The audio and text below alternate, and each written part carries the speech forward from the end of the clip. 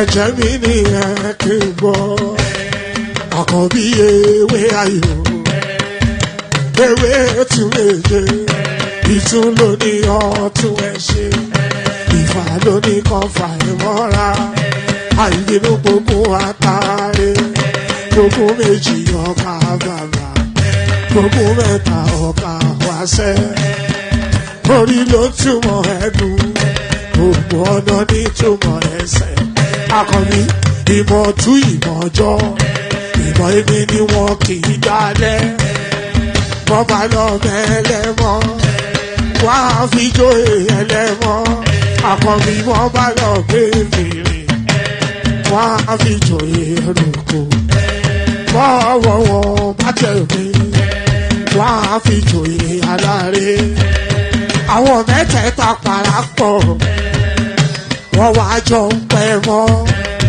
ẹ̀ẹ́mọ́ olóko jẹ wọ́n pa Akíntọ́lá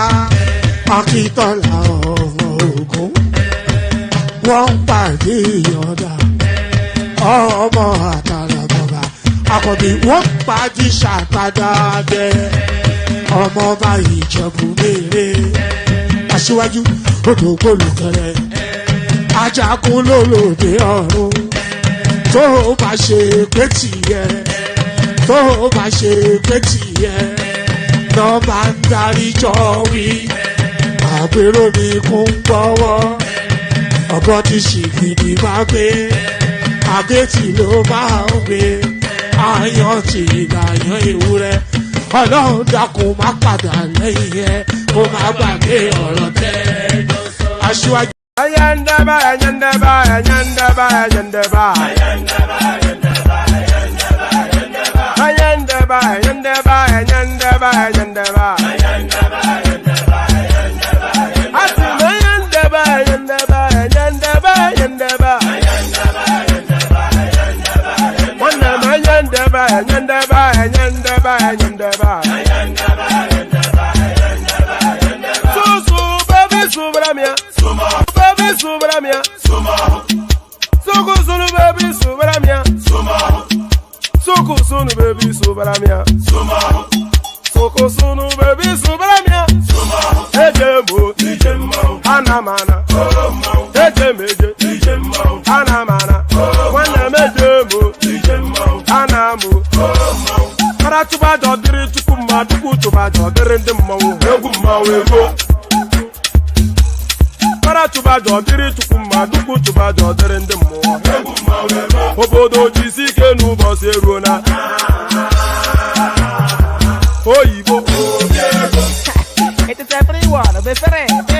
Ayandaba, ayandaba, ayandaba, ayandaba. Ayandaba, ayandaba, ayandaba, ayandaba. Atima ayandaba, ayandaba, ayandaba, ayandaba. Wanama ayandaba, ayandaba, ayandaba, ayandaba. Susu baby subramia, Suku sunu baby subramia, Suku sunu baby subramia, Suku sunu baby subramia. Ladies and gentlemen, sometimes you just have to act like you are drunk, like you are crazy. Confuse your enemies, confuse them. Oboda say yeah we mo, yeah we mo. Oboda say yeah we mo. Nuba say ga ponto mo iye de gugeme. Okwitara kara mi nguru ma mi ga kwuru mu gwo ya baby mo. Abe Maria. Why feeling? Ayandaba, ayandaba, ayandaba, ayandaba. Ayandaba, ayandaba, ayandaba, ayandaba. Ayandaba, ayandaba.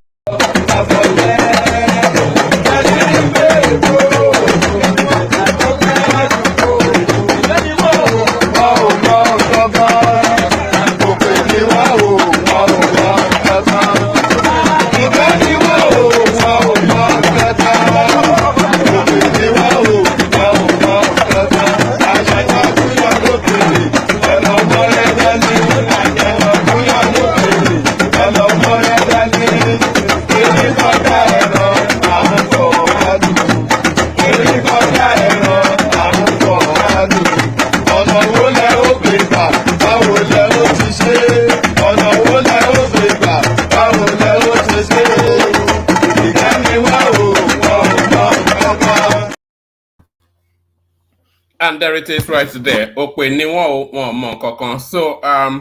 that long missed now rejuvenated little clip. That was our part to Tome in the backdrop, by the way. So you see, there are no permanent friends, no permanent foes in politics. Only interest is permanent. So part Utomi's interest served then being a Treasonable acolyte. Part Utomi's interest served now being a Peter Obi acolyte. So that's just the way politics works.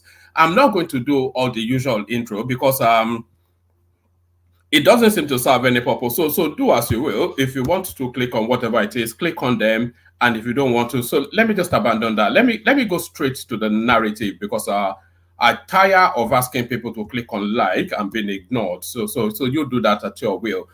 Let's go straight to the conversation because there's plenty to go through in the course of the session.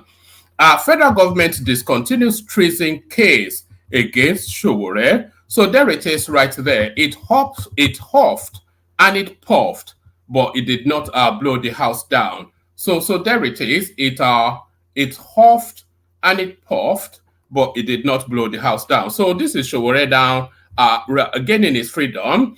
The federal government has declared its intention to discuss. The federal government has declared its intention to discontinue the treasonable felony case instituted against the publisher of Sahara Reporters, Omoyele Sowore. The development was made known in a document by the Attorney General of the Federation and Minister of Justice, Lateef Fagbemi. The document, dated February the 15th, 2024, was addressed to the Federal High Court of Nigeria, Abuja Division. In the document, the government disclosed its intention to discontinue the case against Sowore's co-defendant Olawale Bakare, aka Mandate. The document reads, between the federal government of Nigeria, the complainant, and Omoyele Sowore and Olawale Bakare, aka Mandate's defendant, notice of discontinuance by virtue of the power conferred on me under Section 174 sub 1 of the Constitution of the Federal Republic of Nigeria 1999 amended, Section 107 sub 1 of the Administration of Criminal Justice Act 2015, and all other powers enabling me on that behalf, I, Lateef Sheikh Olasunkanmi Fagbemi, SAN, intend to discontinue charge number, and then it goes on to give the charge number. Lateef Fagbemi, SAN, Honorable Attorney General of the Federation, Minister of Justice. Meanwhile, the trial judge, Justice Emeka Nwite of the Federal High Court, sitting in Abuja, had on Wednesday, February the 14th, threatened to strike out the over 4-year-long treasonable felony case. The judge also urged the federal government's prosecution team to get its act together following the inability of the federal government's counsel to make clear their arguments in court on Wednesday and in November 2023. Sowore was arrested by the DSS operatives at midnight on August the 3rd, 2019, 2 days before a planned #Revolution Now protest, tagged Days of Rage, convened by the pro-democracy activists and slated for the 5th of August 2019. Following his arrest, he was arraigned by the DSS on several occasions and was later released following sustained pressure. Sowore was being legally represented in court by the law firm of pro-democracy and human rights activist Femi Falana, SAN. Meanwhile, Sowore has vowed to sue the federal government and the Department of State Services to the tune of 100 billion naira for the cost of time and resources, mental and financial trauma caused his person, business, wife, and children, and extended family, and the alleged assassination of his younger brother, Olajide Sowore, in 2021. He made the development known on Thursday in an exclusive telephone interview with correspondents. So there it is. So Uncovered and unbowed. So there it is. It ended in a damn squib. That whole hula baloo and bulaba, that ended in a damn squib. So nothing to see here, essentially what the government is saying. But so we're telling them that there's plenty still to see. But of course, you can have the expectation then that the Ipobian space, they will quickly seize on this narrative now to try and leverage it for the release of Nnamdi Kanu. You don't need me to tell you just how quickly they will very quickly ethnicize this, and the ethnic jingoism will start as early as tomorrow. So you can expect Nnamdi Kanu narratives and ethnic jingoism off the back of this, trying to leverage the show release, because essentially it's a presidential pardon. Obi breaks silence on 3.5 billion, pardon me, Obi breaks silence on 3.5 billion naira scandal, renders presidential campaign account. So it looks as though this Oluchi Opara has now forced that obedient space now into some house cleansing. He has forced probing of them against their will. Because of course, we're now firmly a year since that election. So I don't know what constitutes ample time for accounts to be rendered, but 12 months, a lot of people will say, is more than sufficient ample time for accounts to be rendered. So now allegations of looting, and very quickly, our man from Oka breaks cover. Obi breaks silence on 3.5 billion naira scandal, renders presidential campaign account. So let's see now how they try to spin this. Presidential candidate of the Labour Party LP, Peter Obi, has demanded a thorough investigation of alleged financial impropriety against the national chairman of the party, Barrister Julius Abure. Obi makes the call at a media briefing where he rendered account of the 2023 Obi Dati presidential campaign organization funding on Thursday. For the party, LP, I am a member of the party, and they have chosen to say I am the leader. What we need to do in the party, and I have discussed this with the leadership, is that we must now appoint a reputable audit firm to audit and be able to deal with the account of that part. When I am involved in money, it must be transparent. So all the allegations and counter allegations now must be thoroughly investigated and verified, and we will reconcile it and know exactly what to do. Obi said. Correspondents report that the National Working Committee of the Labour Party slammed a 6-month suspension on its embattled national treasurer, Mrs. Oluchi Opara. The LPNWC made the announcement during a press conference at the party secretariat on Wednesday in Abuja. Opara, however, told correspondents, and by the way, there's a clip that I'm going to play you in this regard. So very quickly now, Obi now we've been chasing him to publish those accounts for the last 6-8 months. So now that the allegations have now gone viral on television and the social media space, so hurriedly now he's claiming he has published an account. But we still want to see that account, and we want it verified independently. Opara, however, told correspondents that she would challenge the suspension in court, as the NWC's action was premeditated, especially that those who took the action when they knew she was not in Abuja to meet the less than 12-hour deadline to appear before a panel after removing her from the group's WhatsApp platform. She had, on Monday, accused the LP National Chairman, Barrister Julius Abure, of mismanaging 3.5 billion naira raised from the sale of nomination forms and fundraising activities in the build-up to the 2023 general elections. Also, on Tuesday, while speaking on Arise TV's Good Morning Show, Opara also claimed that the Abure-led NWC is working hand in hand with the Edo state government, which is governed by the opposition People's Democratic Party, PDP. So let's not get into that one, but there it is right there. So it looks as though now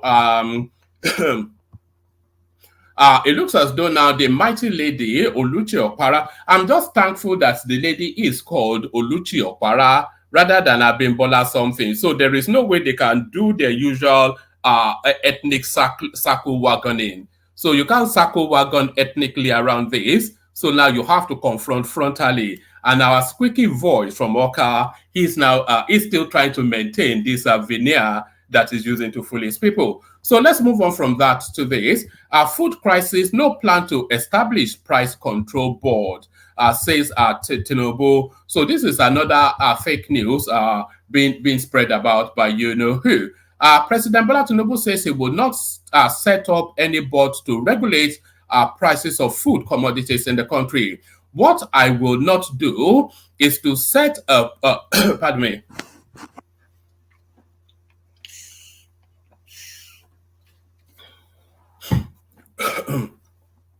What I will not do is to set a price control board.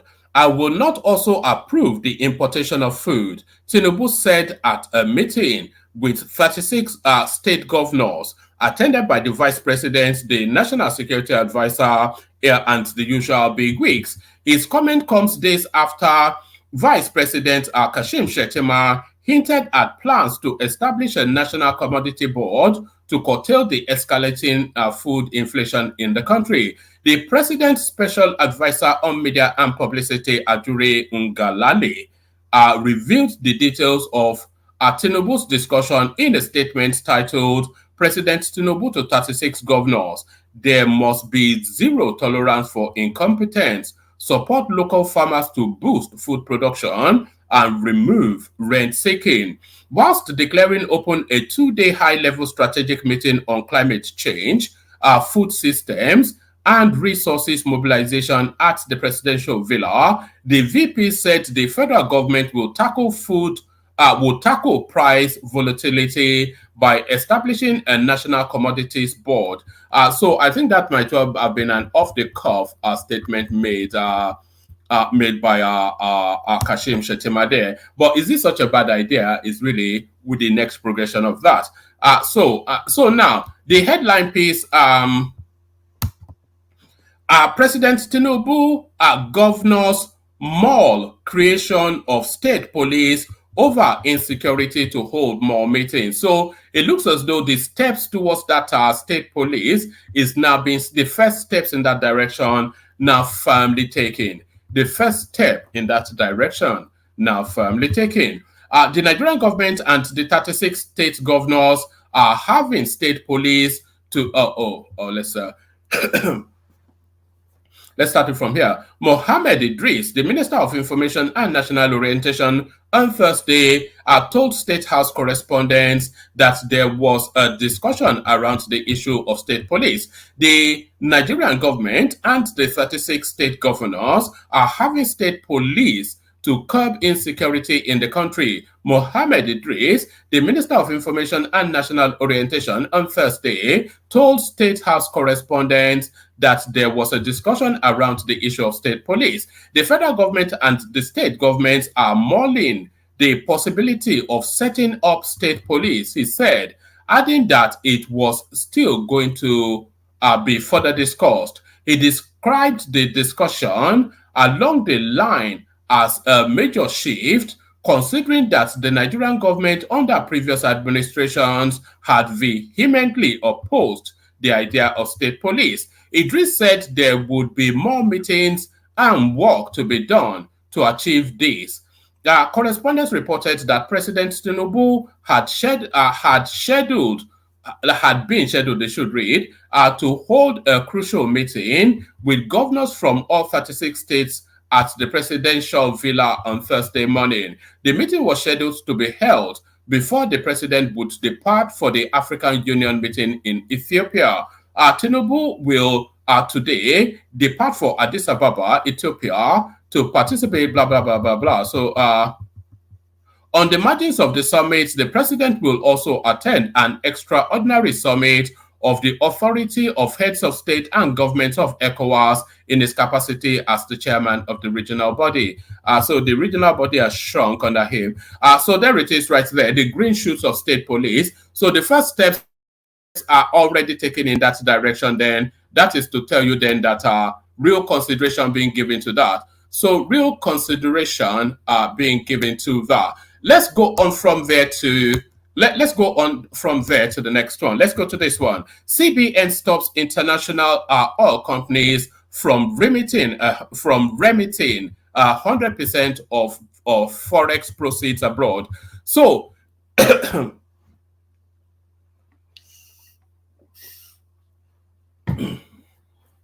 So I'm not going to reach to the arrogance to say that these people listen to us and then they form policy positions off the back of what you say on this platform. But I will reach to say that the high functioning ideas that we mooch around with, we discuss and bounce around on this platform, those high functioning ideas are eventually percolate into the mainstream, not necessarily through us, but through logical steps that lands them there. So the same logical steps we take to land us at whatever conclusion is what they then ultimately laterally take. It's just that they're slower than us because, of course, they don't have our brain. Because we've discussed endlessly on this platform that there should be a clause, not just in Nigeria, but in the whole of the African region, that you cannot remit the whole of your firstly, you cannot export. You should not be able to export a resource in its raw state. So there has to be 1 or 2 level of processing before either cocoa, either gold or diamond or oil, whatever it is. You must not be able to, and it should be an African-wide position, you must not be able to export any resource from the African shores in its raw state. There has to be a minimum of 2 processes before those products can be exported. That's one. And if you are listening, you people that steal ideas, that is the biggest idea that you should steal. Well, maybe not even steal. You people that come here to look for ideas, if you are listening, that's the silver bullet. If you are looking for the silver bullet, if you have the testicular fortitude to follow it through, that is the silver bullet right there. It should be a pan-African thing that you must not, nobody is allowed to export in a raw form any resource. So there must be a minimum of 2 processes of production that takes place wherever that resource is harvested. And off the back of that, this headline is something we've also discussed endlessly, that there must be a slowing down in the remitting of resources, especially foreign exchange, that is tied especially to resources from the African shores. So that's not to say you cannot take all of your money, but you can take all of your money, but you cannot take it in one fell swoop. So you can stagger it over a period of 4 to 6 months, so that in that period, that foreign exchange is active within that economy to stimulate it. So we've discussed this endlessly on this platform, and this is now about the third idea within the space of 2 weeks that we've discussed endlessly on this platform. And very suddenly, Cardoso, by the way, if you are listening, you can super chat, all of those monies you are getting from CBN. We know you are listening, so you might as well super chat for all of the ideas you are getting from here. So and we'll give you more ideas, Cardoso. Don't worry about that. So, Yemi, my party man, Yemi, pardon me.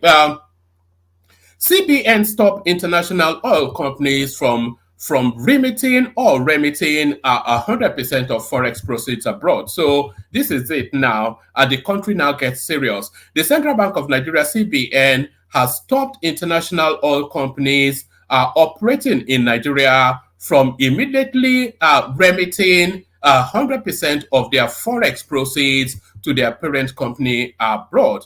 This was disclosed in a circular signed by the Apex Bank's Director of Trade and Exchange, Hassan Mahmood, where it stated that the practice known as cash pooling has an impact on liquidity in the domestic forex market. According to the new guidelines, IOCs, so IOCs is essentially international oil companies. So according to the new guideline, IOCs will now be allowed to repatriate only 50% of their proceeds immediately whilst the other 50% will be repatriated. I hadn't even read this before I said whatever it is that I just said. According to the new guideline, IOCs will now be allowed to repatriate only 50% of their proceeds immediately, while the other 50% will be repatriated 90 days from the day of inflow. What the CBN is saying, the central bank has observed that proceeds of crude oil exports by international oil companies operating in Nigeria are transferred offshore to fund parent accounts of the IOCs, otherwise referred to as cash pooling. This has an impact on liquidity in the domestic foreign exchange market. In line with the ongoing reforms in the foreign exchange market, it has become necessary to take measures to address this trend. Consequently, the CBN hereby directs as follows. Number one, banks are allowed to pool cash on behalf of IOCs, subject to a maximum of 50% of the repatriated export proceeds in the first instance. Number two, the balance of 50% may be repatriated after 90 days from the date of the inflow of the export proceeds. Furthermore, the Apex Bank introduced rules that will guide cash pooling by IOCs going forward. They include approval from the CBN before repatriation of the funds. Under the cash pooling framework, a parent entity of IOCs will have to reach an agreement with the CBN before cash pooling. The bank also required IOCs to submit statements of expenditure incurred in the period prior to the cash pooling. Others are evidence of the source of foreign exchange inflow. Number two, completion of relevant foreign exchange forms as required under extant regulations. The CBN mandated all banks to inform their customers and comply with the regulation. More highlights. In recent times, the CBN has introduced reforms meant to increase liquidity in the foreign exchange market. While this new policy might achieve its objective, it risks throwing IOCs into the same pit operators in the manufacturing and aviation industry phase with billions of delays. So yes, they're going to go into that loop. But they're not really going to, pardon me, they are not really going to go into that loop is really what the thing is. Pardon me. Pardon me.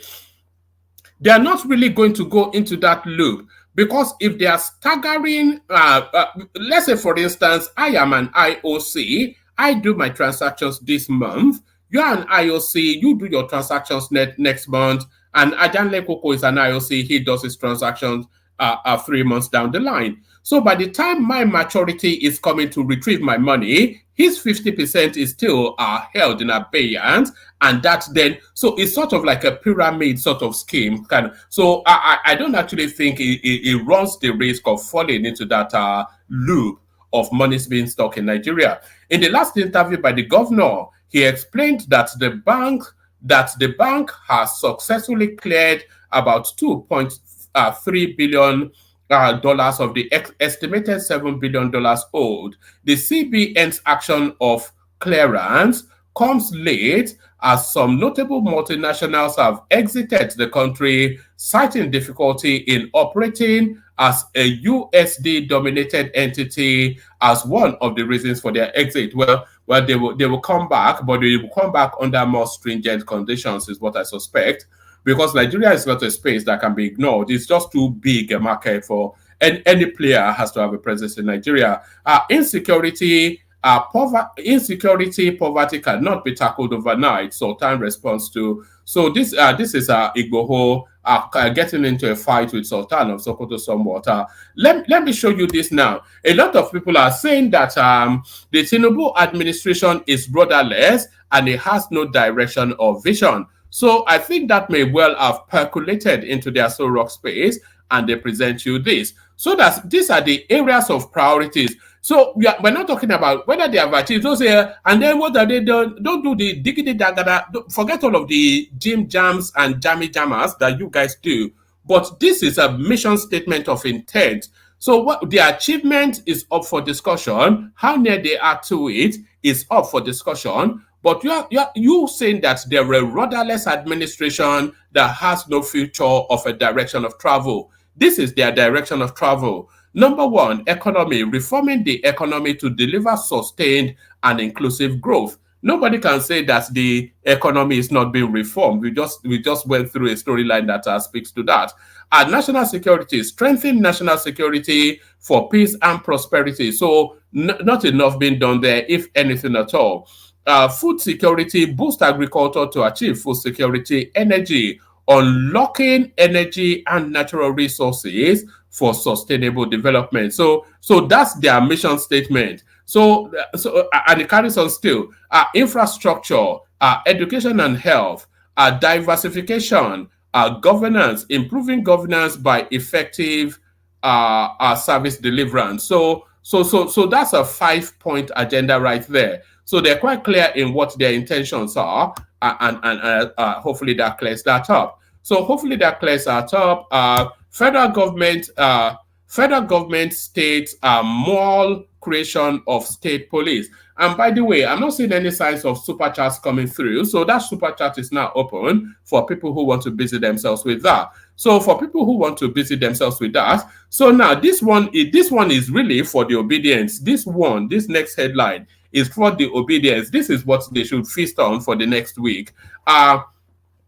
Tinubu appoints daughter's husband Oyetunde Ojo as CEO Federal Housing Authority. So this should feed the obedience at least for a week or so.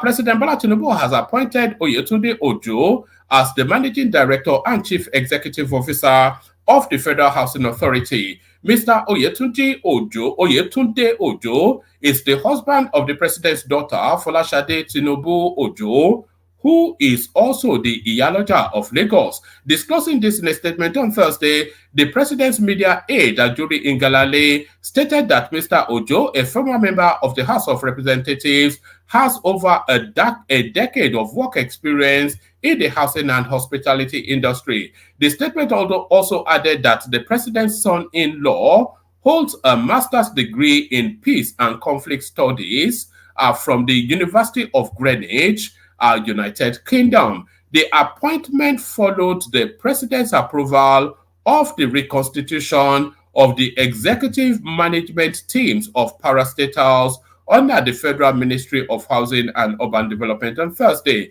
Mr. Ngalale said the appointment by the president is aimed at repositioning the national housing and urban development sector to meet the present and future needs of Nigerian families nationwide. In view of President Bola Tinubu's historic approval of the establishment of building materials hubs across all 6 of the nation's geopolitical zones, financing and establishment of a national social housing fund for low housing and vulnerable groups, and land reforms to collaboratively streamline access to land across all states and unlock nearly $300 billion of debt capital in the sector, his expectations are high that the above-named appointees will hit the ground running in the delivery of affordable housing for millions of Nigerians in need. So there it is. So that is their woo for the daughter right there. The first daughter must eat. The first daughter must eat. Tinubu to commission Lagos Red Line Rail project on February the 29th. So nothing succeeds like success. So very difficult for you would look silly for you to yes, did they not take them 130 years to build it? Is it where are they going to get it? Forget all that. It'll be very difficult for any balanced mind to argue against this as an achievement. Tinubu to commission Lagos Red Line Rail project on February the 29th. So that is Sanwo-Olu then telling us that is coming home. So this is what as Sunday Igboho was responding to, Sultan speaks on monsters harassing Nigerians. So I'm always dubious when the Sultan of Sokoto speaks, because I cannot. There's nothing that goes on, because it's the overall it's almost like a deity within that culture, and it is very difficult that he does not know the mullahs sending these people into the south to go and ravage and savage. So he cannot claim that he does not. There's nothing within me that believes that the Sultan of Sokoto does not know the backdrop to what is going on in insecurity that is within him from the Sahels. The Sultan of Sokoto and chairman and Northern Traditional Rulers Council Al-Haji Mohammed Saad Abubakar has said things are not okay in Nigeria, and Northern Nigeria in particular, as the two monsters have been harassing the citizens, insecurity and poverty. So I think they are both interlinked. So I think clearly they are both interlinked. He expressed fear that with millions of Nigerian youths left without jobs and food, Nigeria is sitting on a keg of gunpowder. So they keep saying the country is sitting on a keg of gunpowder. Maybe we want to test that. Maybe the country needs to go through that, whatever it is that we seem to dread and fear. Let us go through it and see what comes out on the other side. Let me give you just a tiny little soupçon of this video, this exchange, and then we come into the room. At some point, I'm going to show you some of the slides of all of this. So that's why we are. That's it. So that's you see Mr. Abure on the left and Oluchi Opara. Thank you. Good afternoon. Thank you so much for having me. All right. It is Shakespeare that says that brevity is a source of responses. So you, Ms. Opara, you raised this dust of these allegations recently, which led to your suspension. And maybe you have to help us reiterate some of the things you allege against the national chairman of the party, besides what we displayed on the screen. What exactly did he do that you're uncomfortable with, that you went public? Thank you very much. I allege the issue of embezzlement, money laundering, and misappropriation of Labour Party finances. Labour Party is a public institution. And I also allege the issue of forgery that happened with our account number 1010984346. And this forgery happened because the national chairman died on the 29th of December 2020. Then from 28th of February to 7th of March, the national chairman of our party, Julius Abure, forged his signature to withdraw money from that account. Yes, as at that time, we were looking for somebody to take over the party. That was when Madam Lebeke Maria came on board. But unfortunately, I want to disappoint everybody that Maria Lebeke did not have access to that account until March of 2021. And these are my letters, because national chairman was on air this morning flagging waiving documents. Please, I would love for you people to zoom into this document that I have. I would love for it to be zoomed. These are my documents that I wrote to national chairman demanding accountability. If you can zoom into this document, I would really love that, because I wouldn't want someone whereby people will think that all these are being made up. National chairman also made mention of audit reports. He waived it. He didn't show it to the public. Yes, what we got from all the elections, we had 2.something billion naira. That's excluding Bayelsa, Kogi, and Imo, where we got 958 million naira. Sum that up. Then the off-reload elections, we had 30 million naira.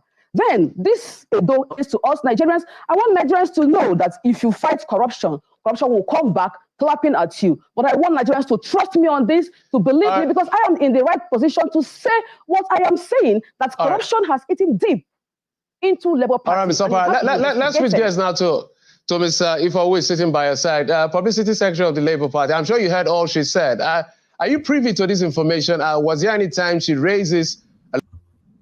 I want you to listen intently to the response of the Labour Party publicity, whatever. I want you to listen intently. That woman has made pointed allegations. She's brandishing paperwork to say, focus on this paperwork, focus on this paperwork. I have proof. So she sounded quite confident, and she sounds prepared. Now listen to how this guy responds. This guy they sent in to go and do whatever it is that he's doing. Alarm, and what was done?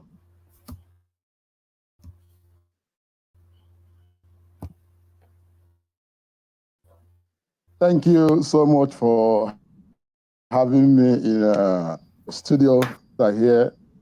Until recently, who was our national treasurer, until she was suspended yesterday for bringing the party to serious opprobrium, disrespect in the public space. The issue of embezzlement that she raised has no basis at all. She has just changed her statement from saying that we got 3.5 billion on the sale of forms for 2003 elections. Thank God she has also expanded it now. She has just agreed that it was 2-point-something billion. That tells you the character of the person we are dealing with.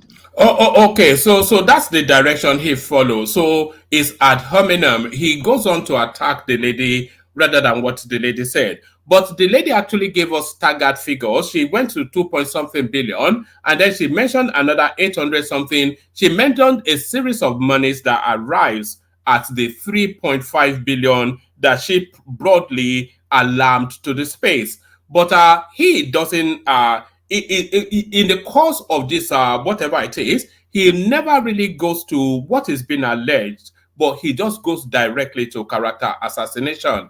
And that is the Labour Party template. Integrity, that is it, Labour Party version. But we are not going to let it lie low, because if you go back in the days past, during the era of the late Salam, in 2015, there was an audit in the party that indicted her and late Salam of unilaterally conducting the affairs and finances of the party. I have the evidence here. I will send it to you. Over 20 cases of where our national treasurer here collected money and posted to herself and to the late national chairman. We don't go back to the where she was talking about when Abure assumed. Abure assumed office March 29, 2021. And there was someone that was sitting as the acting chairman. Abure was only a secretary, a nominal signatory to the account. The acting chairperson was the one that was signing account with her treasurer. Mr. Just a minute, Mr. Opera, he has raised another issue. I don't know whether you have a quick response to that before we get to some of the merits of the case.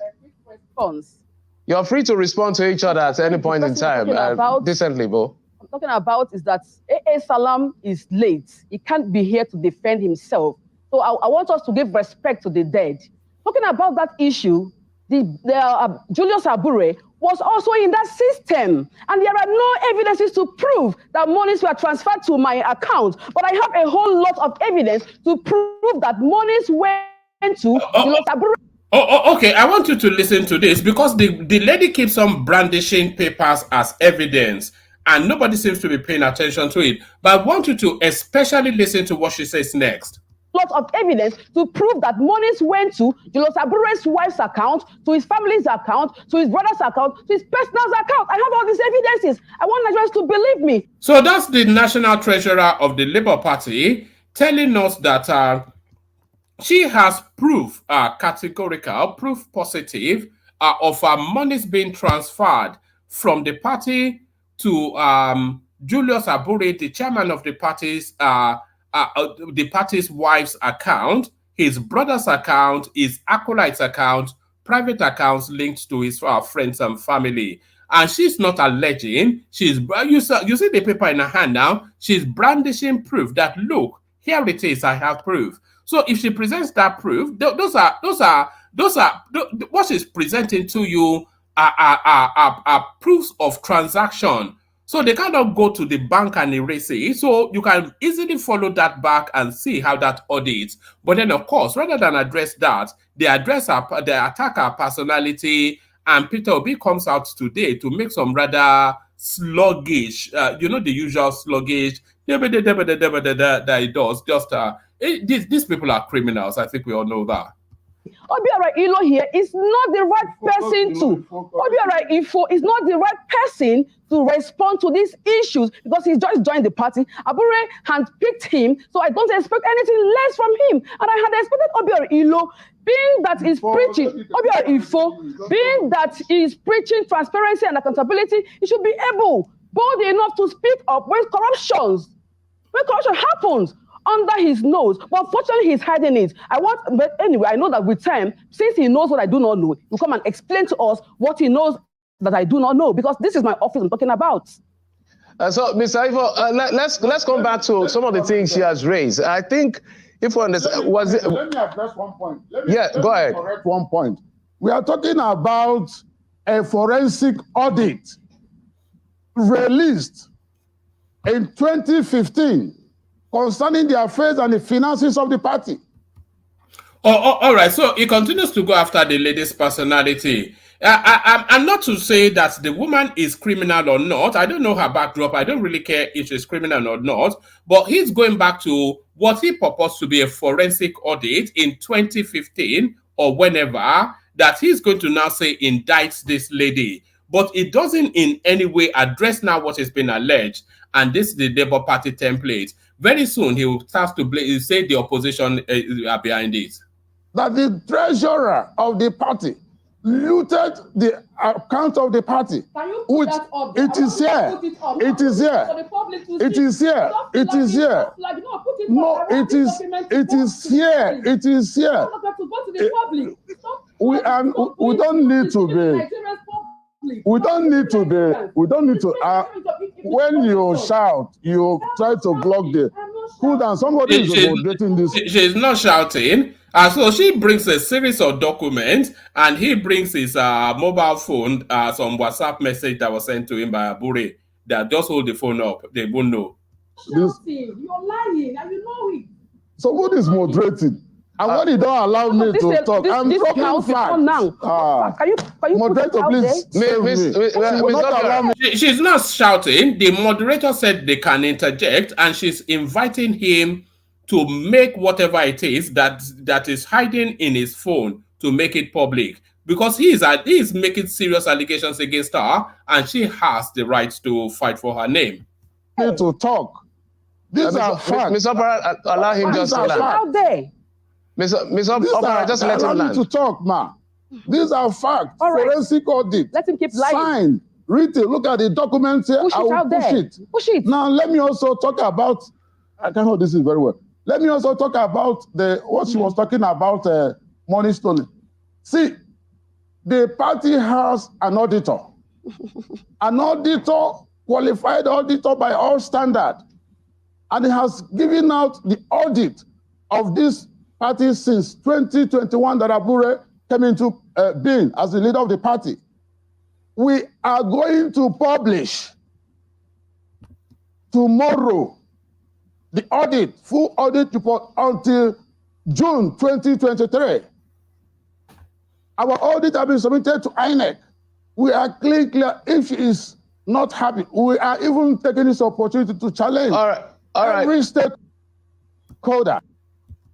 All right, Mr. Ifo, let's this audit. Mr. Ifo, investigation on this audit. Hold on, Mr. If I can button on Mr. Ifo. Just a minute. Let me come back to you, Ms. Opera.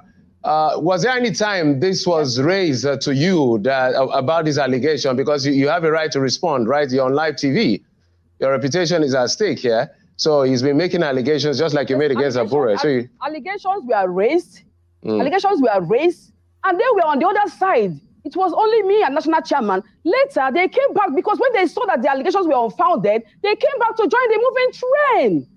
Talking about this thing have gone to INEC, I am not aware of that. So whose signature was used? Because they brought this thing for me to sign, and I said I cannot sign what I do not know.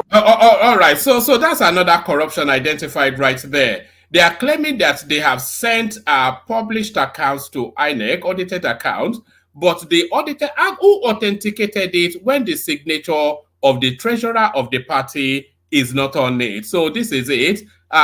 We cannot continue like this, as Peter Obi keeps saying, and I agree with him for once in my life. We cannot continue like this. Crooks Anonymous, Onijibiti. Badwe. About. So how come? Let them tell Nigerians how they were able to now send the document to INEC without my signature. These are questions to be put out there for people to understand that. Nigerians, please come out and support me on this. Don't trust me. All right, Mr. Ifo, just so that I will respond to that. I am supporting you on this. These people need to there's nobody on this planet within the Nigerian firmament that does not know that Julius Abure is a gold standard crook. All right, Mr. Ifo, I did say that we have a lot to unpack in a short time, but just a straight question to you. When she raised these allegations, what did the party do to attend to it? Did they just gloss over it, or they attended to it? We know what the party did. They suspended her. So they suspended her. They said they were convening a meeting. She wasn't in Abuja. The meeting was taking place in Abuja. They convened the meeting, said she refused to attend a meeting that she could not physically attend for reasons of logistics, and they suspend her. So this is it. When Choyinka told you Badwe, if you wondered what the definition is, there he is right there. An Igbo man wedding and Hausa hat. That's Badwe right there. Because she has said that she raised it. Me to cover up. Yes, she raised the matter at 2 or 3 occasions. More than that. And at the meeting, we agreed to look into it. And we involved some other stakeholders who also agreed to look into it. Now, just last Friday, listen, that was in November, December last year. Just last Friday again, where she came up with this issue, we said, okay, that we are tired of hearing this issue, that we are there, and the NWC, we raised up an investigative panel that will give us exactly what happened. Probably, wait 1 minute. So I have 30 more minutes, 30 more seconds, I beg you. Yes, we gave 1 month. And within 3 days, she couldn't even respect the National Working Committee. Within 3 days, she went on air to castigate the party. All right. And it will all right. Mr. Ifo, thank you so much for your thought. Thank you. Mr. Ifo, let's allow Ms. Opara have a last thought. Ms. Opara, just your last thought on this. 30 seconds, please. 30 seconds, Ms. Opara, so that you have your last say on this. Thank you. I am the right person to say that money is being stolen. Obiora prove it. Cannot say this. It is my office. It is my jurisdiction. Money is stolen. She is breaking Mr. Ifo, allow her to talk. Mr. Ifo, allow her to... Look at that, Agbero politics. We cannot continue like this, Agbero. He's trying to shout her down for exposing their thievery only. To talk. Mr. Ifo, allow her to talk. Mr. Ifo, Mr. Abure has sent money to his wife's account. I'm going to put out the accounts for others to see what I'm talking about. To his brother's account, to his company's account, personal account. I'm even disappointed that Obiora Ifo, who is supposed to be transparent, supposed to be accountable to the people, is here defending what my apologies to both of you. We do not have the time anymore. Definitely this conversation. Ms. Obiora, Ms. Oluchi Opara, the national Ms. Oluchi Opara, the national treasurer, now suspended by the party, the Labour Party, and Abure for the national publicity secretary of the Labour Party, apparently this conversation is far from over. So we're going to look for another time to expand even further. We didn't even get to the merit of the case and all of that, but we looked at it from the surface. All right, I have to concur with Peter Obi that we cannot continue with this sort of badge politics. Sending money to your wife's account is just crude. Even the Buhari looting, they had more sophistry, more sophistication to it than all of this. Sending money to your wife's account and all of this sort of goings on. But there it is. A new Nigeria is possible. And certainly that is not what it would look like. So that is the new Nigeria that was promised to you. But who did that lady remind you of? She reminded me of this, that Abure woman. This is who she reminded me of. I think it must be a thing in the East that they come in this flavor. Watch this.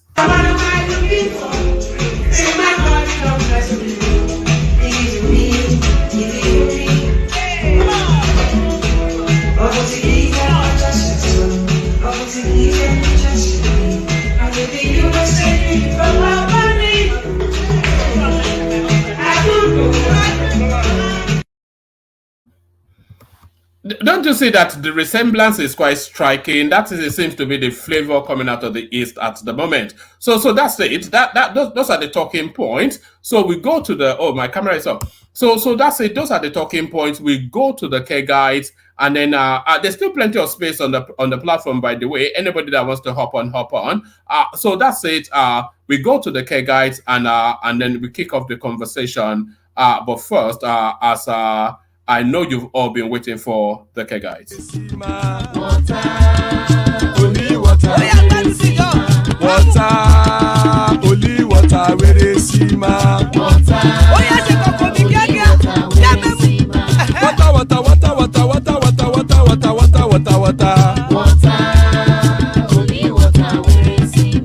Hapa o naido.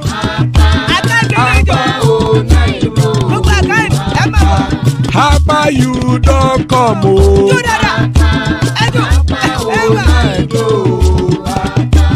Hapa o naido.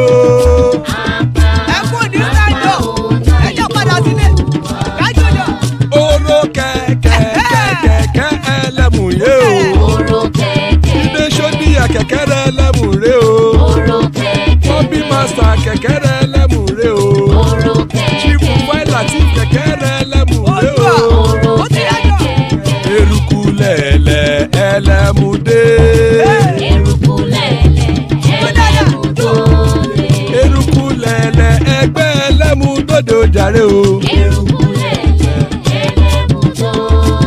Eruku lẹ̀lẹ̀ Ghana ti dé ẹgbẹ́ bọ́dì o. Ọmọ ẹlẹ́yẹ ẹ̀yẹ o ó dilé o. Odúyẹ̀lá ẹ̀yẹ o ó dilé o. Petrosoname ẹ̀yẹ o ó dilé o. Petrosodúnkẹ́ ẹ̀yẹ rẹ̀ ó dilé o.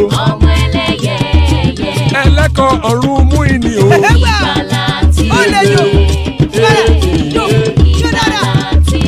Àkùkọ ọ̀run mẹ́kọ̀.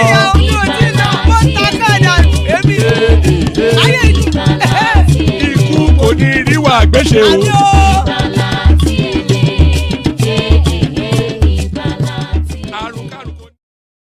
And there it is right there. Iku Koneru Agbeche. So a handsome super chat to keep the session off by Ayo. So thank you, Ayo. So we want more of this. We're not getting enough of the super chats over the last few days. So if that can go up, then that will be good. So thank you, Ayo, for the super chat. And it's not only Ayo that should be super chatting. Often instances when Ayo is not there, we had never get any. So thank you, Ayo, for that. So Iku Koneru Agbeche, may death have nothing to do with us. So amen to that on behalf of myself and you, my friends. Amen to that on behalf of myself and you, my friends. Joining us, Father of the Bride, Ajan Lekoko. Good to have you, Ajan Lekoko. Thomas is here in his car, so that's Thomas right there. Thomas is a very wealthy man in Australia. He's either driving his Lamborghini or his superbike. So that's Thomas right there in Australia. So joining us, Bishop. So always a delight when Bishop is here. Man of prestige graces us with his presence. Good to have you, Prestige. And konnichiwa to our man in the East. Well Pace joins us from Japan. So good to have you, gentlemen. Like I said, plenty of room still in the studio. Anybody that wants to jump, hop like a rabbit and hop into the studio. Hop like a rabbit and hop into the studio. Let's kick the conversation. We'll kick the conversation off with Bishop if his connection is strong. Man, can I just make a comment before you kick it off? Good evening, everyone. Yeah. About the video you just show us now, one man, did you see that man address anything that lady said? It's graduate now. Yeah. But you know they are criminals now. So hold on. Sholade, if you want to join, click on this link that I've just sent to the studio. Yes, you know they are criminals now. So what can he say? The woman was brandishing bank statements. So he had no room to argue. So he had to attack her personality instead. Can you imagine? The woman is telling us on national television that the chairman of the party is looting party funds into his wife's account, and you are telling us that she was accused of something in 2015. Anyway, yes. Woman, it's very unfortunate. He didn't just one. He was just assassinating the lady, attacking the lady. Address what is on the ground, what the lady is talking about. He refused. By tomorrow, they will tell you she's a Treasonable agent by tomorrow. That's what they will say. I know they are go to. Yeah, hey, let's go on. Thank you. The woman accused them, and the response to that accusation is to suspend her, not to address what she has alleged, because what she is alleging is quite serious and is fundamental. It goes to the heart of everything that they are selling themselves by. They are telling us that they are integrous. They are telling us that they're a departure from the norm. They are telling us that they are looking to deviate the country from where it is. But what she's just now put out is the core rot at the heart of the Nigerian corruption. Just crudely. She was telling us that when they wanted to sell party forms, they were selling it in cash. Go and bring that 3 million in cash. And Abure was pocketing it. She said a lot. And what did the guy say? He said, yes, you want to look at a woman. She said 2.5 million. And then, oh, God. These people are clowns. They just are the worst of the worst. Woman, I was so disappointed in that guy. I was expecting him to address just one out of the allegation this lady raised. He didn't. He was attacking the lady back. The lady brought his own evidence. The guy is bringing one WhatsApp message on the phone that nobody will see. The lady said he has the account where they transfer the money to Abure's account, his wife's account, his brother's account, his aluminum accounts. These people are this woman. Is this same people that want to change Nigeria? It is well. Let's continue, woman. All right. You didn't hear P2B. I told you guys yesterday that I have it. It's just that I didn't want to hold people. P2B is trying to dissociate himself from Labour Party. Did you see Abure in that press conference? Who did you see? He has to resign. Maybe this is his window to leave the party. And if he doesn't, the signs are there. They know that they've stolen money. Now, Abure came out today to say, "Oh, we have audited account and we have sent it to we have sent the audited account to INEC." P2B is now coming out to say we will send external auditor to go and check the accounts. They are not deceiving themselves. Crooks, criminals, and fraudsters. Now, but Emeka, hold on. We cannot continue like this now. A new Nigeria is possible. We cannot continue. In their dreams. It's possible in their dreams. We I told you who P2B is receiving advice from. You will see her. That's the person that's the real soulmate of P2B. The dancing queen. The dancing queen of the obedient movement. That's where P2B is receiving money, receiving his advice from. That's the mad person advising P2B. Continue. All right, brilliant. Good to have you, Emeka. So yes, it's set to be an explosive. It's going to be an epic session. But Bishop, I was coming to you, but with your permission, Bishop, let me go to Shola first. because we like to defer to people joining us for the first time. So let's go to Shola first so that we can document this. Oh, and it's just now dropped. So let's then come to you, Bishop. So Bishop, where do you want to pick it up from? Do you want to pick it up from Peter Obi, or not Peter Obi, the Obi Abure, that whole kerfuffle, that whole palaver, or do you want to start from Omoyele Sowore, who they've now unshackled from the Nigerian state? So what are you making then of just coming into it wherever you like? Okay, let me say good evening. Let me start by saying good evening.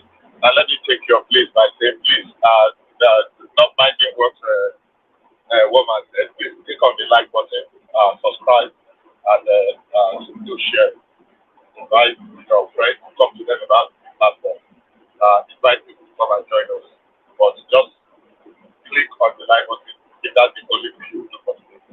Good evening, Nigerians. Once again, it's a pleasure to be in your business. Let's start from the Sowore case. Yeah, I think it's good as in the country. Let's close out as many things as we can close out. But how we attach to it some kind of I don't want to call it Bishop. Let me hold you. Let me hold you in abeyance and start with Shola, who joins us. When a new voice comes, we always. You want to shut me up?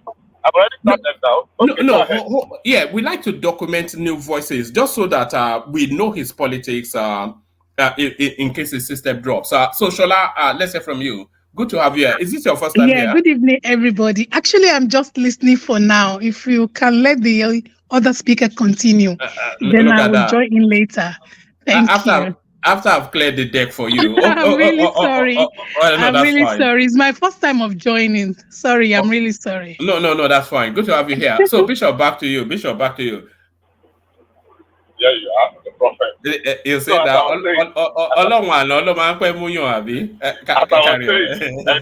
was saying, on the Sowore issue, yeah, maybe it's okay. And I know it's going to generate a lot of controversy. There's going to be ethnic maybe red today. They are party now, they are making party today. But there will be no reason if they are going to let go Sowore. I don't know whether the government was involved in the release of people, but why would they let go Nnamdi Kanu? That's a little bit difficult, but that's on the side. Yes, federal government is continue. It's okay. Sowore grandstanding says he will sue federal government. That's nonsense.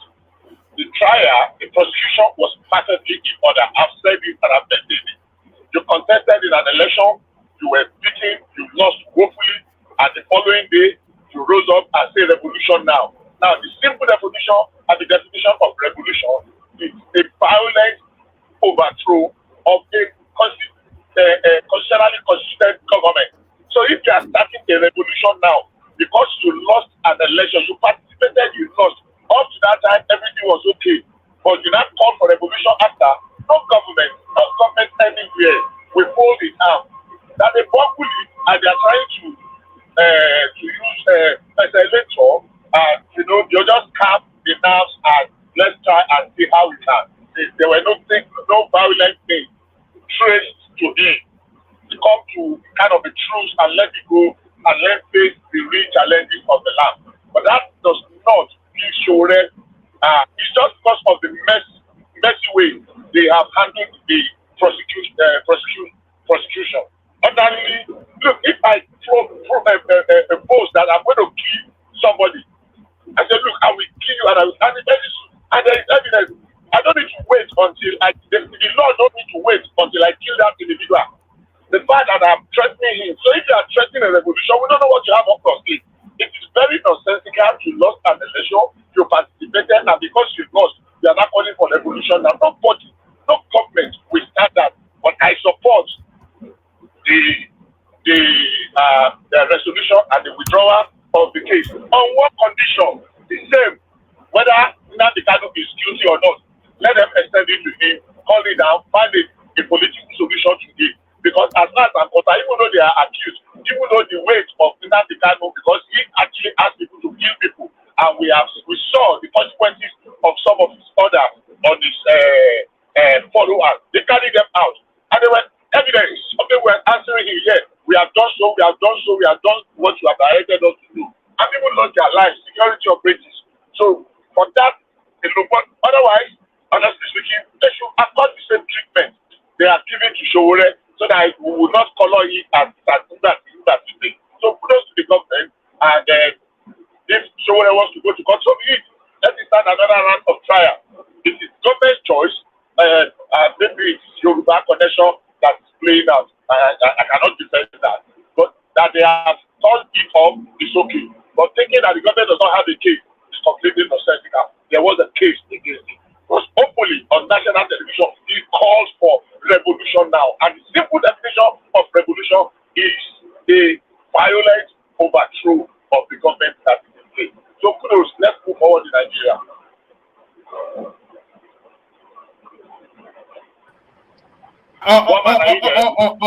Yeah. Yes. All right, you can interject, but we want to slow down the interjections. Yeah. One man, what do you want to do? Can the person speak a little bit louder, please? One man, can you hear me? Yeah, we can hear you.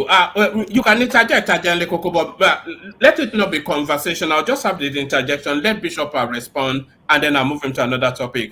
I want to get through people as quickly as I can. Let's hear from Ajanle Koko. Okay. Bishop is saying that Showore has case to answer. Why did they release him? I mean, why did they? Why did they let the case go if they have anything against him? Obviously, they didn't have nothing from the beginning. They were just looking for a way to punish him and stop him from galvanizing people and mobilizing people across the country against their APC misrule. And every charges against him came out to be lie, false, and baseless. And because they couldn't have nothing against him, they lie against him that he was doing money laundering via United Arab Emirates. She represented passports to show that he'd never been to United Arab Emirates before. And, everything was thrown out by the court. So they don't have anything against him. And you cannot model Showore case with that of Nnamdi Kanu. Showore, you say, is an activist, a politician, and a man that never violated the law of Nigeria, but rather it's Nigerian state that violated his right by forcefully arrested him, and put him in detention unlawfully. So let's get this thing clear. It's not every time that you want to go against people that are fighting for Nigerian people to have good governance and happiness in their own country. So I just want to let you know that. Let me know all right, Bishop. Hold on, Bishop. Bishop, hold on. Give a brief response to that, and then from that, I'll move into another topic. I don't want us to be held in that space because we're just starting. So give a brief response, and then I'll move it. That's exactly what I was doing. That's exactly what I was going to do. Well, I'm not surprised that people had that position. But you are very entitled. I'm not interested, and I don't care about whether there was money laundering or passport or whatever. Showore, hopefully, said call for revolution in the Nigerian space. In an election he participated in. What is the definition of revolution? Peter Obi lost an election now, and is now calling for a violent overthrow of the government, and you say that is not criminal? Let the other people can, in Nigeria, people are free to believe and to hold whatever to what they want to believe. But you can hold your own belief, we have our own belief. I'm not sure if you know more than some other people, including myself, but the truth of the matter is in participating in an election, and immediately after one calling for revolution, once you lost in that election, is most unpatriotic. So don't tell me that it's fighting for whatever, that's the human rights. Human rights are vote. You participated in an election, you lost. Instead of congratulating the winner, you are not calling for revolution, which is violent overthrow of the government. And you are saying that one is, and let's move forward. And woman, thank you. All right, let me move you to this headline. CBN stops international oil companies from remitting 100% of forex proceeds abroad. So we're getting a lot of very, very clever policy positions from the CBN over the last 2-3 weeks. They now seem to be really grappling with where the leakages are in terms of monies getting out of that country. It looks, the way things are going now, you can see the possibilities now of the achievement of that 1 trillion economy that Tinubu was talking about. So what are you then making then of this now new policy position by the Central Bank of Nigeria? See, I can say this in few sentences. In one of the oil conferences in Nigeria many years ago, this is not a new idea, by the way. It is just the willpower to implement it. I want to remember the name. There's one professor something in the oil sector that actually muted it, that we are not in control of the process of ourselves. Now we have different arrangements in the oil industry. We have the JVCs, joint venture agreement companies. We have the PSC, production sharing contract. We have the marginal field operators. We have and then how we transmute from allocating acreages and the rest. Now, the problem is this: because we were failing in our duties of what they call cash call, so it was giving the IOCs leverage on due advantage to do as they wish. So we were not really in control, in charge. So this idea has been mooted there, but because there were powers that be, they were not able to implement it. If we have the courage to implement it, some people will go out of business. I was trying to mention one company the last time we were having a conversation in the UK that is always, in fact, let me mention Duke's Oil, that is always in charge of our international things, and is the repository of a lot of the money.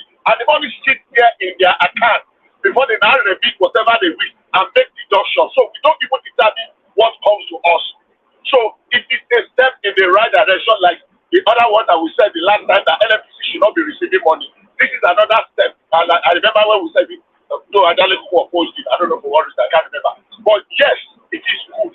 The thing is, if the president has the willpower to implement it, there will be some ruckus. There will be some people that will kick and it will kind of destabilize some things. But after the storm, there will be a calm. And we are going to benefit more from our resources other than before, and we're going to be in charge, in control of our destiny. So yes, I applaud you. It is long in coming. It's something that should have been implemented 20-30 years ago, and those are the kind of things I look forward to that's going to bring the desired reform into the system. So yes, once again, I applaud it as a welcome development. Very, very welcome development. And I believe they will be able to implement it to the letter also. And any erring IOC must be sanctioned heavily. Thank you. All right, brilliant. Tinubu appoints daughter's husband as CEO Federal Housing Authority. So everything changes but remains the same. So we are back to the friends and family governance of Malam Buhari. Yeah, for the optics, I will not do it. Whether he's qualified or not, we've had several, we've had situations like that before. For the optics and the challenges we are in, probably I will not do it. Not that it is illegal. I will say it is illegal because it's not. If I was a member of the Federal House of Representatives, he has a constituency. The fact that he by chance married the daughter of the president, well, but for the optics, I will not do it. Will I condemn it as an act? I would say it's not something I will be proud of doing if I were to be in the presidential. Maybe he can get some other thing, committee, whatever, that he can continue. And if he contest an election and win, after all, Obasanjo was the president, his daughter was a senator. We've had governors that had their wives in the House of, and we have governors that had their daughters in the House of Representatives and what have you. So it's an individual that is well qualified. But I'm just saying, personally, for the optics and the times that we are in, I will not do it. Because it's going to cause a lot of unnecessary distraction and talking, talk and the rest. But they have not proposed All right, brilliant. So to the headline on the screen then, so a lot of conversations have been had around this particular topic, and a lot of people feel that it is the panacea to, not the panacea fully, but it will go a long way towards resolving, if not solving even the insecurity situation that the country has been grappling with for goodness knows how long. Federal government and states begins the conversation around creation of state police. So the green shoots of state police are starting to spring as the first steps have been taken. I know you are opposed to this, Bishop. No, I am not. And I said I am, but I only don't see it as the silver bullet. And I have my reason. I would rather prefer we go for community policing. It will employ more people, and let's hand over the police, federal police, and to the state. Let them have more control so that they will supervise what the community policing is doing. So it's not like I'm against it, but I've always said, and I still hold that position, it's not like the silver bullet that's going to solve all our security problems and challenges. We know very well that we are not, the criminality in Nigeria is not extremely very high. The way we make it to look like, there is insecurity. With our population, with the economic challenges, there will always be insecurity. And can we eliminate it? I don't think so. But we can take it to the barest minimum.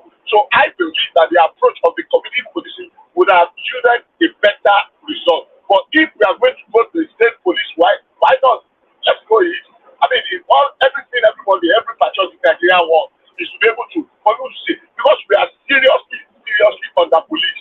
I mean, at less than 400,000 policemen to 200 million or thereabout persons, I think we are about 60 to 70% under police.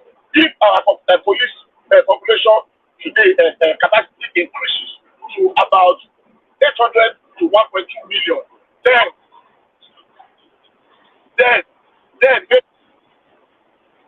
maybe. But like I said, I am not against it. I just don't see it as the silver bullet. If they can incorporate it with community policing that comes from, the wards to the local government, and you recruit indigenous, and you keep account of their operations, I'm sure it will yield better results. Because it's just few instances. The little crime and criminality that go on the ground is something that can be tackled at the community level. Because it's a matter of who know who in the community. And if there are strange faces, people will raise alarm and they will come together. And if we can secure our homes, secure our little community, then it will be very easy to secure the state at large. But let's experiment with it. Let's go with it. I mean, if that's the decision, I think it's okay. Whatever step forward we take, no matter how imperfect that step forward is, I am in for it. So for us, in as much as I don't think state policing is the solution, I think we should experiment with it, and that is the right way to go. All right, brilliant. Bishop, give us a brief commentary on the Labour Party graduate accounting system, and then we go on from you to Kolata. So to the clip that we just saw and the storyline that's been going on for the last 2 days. They tell us that they are integrity people, but apparently they are just sending party funds into private accounts. Okay, yes, I will get to that in a minute. But there was another thing that the chief case from the president that were mentioned apart from this issue from their meeting is the issue of food importation and the price control regime that your battery and lawyer friend got the court order for. I don't know how that was in the work. I think I'm pleased with what the president said about food importation and the hunger in the land and the price control that the Paladon got a judgment that Bangladesh was put a price control mechanism in place. Are you hearing me? Hello? We cannot hear you. Carry on. Okay. So I agree entirely. Like I said here a few days ago, a problem of the inflation that has affected price, there is a food crisis. There is food, but it is expensive, almost getting out of the reach of some people, which is not acceptable. Throwing our borders open is going to destroy that agricultural industry, because some people will turn Nigeria to a dumping ground and farmers will not be able to recover from it. It is expensive because the earning capability of people in Nigeria have been eroded over time. All right, Bishop, you are breaking up somewhat, but if you can take us to the Peter Obi space, is it? Can you hear me? Can people hear me still? Or am I the one breaking up? We can hear you. We can hear you, one man. We can hear you, one man. Yeah, no, yes. One man, you are clear. Yeah. We can hear you loud and clear. Bishop, are you there? Somebody hearing me? I'm hearing you. We can hear you now. So just take us to the Peter Obi. Take us to the Peter Obi space, and then we go on to Kulata. Just because of the network. Okay. Yeah. Okay. If you say the network. Well, the Peter Obi case, space. You can see it's just like what they did today. Was it today or yesterday? Giving the account was just like they call it data or something. Just hurriedly packaged together just to respond because of what the woman said, and just promising that they are going to invite the reputable audit firm. After how many months? I thought they should be presenting that audit report today. After how many months that the elections is over, you are just promising today that there's going to be an audit. Meanwhile, you have already submitted an audit report according to you in that report to the look. It's messy, and I don't know if it can get messier than it is already. Unfortunately, the real issues have not been addressed. Both at the meeting of the presentation we had, it was just deflection and deflection and deflection. And even the one that you just played to us, just let me say, I'm not listening to any one of them, both the account rendition or presentation and the interview with the woman on the television, on the one that you just played. I'm not listening to them. But you can see that the matter even came was not well, he was not prepared. He was just deflecting, just trying to turn it to character assassination. So how do we move forward from here? One, it's a failure of the system, it's a failure of the and every noise about Labour Party coming to change the name, coming to with a different narrative, pointing fingers that there are some people they are party of what's that thing? Party of the way Peter Obi used to address them. That there's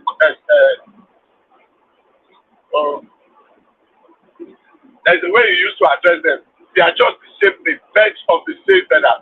As it is in APC or PDP, so it is also a Labour Party. Unfortunately, and sadly so. So they have nothing new. They are not bringing anything new to the table. All the noise about character, integrity, whatever, excellency of the process is just powder dash as far as I'm concerned. And that's my take on that.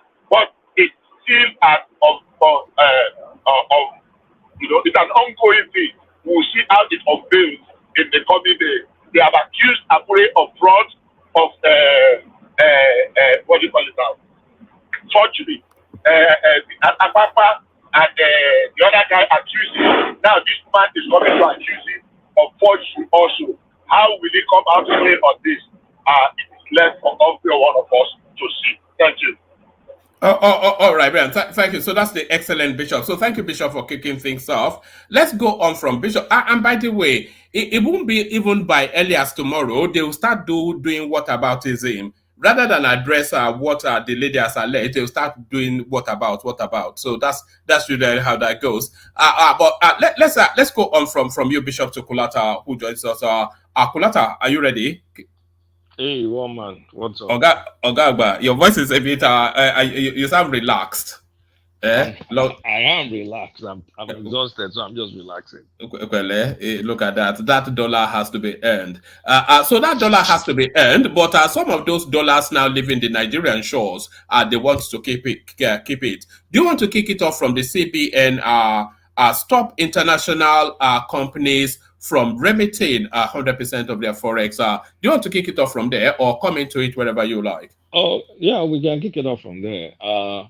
So this is the latest salvo from Cardoso, which is to, improve liquidity in Nigeria. But this goes against what his boss, Tinubu, has been shouting, that there will be no restrictions for investors to bring money into Nigeria and out of Nigeria. So what this guy is saying is, you can't take money out, you can't take your forex out of Nigeria immediately. You have to wait 3 months to take 50% of your money. So, how do you, this is not truly free market principles, and investors will be wary of this kind of decision. But I get why they're doing it. I'm not saying they shouldn't do it, but this is yet a gap between Tinubu's rhetoric and his policies via a CBN governor. I know reality is different. They need to do what they have to do, but I'm just here to remind everyone that Tinubu has said it multiple times that there will be free entry and free exit. This is not free exit. This kind of like puts a stop, a pause in the exit. So at least more dollar stays. But I think some investors may react to it badly. But I understand why they're doing it, because we need the liquidity. Do you think this sort of policy should be industry specific? And by that I mean it's not a catch-all for all industries, but for especially the extraction industry that necessarily have to be in Nigeria. You know, like oil or anything extraction based. Yeah, but this one is extraction based. This is IOC. These are our oil partners. They can't run somewhere else now. So because they have no choice. Because they have no choice. For the ones that are in Nigeria, the ones that are still in Nigeria, they're running offshore, but at least they'll still do business in Nigeria. So with this, at least, the money will stay small. We can do one or two things with the money.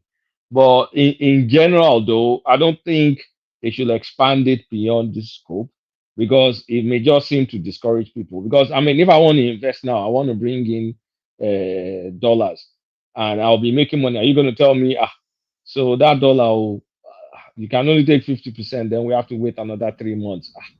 Oh boy, they know they do me like that in Dubai or Singapore or in these places now. I'll carry my money and go to those places. Especially, if except what business I'm coming to do in Nigeria is really unique to Nigeria. The advantages of me doing it in Nigeria, and I just have to do it in Nigeria. Otherwise, why will I want to not be able to take my money whenever I want to take my money? So from an IOC perspective, they can get away with it, but generally, I don't think it's encouraged, in my opinion.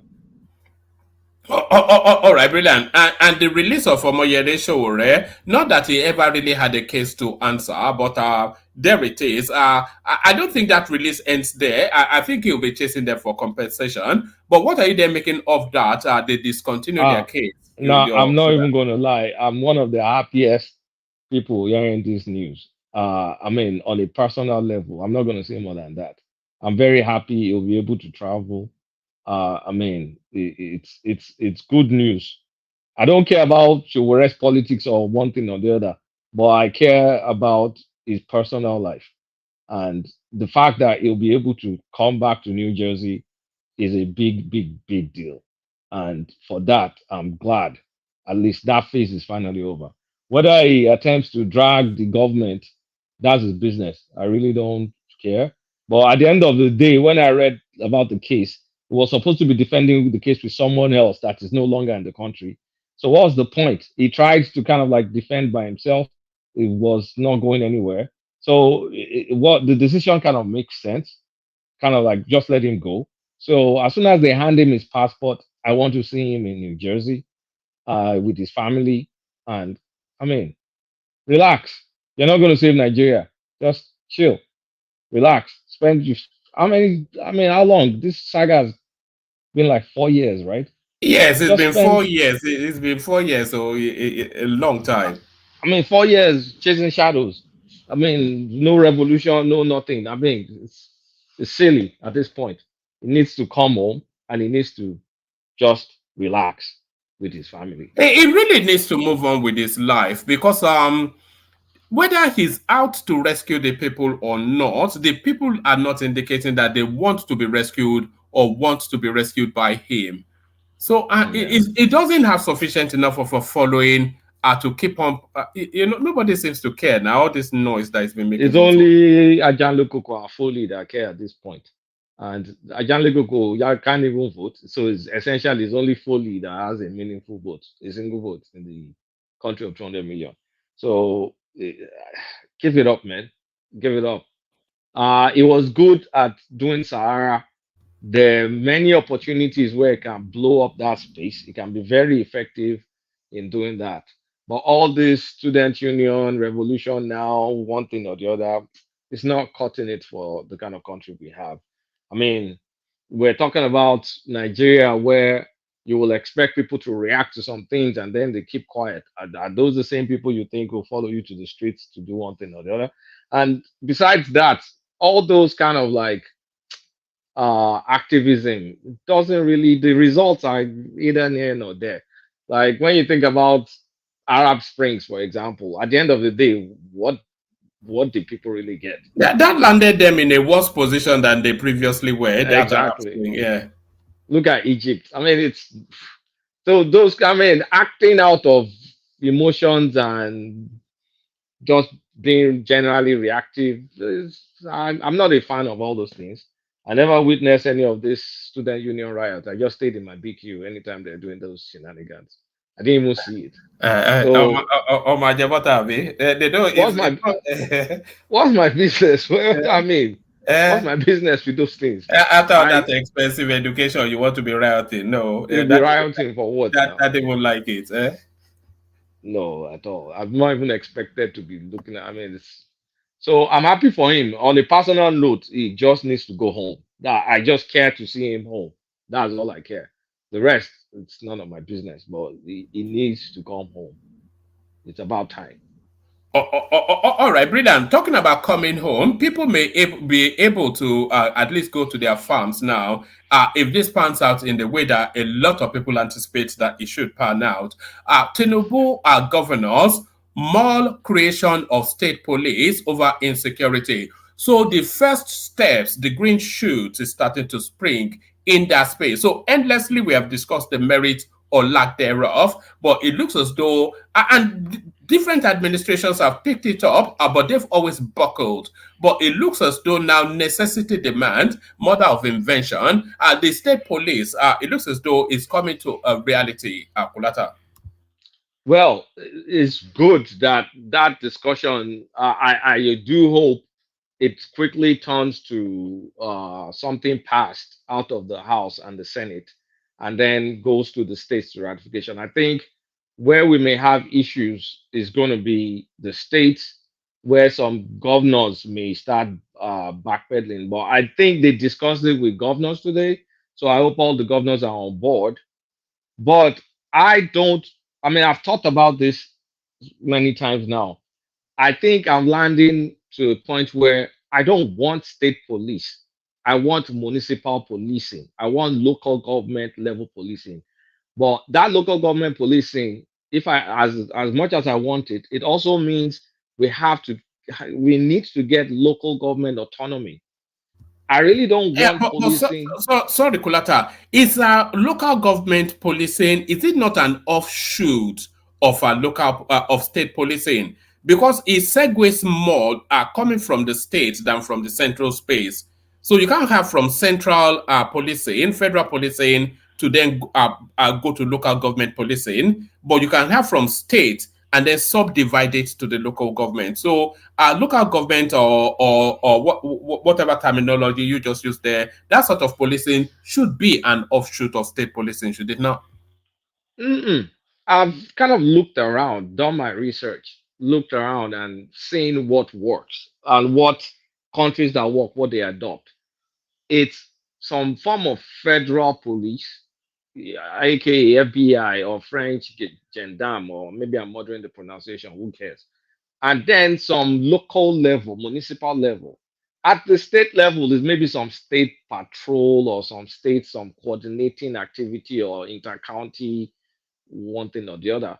But the bulk of it needs to be at the granular local government level, because you don't want a governor using the apparatus of state police to do one thing or the other. Imagine a wiki with a state police force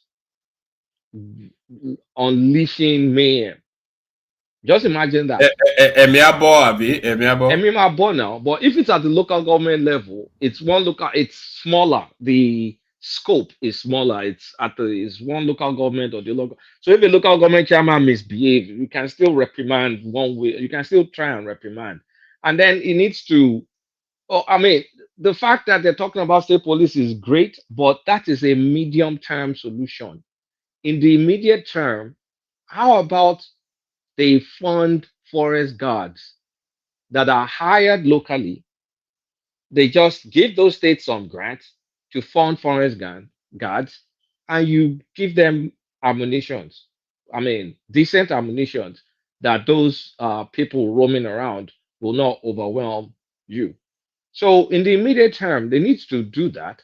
And I know they're doing some police recruitment. They need to get at it. But at the same, I mean, you need to be able to walk and chew gum, right? So they should be able to continue in that state police. I would prefer local government, whatever, but at least it's better than nothing. They should continue to push that, because that constitutional amendment, it may take a few years. It may take 1 or 2 years. I mean, for you to pass it, then send it to the states for ratification, and then send it back. So that in itself, I think, is kind of like 2-year plan. But an immediate plan should be aggressive recruiting of forest guards, local forest guards. Need the attorney general to do whatever it takes so they can get guns. When I said nothing short of an AK, nothing short of an AK. So firepower for firepower in the forest, and have it at the local level, and have some federal grant money to fund it. So I expect kind of that immediate. And then Pulaku or whatever they said they want to do, start aggressively implementing that. So these herders will not have excuses to be roaming around and harassing people in their farms. I know they're not the only ones with insecurity, but that's a significant chunk. And between them and people impersonating them, we have the bulk of the insecurity situation. And then, of course, now you have a lot of franchised kidnappers. It's more like a franchise where they just send all these ragtag poor people to go and kidnap people. And you look at those kidnappers, they look so poor. So you look at all the millions they're giving them, where's that money going? It's definitely not going to them. They're probably paying them 5K, 10K, or whatever to go and do the mayhem that they do. And some Babasale somewhere is collecting the heavy dough. So, bottom line is we need there needs to be a sense of urgency in ramping up recruiting of existing police force structure and creating the forest guards and arming them. And then the special units that they created that is currently operating in Crown is telling us that they discussed forest guards today as well. I think that is paramount over and above they did. Okay. Then that's then that's good. If they discuss forest guards, that's good. Because I'm like, we can't. The state police it will take a while. So if they discuss forest guard, that's a step in the positive direction. The new units that they created, we need some militarized police focused on like swift in and out actions to go ambush these criminals. I know they created one that is being deployed in Abuja and Plateau, but we need them ramped up quickly. hire graduates. I mean, because this kind of force, I mean, you should hire people that have decent education, that are well even killed, know what they're doing. So they need to wrap that up and kind of like, in addition to these forest guards, where the forest guards firepower, I mean, is not that good, get this heat teams that are called sweeping, comb the place, sweep out. So we need to kind of like ramp that up to at least 15 different units now. One Ekiti, one Ogun State, Northwest, Northeast, Southeast, Edo, all these places. We need just those kind of like mobile, fast units. So we need kind of those in the next 6 months to ramp that up along with the forest guards and of course the recruiting. Then you guys can continue discussing state police and how we're going to fund it and all that stuff, all that good stuff. But we need those immediately. But going back to the meeting they did today, Tinubu, I don't know what's happening to Tinubu when it comes to food. Shetima initially said they're considering commodity boards. Tinubu said no, they're not doing commodity boards. So no type of price controls. Then he also shut the door to importation. So anybody that thinks there's going to be immediate relief in terms of like food prices and the pressure is not happening. Based on Sorry, what emboldens those two spaces? What emboldens shutting the door to importation and telling us that there will be no food price commodity board? Or does he have enough in the reserves to, because I don't know. So the one thing is for the food importation. Let me land this point. I'll let you interject. Oh, you're not even clear, Gonse. For the food importation, he said that will give windows for rent seekers to take advantage of it. But I kind of like disagree, because it depends on how you structure the importation. Are you going to just have a select few people that will be bringing food? I mean, if you're going to import food, then you import food. You open it wide open, so it's market driven, it's competitive. For the commodity boards, it just kind of shut it down. I don't think it's like it doesn't have any interest in some sort of price control. Was that not even one of his campaign? Yeah, I'm confused. Yeah. I think that was on his manifesto. So I'm just here sitting confused that he doesn't want to do that. What was his reason though? What was his reason again? Oh God, I forgot. Is he rent seeking still? No, I mean, commodity boards is going to be government controlled somehow, so I don't think that's kind of rent seeking. But just said he's not interested. Did he say yet? Did he say we're not doing it yet, or did he just? Is it a flat no, or? I think, based on what I read, though, it was more like, no, we're not doing it. I mean, let me see if I can get back to it, rather than say, okay, maybe not for now. The vibe I got was like, just shut it down. So I'm like, okay, are you just relying on this distribution? I mean, this you said they should go to the food reserve. How are we going to effectively distribute those things that will make sense? Okay, now remember what I was trying to. I now remember.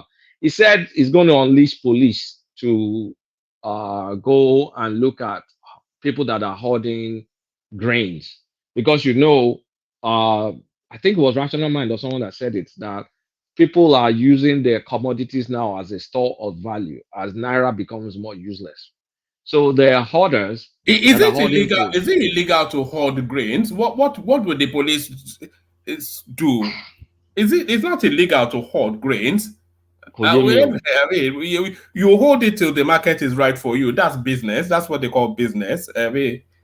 And so he said it's so. I mean, they said they'll be going to all the warehouses to make sure they're not hoarding and all that. So I don't know. So is that the strategy that we're going to be chasing after hoarders, and then we know we have skyrocket. I mean, our inflation just reached 29.9 today, and a lot of it is driven by food inflation. So you close the door to commodity boards, which was like, I think that was in his manifesto. I think I saw that in the manifesto. No short-term importation for quick relief. You close the door to that. Now we'll just go after orders. He said we have the capacity to self-sustain ourselves. I get it, fine. But what's the plan on? Can I say something? Wait, Bishop was going to say something first. But let me just finish my thought. So, what's the plan for mechanized farming? Where's that sense of urgency? Where are all the tractors? Like, so I'm confused. I'm just confused. I don't know if this man is getting bad advice or he understands what's going on. But Bishop, go ahead. Sorry. I just wanted to point out one thing very quickly. There's a difference between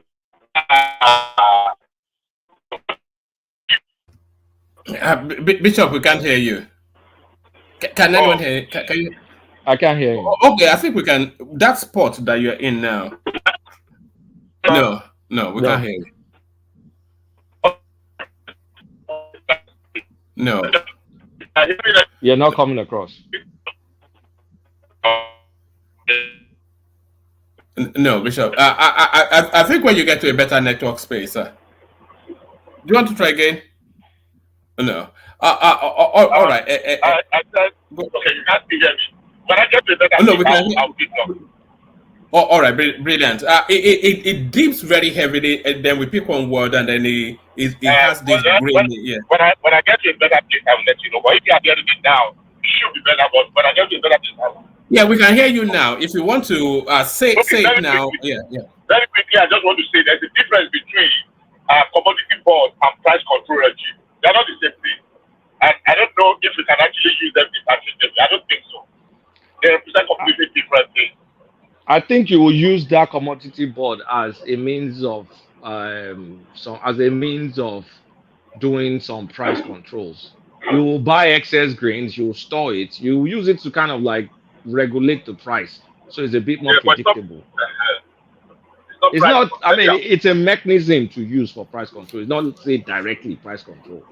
And yes, it was a campaign promise. It told us it was going to build silos all over the country to manage to mop up excess grains and manage food prices. It told us that during the campaign. So it's not that. I mean, it's a means of achieving some price control and stability. All right. Can I have that quick interjection, and then I'll move Kulata to a different topic. And by the way, Shola, if you want to interject, you can as well. If you want to share a thought on what's been said, you can as well. Ekene? Yeah, one man. I'm still. You have to speak up. You have to speak up, man. Your voice sounds. Speak up. Okay, are you hearing me? Yeah, a bit better. Carry on. Okay, I say I'm somehow still confused how government wants to control the price of goods of people doing their legitimate business. I don't think it doesn't make sense to me, because they sell according to how they got their food stuff. You don't expect people to buy fertilizers. All those things, it's not cheap in the market. So when they spend all those money to produce their farm products, you now want to come in and they control their price. It doesn't make sense to me. The government should go into making those things that make those prices to jack up in terms of producing those commodities come down, like fertilizers, insecurities, and all that stuff. That is, and another thing that I know, it's not that Nigeria don't have enough food. It's just the purchasing power of the people. The money you have in your pocket doesn't get you enough. That's the issue. So you just think about somebody receiving 30,000 naira as a minimum wage. What can he purchase in the market? So, and it's not that Nigerians are not making money. It's not that somebody earning 10,000 naira a day cannot do anything. I don't know. So they should look into those stuff. The minimum wage is nothing to write home about. Somebody, hold on. Somebody earning 10,000 naira a day cannot do anything. I'm telling you, doesn't get you anything today. That's hyperbolic now. No. Somebody that's about what, in excess of 300,000 a month. They cannot do anything. Yeah, I cannot do anything. Right. How about now? You can do something. You cannot do anything. Honestly, with the price of just look at the cement now. Cement is not imported now. But the problem is that people are saying that cement is costly. Do you look at raw materials, the importation? The government has increased the price of import duties 6 times. No, cement are not everyday goods now. When people want to cite the example, they immediately go. Cement is almost everyday goods. Cement is almost everyday goods. How many people are in that space of buying cement? Is the average Nigerian buying cement? Almost a lot of people. But if you are not building, you are passionate, you are doing some renovation and all that. So cement is everyday goods. It's not everyday goods. It's everyday goods. All right, make that point. And then we go, you take those things when you increase import duties all the time. You expect people to sell goods at lower price. What do you mean? What kind of thinking is that? What kind of government is that? You increase your import duties every day by day. Those things they bring in raw materials to make that product to produce those stuff, both cement and all those stuff. Then after those things, you expect them to stay. I don't even know how these guys think. That's my take. How do they think? Sorry. Please let me interject, one man. Good morning. I think what Kne is saying that 10,000 will not be okay for somebody earn 1,000 a day, 10,000 a day. It might be right to some extent, but the rate of food price since 3 days now, I don't think you can make a family man that has 3 kids and a wife. He cannot provide 3 square meals for them. For his kids. If you understand what they call poverty is when you cannot provide 3 square meals for your kids, which is necessary, which is needed for them to grow. So hold on, this boy will not let me do. All right, let me mute you because I think your son needs so yes, Kulata, you can address that space or not, but from there let's go to the the Labour Party space. And Obi coming out in that space as well. So, do you want to address what Ekene and Warpy said, or do you want to go straight to it? No, I don't want to address it because it's subjective. Like one person, it depends on how you spend. Because I cannot say how 10,000 naira a day cannot sustain. How many people Nigerians even earn $10,000? 10,000 naira a day. If that is the case, I guess Nigerians should be dead by now. But it takes a while for hunger to kill anybody. No. I don't want to labor that space too heavily because it can go on forever. But when BQB came just the other day, he said he traveled to Nigeria, and he said the markets were busy, the people were struggling, but they were coping. That's what he said. I was in Nigeria like 3 weeks ago now myself. So we have to be a bit steady. I was in Nigeria 3 weeks ago. And I didn't just stay in Lagos. I went to Oyo State and I went to Osun State, and I saw things by myself. So I don't have to listen to anybody to tell me about what's going on. I understand what is going on. So at the same time, I did not see people eating from trash. So let's keep that one moving. All right, to the Labour Party space. You saw that interview between the party publicity secretary and the party still treasurer but suspended. She's coming in with receipts, with bank statements, etc. And he's just ad hominem and calling her names. So what are you then making then of these integrity merchants that seem to be smellier than most? Labour Party, they hit a jackpot. And what you're saying is ability to manage that loot.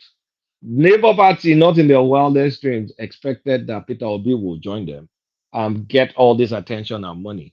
And obviously, this Abure guy, it seems, based on what I watched on Arise TV, that lady and him, the lady was pretty pinpointing issues. The Abure was just kind of like talking in generalism that wanting, you know, the appointed caretaker chairman, this, that, until that Ayo girl called out the timeline was wrong. I wasn't really paying too much attention on it because I'm more focused on governance now. Labour Party, I don't give a shit about Labour Party. They're not in government. They don't have enough representative to determine anything. This is just a sideshow. And of course, there's a lot of money that's there. So there's corruption there. Abure is probably having having at it. And maybe the lady is not in it enough. And if Abure is having his fill, Peter Obi must be aware of it. So it just tells you what you need to know about all of them. They're the same old. All right, we'll continue to monitor that space. I think a lot of people are very cynical about that space, but a lot of naivety have been subsumed by the glitzy language that they've been using. But that language starting to unravel as Woman. Yeah. Woman. Why are we worried about Labour Party's issue? That's the internal party crisis now. It's in the headlines. And also, you asked the question, let me respond. The Labour Party has still not stopped campaigning, and they continue to campaign, telling us that they're this integrous party that is whiter than white, cleaner than snow, telling us we cannot continue, everything we cannot continue like this.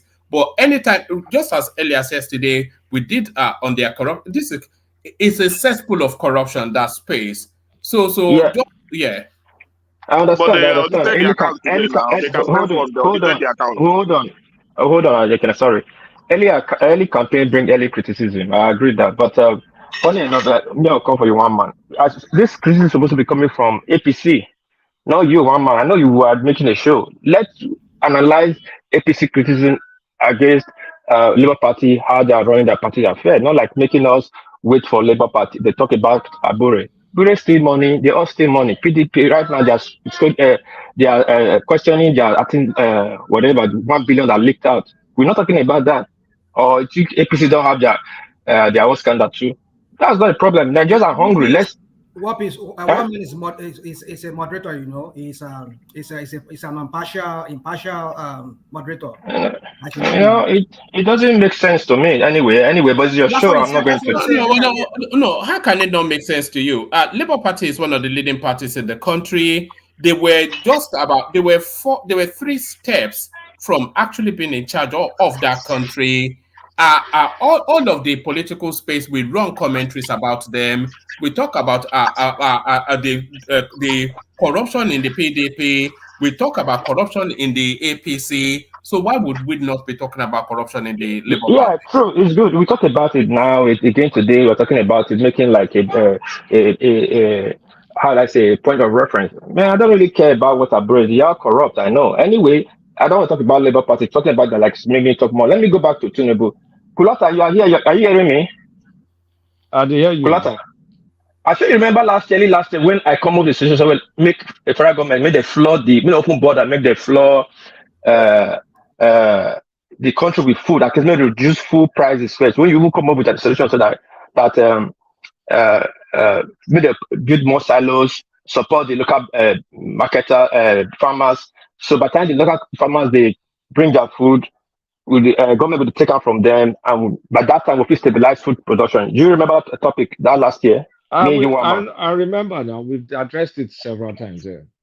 So can you see Tinubu is clueless for the 6 ministers, like Alibaba and the 40 thieves, has no clue. India just did the same thing last year during this grand block of the high sea, Russia and Ukraine. There was this kind of inflation was coming up in India on grain. What did India do? They moved quickly to import. That was at that time India having deal with Russia. They went to Russia and buy a lot of grain and flood the market. And they came out to explain, not like there's no grain with them, but you start seeing the pattern of inflation, which will drive demand. So to kill that demand, they opened their border for grain to flood it to bring the price down. That killed the spike of inflation. I don't know. I did not study economics like that, but it's not a rocket science. Not every time you do theory, there are certain things you do practically. You see it's obvious. Everything is stage managed. even common sense says that the insecurity situation, Sean, the insecurity situation in Nigeria will not let us quickly get food. Harvest like that, bountiful harvest like that, because a lot of it, people just can't go to the farms. It's not that easy. So to stubbornly refuse, I don't know. I just don't. That's why I say I don't know. Sorry, please. I just want to understand what the work is saying. Now, the government say they are not opening the border to import food. Is there merit to it? Yes. And I can tell you the merit. Is it going to bring some form of discomfort? Yes.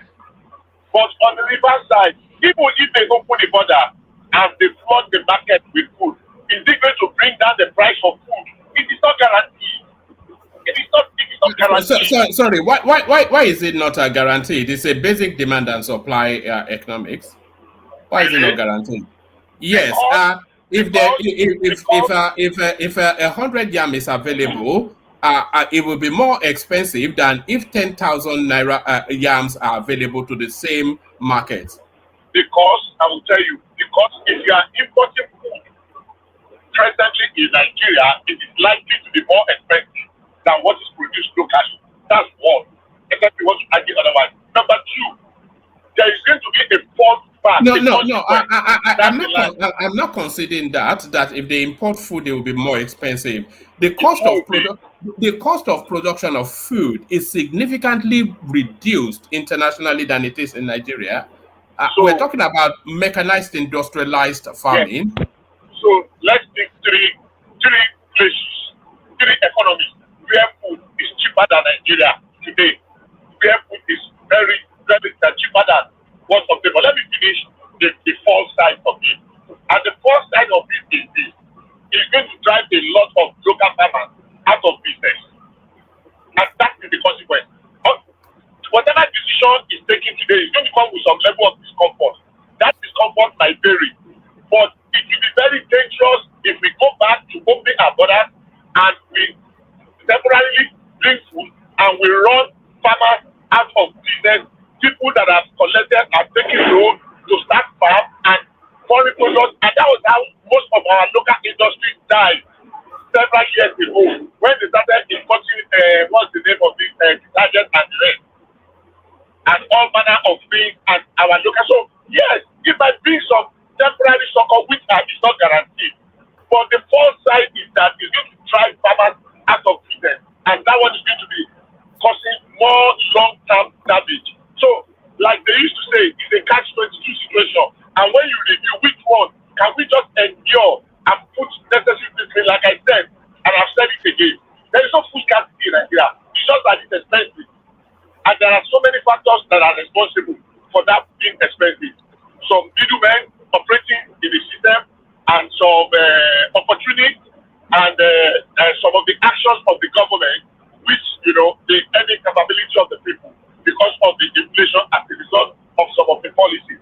But if we open it and we are very objective, if we destroy a lot of farmers and we get them out of business, and by the time we want to bring them back, it will be very difficult to restart that part of the industry. Food is expensive, but food is not scarce in Nigeria. The current said as for just a few minutes ago. So just something about that for me, I start to be connected. Oga Bishop, I beg, hold on. All this you are saying is just theory. Food is scarce in Nigeria. We don't have food in Nigeria. We are underproduced in Nigeria. Insecurity will be having for 20 years. Let's say just put it this take at 20 years. It has come now to roost. Sorry, can people not speaking keep themselves muted? There's just too much background noise coming into the stream. Yeah, carry on now, please. Sure. So now so it will take like a year or two. Let's just put 2 years to recover for those food shortages we have. Now for that two years shortage, shortages, are you going to say people should starve to death because government put the policy in place? In the answer of the hold on, please. You'll be talking. In the answer of they eat. Are you telling me they eat food from the you can't draw parallels between. How you be talking is completely not necessary. What do you mean? You be talking to No. hold on, I'm held on. Telling me you be talking and shut up is not completely not acceptable. What are you talking about? All right, sorry about that. Make your point and then we get back to Kulata. Bishop, I didn't tell you shut up. Sorry. No, I'm not coming out here. I'm not coming out here. I don't want us to go into. Just leave it. No, I'm not going. No. Leave it now. Just leave it. Just let him make his point and then we get back to Kulata. I don't want. Maybe the breeze making me. I didn't send it to you. That's fine. If you don't want me to respond to hold on, Bishop. I said the way you addressed him was not right. I said you should go on. You don't want to answer. Bishop, apologies if you're offended by Harriet. Just make that point you wanted to make, and then let's hear from Shola. I don't want us to go in that direction. Yeah. Okay, let me make my point. Anyway, food is short in Nigeria. Treasonable had to open the border. It's still managed. Talk to farmers outside Nigeria that will bring food. We know how. Does Nigeria know how much they are shorting their grain? This is the problem. Do you know how many yams we need to consume in a day? Do you know how many sugar we need to consume in a day? These are the things you look into. Then you check this with foreign company that produce these things. Then they'll bring it in. If it's 6 months, you put a treasure. If it's 6 months or 8 months, then you manage the border, how the food comes in. At the same time, supporting the local farmers. Give them all the support. Now we have to deal with insecurity. You don't just plan come today, you harvest it tomorrow. So what are we not talking about? And he's saying that he wants to use the grain reserve. The grain reserve that he's using is not imported. We need food. We need it now because there's no riots on the street right now. That's why people are complaining. Do you know how much for a bag of rice as today in Warri is 105,000. 105,000 for a bag of rice. Everything is going up by the day. You cannot between Benin and Ondo to Kogi, which is the connecting access of Nigeria. Insecurity, kidnappers is not letting people to move. You never bring the food in. The Govumai is clueless. It's not a friendly road. The roads are not being fixed on a very fast pace. This time you need a fast pace. Not you collect money. Price of gas for transportation. Going up. Everything is going up. Everything is going up. They're telling me we should beer on who expenses. If you sell 1,000 naira home today, it's useless. Do you know how much for drugs? One of my mother drugs used to buy for 6,500. It's 5,000 naira now. 5,000 naira now. All right. Thank you, Wapis. Wapis, if you can find a quieter spot, that'll be better. Yes. Respond to that, Bishop, and then we move on. Yeah. I will just respond to bullet points. Number one, food is not scarce in Nigeria because you say so. I will just take it off the face value. I said something here a couple of days ago that if you want to buy in Daleko market today, you want to buy 100,000 bags of rice, you will get it. Is it expensive? Yes. I don't know where. I don't know whether it's a mom you said that bought rice for 105,000 naira. People bought rice that we are using for wedding in a few days on Saturday. They did not buy it for even 70,000 naira. They bought for 57,000 naira per bag of rice. 57. They bought in Abure, Ondo State, and they bought in Ibadan, Oyo State, because those are the two places we have culture. So 57, let's even say 70, 60 to 105,000. I don't know the kind of rice that's for 1,000 and 105. Now, I did not say food is not expensive. I said there is no food scarcity. Is it costly? Yes. Is it out of the reach of some people? Yes.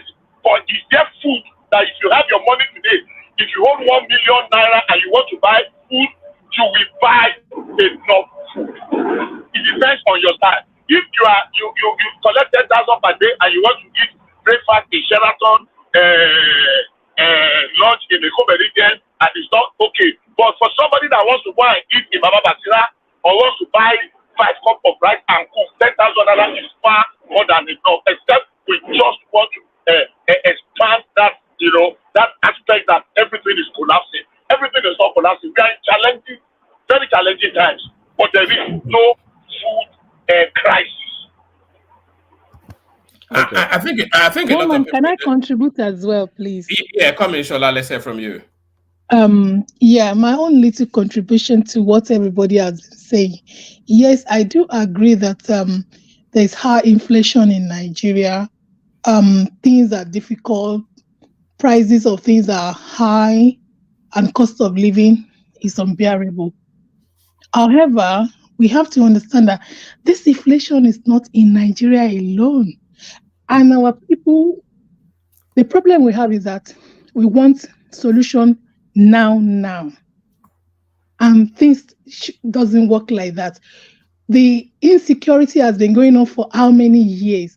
That alone has been affecting production from the farmers. Farmers are unable to go to their farmers because of the herdsman that has been affecting them. So this already is a build-up of things that have been happening but has not been addressed. Now it's being addressed, but we all want solo. Tinubu is there. Everything should have been okay. Price should have come down. It doesn't work like that. I live in UK, and woman, I think you live in UK as well. No, I mean, no, you are laughing. Come on in, please call that. Well, I don't know anybody that I don't know if anyone in the wherever I live in UK. On BBC News yesterday, you will hear about inflation that is happening in UK. People are complaining as well. Things are very expensive. In fact, they declared a recession today, did they not? Exactly. Things are very expensive. We used to buy 10 kilo of rice. And I live in UK and I'm saying it right here. 10 kilo of rice 2 years ago, we used to buy for about 16 pounds or 18 pounds. Now it's about 27, 28 pounds. That's how much we are paying for 10 kilo of rice. Rent, within 2 years, interest rate went 5 times more than what we are paying. A mortgage of 300 something went up to over £1,000 within a year. Are you on a tracker rate? No, it's a variable rate. Where if your mortgage went off a fixed rate within that time before you remortgage, everything. Yeah. Everything is very, very expensive. I am a health professional.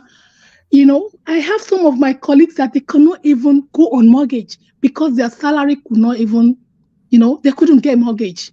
So it's not only in Nigeria that things are very expensive. There's inflations everywhere. But our own problem is that we want solution right away. And it doesn't work like that. This government only comes in last year, but is accumulated of things that's gone wrong in Nigeria. But everybody wants a solution right now. Okay, Tinubu, you are there.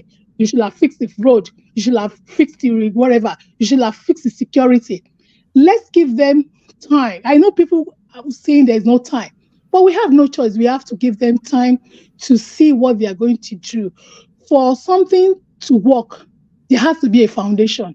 There has never been a foundation. They are trying to build a foundation. And to build a foundation of something, it takes time. And I know the time is difficult. The people can say, oh, you live abroad.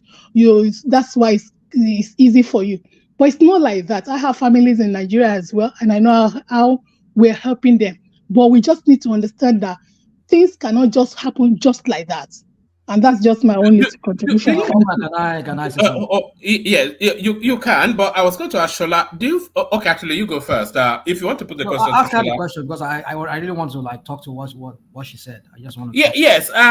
Do you think Tinubu, this is to you, Shola, do you think Tinubu is being unfairly criticized? I dictate that from what you said. Do you think he's been unfairly criticized? And if he is, then is that fair game? Is it fair game? He wants to be president, and therefore he should take the criticism. Or do you think it's a partisanship taken too far? Definitely, I would say yeah, it's been unnecessarily criticized. What can he do? Tinubu does not work alone. For Nigeria to work is a collective work. We have governors. He increased the allocation to all the governors. What are the governors doing? What are the local council doing? Every hands have to be on deck. But because there is no collaborative work, one person cannot do it. No matter how much allocation is going to the governors, if it's not properly managed, we're going to end up with the same situation. We have local whatever they call them, they are not doing anything. All those things they need to be checkmating. Corruption is another thing that has killed Nigeria. That is the things that, everything they are doing, they are not, there's no transparency and there is no accountability. I am a nurse. I have somebody that I manage. I have somebody that manages me. My manager have a manager. My manager's manager has a manager. So every one of us are accountable to somebody. But that is not the situation of Nigeria. And that's why we keep finding ourselves where we are now. So one man, can I interject, please? Yeah. Carry on. Well, I wanted to say something. Sorry. Come after Rational Mind. Yeah, our sister from the UK.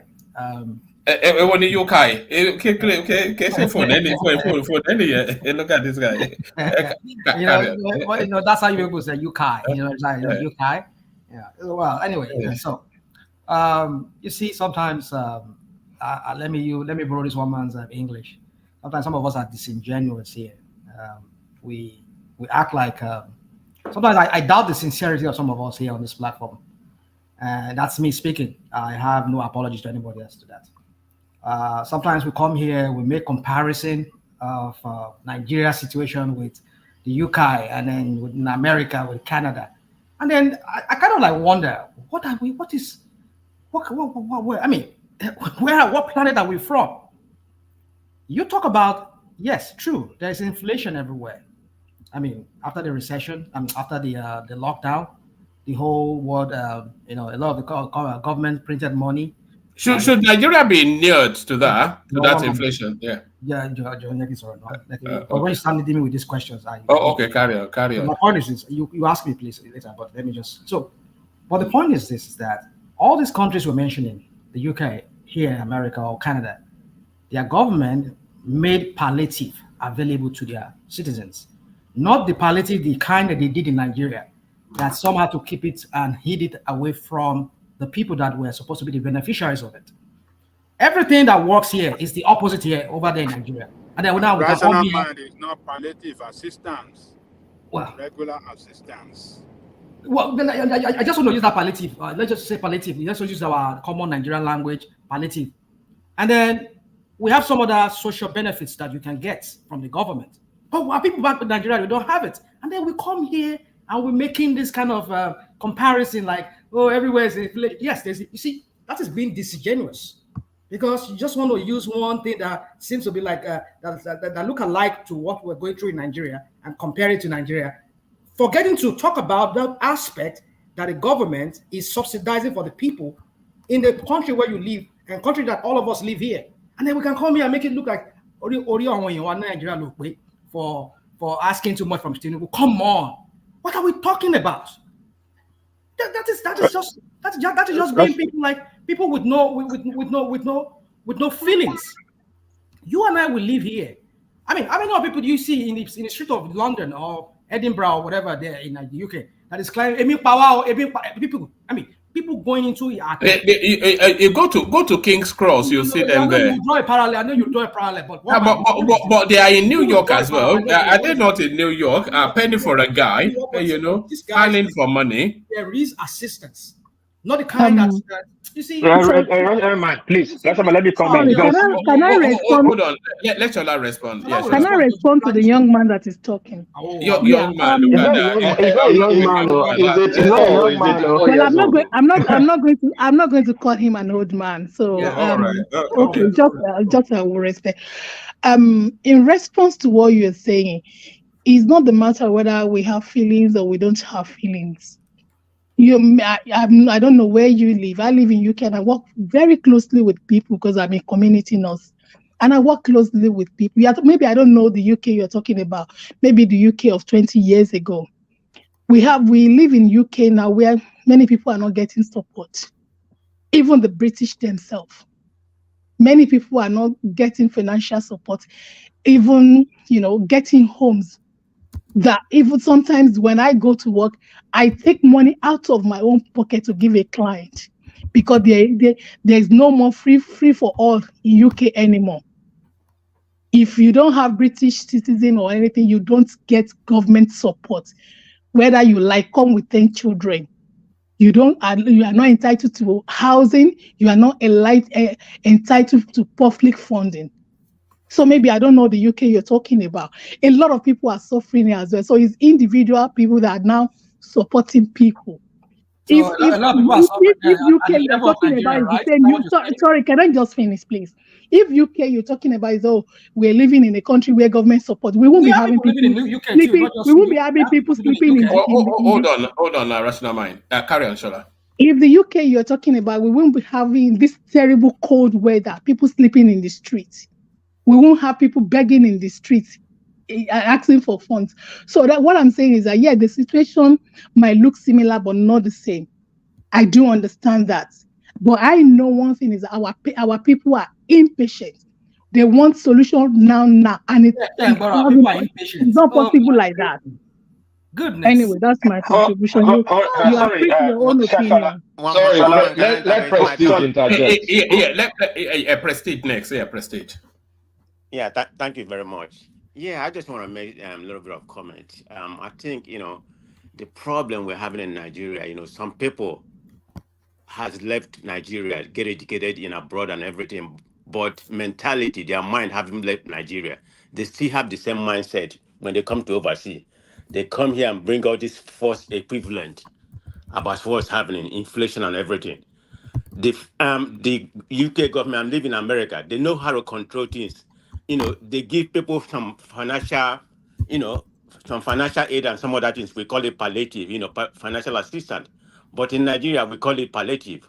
If you look at the cover, a lot of people got money, people making less than, I think about 100,000, yeah, or whatever. I've forgotten the range. They get money. There's an assistant. They try to control the inflation. The lady that was speaking, we do respect you. Can you tell me what added value this present government has added to the present economy? They have been in power for 9 months. At a particular time, the buck has to stop with the current government and stop doing, what about they did before 10 years ago, 20 years ago? Is it not time you started implementing? Up till today, 9 months, I can't see one single added value the government has done. I know they have proposed everything, everything's kind of modality right now. Until I actually see any of those implemented, talk is cheap. That's what they do. And you're coming here doing all this false equivalent. I mean, it doesn't make any sense. Call a spade a spade. If things is wrong, like you said, yeah, we need to give them time. I don't know what's going to happen, but as of 9 months, they haven't done anything. I mean, they are brainless. The government, they are brainless. They don't know what they're doing. They may have all the education. Every kind of plan they have tried to implement, nothing is working. They need to change course. So we should not come in here and try to sugarcoat things. I don't know what's going to happen, maybe in a year or two. Maybe everything right now, the modality they put in place, maybe it will yield fruitful. But as of right now, things are not working. People are protesting. You see them flogging people today, in Lagos because of yam and whatever kind of things, people try to collect because I guess people jump the queue. But does that warrant for you to flog people because of rice? What is rice? Rice, what is rice? I mean, they make it like rice is something, or spaghetti something. I mean, who eats rice here? Rice is not any luxury food. But anyway, I speak during my turn. I just want to intervene about that please, equivalent. let me address Madam Shola or Mrs. Shola. Sorry to use Madam or Miss Shola.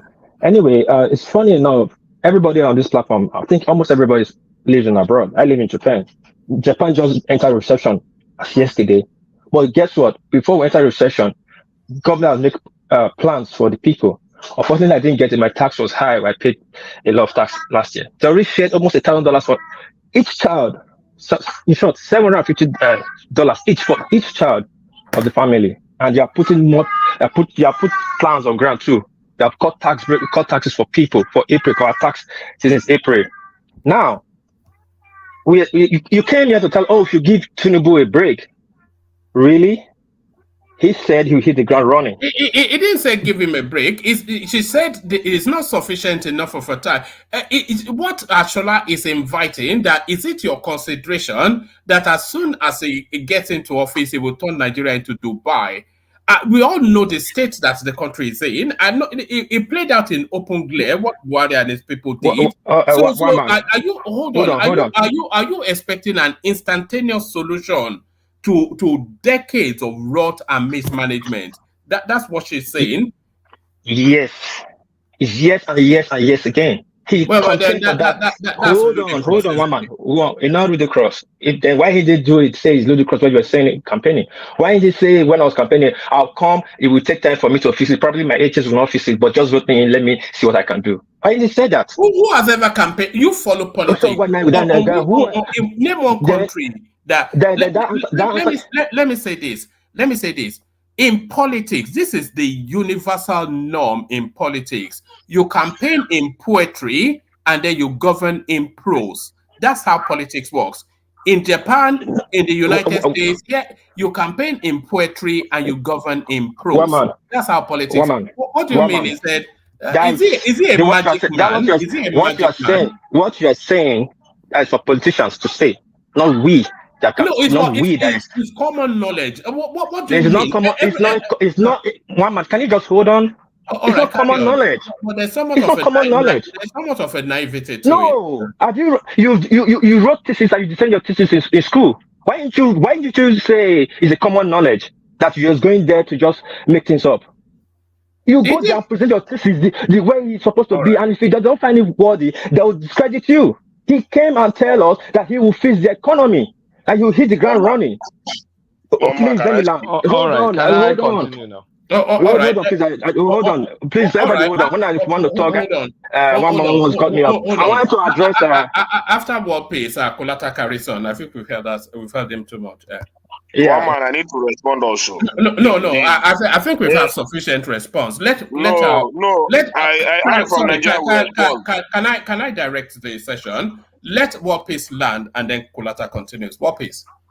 He said, because I'm very concerned and worried about what he said, that we are impatient. For 9 months, on who expenses? For 9 months, we are not even seeing anything that will indicate that, okay, this policy you put on ground will profit us in 3 years' time. We are quick to point to India and some other country when Mayfele came up with a Naira design policy, and they will say they point to India like, oh, go and look at India. When India did it, it didn't work. It almost crushed their economy. They point to almost 5 to 6 countries. Now, this is a policy that he is doing, and people are pointing to other places like India have done it. People are passing through inflation, and they open their door for foods to come in to suppress that hunger first. And you are saying that we are impatient? Why is it that they can pick and choose what's good for them and not what's good for the citizens they want to rule over? Madam, Mrs. Shola, sorry to call you Madam. Why is what you just said is very insulting to people, that we are not impatient for somebody for being in power for 9 months, so we can't slack again for another 4 years? When it was 1 month, we said, oh, it's 1 month, let's give him 6 months. Now it's 6 months now, you are saying almost 1 year is too short. But he's not impatient for money being released in his administration. Better to just lose 3 billion. Why are they not impatient? They're not impatient to do that. Why are you not speaking to that? The people's money has been taken every day. Just commodity you do for the common citizen, you said the citizens are impatient. Now, let me make my last final submission. When there was World Cup, the AFCON, everybody focused and forgot about hunger. Do you notice that? Now the AFCON is over, and people are asking for food. You are telling people that you people are impatient. At least they were patient for you for that few period. You didn't give them kudos. For 9 months they'll be patient. You didn't give them kudos. Now they are bad people. Anyway, I heed the floor for Kulata. All right, Kulata, bring that space. Kennedy, interjections get too long sometimes. No, it's not too long. All right, let Kulata just round it off and then we move on. Kulata, back to you. Okay, so here's the thing. Everybody knows me here. I'm not a guy for righteous indignation and all. I don't easily get moved. But when we're talking about our inflation in Nigeria today is 29.9%, essentially 30%. Food inflation is 35.41%, 35% basically. In the UK, inflation is 4%. We're talking about, and the reason for our food inflation is a cost push inflation, meaning the raw materials to produce that food has increased. Basically, after transportation, with subsidy transportation cost increased, insecurity further increases the price of things. So where I am upset is not the fact that it cannot fix things overnight. Of course, it's not expected to fix things overnight. I'm upset because of the solution he is proposing, meaning we're going to release grains. But what is the mechanism to distribute the grains? We're going to send police to go to warehouses to go and look at orders. Like, how would that be effective? And then you now shut some doors of kind of like commodity boards that even India is doing. India, that is the highest producer of rice. The government of India is buying up all the rices now and storing them in silos as we speak. So it shut down to that. It shut down another potential solution that will come that has its own downsides. Everything has a pro and con. So it's not like one decision is just 100% positive. So that is where I have issues. At 35% food inflation, proposing solutions that are not quick fixes, the masses cannot afford to continue to be hungry. Hunger has no ideology. Hungry man in Sokoto, hungry man in Ebonyi, hungry man in Ilesha, hungry man in Cross River is hungry and angry. And there's some things that a government should know not to mess with. And the number one is food. If people cannot eat, it's a problem. And as things are going, first thing is we know the food is driving up inflation. We know we have to control that inflation as soon as possible. But you're saying, okay, I'm going to fight insecurity. Yeah, Buhari said I'm going to fight insecurity. Everybody say we're going to fight insecurity. We know that is not going to happen overnight, even with your best effort. We know that is not a 2-month thing, a 3-month thing. It's a long-term thing. So what immediate palliative, I know that word has been butchered to death tonight, do you have to kind of like provide some reprieve? Because you leave things going this way and you're going to fight insecurity, you're going to be chasing orders all over the place. The food inflation will keep going up.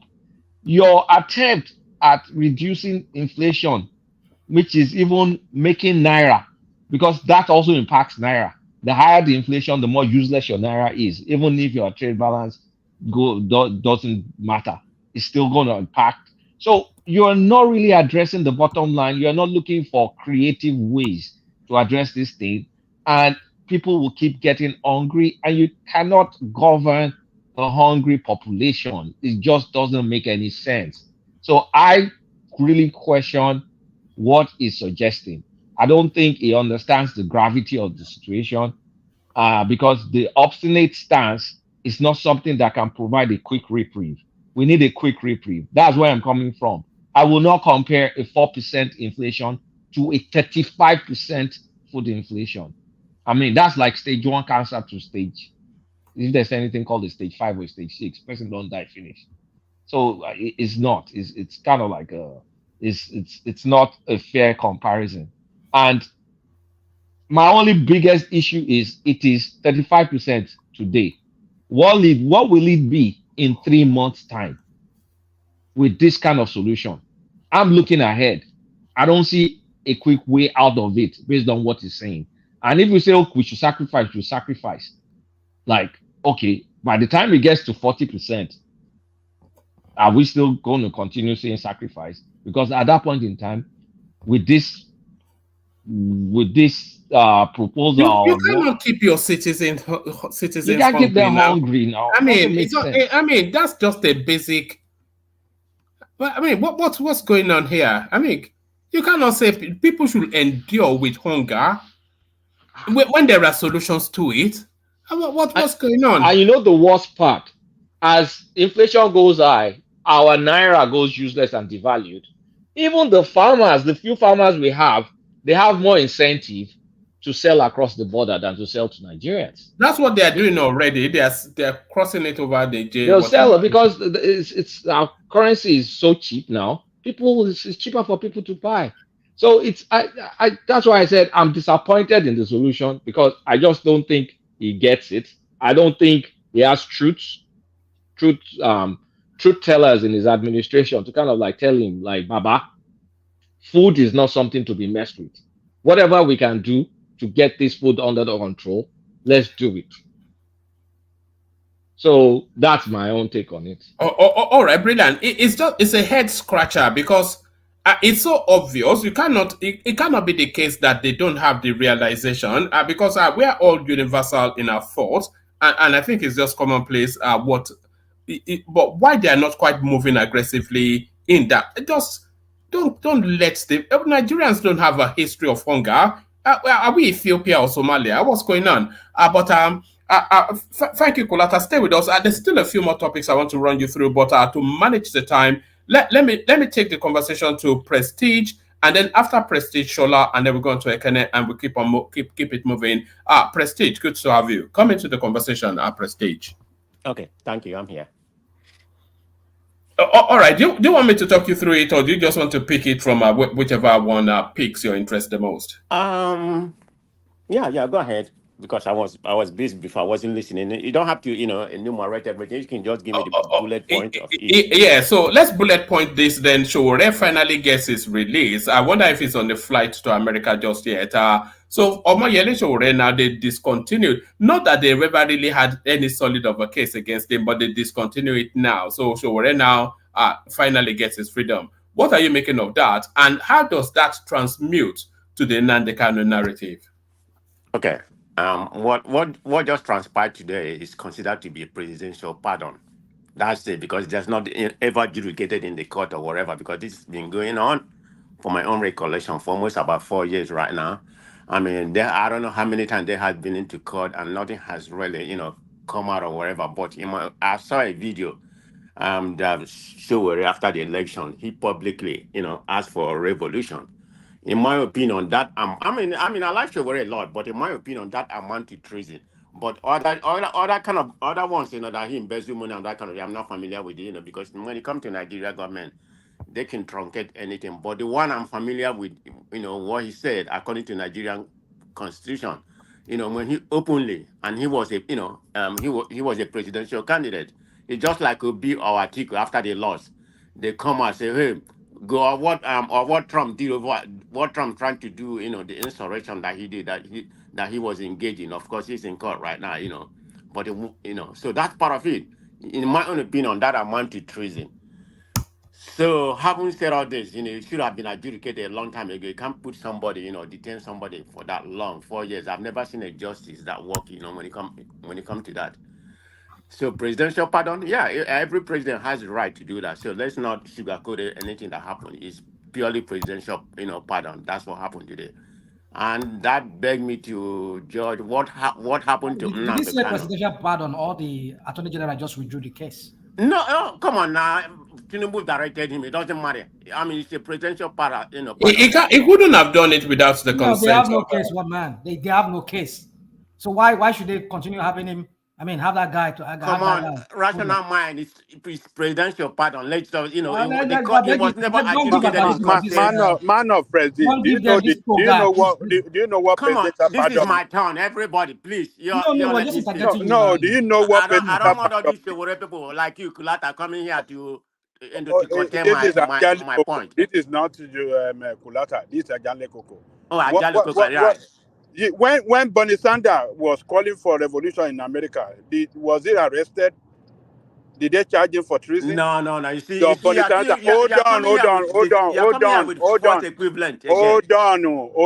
You're a Democrat. Bernie Sanders in your party called for revolution. He never called for. He never openly called for a revolution. You are missing both. It's the same force equivalent. You are bringing to this narrative. When people like you talk this way, it's a presidential pardon. Tinubu instructed Attorney General to do that, and the same thing should go for Nnamdi Kanu. Did what do you call it? This Showore carry people? I mean, group of people. Okay. Ajale Koka, you just need to stop. Let me finish making my own point. When you get your own turn, when you get your own turn, you can bring your force equivalent. I'm going to make my own point. Okay, let me stick to my own point. Let us say something. You will continue. Let me just drop this. You will continue. Showore did not carry arms. He didn't mobilize people out to topple the government violently. Well, it did, Nnamdi though. Kanu set up. It did. He invited people to take to the streets in a revolution, and a revolution is usually to topple a sitting government. So he did do that. Check your diary, Mr. One Man.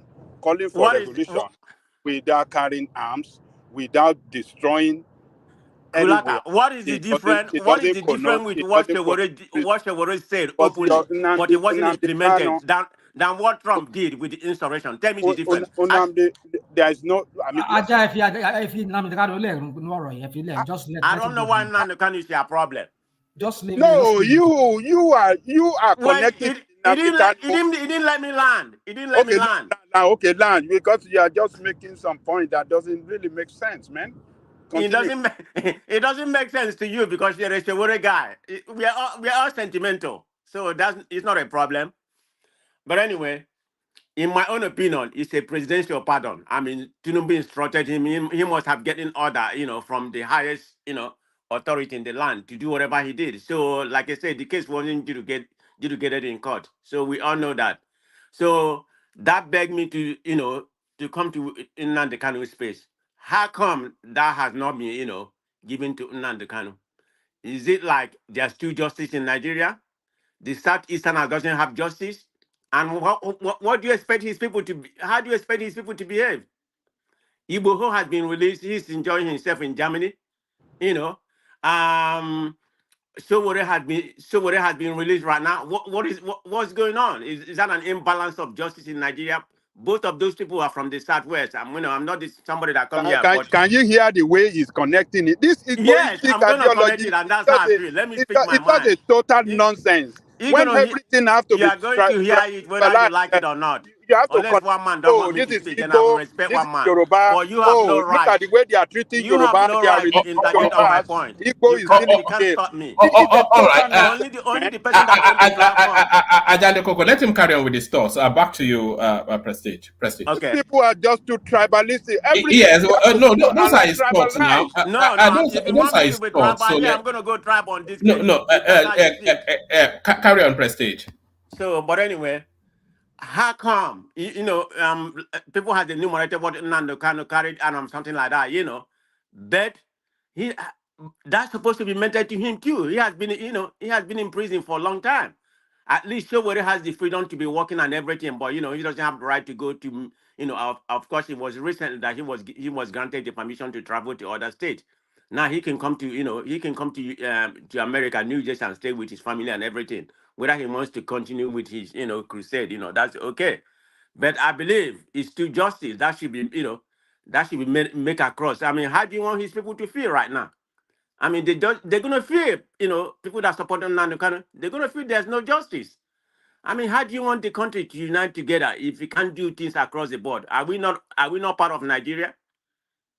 So no, I don't want to go into detail because I'm not happy about that. Okay, let me just make it. Let me just leave it like that because if I go into detail, excuse me. Can I interject for 1 minute? What are you going to interject telling me that Nnamdi Kanu committed the worst offense? If you stay there, is that what you're going to say? But you go ahead.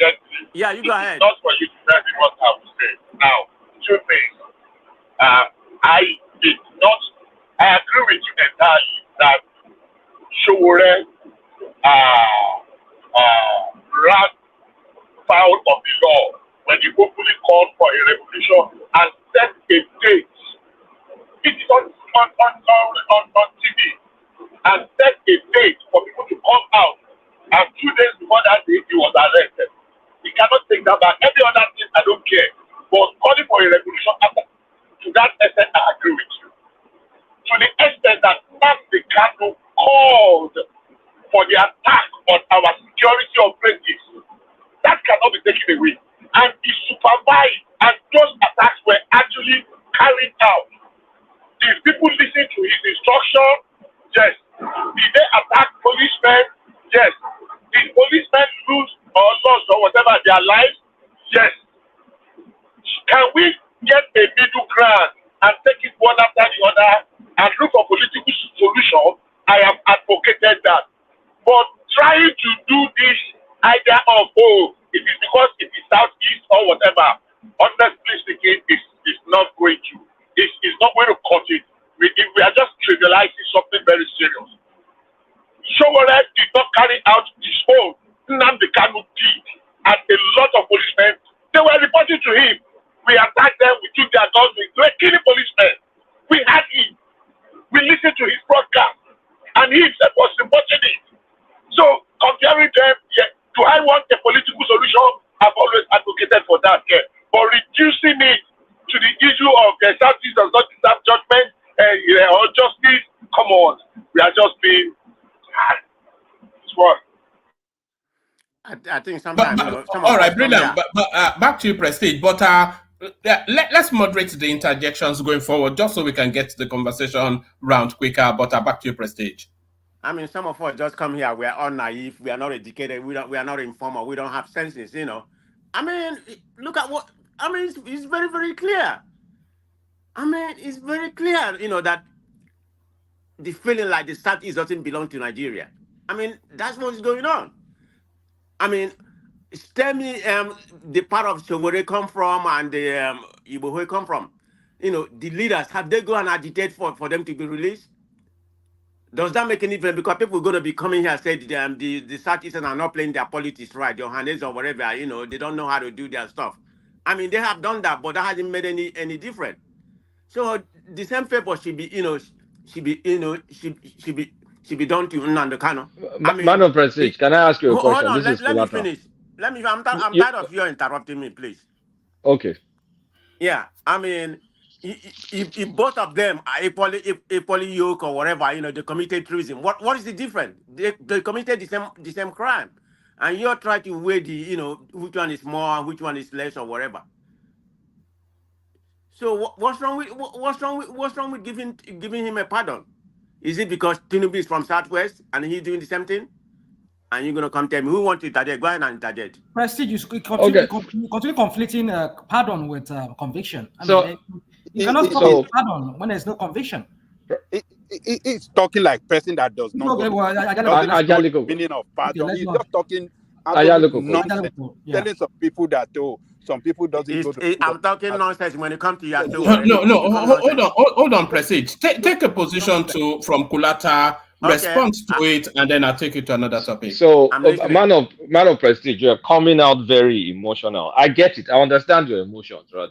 Each case is looked at it based on its own individual merit. I think Rational Mind has corrected you on pardon because there's no conviction. The Sunday Igboho guy was in Benin Republic. So whatever happens in Benin Republic, you can't tie it to Nigeria's Attorney General. Showore had a case in Abuja with someone else. That person is no longer in the country. The case literally cannot carry itself. Kanu has his own individual case. Some judges have released, I think it's gotten some, whatever that word is. They said they should release him or whatever, but then he still has pending case.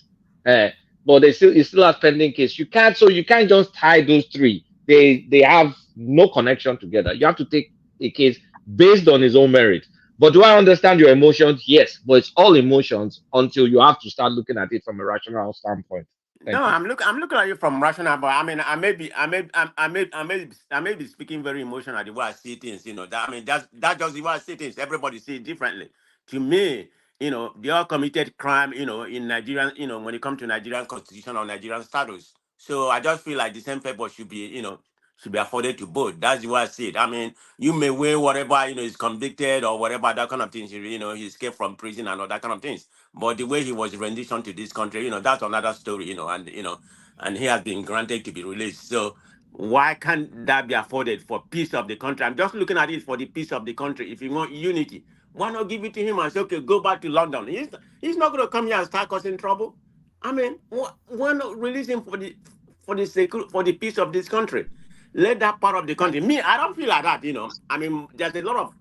there's a lot of Southeasterners who feel like that, like they don't belong, if this keep on happening. I don't feel like that. I'm a true Nigerian.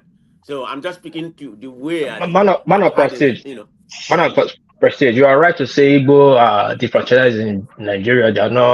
They don't belong. They're not profiting from the Wazobia structure. I will agree with that. But putting that emotion on Nnamdi Kanu is totally wrong and misleading. Well, for real. I'm speaking from the way I feel about it. Okay, I you know know, how I know, I you know, some I people know. feel That's the about way it. you feel Not about. That's the necessarily. way you feel. I know that's the way Yes. you feel about it, but it has effect on other people. That's you have to be clear about this. Una the Kanu, What piece? The background noise is quite a lot. Yeah, I have to say that. yeah, But sir. carry on. Yeah, yeah. Yeah, Una the Kanu. See, if you want to hold your ground on the Igbos are not included in Nigeria, you are 100% right. But it's wrong for you to hold on Una to project it through Una the Kanu. I'm telling you, this is how some of his supporters feel. Don't we, the Believe me. Nigeria don't care. We don't care if it's supporters. Say, let me tell you Okay, one thing. Just that's one your thing. opinion. Is the Let, supporters let not me tell Nigerians? Oh no, sorry. Are they not I don't want Nigerians? to. Let's move on. Let's move on. Let me move to another topic. Prestige. That space is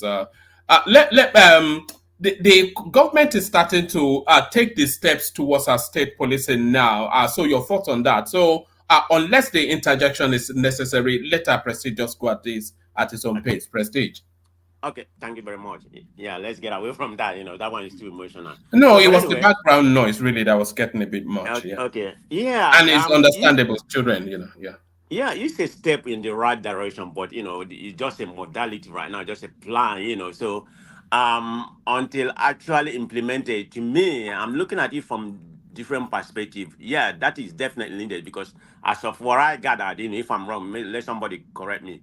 I mean, Nigeria has about 300,000 police force right now with a population of 230 something million compared to USA that has about 360 million and they have a full-time police, you know, about 700,000.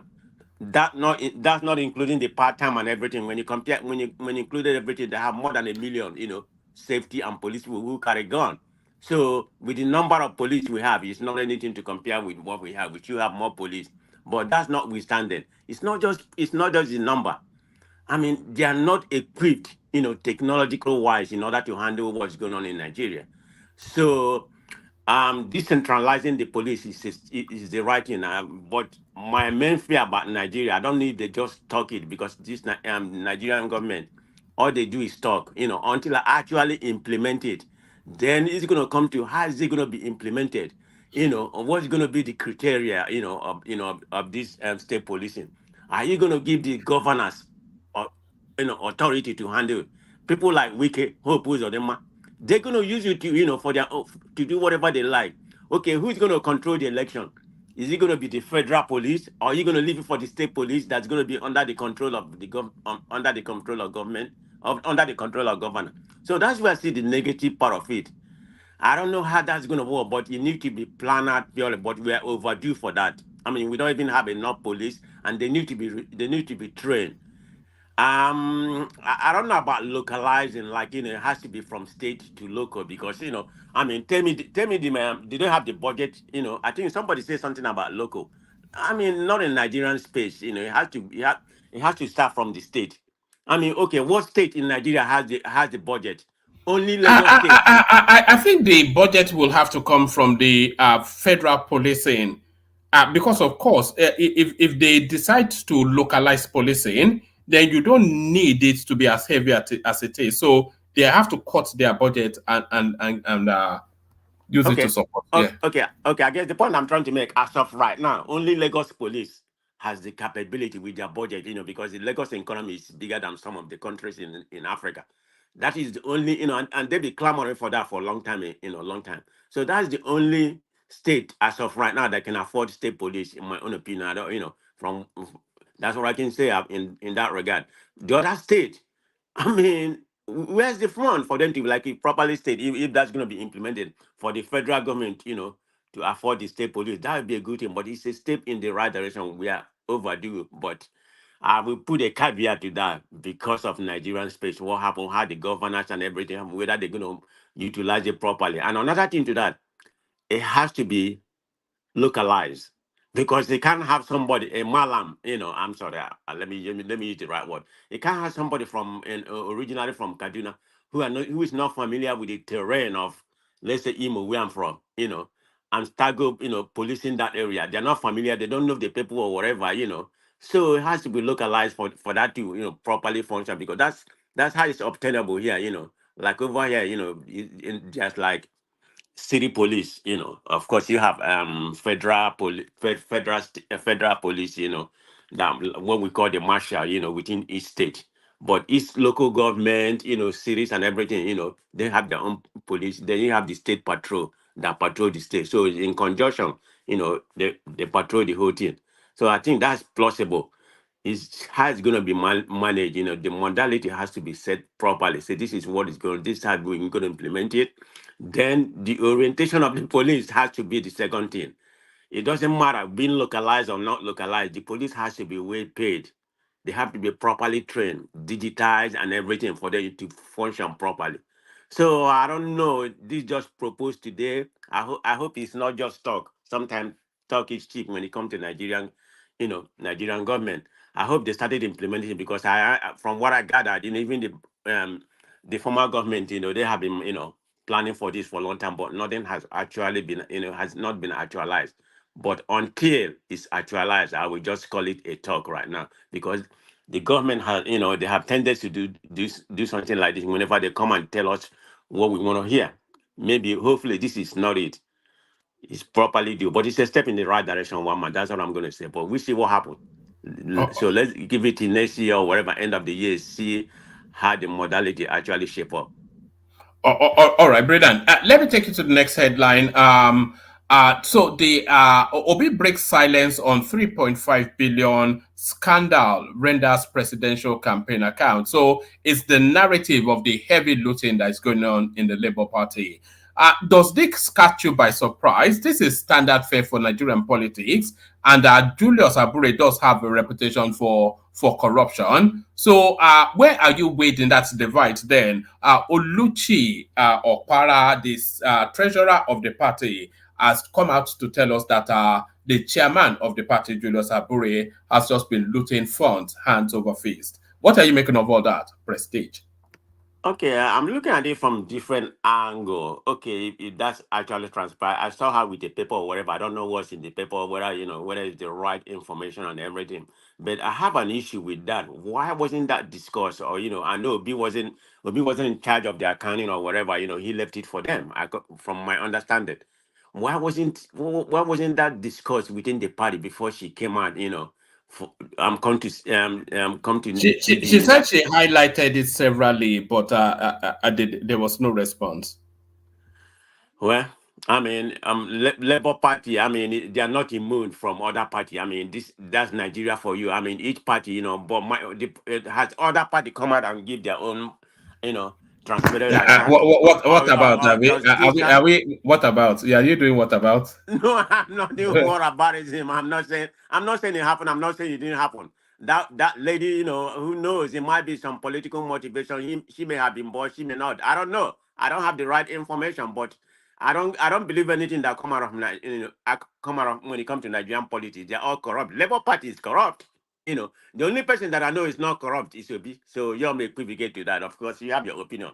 That's the only person I know is not corrupt. He wanted a transparent account. He came out today and said he wanted a transparent account. But some people are condemning him that he wants transparent account. He probably was involved and everything. No, Obi wasn't involved. He hired he hired an independent auditor to audit the whole account. That's the right thing to do. I hope other party can follow suit if that's if that happened in other party. So if that's actually happened, yeah, that's the right thing to do. So I'm only going to talk from Obi point of view what he has done, because not just because I want him in that party, I want him to leave that party. I mean, the party is just like another corrupt, forming his own independence party, and this is going to help him going forward. It has nothing to do with Labour Party.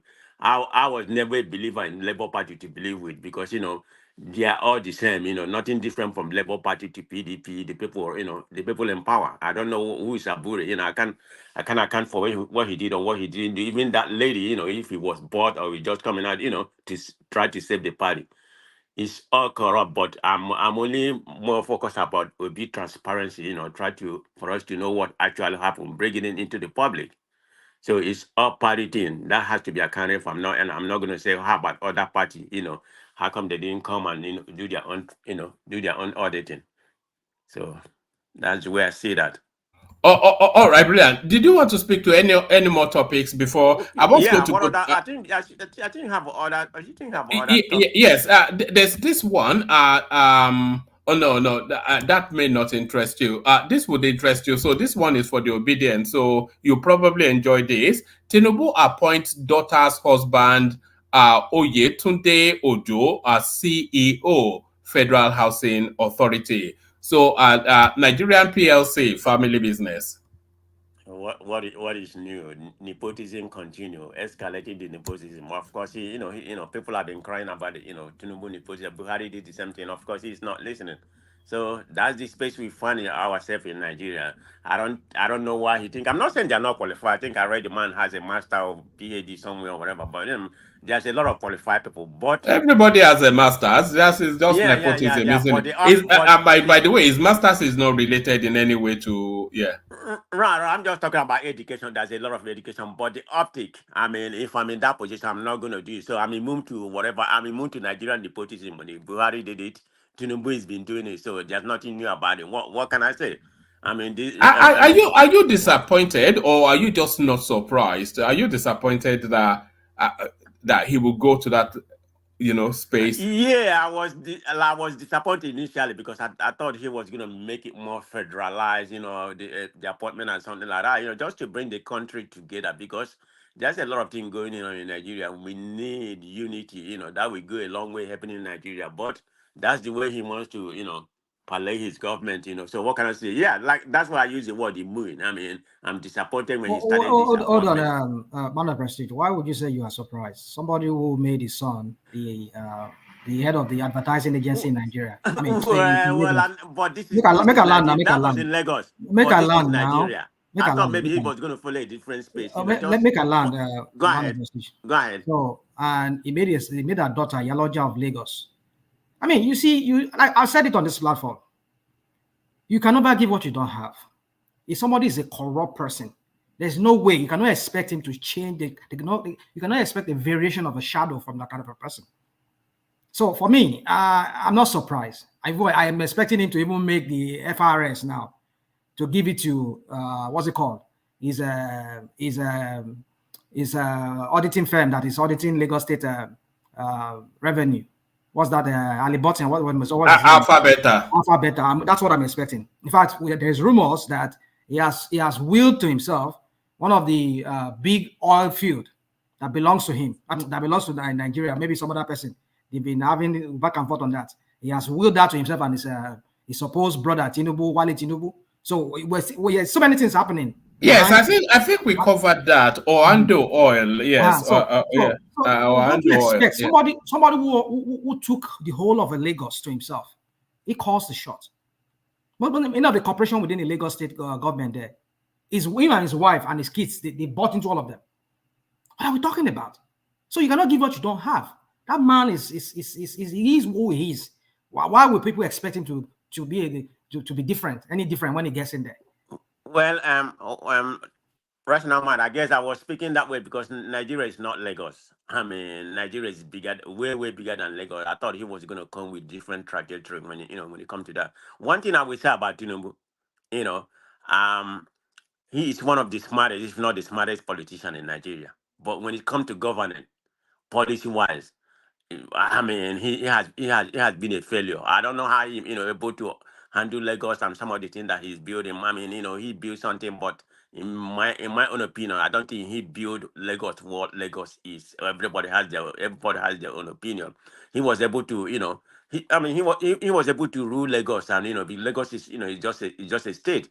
Of course, people say that he didn't steal any money, but he used he may have not steal it, like stealing, just go carry the money, put in his account. But he was able to manipulate it. That has something to do with being smart politician. Yeah, he's a smart politician, but when it comes to policy and governing, up to date, these 9 months right now I can talk about right now, he has been a failure in all ramifications because there's no value addition to the progress of Nigeria that I've seen so far for the whole policy that he has laid, that he has laid down. So I don't know what's going to happen like in a year time, but I can only judge him as of the present. Smart wise, political, yes, he is genuine in that regard. But policy wise and all that kind of thing, governing, I've not seen it like that. But You can be all smart you want or whatever. You know, if you don't implement your policy or govern well, then what are you? You're a failure. So that's, you know, that's the way I look at it. So I'm not really, and like I said, when I used the word surprise, I thought he was going to change. I know how he ruled Lagos and everything, but I said Nigeria is different. He's going to try to unite Nigeria because he only won like about 1/3 of the population or wherever. You know, he's going to call for unity because he called for that unity immediately before his, you know, during his inauguration. So I thought he was going to go towards that route, you know, but I'm not seeing that. So this one he appointed right now is just, you know, it be a, you know, minimum. So I'm not surprised about that. It doesn't fade me. So he's implementing, you know, he's duplicating the same thing, you know, that Buhari did. Yeah, that's nice. Yeah, thank you. All right, Prestige. Let me take you to one more spot, and then we go from you to Rational Mind. We were going to go to Shola, but I think she dipped. Let me take you to the space then. One man. Yeah. And I don't drive the lady away now. It's your rowdiness now. She's not used to being. I was trying to make it nice for her, but you guys are no, one man. When you come to this place, okay, you have to be ready. You're gonna have different opinion, okay? So you have to be ready. I hope she come again and be strong. This place is not for. It's not for weak people. I'm not saying she's weak. I don't know her, but you have to be strong to come to this space. I'm sure she will, but it's quite late in the UK anyway, so I'm sure maybe she's on a shift even. She says she works as a nurse. Yeah. But let me take you to this space. CBN stops international oil companies from remitting 100% of their forex proceeds abroad. So yes, you say they are not working, but that sounds like a masterstroke policy. Prestige. It sounds good, you know. I mean, I can see where that may be good, but I mean, if you really look at it purely, is that a good policy? I mean, what's that gonna do? I mean, are you gonna have investors coming to Nigeria for that? I mean, half of it.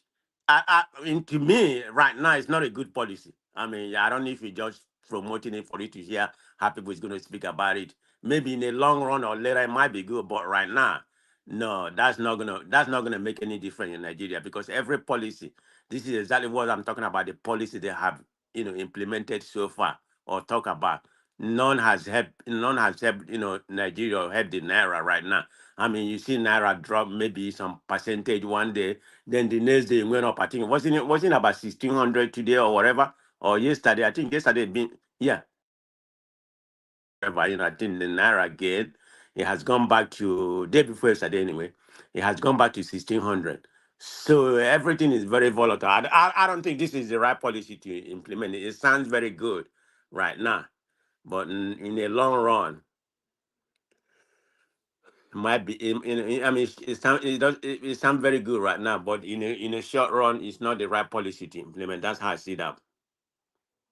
All right, brilliant. Excellent. So stay with us, Prestige. Let's go from you to Rational Mind as we continue with the conversation. Rational Mind, you're up next. Yeah, Mama, you want to feed me the topics?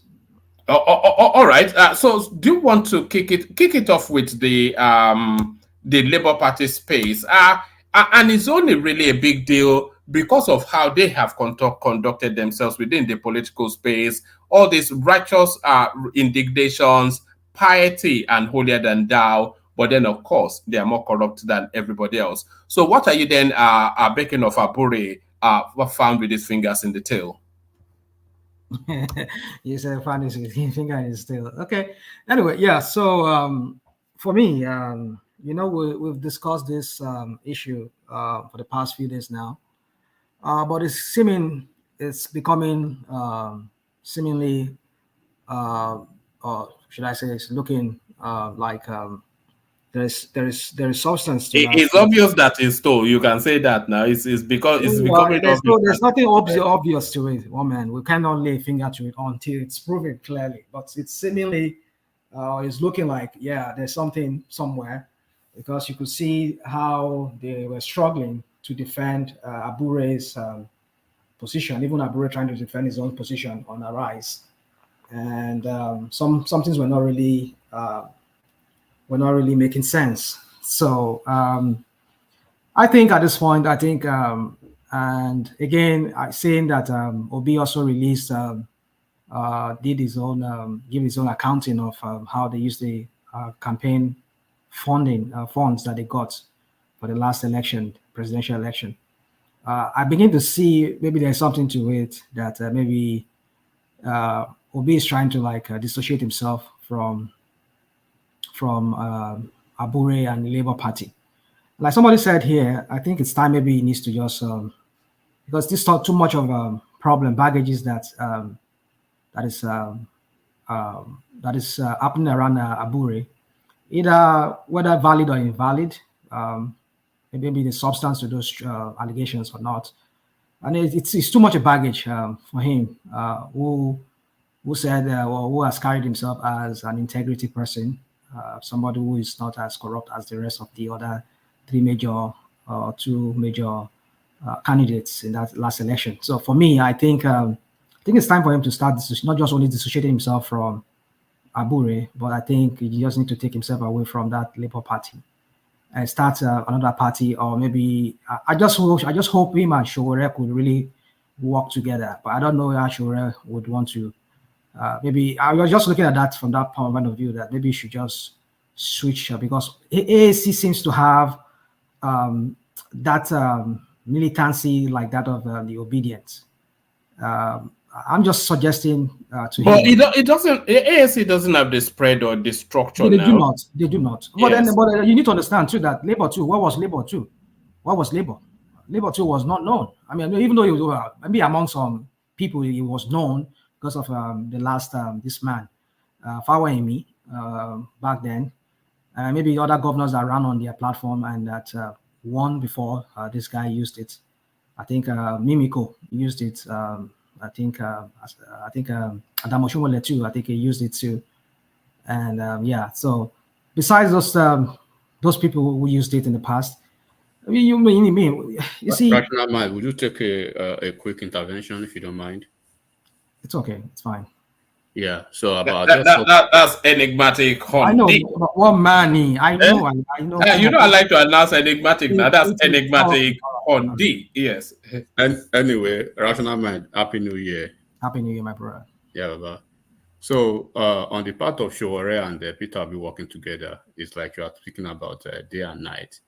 You know, Sowore is a philosophical type of person, and he has ideology.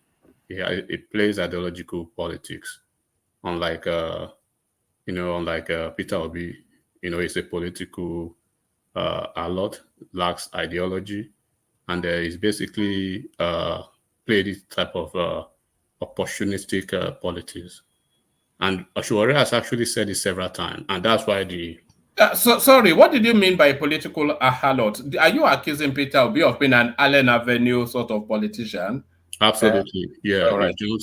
I mean, we know he's going to move very soon, and then you see the problem they've brought to Labour Party with their terrible type of politicking. Labour Party used to be a tranquil party. It used to be a party, you know, a Sion party that they really are not out there. They challenge the government. They have an ideology. They are not rich. They are not poor. Right? They are not your friend, they are not your enemy type of a political party until the headless mob of the Obedience came in to basically soil the integrity and the reputation of this Labour Party now. They're almost always in the news for the wrong reasons these days. So they've basically shifted the you know, the trajectory and the natural political ecosystem that the Labour Party used to traverse to something very truculent and virulent now.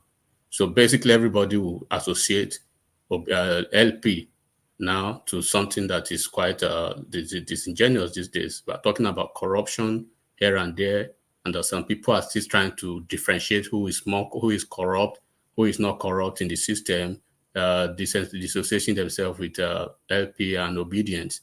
So they've really brought a lot of baggages, you know, with their problems to LP. And when they move eventually out of Labour Party, because the problem that Labour Party is facing now is the problem of identity. You know, one man, obedience, they are not practically Labour Party people. They are not card-carrying members. Even those ones that are that claim to be card-carrying members of Labour Party, they are basically subservient to only one man, right? There is a party of only one man. When he moves, they go with him.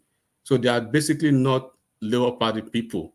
They are just they've just come to soil the image of that party, and I wish they can get away with. They can just go away from Labour Party and let Labour Party restructure their, their once tranquil political home. So that's what I just want to say. Rational Mind. Oh, thanks. Yeah. So yeah, I do agree with you on some of the points you made.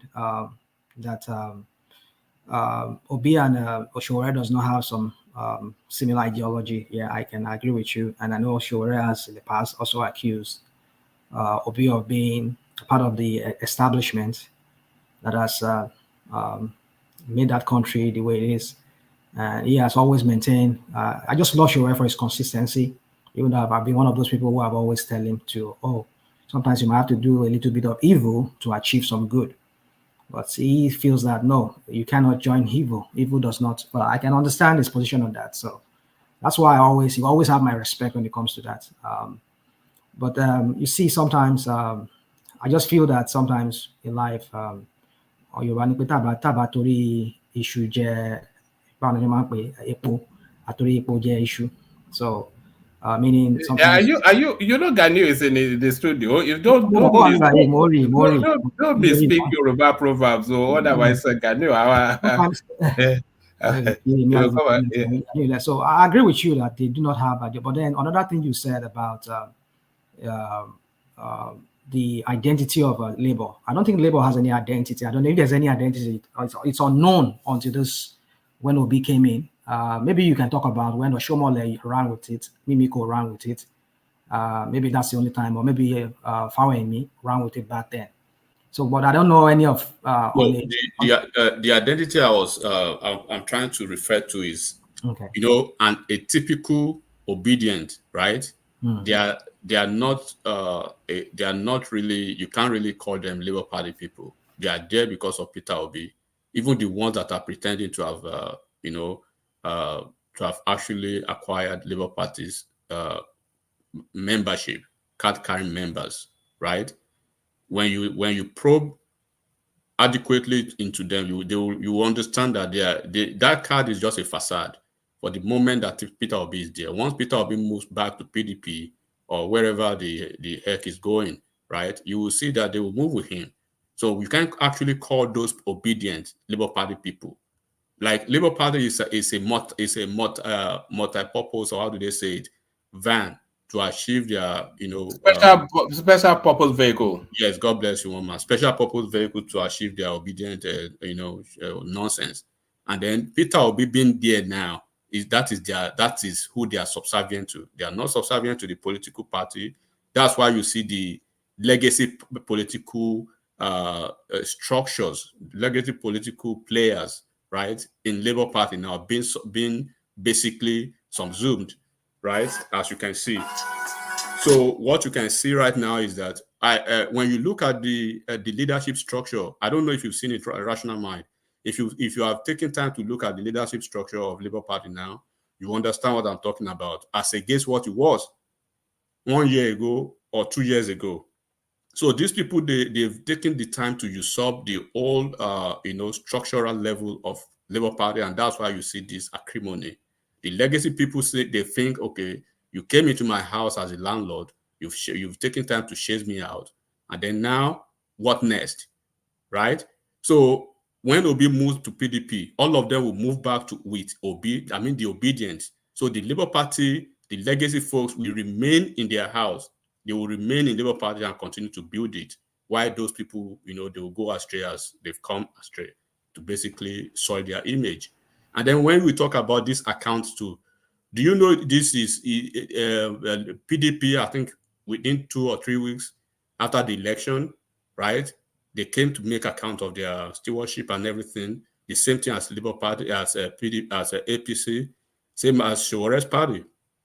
These people have been promising, this is 9 months, and they come out with some fictitious amount. Even Wike himself, what Wike gave to Obi personally in dollars, It's more than the amount they have declared that they spent. And do you remember he gave him vehicles as well for his campaign? And like a lot of politicians that gave him money. Everything that they've come out to actually declare, that is just a small screen. And this is what we are talking about. They say they want and the opportunity that they say they want a paradigm shift. You want a paradigm shift, you want to pick one from the thieves. Why don't you look at the way of Shore if you actually want a paradigm shift? Look at what they are doing now. Whatever they've declared now is like 1/10 of what it was. Do you want to tell me how much is that in dollars? If you actually the equivalent of that fund into dollars, how can you substantiate that into dollars? Don't you know the remittances from the US alone, from obedience in the US? Convert that to Naira and look at what they actually declared today. Rambling after 9 months, cooking the books. Look, bro, take your time, bro. All right. Yeah, I think some of it, like I said, some of the things you said, there's a point to some of the things you said, but I was also still want to disagree with some of the things you said.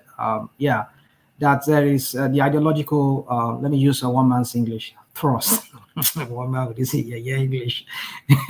the ideological catechism. Let me just hold on. I think there might well be a voice that speaks to that space as well, that sums it up more succinctly than Enigmatic just did.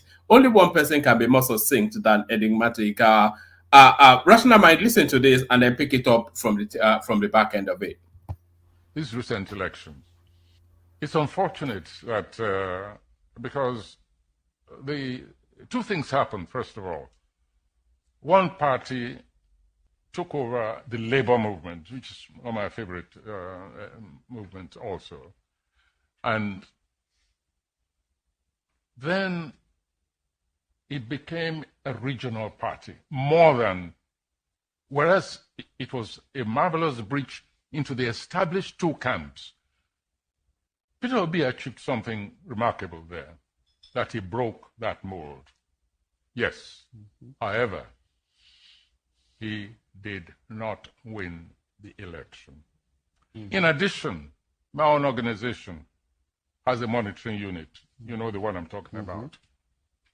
And so I could say categorically that Peter Obi's party came third, not even second. And that the leadership knew it. But they wanted to do what we call in Yoruba, Abure. So there it is right there. So is this what the professor was talking about all those months ago? The chickens now coming home to roost. Is this the Abure from the pockets of the obedience nation worldwide into the private accounts of Julius Abure? Abure. Well, man, no, I don't think there was any need for you to play that. You know where I stand with the Nobel laureate. I mean, Mr. Wole Soyinka or Professor Wole Soyinka. I used to once have my respect, but I no longer have that regard for him anymore. This was a man who, after he was, we know the story, but I don't want to bore us. But you see, woman, let me not go into that so that's not to start off some other conversation here. So my point is this, is that however you want to say it, graduate or not graduate, well, it's up to whatever. That is his own opinion. And I know everybody's opinion should be respected. But when I see element of bigotry, that's when I get really, really riled up. I can't stand it because I've seen what racism, ethnic phobia, whatever phobia you want to call it, has caused humans in the history of humans. So I don't want to be a victim, and I don't want anybody to be a victim. Are you calling Professor Soyinka a bigot? He's a bigot. Yeah, he's a bigot. Yeah. I don't think you have a clue what you're talking about. Yeah, he's a bigot. He's a bigot. Yeah, he is a bigot. You have no idea. He literally put his life on the line for the East. You have zero idea what you're talking about, and I'll let you say you made a mistake. Let me not. You have to do, dude. Let's not do this tonight, please. There's no truth. What? Let's not do this tonight. Don't say what you don't know. Would you allow me to talk? Would you allow me to talk? I can say whatever I want to say. You won't shut my mouth. Of course, there will know you just spoke your own mind a while ago. Even some of the crap you said. Yeah, but you don't sit down there and call a distinguished professor emeritus a big. Send me that BS of a crap of You are the one that started it first. You started it first. Nobel laureate winner. Nobel laureate winner. Nobel laureate. How did they even come? Let's not go into that history, please. Hey, come on, guys. Let's not go into that. So my point is this. Wait, are you trying to attack his Nobel laureate, or what are you trying to do? Yeah, come on, dude. Would you allow me to speak, please? Would you? Please? Hold on. I think even Shola cannot bear what you just said. So, Shola, did you want to give Did you want to slap her rational mind a bit? She has called me a young man now, so let's go back now. Oh yeah. Look, okay. Yeah? I'm not slapping everybody. I'm not slapping anybody. And I'm sorry if you take offense because I called you. No, it's okay, my sister. It's okay. I like it when people tell me I'm a young man. No problem. I sound like a young man, right? So nobody knows you now. Nobody knows me. Yeah. Can you show No, we are not doing that tonight. Can you? Yeah, so, carry on right now. So please, guys. Okay, you want to say something, Shola? Go on. If you want to say something. No, you carry on when you finish our one. All right. So my point is this. So when you bring this the Nobel. That was just an aside, or later in case. I know. But when you bring, I know you want to poke me. I just wanted to do the graduate. Yes, I know. But so, like I said, you used to be a person whom I used to know as somebody who is an all-rounder kind of person. But you see, like I said, nobody would associate with Tinubu and his brand of politics that would not allow himself to be sold to this buffoonery or this ethnic bigotry that we've seen played over the years with Tinubu's politics. And that is what happened with the Nobel laureate. I mean, I used to respect him. I remember those years when I read about him. I mean, my dad had a stack of books of the Nobel laureate, which I read. This was a guy when after he put a gun to somebody's head at the radio station and he ran. Where did he run to? He ran to Mbanefo. What's his name? Former Eastern Region governor. He's the governor general. Then he ran there before he was later given over to the Nigerian. So isn't that isn't that antithetical to bigotry? Iran to people is supposed to be bigoted against. That means you have no freaking clue what you're talking about. What am I talking about? You called him a bigot, and then you are saying Iran to people that are not of his own ethnic stock. Yeah, I said that. But then, do you listen to yourself? Then you should be asking yourself that same question. Are you listening very well? It felt safe to go to people that are even not of his own kind, and you're saying he's a bigot. Yeah, bigot. You just sit down on the internet and listen to nonsense. You cannot call Professor Shoyinka a bigot. I'll take it personal. I will call him. He's not. You can't come and you can say whatever you like, but don't call Professor Shoyinka a bigot. A person that was jailed for fighting for Igbo. Yeah. So hold on now. Hold on. Because of Obi, because he described Obi as a graduate, because they are supporting Obi, because of politics. It's not because he only said graduate. Hold on. And did he ever openly declare support for Tinubu? No, hold on. Did he ever openly declare support for Tinubu? Hold on. He did it. You see. Am I joining one?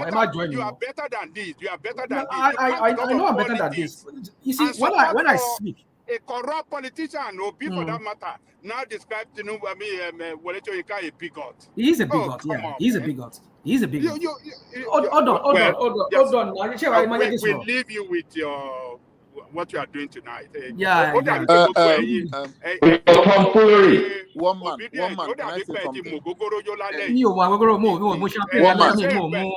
Can I say something? No. I'm sober. I'm very sober. I'm as sober as one man, please. I am as keen as a whistle. So no, don't come in, Joseph. I want a rational mind to navigate back to because it's really about Abure and his corruption, and the interjection will take us in a totally new space. Yeah. I'm sorry, my friend. Let me just, because I have so many things to say about this whole thing, because I was on Abure before. Who was that person? Sorry, Joseph. We're just trying to manage the time. Carry on, real quick. I don't know which one. Let me address that of the Mr. Wale Soyinka. My point is this: is that for the fact that you see, you don't have no. But how do I say this? Once I mean, I believe people change. That's what I'm trying to say here. People change. For the fact that somebody used to be one Nigeria person before, does not mean that they cannot one day turn and become becoming a nationalistic people from my own tribe. Yeah, it's possible. I mean, we once had what's his name, Buhari, who was a one Nigeria man who was championing one Nigeria. But what we see how he played out when he became a president, a civilian president, how he was just shutting his eyes to his own clans people when they were just marounding the whole country. The Professor Soyinka say Yoruba nation. Did you say Yoruba nation? You just say gibberish. When you were having your monologue, I didn't interject you. So please, I beg you. Because I'm all saying nonsense like you're saying right now. You can say it's up to you, no problem. You can say I'm saying nonsense, but let me say what I want to say. You will not stifle my voice on that. So, for the fact that somebody has once in the time past shown himself to be like, oh, I'm for everybody, I'm for nobody, I'm not for one person or whatever. Bubu said it. I'm just trying to quote him. So, for the fact that he said that does not mean that he always going to be that way. I know many people today that used to be like, oh, they are for everybody, but when they joined Tinubu's bandwagon, especially this last election, we saw their roles. I mean, what was I mean? GFK. What's his name? Say GFK. What's his name? This guy. FFK. Woman. We saw how.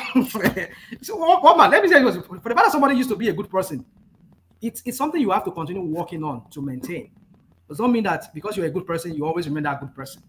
You can turn. Something can change. You can tip your life over or tip that person's life over and will become a racist or become a bigot. It's possible.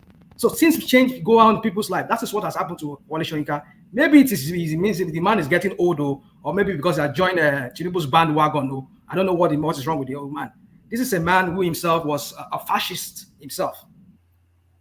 Either you want to refer to him as that or not. Somebody who put a gun, somebody said for declaring a different result. But you believe that you have the real result. You feel that person was reading the wrong result, and you put a gun to his neck. What kind of what else? How can we define the fascism? If not, that is a definition of fascism. Because you saw some boisterous young people in Nigeria who want change, who feel that the current status quo should not be maintained anymore. They're against it. Then you have to call them fascists because they were going outrightly against them because their future was in the balance, and then you're calling them a fascist. When you were younger, you did the same thing. I mean, something must be wrong with this man we're talking about. This man called the Nobel laureate. This so-called professor. Well, you call him a professor. But for that, he has a professor, just a title. He's a human like myself. It's just a title. Do you know what it takes to get one? I do not pedestalize people. If my dad come and my dad mess up here, I will tell him the truth to his face. Because I know what that could people's tradition is one thing. Then we talk about people's future. Because we all came to this earth to come and live our life. I will not, because of my own life, interfere with my kids' life. They have their own life to live. I will not mess up their own life with my own stupid decision or my stupid actions. That's who I am. So my point is this: is that for the fact that I knew all this story that he was once a person who was all rounder, who see everybody as one Nigeria, who even himself he had to risk his own life to go and move food to the eastern part of Nigeria when during the Civil War. We know all of the stories. But for that he did all that in the past does not mean that he cannot be a bigot today. People change. That's my point. So I hope that answers that question. So my point is this one, man. I don't know why you're bringing it up. I understand how sometimes you poke at me in a good way. I understand that. But my point is this, going back to Abure's matter. For me, I think I agree with Enigmatic in some of the things he said, but I still disagree with him. I don't think Labour Party has any identity, whatever identity you want to call it, enigmatic. You mean now, or even though they have, okay. Sorry, it's a socialist-leaning party now, so that's an idea. I understand, but I think the identity is talking about. If I understand what Enigmatic was saying, is that they have their own way, their own style of doing things, but the obedience came in. But another thing you should understand, Enigmatic, is that most of the obedience, maybe you don't know them. I mean, most of the obedience, some of them are not card-carrying members. Like you yourself, you said when you were making your submission, they are not card-carrying members. Yes, I think they bought Ed at some point. Yeah, maybe the ideology does not. It's like strange bed or just strange fellows, or I mean, strange bed fellows. How did I don't know how the former president, vice president used that word. They're just strange bedfellows who just do not have the same ideology. They just want to just win an election. That I understand all of that. Yeah, I can agree with you on some of the things you said on that. But the point is this: is that I think Obi needs to move out of that party at this point. Maybe he wants to go with Chilwell's party, but I just feel he needs to go with a more revolutionary party that has the same ideology like himself. And maybe they need to sit down. Him and Chilwell needs to sit down. What is that ideology? Well, like I said, revolutionary ideology. They want change. What does that mean? What's the ideology? What is I'm that? asking you a genuine question. What does it mean? Well, yeah, you see, like I said, they want a change from the status quo, and the economic. They want the people to be empowered. That's the same thing as Showore. It's just their strategy of trying to achieve this is quite different. I know Showore said it's not going to remove fuel subsidy. Obviously, let me not go into all of that. I don't want to bore us with all this story. My point is this: that they do have some similar ideologies, as in they see that Nigeria, this status quo has to be pulled down. We need to kick these people out. But the only thing I know is Showore is that Showore is not going to work with these guys, because I know he has once labeled Obi as maybe himself being part of the status quo. Why would he go and meet Obasanjo? I think recently too. Recently there was another picture trending online a few days ago where I saw him went to meet Obasanjo in his Otafam, or maybe Otafam, Abeokuta. So one man, please. I apologize. I do sincerely apologize. Are we trying to rewrite history on this platform? Like, what is history I wrote? Like in 2019, who ran against who? Who was the vice president of whom? Which party was he? And we're now trying to compare someone with Showore. I mean, are we trying to redefine history, or all of us just shut our brains down? Compare. I'm saying they should walk going forward. That's what I'm saying. Where's the basis of the walk? That's what I don't even understand why Janliko Kugugo is keeping quiet. What Kulata is saying to you, Rational Mind, is that there's no ideological convergence between Showore and there is because Obi is a certified crook. And Showore is an agent of change. Well, that's what I'm saying. But I said, well, this is my point. The people that make up these obedient today, some people call them another name, the derogatory name they call them. I mean, I'll call them obedient. People that make them obedient today, like I said, I've said it on this one. I'm not an obedient person, but I'm obedient. If you want to refer to me as an obedient, no problem. If you want to call me obedient, no problem. But my point is that I lean towards obedience because I see some of the things that he wants to do aligns with my ideology too. Work for the people, empower the people. And that is what Showore was all about. Maybe the route by which Showore wants to achieve this is different from the route Obi wants to achieve it. I understand that. Maybe that is where they bought Ed. But then can they reconcile these differences and create a kind of party that both of them can really shoot into the but there's an ideological chasm. Give me an example. It's not different from saying that Showore and Atiku should converge. So that's the same logic now. There's an ideological chasm between Showore and Obi. Kulata, I'm keeping quiet because Rational Mind is under the influence of Ukuram. Yes. How can you say Showore and Obi to come and work together when Showore is calling for free education to university level, and Obi is saying that Ministry of Education to be scrapped at the federal level? There should not be ministry for education. Rational Mind don't even call for what is impossible. You see, here we go. Two parallel lines. They can no. There's a fundamental principle. There's a fundamental principle in my friend. Okay, you want to come in? Just come in real quick. So that the ideology that Showore stand for. Obi cannot stand for such ideology. Obi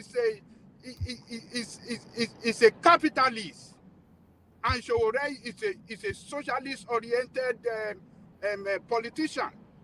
So how would they work together? It's never going to work. But Labour is a socialist, no? Is it not? Is Labour not a socialist? Is Labour not socialist? All right, start to bring that space home. I think it started to ramble a little bit. Later than the we'll finish that interjection, round it off in a very, very short summary, and then we'll move on. Obi in, what do you call it? In Labour Party has destroyed the ideological, the political ideology of Labour Party now. Because what Labour Party stands for in terms of ideology does not align with what Obi stands for in terms of political ideology. So that is why you are seeing the internal wrangling, particularly with what the Arabanbi and the rest of them. What they stand for is different from what Obi stand for. And they can't, like you are saying, he will have to leave that party. That is not the party for him. It was Abure that, you know, how do I say it? Through its crooked way of doing things, brought Obi in through the back door, forged a lot of documents, and even the manifesto of the party, they have to go and, you know, utter a lot of, you know, what they stand for in their manifesto in order to satisfy Obi. So all these corrupt practices that was... I gotta go, you're going in a long thing. You're going in a long round. And the manipulation they did for Obi to it's okay. We get all what you're going, even what you're not saying. Let me just make this point real quick. You see, my point. I gotta go. They can't work together. Just forget it. Don't even. No, I'm no problem if they can't work together. But I'm just as a political analyst here. Somebody will call me call us emergency political analyst. But, yeah. Political analyst. Political analyst. Yeah. But I think I know. Sure, is it also? I'm a political analyst. Yeah, I'm analyzing politics. Well, okay, it is. Yeah. So my point is this: you see, I believe there are some fundamental ideological. As long as there's this in principle, there's a principle that is that they both share: the development of the people. If you believe you want to achieve that development through socialism, which you were a champion, or Obi being a socialist capitalist, I'll use the word, because the party he ran on, Labour Party is more of a socialist kind of party. And he, from his own background as a capitalist himself, trying to fuse, because even here in America, we're more like a socialist capitalist country, society, economic kind of policy we run here in America. Because that's why there's it's capitalism. They still also have social kind of thing here that they give to the people, because even they have to subsidize money. So let's just say that. So you see, as a student of political science myself, that I did many years ago, I understand that there are certain things you can fuse them together. You can reconcile some kind of political engineering you can do. If these two people are truly real politicians, that is Showore, because I know Showore is this kind of person that wants to get his way, or either it's his way or there's the highway. So, but for me, I believe that if he really wants to see a change, because you need those obedience, as obedience also you need your own part of part of this whole political. I don't mind. Do you believe those figures that will be read out today? No. All right, bring it home off the back of that question. I think we are now because the reason why is I know people that actually contributed to this campaign in Dallas. These are big boys now, and there's no way of God's act. Those are cooked figures. There's no way of God's act, because there's a zero missing behind that figure. There's a zero. One man. I have to make some phone calls tomorrow just to find out for what's going on here.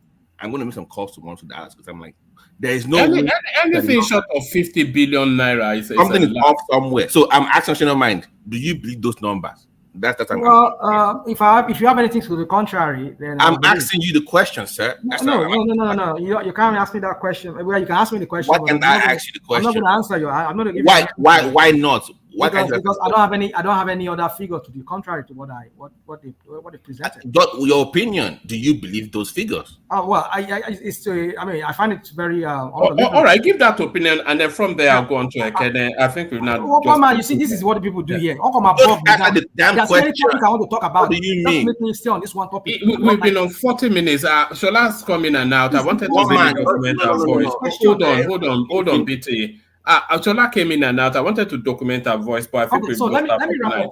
I'll just wrap up and then I'll just answer the question. That's all I'm asking. But I said to you that I still find it.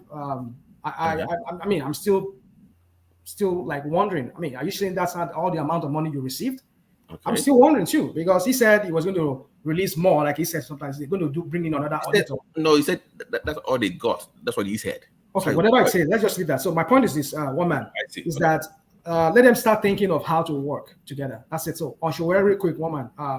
For me, I'm glad that they withdrew the case and he's off the hook. But then my thing I'm just thinking about is he has to get back here, and he has to. I know his passport must have expired, and he has to get some other passports, and I think his green card too, because he has overstayed. There's a certain number, because he's a green card holder, so there's a certain number of year you can stay. Like about a year or so, something like that.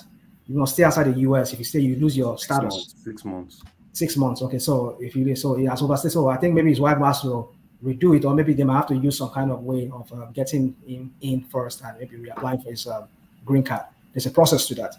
I just wish him the best, but I'm happy for him that he's going to get his life back with his family, because family is everything on earth, especially if you have one.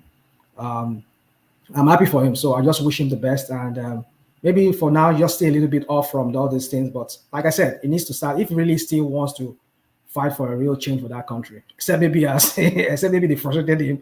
He just want to come down here and forget the whole thing and just go with the Sahara reporters, which I doubt he will ever do. So. So Showere, please, I wish you the best, and please do not give up. Do not give up on your people. Nigeria needs to be rescued from these criminals, especially the one right now that we have in Asoro. One man, I leave it at that. All right, brilliant, excellent. So thank you, Rational Mind. Yes, I'm looking through. I don't think we have Shola anymore. Let's go on then to Ekene, the Jagaban of the one man platform. Ekene, how far? One man. God bless you. Okay, kwata. Yeah, one man is Mado. The Igwe one of Lagos State. One man is Mado. Well, same to you. I'm sure they are kind words that you are saying. Look at this guy. You think I don't understand Igbo? If you understand Igbo, you should be praising me for praising you now. Yes, I said Mado. Yes, now. Somebody that it will be good for. So amen. Oba Atokwe. Is it your side? They say Oba Atokwe. Are you Oba? Is it your side? No. Oba. Okay, yeah. You call your own Oba Obis, don't you? Yes, Obi of Yonacha and all of them. Yes. You know, that's the only one we know. There are no prominent royalties in the southeast outside of Obi of Onitsha. I cannot name a southeast. The one we have in our town is gone since then. We have not been able. That one is Baale now. The one in your town, we call that Baale in Yoruba land. Baale. No, our own is Igwe one of Oba. So he died about 4 or 5 years ago. We've not been able to replace it. A lot of politics happening in that environment. Politics is not nice; it's local. Are you in contention? Are you in contention to be the very big one? Though you know we have 9 villages in my town. 9 villages. So the 9 village now is contesting who will bring out the next king. So for the past 4 or 5 years, your name is your name in the hat. I know rich now. Are you not the biggest boy in town? I know you be the biggest boy in town. For where we sit down the look one man. You remember I said when you go Christmas, you video me. I see the G-Wagon now and all these things where you put for yard. Eh? No, you don't see any G-Wagon. No. You just one hype person. Yeah, I beg you. I don't get G-Wagon, one man. All right. Now the G-Wagon you get. All right. So come into the conversation then. What are you looking at in the politics today? You guys promised us change, but you've given us Julius Abure. So it's just anyway. It's not surprising to anybody. One man, for me, I don't want to talk too much about that, but there is an angle I want to come from. Just for me, these days I don't want to be like some weak mind that come to discuss people. I like people that come here now to discuss our policies and how to move forward. That's why I commend Kulata tonight. It's not one of the warfare we have in this platform. He somehow developed some sympathy for Nigeria, and I've been seeing it for some days now. So I like when people talk, the way they talk makes you to become attracted to them. It's not necessarily whom you support. It's necessarily how you feel about your country. Even though you support a candidate, you should be able to say this policy is not working. I expect the government to do it this way or that way. It doesn't take anything from you. But but some weak mind that doesn't want to talk the truth, but they always discussing people. They talk about be Showere, this one ideology, this nonsense things that doesn't make sense, that doesn't develop our nation. Those ones are the weak people. But when somebody like Ulata, I have to put numbers, the kind of inflation we have in Nigeria, I somehow enjoy him tonight, and I give him kudos to that. So, but others are, if they are just okay now, when they come, it's just to try to the rest of them are fools. Yes, okay now, others I don't know how to manage a soup. When you give them soup to eat, they cannot even manage that soup. They'll just lick that soup and remain the fufu. They'll tell you to bring another soup. That's how they behave. So, all right. So let's go to the politics then, so you don't call us all lefu. What are you making of the release of Omole, or the discontinuance of the case against Showore? For me, Showore, he has gotten what he deserves. So I don't think there is nothing much. Have we lost you after all that way? Other things that other people that demand it, they should look into their matter also, so that you not look like it's just the government of the Yorubas, everything favoring them. So that other people will feel among. That's how it is. Well, so when you say other people, are you other people like Nnamdi Kano? Nnamdi? Yeah, you know what I mean. You know what I mean. So it's just as simple as that. Nothing too much. So give them what they deserve. Let them be happy. Even if they criticize the government, take their criticism as a way to build a nation. Don't just, you understand. So that's how I see it. So I don't see it as anything. It's good that he got what he deserves. So nothing much. Let him move on with his family, continue his political career. Maybe one day he will get there. So that's all. But the reason I started the way I started, I will not continue to talk about the happenings in our country, because things are getting worse and worse every day by day. And when I see people living in UK trying to come here to give comparison with the happenings in UK and Nigeria, I just shake my head. Those are the people that I called Okena warfare in this platform. You understand? Because I don't see Nigeria close to anything to a nation as of the moment. Nigeria is not close to anything to a nation. So what are you comparing it for? Is it that we are staying in Nigeria, we don't know the happenings abroad, or we don't deal with abroad? We deal with Chinese. We know how what we used to buy goods 5 years ago is even reducing. The only time that their price went up was during COVID-19, and after a few months, the things start going down again. So what are you telling me here? Their price is stable at all time. You don't compare your nation with those developing ones, those ones that you just UK, this and all that and all that. And you come here, you don't know that Nigeria is living in darkness. You don't know. They just brought light now that didn't last up to 20 minutes for the past 3 days. I've been wasting money on petrol. And you don't know that those money we are wasting on petrol, it can go a long way if we have electricity for the citizens. You don't know. These are simple analogies. Those things can help, even though there is food inflation. When you have electricity, those money you waste on petrol, because the kind of heat in Nigeria today is something that you cannot bear. You must sleep under AC or fan before you can sleep. It's very too much, and the government are not looking into that. You just come here and give comparison, UK, and you go to your bed and sleep. You sleep under your AC, you sleep under your steady light, your steady Wi-Fi, and you think even data say you think data is cheap in Nigeria. You use free data, everything use free. You sleep under it. You come here to give us. Where are they using free data? Is that in America?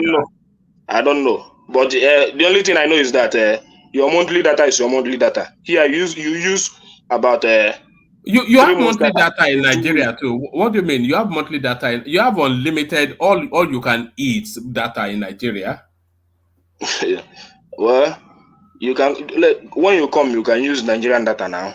When I went, even about 3-5 years ago, they had all you can eat data.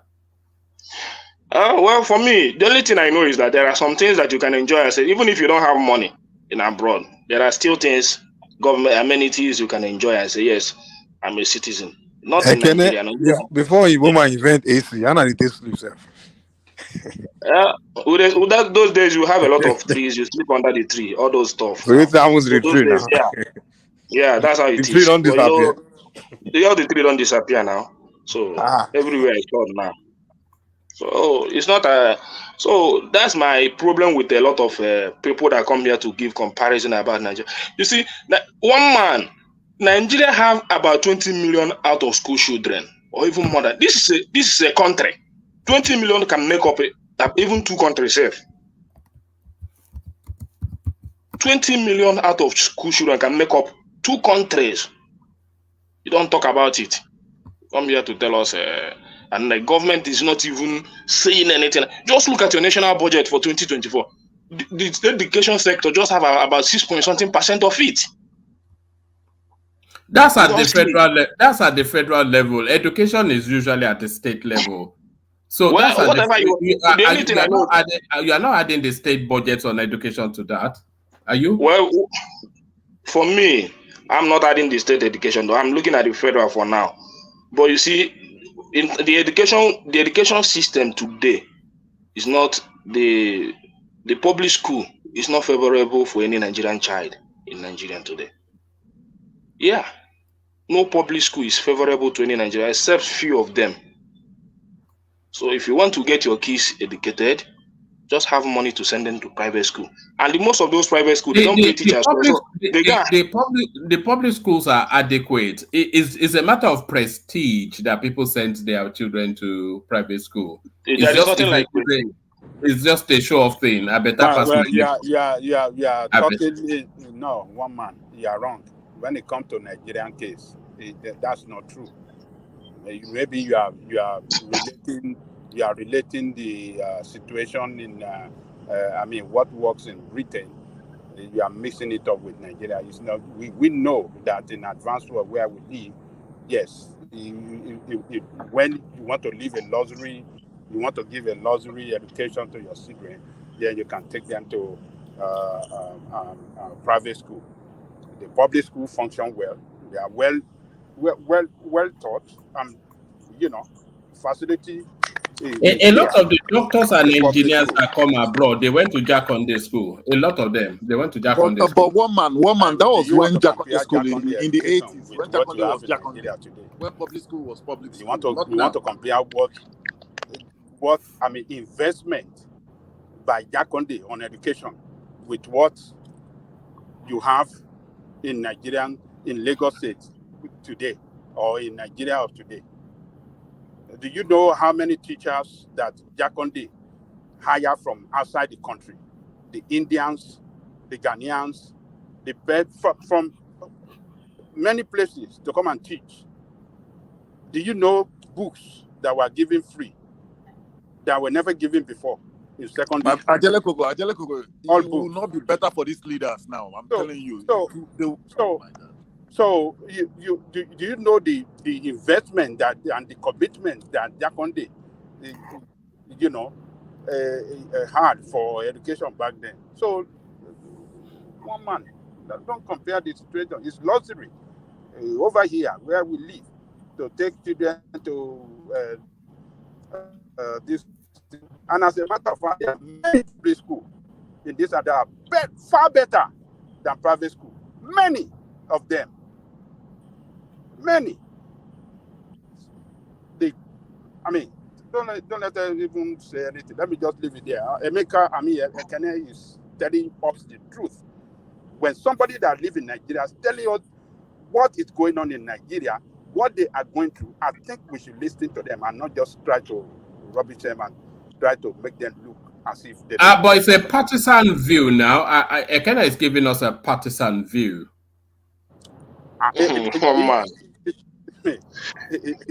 Not on education. This is not partisan. What he's saying on education is not partisan. I had one of my nephews who told me that sending children to public school in Nigeria is like sending your children to park to go and play. Abolo. To go and bring Abolo there. Send your children to park. He said that is it. He was telling me, he said, sir, that is how it is. When you take your child to go and have education in public school, it's like you are sending your child to the park to go and play. You know, when they go and play at the park, they just play, they came up with nothing. It's terrible. Can I continue, Gary?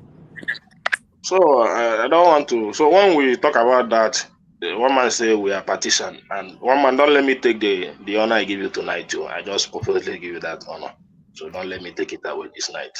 Just allow me to talk. So you see, when we bring up all these issues and all that, and people that stays abroad enjoy a lot of things from the government, why as a Nigerian you have to struggle so much to build up your future without any government support? And even you still give government time to do some things. At least this is 9 months of this government. People are patient enough. People have given them time with the kind of hardship they are brought upon Nigeria. There is no, you just check for the past few months, the kind of instability we have in our economy. You know, for me, the price of the dollar is not even an issue. The issue is stability. Because if I have a stable dollar today, I can always meet up. As a businessman, I know how to meet up. Not when I'm trying to meet up, you devalue the naira again.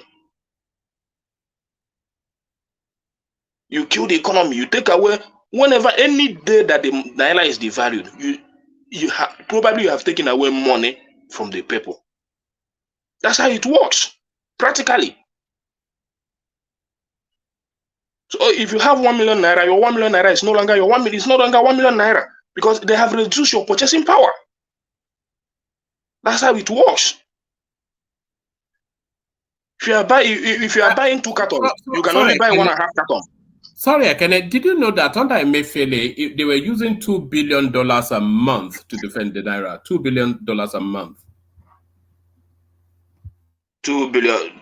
That's your APC now. So whether you want to explain there, for me, I don't have time for this discussing of the failure of the past administration. What I want is solution to all these things. And if the government is saying they are building policies for that and all that, and you cannot see the effect in the life of the common man. Let me tell you, the food we have in Nigeria today, I think it can serve Nigeria the way I see, because there is nothing that I want in the market that I don't see. It's just the purchasing power of the people. That's how I see it, honestly speaking. Can I Even though we have ask some. Okay. Can I ask you one question? Okay.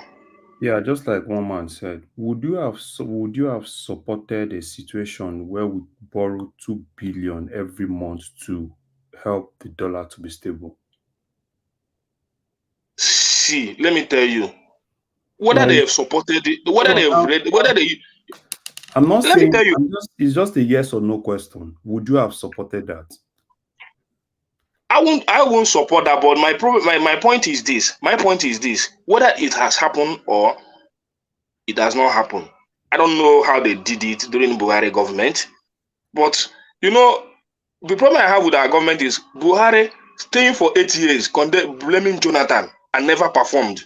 Then Tinubu come again, wanting to follow that same line of thought to blame Buhari, your party man.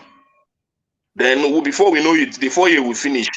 Then you find another relics and the campaign promises and use it to campaign again and grab your power. And the country will continue to go down. That's what I hate. They should be able to come up. Do you know that that's the shortest? Now we are talking of the shortest solution. The shortest solution, right? If they don't do what they are doing, is borrowing that money every month and looking for every way to suppress that dollar from actually going up. So instead of subsidizing that, and at the same time, right?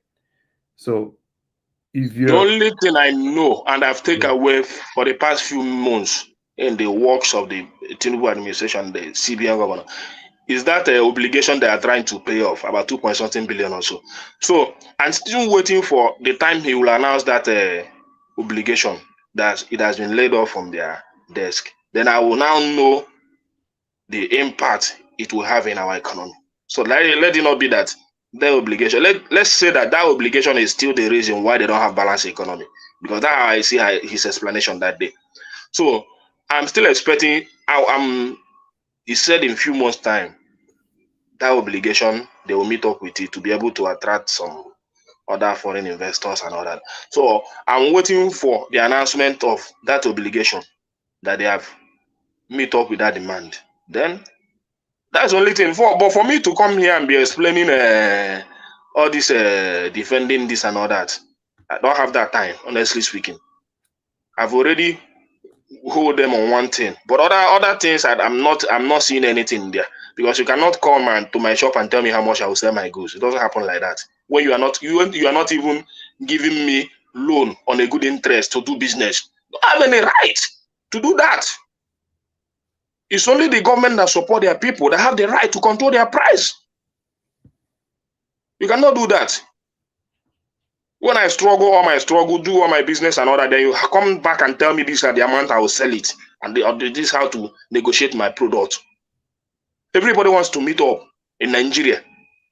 So don't come and use your own to spoil my own. You are there, you are enjoying your 60 million vehicle, 160 million vehicle, your allowance and all those stuff. Then the little stock I have in my shop, you come and give me a price for it. Are you mad? What kind of government is that? I cannot even. You can only do that when you maybe you have given me loan with the good interest to go to the farm. You're giving me fertilizers. You're giving me some help in my agricultural product. Then you can come and tell me, please, this is the price I expect you guys to sell to help the masses. But when you have not done that, you don't have any right. It's just cruel government. They don't have the mind of the people.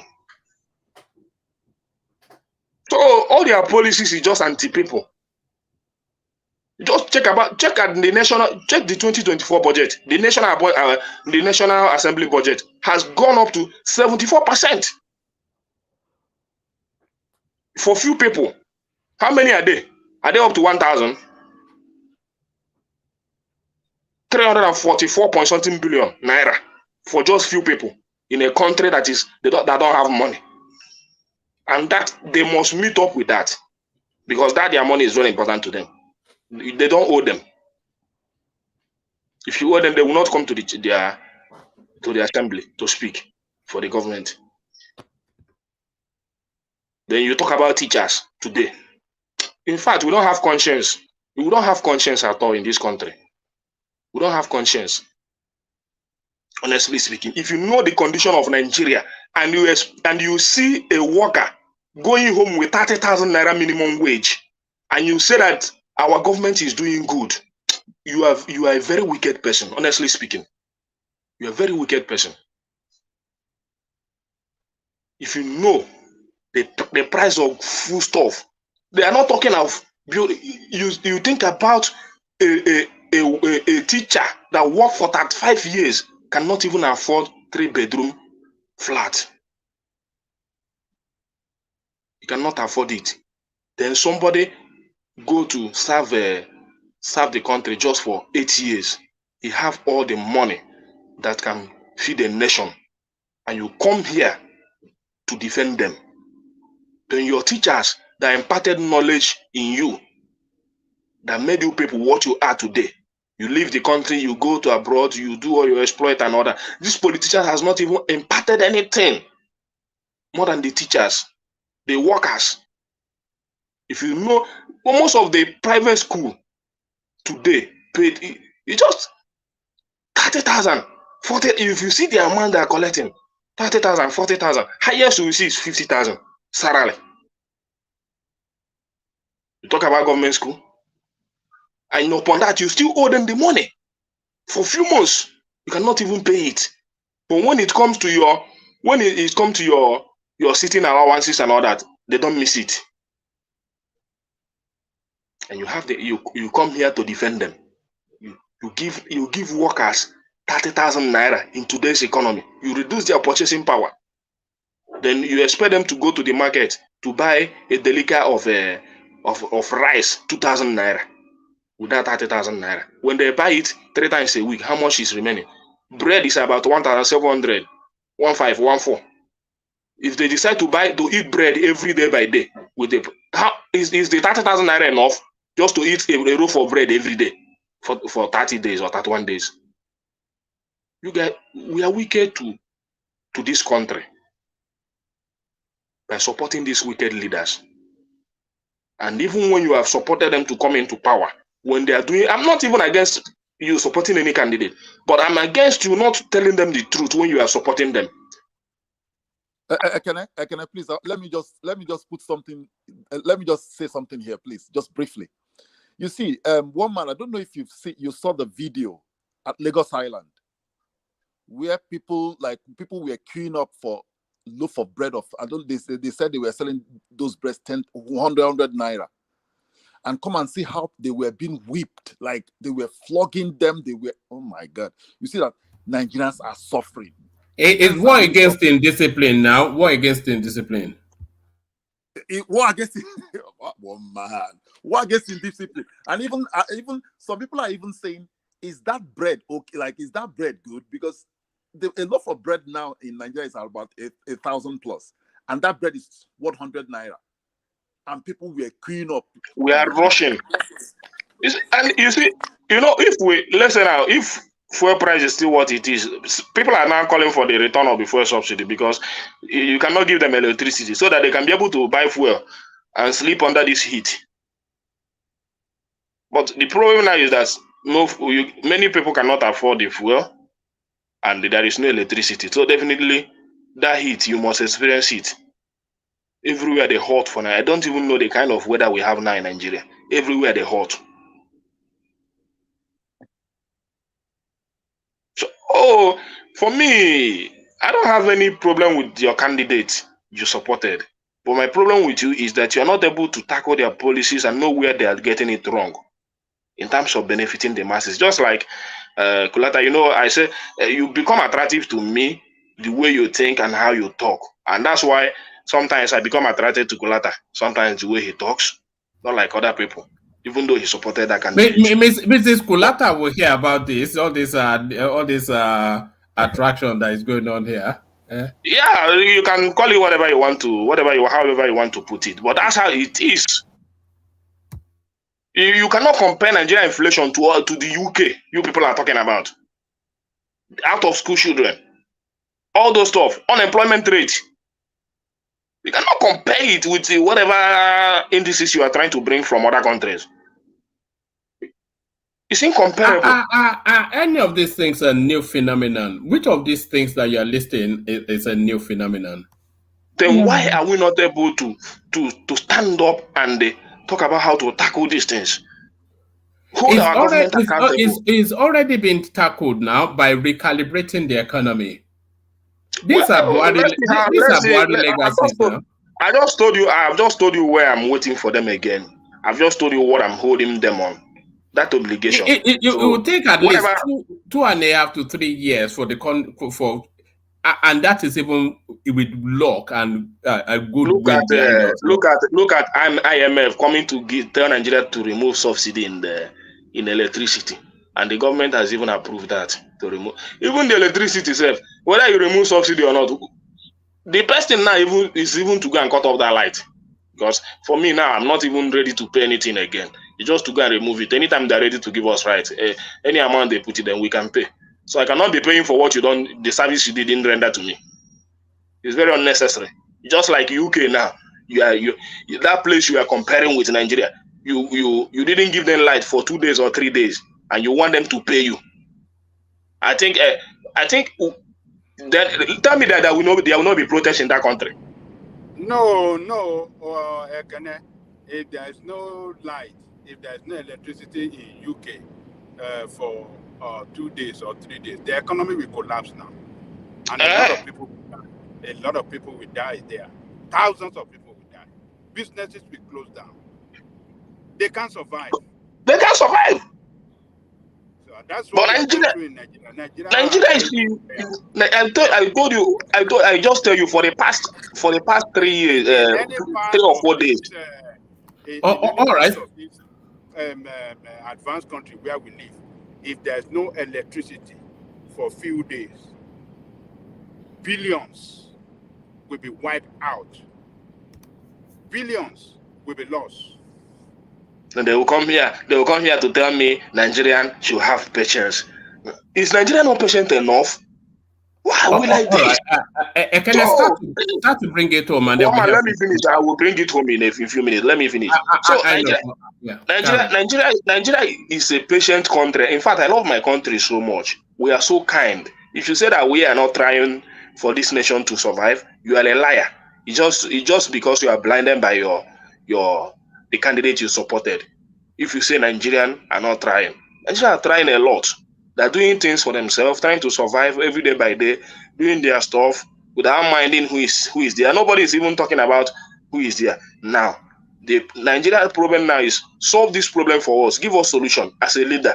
That's the problem of Nigeria. That's the problem of Nigeria today. But you people there, you think it's all about Tinubu and all that. People are going hungry. None of them is thinking about Tinubu. Nobody is thinking about the Obi. Nobody is thinking about the politics of 2027. They are thinking of the food to eat today. And that's why I say we have a lot of weak mind in our educated men. Because when they come on to discuss problem, the only thing they do is to discuss somebody else. They start to bring Obi, Atiku, this and that. Instead of is it all Nigerians that's hungry? Or is it just the poor people?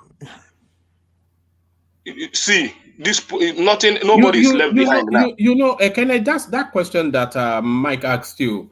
I know that a lot of people have made adaptations to their lifestyle because of the economic thing, but I wouldn't say that this narrative of I don't want to diminish what is going on in the country, but to keep on saying that it's not we're not in an Ethiopia type of situation. All this narrative of where everybody is hungry all the time, I'm not quite sure. I've not seen any that documented anywhere. Well, it's just that you choose to bring in videos that favors you. If you are true to yourself, you should have been seeing those videos circulating in social media, especially from those market women that have been shouting on Tinubu to get down if he cannot do the job.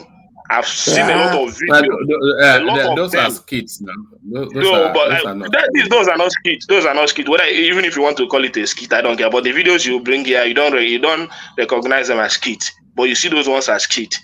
But no problem. But you have to be using your platform to help Nigeria, not politicians. That's the only thing I have to say. And I think you've been doing that, but you still need to put more effort. Honestly speaking, But your we also have platform to is talk about, I mean, people that are not starving. I mean, you make it look like everybody's just starving there, you know. I mean, no, people Mike, that, don't say that. Nobody. Even if you are rich today, and let me when tell we you. say price Let me tell you. decrease, Let hold me on tell now. you. If you're an importer, to last year importing 2 container or 1 container, your purchasing power has reduced. Honestly speaking, it's very hard to get that 1 container or 2 container today. So it's affecting everybody.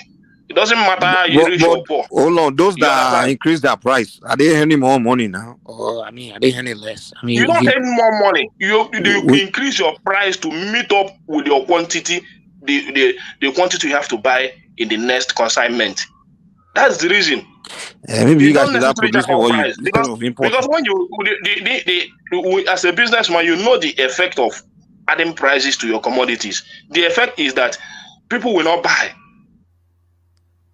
It reduces the purchasing power of the people. So they will not necessarily. It's just like we are talking about cement is produced in our country today, but cement today is about 10,000, 11,000, some places 8,000, some 9,000, some Enugu state, some places in the far east 13,000 cement price.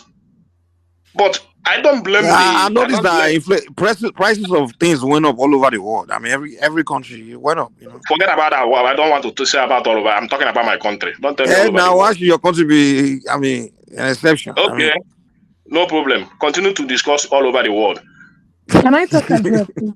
But for me, Yes, let Kenneth land, then we hear from for Shola. me, the inflation is too much in Nigeria. Cement is produced in our country, but when you consider that the import duties, the man have to clear his goods with a rate to clear a container today is about 18 million. A container of goods. How much goods is inside that container? You use 18 million to clear a container. So it's even jacking up to 20 million. In just few days, they have increased it to more than 5 times. So importation doesn't happen only you don't import only finished goods. You import raw materials. Then go there import raw materials, and that's why you see the increase in price of cement.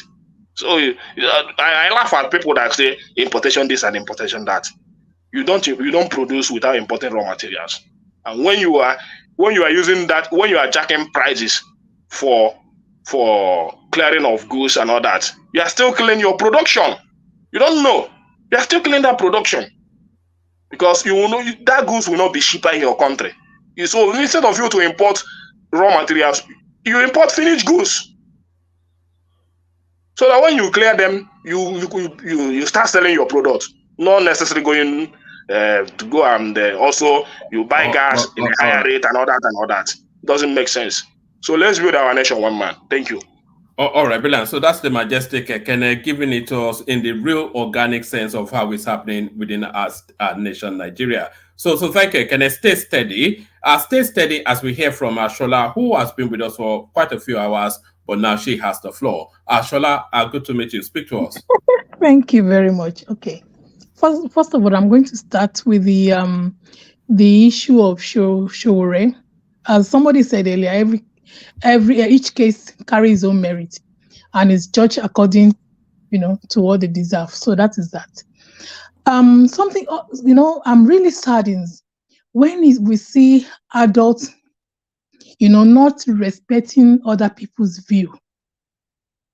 We have right to have different opinion, and that doesn't mean we should insult each other. We say it as it is, and opinions will always differ. All of us will not lie down and put held in the same way. Yes, I live abroad, and I did, compare. The comparison might not be the same, but we're not spending the same money. People are not paying £2,000 for small 3-bedroom in Nigeria. We are paying that here. And these are the flats that people used to rent for £800. And now people are paying about £2,000 for it monthly. Yes, we have light, but you have to pay for it. Some people are paying monthly. Some people are paying monthly. Paying about £300 every month. And that is that. Yeah, I just said we need to have a bit of patience for the new government. Nigerian, we are just like the children of Israelites. that they went when they took them out of Egypt. They started complaining, oh, we're hungry, oh, take us back to where we're coming from, oh. And then God made them to now suffer for another 40 years. And I will still say it, I know people are hungry, but a high cost of living is not only in Nigeria. Do you think that hunger is exaggerated, Shola? Do you think it's I'm not going to say hunger is it, because you can see it. Look, is it now that people are hungry? Is it now?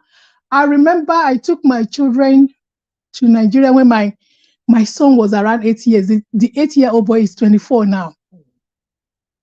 And I remember when we went to Abuja, my kids were hungry, were crying because they've never seen little children pushing Kiriata wheelbarrow. They've never seen that before. So I'm talking about how many years ago? About 16 years ago. So is it now that we don't have light in Nigeria? Is it now that people cannot queue for anything? It's not, everything is not now. Everything did not just happen in the last 9 months. This is Nigeria. This is what has been going on for a long time. It is not the matter whether you live abroad. I go home regularly. I'm going next week as well. So I'm not like, oh, she lives abroad, she doesn't know what is going on in Nigeria. No, that is not the case. People have been suffering for a long time. And up to now, are we still not seeing people spraying bales of naira at party? Are we not seeing that? Is it now that schools have not been good? You see, one thing I cherish about Igbo is that they have one voice. They have that unity. And the Hausas, I always say if Nigeria should break up, it's Yoruba that will suffer. Because we don't have one voice. I want Nicola that be I don't want to use the word Guinea. It has not come to the stage whereby we have no respect for nobody. We insult people at free will. Last election is something that shocks me in my over 50 years of age. It's something that I never think that it will happen in Nigeria. You know, when the last speaker was talking, the moment they speak about Emefiele, he tries to wave it off. And when they're speaking about Obi, he will quickly shove it off. But when it comes to Tinubu or whatever, they put more emphasis on it. I noticed that as well, by the way. When I was inviting the conversation on Abure, it just glossed over it. But I noticed that, but I just didn't push him. Yeah. So why are we not being truthful to each other? We're not people. There's some people that has been talking on the platform that they are not truthful to each other. You know, when we're talking about development in Nigeria, is it now that Nigeria has been ruined? We're talking about corruption. Corruptions destroy Nigeria. And it has destroyed Nigeria to the level that it will only take the God's grace to put us back to where we come. I went to Jakonde School. I grew up in Lagos. Last election, politicians turned us to enemy of each other. My have heritage in Isaleko. My forefather, they are Obas there. When I saw what was going on, I was having sleepless nights. We used to live together in harmony. I have friends that they are Igbo. We went from primary school where we've been friends for over 40-something years, from primary school to secondary school, and we're still friends up to today. We never look at each other as you are Igbo, I'm Yoruba, you are this. Last election destroyed that unity. I supported Obi initially. When I see Igbo going to allow her to put Biafran flag, that puts me off. And I was like, what is this? And I can guarantee anybody that supports Obi, if he carries the election again in Lagos, he will not have that luck again. Because his supporters have ruined it for him. This is the stage where we are now because of politics. We now hate each other unnecessarily. Politicians are still spending money. I know somebody here from Igbo side that just bought a house over £1 million and he paid cash. Those are the money that he should have used to develop his community. And we are here, insulting each other unnecessarily, insulting people who can be our grandfather because of election, because we are supporting one person, where we're not agreeing with one person. Let's behave maturely. We don't have to agree.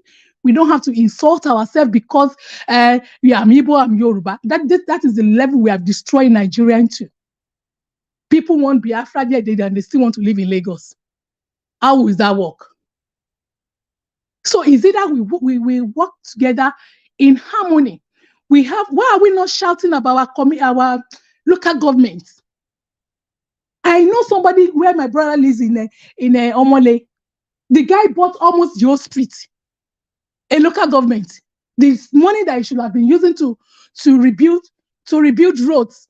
My father's house in K2, I left Nigeria many years. I still went to my father. My father owned the street. The street has never been tied up to today. And many like that in Nigeria. And we have local governments. We have government that's supposed to be closer to people, to the community. We are not talking about them. We are talking about government that comes 9 months ago. What happened 8 years ago? What happened 16 years ago? What happened 20-something years ago? As Nigeria has not been suffering. My sister, can I just interject a little? Yeah, sure. Just a little. Yeah. You see, why we are so divided in Nigeria is because one, the politicians. Just look at now. Everybody is talking reasonably. When we get to the next election, you see they'll kick this stuff of tribalism because that is how they roll. That is how they keep us divided. When we are divided, we're distracted. That's how they play that. That's how Nigerian politics has always been played. The only time we didn't play that kind of politics was during June 12th, when Abure was elected as president. That was when tribalism did not come into it, because then the people that were running were the second. You see, the Second Republic leaders, like the likes of Jack Conde, all those guys, Jim Wobodo. These people were people that had their people at heart, that had something to offer. You see, after that Second Republic, the people we have now are just, no matter the way you look at them, they are all criminals, parading themselves as politicians. They are criminals. Because when you talked about local government, I'm telling you today, where I lived at Ijesha, I live somewhere at Aguta Shalo. It's not been that till today. The place is a mess. So it's not like the local governments cannot work. It's just that the local government does not even have the power, because the state controls this local government. It is what the state wants the local governments will do. Because right now they have a law that will give the local government power. That means the resources will go down to this local government, and that is the only way the local government can function, and that is the only way we can ask them questions. We can hold them accountable. Because if you go to the local government now and tell them, why have you not done this road? Why have you not fixed this hospital, the health center? They'll tell you it's not, the government has not given them any money. So you don't blame them. That's not true anyway. That's not true anyway, because Shola was just telling you now about some local government person that bought a whole estate. I can tell you personally of a local government councillor that I know personally that's building hotels all over his own hometown. I'm not so they get a budget, they loot it in the same way everybody loots it. I'm not telling you that what Shola said is a lie, or what you said is not happening in Nigeria. It's happening. But the only thing is that why you cannot hold these people accountable is that, one, the institutions that these criminals have established is against you. Because how will you ask them questions? The only way you can ask them, the only language these people understand is confronting them by going on the streets and protesting, and they will kill you on it. If you go there, they will kill you. And that is why I still insist that I heard what the Senate wants to do today, or the governors are saying today.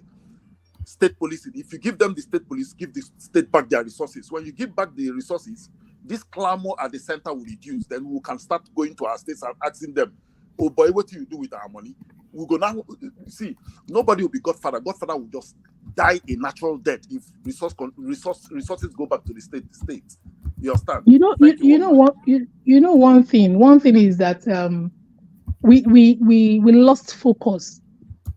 All of everybody should have been united together. Unite together, and let's begin to shout out about our local governments, our governors. These people are getting money. That is what should be the. Sorry. Let Shola let her continue with her thought, just to establish. That should be our focus now. Let's be shouting it, making noise about them. They are getting money. Okay, I'm going to go to River State where they were. Is it NDDS or something like that? Look at the humongous of money given to develop that region. And the man is rewarded today with a Senate president. He's now the Senate president. Up till now, sorry, let Shola carry on. And up till now, nothing to show for it. If I'm not saying Lagos is, I would say Lagos is trying. Let every state even do quarter of what Lagos is doing to develop their state. Nigeria will have been better. Life will have been better. Are we saying we shouldn't have had light? What happened? Look at the billions of money spent on all these whatever they are building all over for us to have. Is it not sabotage? We sabotage everything. Some people are making money, they didn't allow it to work. Nigeria should not have been in darkness up to God, over 50 years. We are still in darkness. It's sabotage. And that is what some people are trying to do to this government again, because the policy they are doing is not favorable to some people. So we can shout from now to tomorrow. We can say we are not having patience. Nothing will change. As I said earlier, if the foundation is not put right, we will just be scraping things at the end. Then we go back to it again until we solidify it. We just need to be in harmony. Let's begin to call our local government, our governors. Sorry. Yes. Land the point, but then I'll ask you a question. Land that point. Okay, sorry. I quickly want to go in terms of food scarcity as well. You know, something amazes me. We have good weather to our advantage. We have good soil. And yet people are hungry. People are building mansions. And they cannot create a greenhouse. Even me that I live in UK here. I plant okra, vegetable, tomato is so easy to plant. Atarodua, tatashe. The only thing is that when it's summer, everything died. You have to plant it again from February.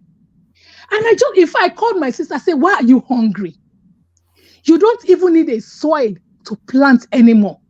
Go and get a bag of gari, get a bag of ewa, get a bag of rice, put sand there and start planting things.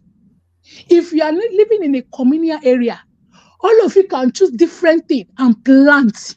Why is our people hungry? Is it ignorant? Is it negligent? Is it lack of knowledge or what? Why are we hungry? They are waiting for government to feed them. Little things in our garden, in our backyard. You don't need a soil now to even plant. You can plant in a bag and it will grow. These are the things that we should be teaching our people. How to be self-sufficient. In fact, people now, little fish pond. If you have place, do a fish pond. But people are building mansions, this and that. Yet, no green area for them to plant something to eat. Before, when I was young, our neighbors will grow during season of agbado. They will grow it like that. Tomato is the easiest thing to grow. Tomato. If I was telling my sister that when I'm coming to next week, I'm going to bring her all this seed for her to grow. We have fantastic weather. This last year, I planted tomatoes in my garden and some things. By August, I was already, plucking them out because I know by October everything will die. In Nigeria, we have good weather. Wow.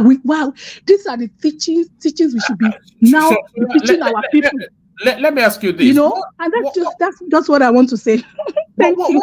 What would you say to people who accuse you of having an ethnic bias because your brother is in charge of the country, that you are making excuses and giving him somewhat of a pass because your tribe man is in here? I have said it that it's just an ignorance. I have noticed in this platform, but I wouldn't say because I have somebody who is even like Yoruba as well. That is, but we shouldn't be thinking like that. We can have different opinion. Have we not have Igbo in as a Jonathan was there, Hausa was there. What different did they do? Nothing. Nigeria did not improve. People were still hungry. People were still homeless. There was no light. There was no water. There was nothing. So what is different? Nothing is different from what is happening now. Shola, my question, what's the problem? What do you think is the solution to Nigerian problem? Well, the solution for me, what I've said is that at least when we're talking about hungry, people are hungry, let's begin to teach people, begin to plant little thing in your garden. If you don't have garden, you don't even need to have a garden. Plant in a bag. That is the only way we can do it. If you go to almost everybody have house now, mansions, they are building mansions. Ask them, show me greenhouse, no greenhouse. And they are crying foul when you have beautiful weather to grow things. This is what we should be now teaching our community, our people. You will see that all this hungry will be eradicated. The only thing they will be buying in the market is meat. Because even you can have a little catfish, that one grows like anything. Within 6 months, it's so massive. Even me that I live here, do you know what I used to buy? What is it called? Because I'm from Ijebu, I used to buy ogiri. This thing is so tiny. They will wrap it in a massive bag, and when you open it, it's like $2.99. And I said, this thing I can do it. I went on YouTube, and I saw how they do it.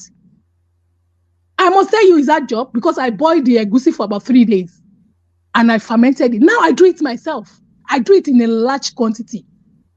I used to order catfish. Now I go to the fish market, do it, put my whatever outside, grill it myself. And we have, if in Nigeria, you don't even need to, you can put it in the hot sun. So those are the things we should now be teaching our people. Do you know, I was telling my son the other day, I said, maybe you need to set up a YouTube for me. I was telling my youngest child, I think you need to set up a YouTube for me. Maybe I need to be talking about this. Because that is the only way out. And I pray God will give us direction. And we should not be fighting ourselves about who is there, Yoruba is there, Igbo is there. Me, before God and man, if I was in Nigeria during the election, I would have voted for Obi. Why? Because that was it. Okay, then I was looking at Tinubu's health. And I was looking at three of them. Atiku is a corrupt man. We know how he almost sold everything about Nigeria. So he was the only one that's okay. He's more agile and everything.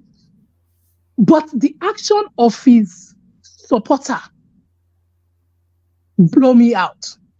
And I was so disappointed. The insult they were giving everybody. Then later, when I started hearing some things that Tinubu is saying, I said, okay. I wasn't doubting Tinubu in the first instance, but I was looking at his health. That his health might not be able to carry it. But now he's surprising everybody. But if there's any election, I will never vote to be because of the behavior and the attitude of his supporters. They really disappointed themselves. And it's just a shame. You know, we should behave in a mature manner. Everybody doesn't have to be, I'm educated, because I've had somebody else say, you people come here and speak English. Yoruba, we're known for that. Our parents like to spend money for us to go to school. It's not a crime, but it doesn't matter. Our grandparents doesn't go to school, but they have knowledge. They are able to manage things. We should be able to manage things among each other. When people raise their opinion or their suggestion, we don't need to insult each other. Say your own, I say my own. We don't have to agree. We can disagree. And that's just my own point. Thank you. One man. Hold on. Shall I take a position from Ekene, and then we'll move on after that. Ekene, yeah. Okay, my sister. With all due respect, thank you very much for your submission. You make some valid points. But the issue with Nigeria and what I found out the fact you are trying to establish is still confusing to me, because everything you said here is all about individual capacity. And what you do to develop yourself is up to you. So other people do things to develop themselves. Sorry, Ekene. Before you carry on, have you done any of what Shola just fleshed out there? Do you have a little space in your bag where you are planting vegetables? He has abandoned farming now. He has focused on importing container. That's the problem of Nigeria. They all focus on importing. My individual capacity is not the concern of the government, because if I tell you that even me today, I still spend money, the little land that I have in the village, I still spend money for cultivation. So I don't come here to talk about individual capacity. I have plantain. I don't come here to talk about individual. If I need plantain from the village and I order it, they just roll it at the back of Siena. Bring it to me in Lagos. So why are you complaining about hunger then? So forget about what I'm complaining. I'm talking about the concerns of Nigeria and what is the happenings in our country. I don't come here to discuss individual capacity. Even in business, there are some individual intelligence that makes you more successful than your neighbor in business. So if you don't have that individual development, you cannot succeed in business. So what she talked about is individual capacity. I'm talking about the governance, the system we're into. No, what you are blaming the government, what you are mainly blaming government for is individual capacity. Mike, let me finish. Those are the main things you are blaming government for. You are saying people are hungry. The government is that not supposed to be individual capacity now? The government have their responsibility. They have a goal. They have a target. They have the reason why they come. And she made a point that I don't talk. When they want to talk about Obi, I wave it away. It's not like that. How can I be discussing Obi when I already have a president? That's a weak mind for me. I don't discuss Obi when we already have a president. So coming here every day to talk about Obi is a weak discussion. It doesn't develop anything. If you are trying to excuse Tinubu because we thought you were asking questions, man. What kind of question are you asking? It's like having another floor. Let me finish, Mike. You have a question for the lady. I have having floor for all things you already said before. I just want to make my point from what I understand from what he said. You understand? Well, you already said what you're saying right now when you have the floor now. You said you have a question for her, and then you are repeating things you said before that we listened to for like 2 hours. Yeah, let me finish. Let me just conclude. You understand? So talking about Obi doesn't develop the nation. I talk about Tinubu because he's the president, and I'll continue to talk about him, discuss his policy, how he's affecting the nation negatively or positively. That's how it is. So I don't come here to discuss somebody that is not in government, even though I supported him.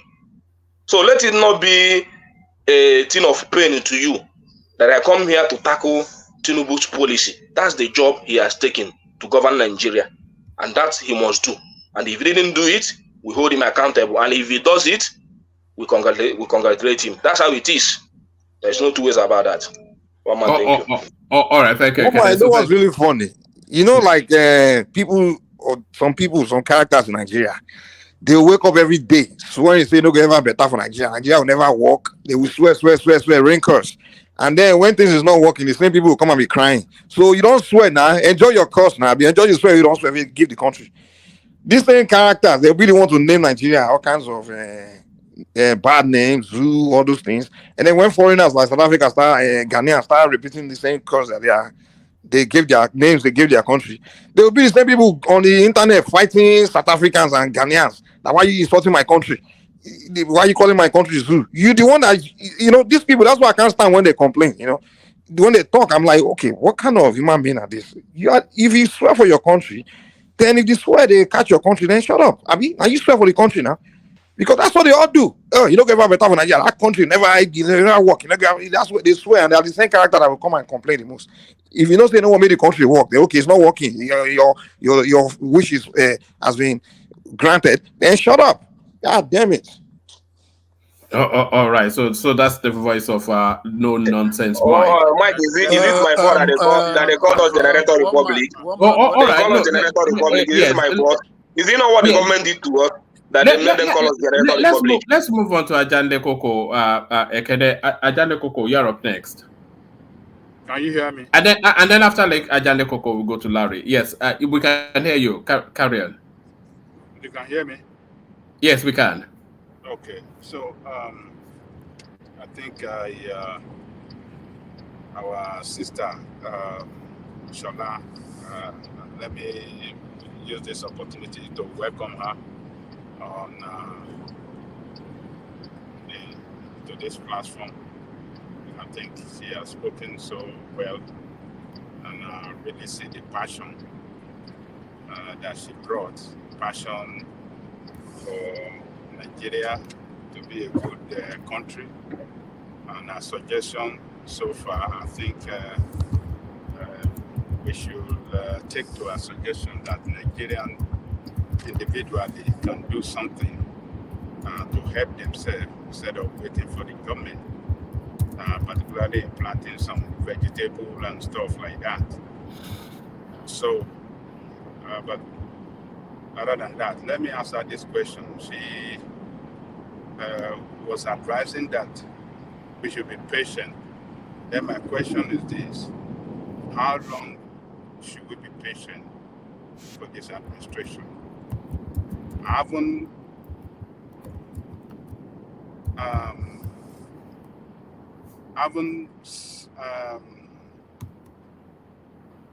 haven't seen Nigerian being patient for how many years? 8 years of APC rule. Even during Jonathan, Nigerians were patient. We've been patient. It's going bad, but yet the politicians are not showing that they are ready to sacrifice. This Tinubu administration, all of them in position of power, including the president, have not demonstrated that they are ready to sacrifice,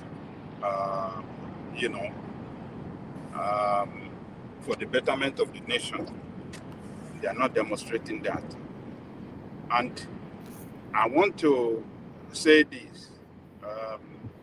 I want you to consider the statement that he made before the election. I mean, not before the election. Is it before the election or when he got elected? He said, people should not pity him. He said, I know the job that I'm going for. People should not pity me. So why should we pity him? And why should we be patient when he promised so much that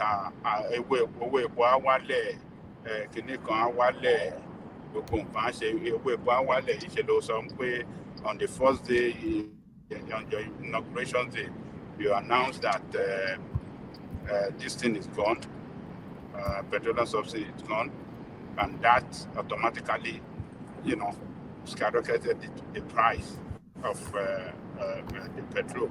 So, please, Ms. Shola, can you answer my question and let us know what was going on?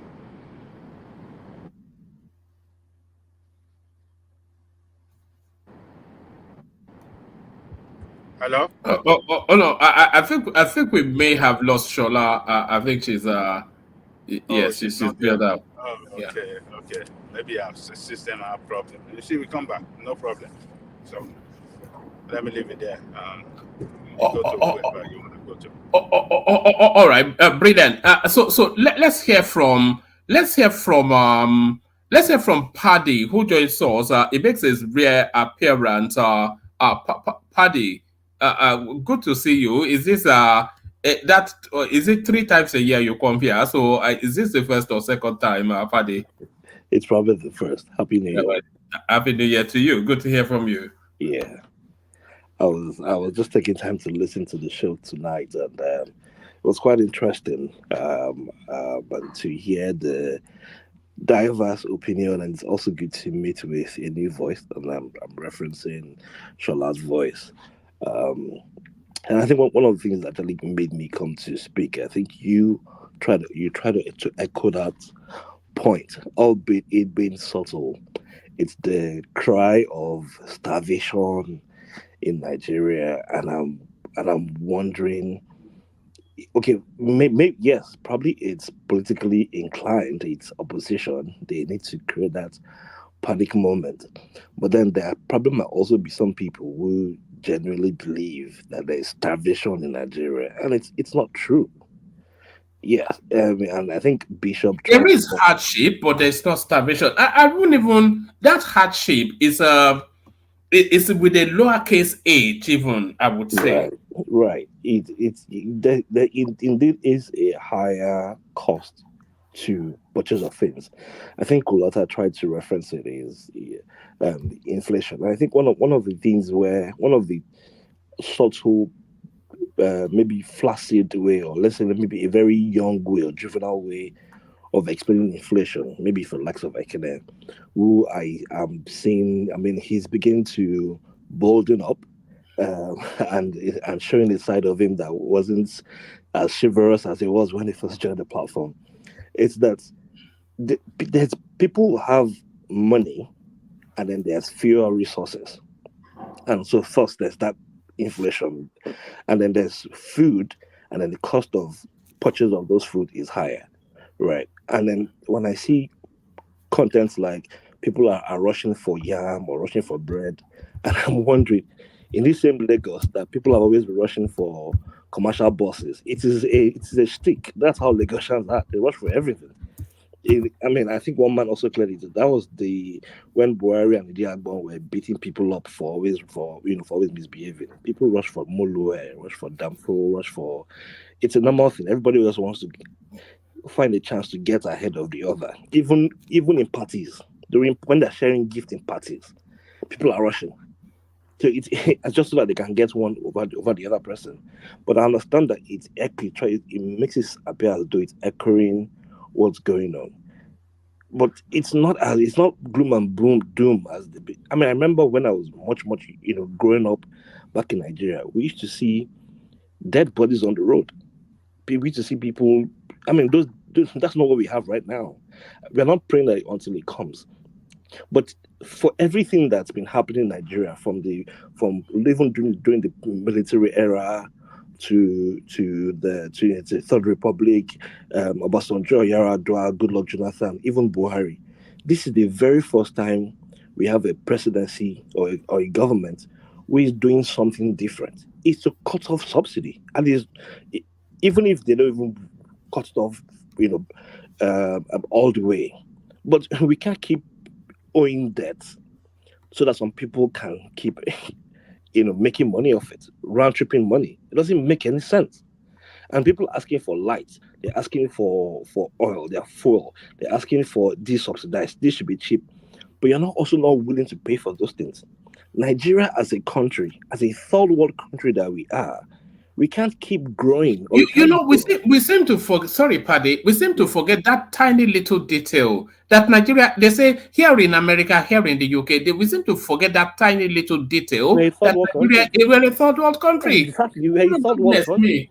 Here in America, here in the UK. Yeah? The fact that we've all been privileged to have subsidized education. Are you guys serious? Yes. What is causing Nigeria not to develop?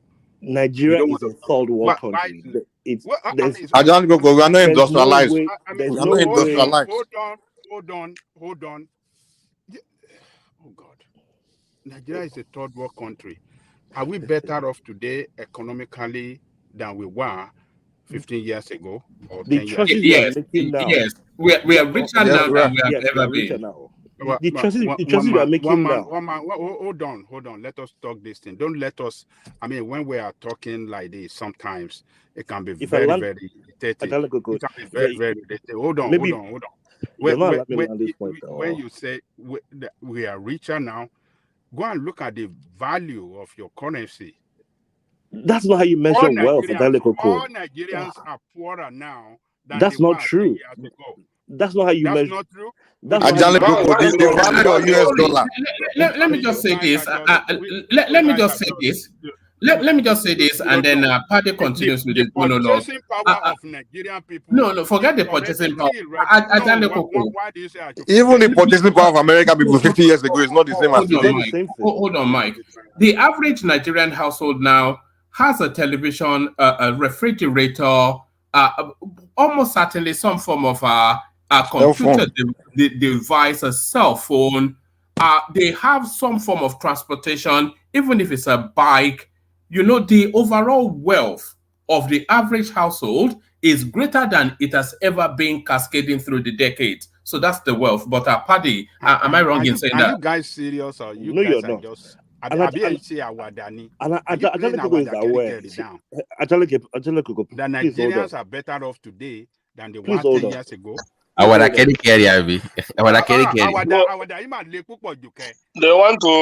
to achieve 1 trillion economy by devaluing the naira.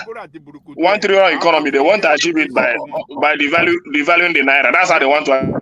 All right, let Paddy carry on. Paddy, back to you. Paddy. Thank you, one man. And I think it's probably as a country we've enjoyed too much of subsidized services. We've had subsidized education. So many of us are so vastly exposed. Nigerians are vastly traveled, and we still don't understand how to equate our lived experiences in diaspora in comparison with what's actually going on in Nigeria. Nigerians have the as in core Africa. Nigerians have the most access to internet than any other third world country in the world. The average Nigerian has access to internet, and don't look at it as though having access to internet is just about browsing. It's mean that they are able to consume and pay for those things. We have cheap data, we have cheap access to telephones, and the average Nigerian has a power bank, has basic small electricity. Just like one man said, they can commute, they can get decent food, and most of our food are not even recycled food. They are freshly planted staples. We are living a better life today. Just recently, is it Wale Edo? So that came out and spoke about the value or amount of Nigerians that used to go to diaspora to Japa. I mean, in what world did that come from? In what world did the Nigerian? We've had the highest amount of Nigerian students, self-funding students, migrating to the UK and to Canada. In what world did we have that before? And Ajala Koko is telling me we've not had more money. In this world that we are having young, genuinely 24-year-olds and 22-year-olds who are millionaires in dollars for simply making skits. And it's not only in Lagos, it is pan the country. In what world did that happen before? In what world do we have people who are actually very enlightened and are able to do the same things that their counterparts in America are doing? In what world did we have people who are able to buy smartphones from genuine money that they're making, not just scammers? In what world did we have these things before? So we have those access. If Nigeria is better off, if we are better off than we were 10 years ago, and we enjoy better health as well. Hold on. Why do you see Nigerians, particularly the professionals, trooping out or running out of the country in their thousands? Every day, you run out. You run out fast. Okay, so you understand what I'm saying? To answer your question, you cannot measure. Nigerian have access to answer that question. Angelica, go name a time in history if they offer you American visa that Nigeria will not accept it. Come on now.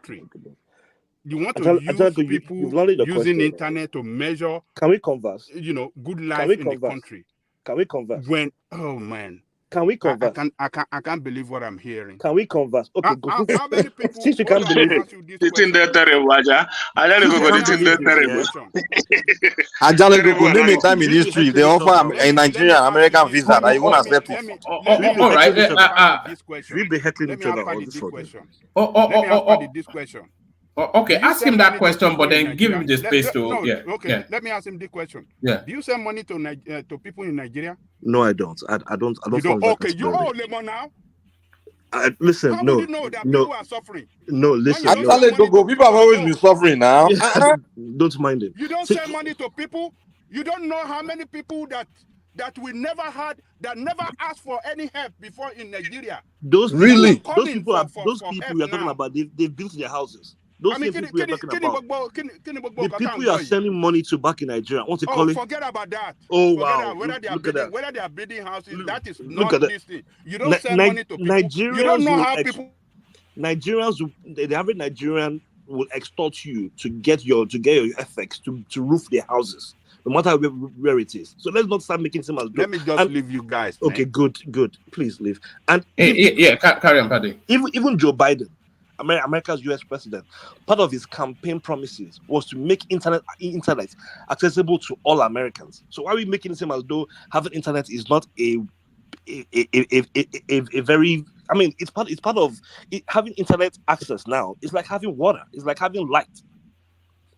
You know, the United Nations want to declare it as a fundamental, as a human right. Exactly my point. Yeah. That's the point I was about landing. It's a human need. These are things that people used to transact. These are things people used to bank. These are things people used to get for help. People in remote areas. Our families, our grandparents, or all these people. All people is referenced that are poor. How do they contact you? It's not through WhatsApp. When you send them money, how do they access that money for their basic needs? It's not through internet banking. So why are we making it sound as though? I mean, and that's the overall wealth and well-being of this is.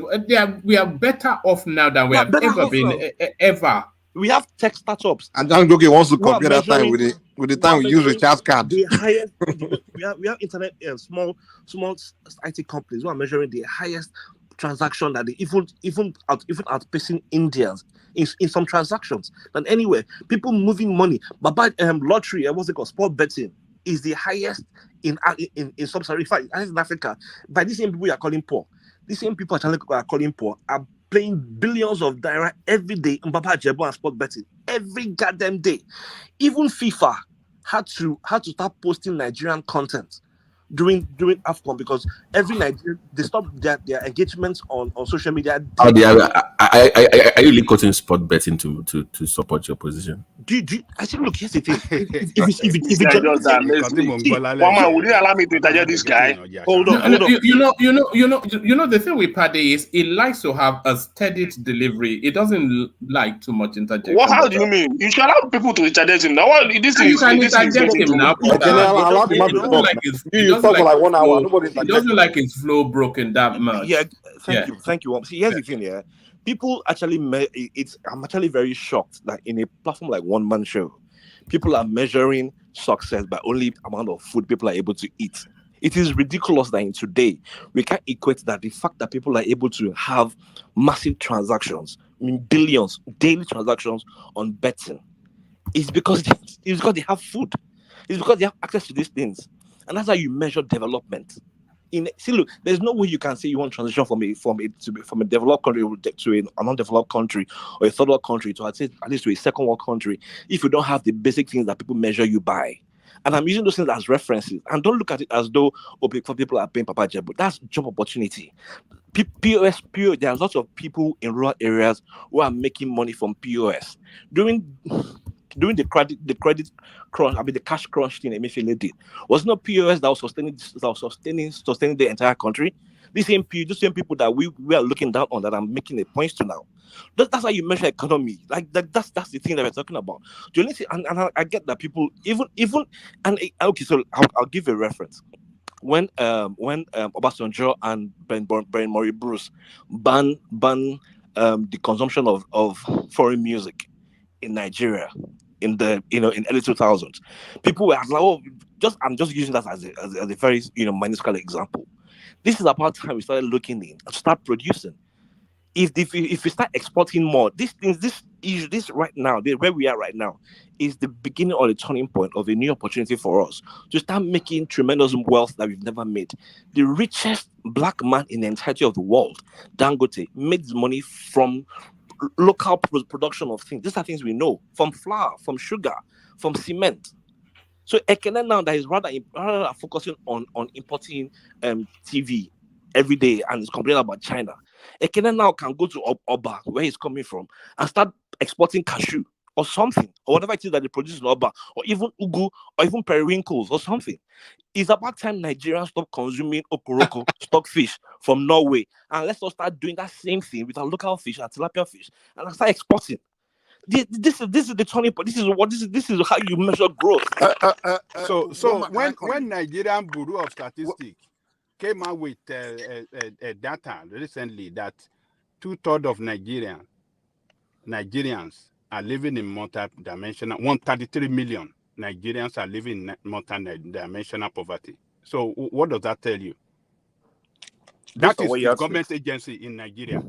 Based on what does that tell you? So they compare that today. They compare that poverty to what currency? They benchmark it to what currency? Nigeria, they are relating it to Nigerian situation. No, they benchmark that poverty level to what currency? They benchmark it to something. You can't say you are living in poverty if there's nothing to compare you with. You can't be poor if there's no rich country to compare you with. So what countries did they benchmark us with? What country did they benchmark the so what currency now? I mean, in comparison to what do you mean by currency? The benchmark dollar. No, exactly to the dollar. Yeah. The dollar. Hold That's on. what I'm trying to say. Don't come with. Are you telling me that what you can do with the dollar, you can do it? Hold on. The metric they use is in relationship with their, living condition. All right. As per education, healthcare, food, financial status, and the total condition of living. That is how they arrive at that. Access to education, access to healthcare, access to healthcare, access to good water, access food, all these things where indices used. All those things. Access to Baba Jebu. Babi Jebu, people that play Babi Jebu is out of frustration now. It's frustrated people that play Babi Jebu now.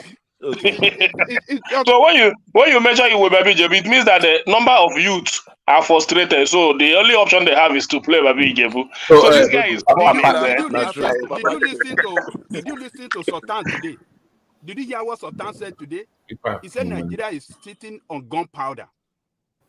This is the first time they've said that, Abi. Are you minding them, Mike? Of Nigerian youth, particularly in the north, he said only God can save Nigeria. That is Sultan.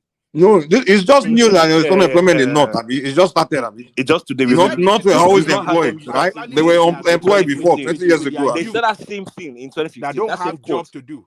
That same code. They had work to do 20 years ago, Abi. Gunpowder was How used can in Nigeria 2015. be better off with the state of insecurity we have today when people cannot go to farm, when farmers cannot, when people are driven out? Do you know how many millions of Nigerians are in IDP camp?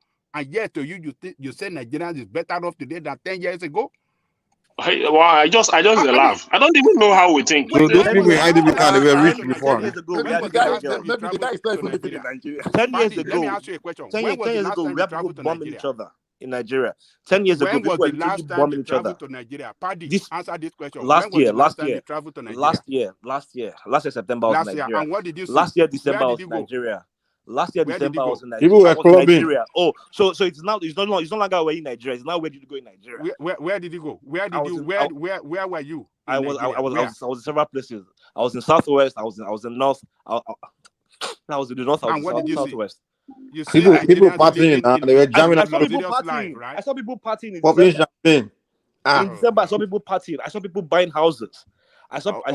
They are building more apartments, luxury apartments in Nigeria. Every day, And I've ever seen.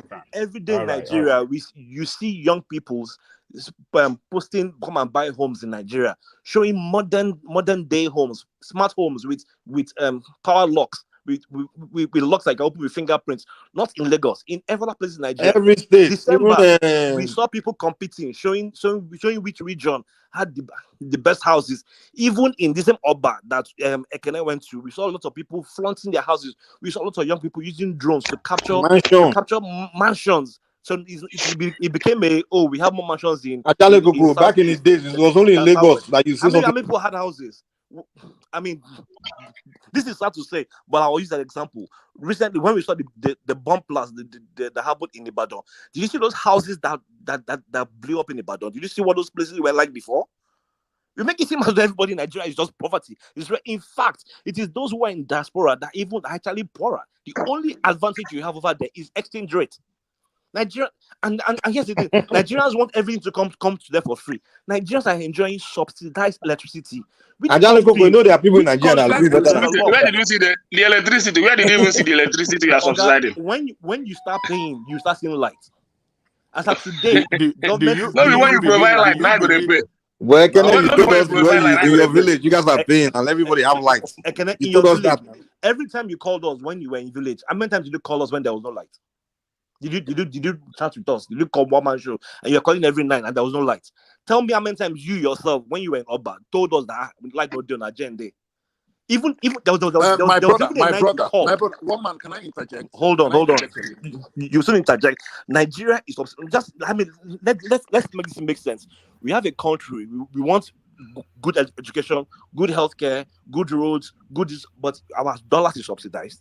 Our light is subsidized. Our healthcare is subsidized. Our oil consumption is subsidized.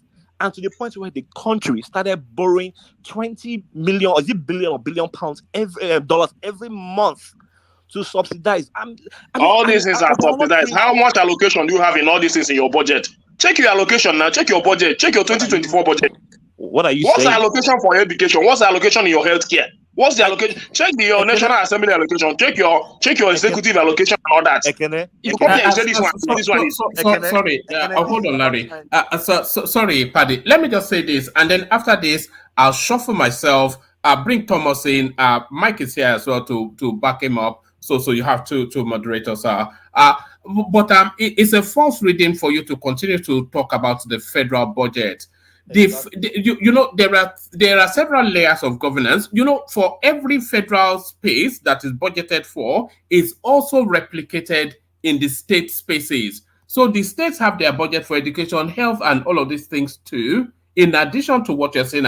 So it's not just the federal budget that then permeates. It doesn't stop there. So that's just the thing. So it's a false reading to continue. One man is no false reading. I'll continue to say that. Because a country that wants to develop and they undermine their education in their budget, that country doesn't want to develop. How would you tell me? Sorry, hold on. It doesn't happen in a developed country. You don't get. It doesn't happen in a developed country. Can you hold on? You don't get to be right if you talk the loudest. Budget of people that is not up to 1 Can you hold on? Did you even hear anything I said? If the federal space, if they are budgeting, let's say, 100 naira for education, and then every single state is budgeting 1,000 naira for education, and the local government areas are budgeting 50 naira for education, you cannot then say that the 100 naira that do you see it's a cascading thing. But let me shuffle. Before I do that, let me acknowledge the super chatters are only really Ayo and Prince. So thank you, Ayo and Prince. So thank you for all that. Thank you, everyone. See you tomorrow. Paddy speaking. After Paddy, Larry comes to take the center stage. Thank you, everyone. See you tomorrow. I'm not sure if Thomas is fully ready yet, but Mike is here. So thank you, everyone. See you tomorrow. All right, thanks so much. Back to Paddy. All right, thank you. Mike, please, can I say something? Yes, hold on now. Let Paddy land. Yeah, okay. Oh, everybody, please hold on. Good evening, everyone. Please, we have to have some decorum, please. The military man is here, so don't let us talk on each other, please. Yeah, Paddy, go on, please. All right, thank you, Thomas. And I think if we are still at the point where we don't understand the points that one man just gave, then I think again I should stop speaking on this point. The federal government, how many schools of federal government even run? So they have their own allocation. Your state government have school education allocations, and those are the ones who impact people more. If we check, if we run a poll here, we realize that more people have gone to state-owned schools than they went to federal. The Jack on Day we all scream about was a state-owned project, but even at that time, there were still federal schools. So there are all those FGGC, you hear Federal Government College, Federal Government College this, Federal Government this, Government College Lagos. Those different government college is even state-owned. So there are federal schools that the federal government runs, and then there are state schools that the state runs, and also the local government that local governments fund. And that is like, when I can say that's not what happens abroad. Now you're wrong. That is exactly what happens abroad. Your counties, which is like local government, runs their schools. There's some state schools, and there are also some very, very, very tiny little federal government-owned schools. Even the same thing in England. So it's about time we started looking in. And here's the thing: many of us tend to shift away from our state governors, from our local government chairmen, and focus on people who literally make policies. When we all were complaining last year how the country was in debt, we are owing IMF, we are owing China, we are owing this debt. They've sold our destiny to debt.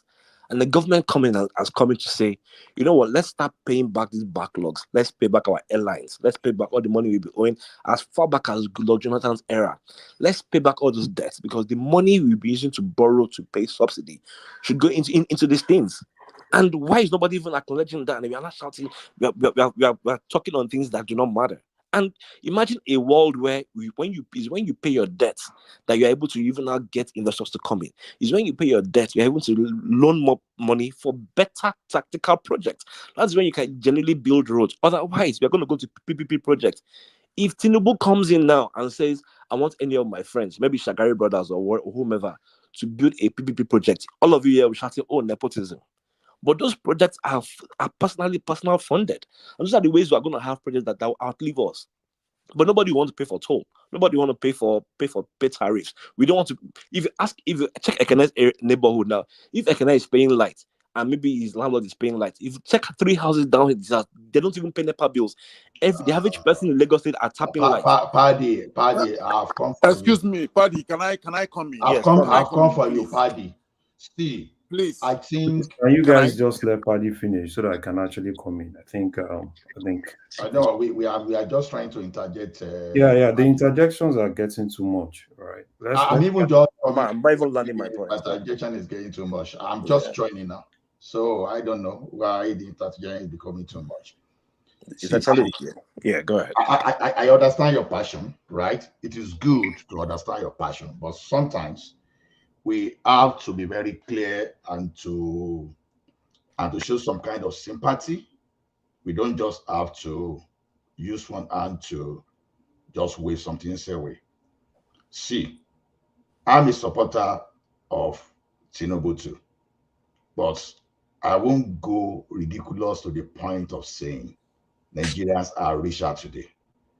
Now, when your middle class how can you call that ridiculous? That's a factual statement now.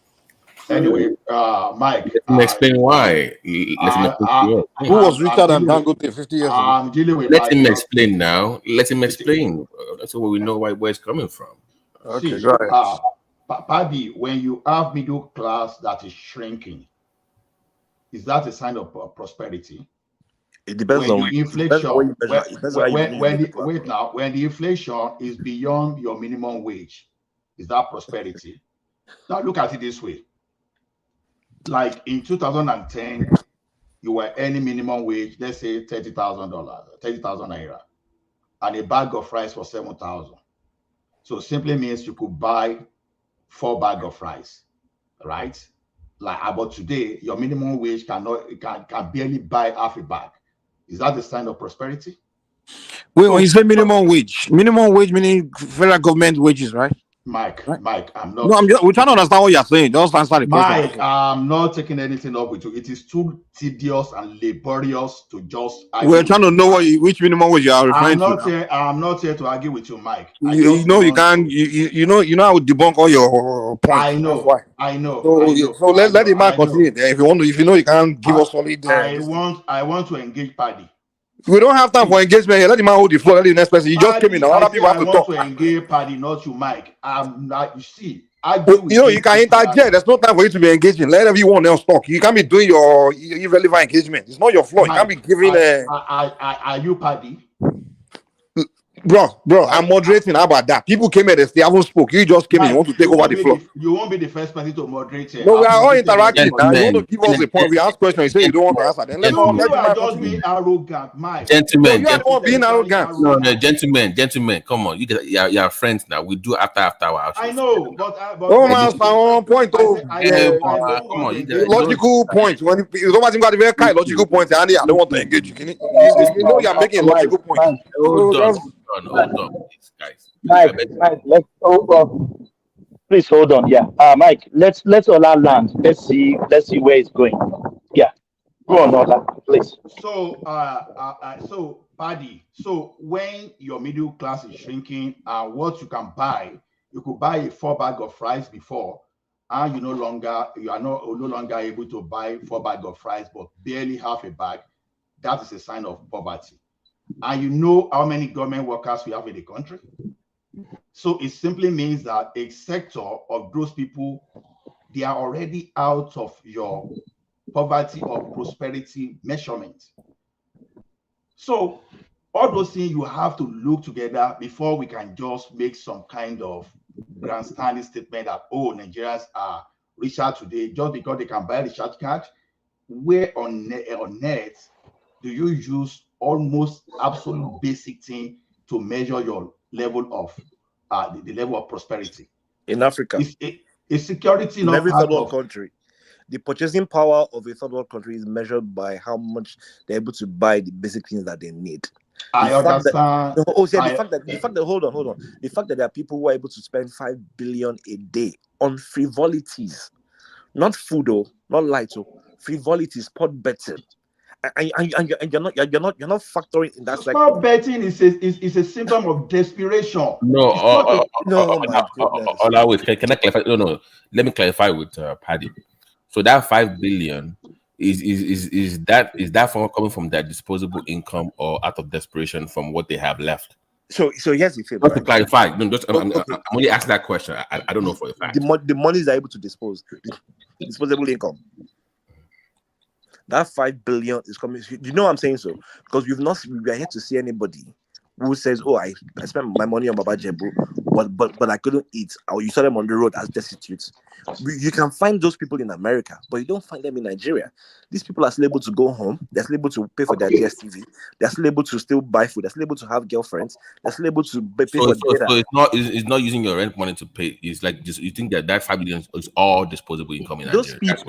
Those people who use money to pay Baba Jebu, they still have data. I'm just clarifying. I don't know for disposable income. Okay. That's my sector. Disposable income.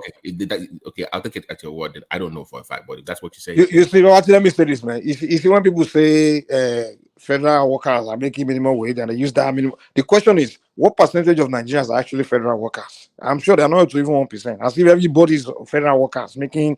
When they use that minimum wage example, I'm like, come on, this doesn't make sense. And second of all, any country in the world is always going to be poor people. The only difference between the third world countries and first world countries is that in the first world countries, they have social welfare system. If you take away that welfare program, you see Americans on the street starving too, begging, just like you see, you see them. If you just take away that government assistance, that federal, the welfare program, you take it out, you will see poor people begging on the street, begging for food, begging for stuff, just like you say in third world country. So that condition is always there. And when some people say, why can't the government also give those as government assistance in terms of payment to people? Well, you have to understand, in America, when they want to give that payment, they use your social security number to track that payment. Okay, who has received what?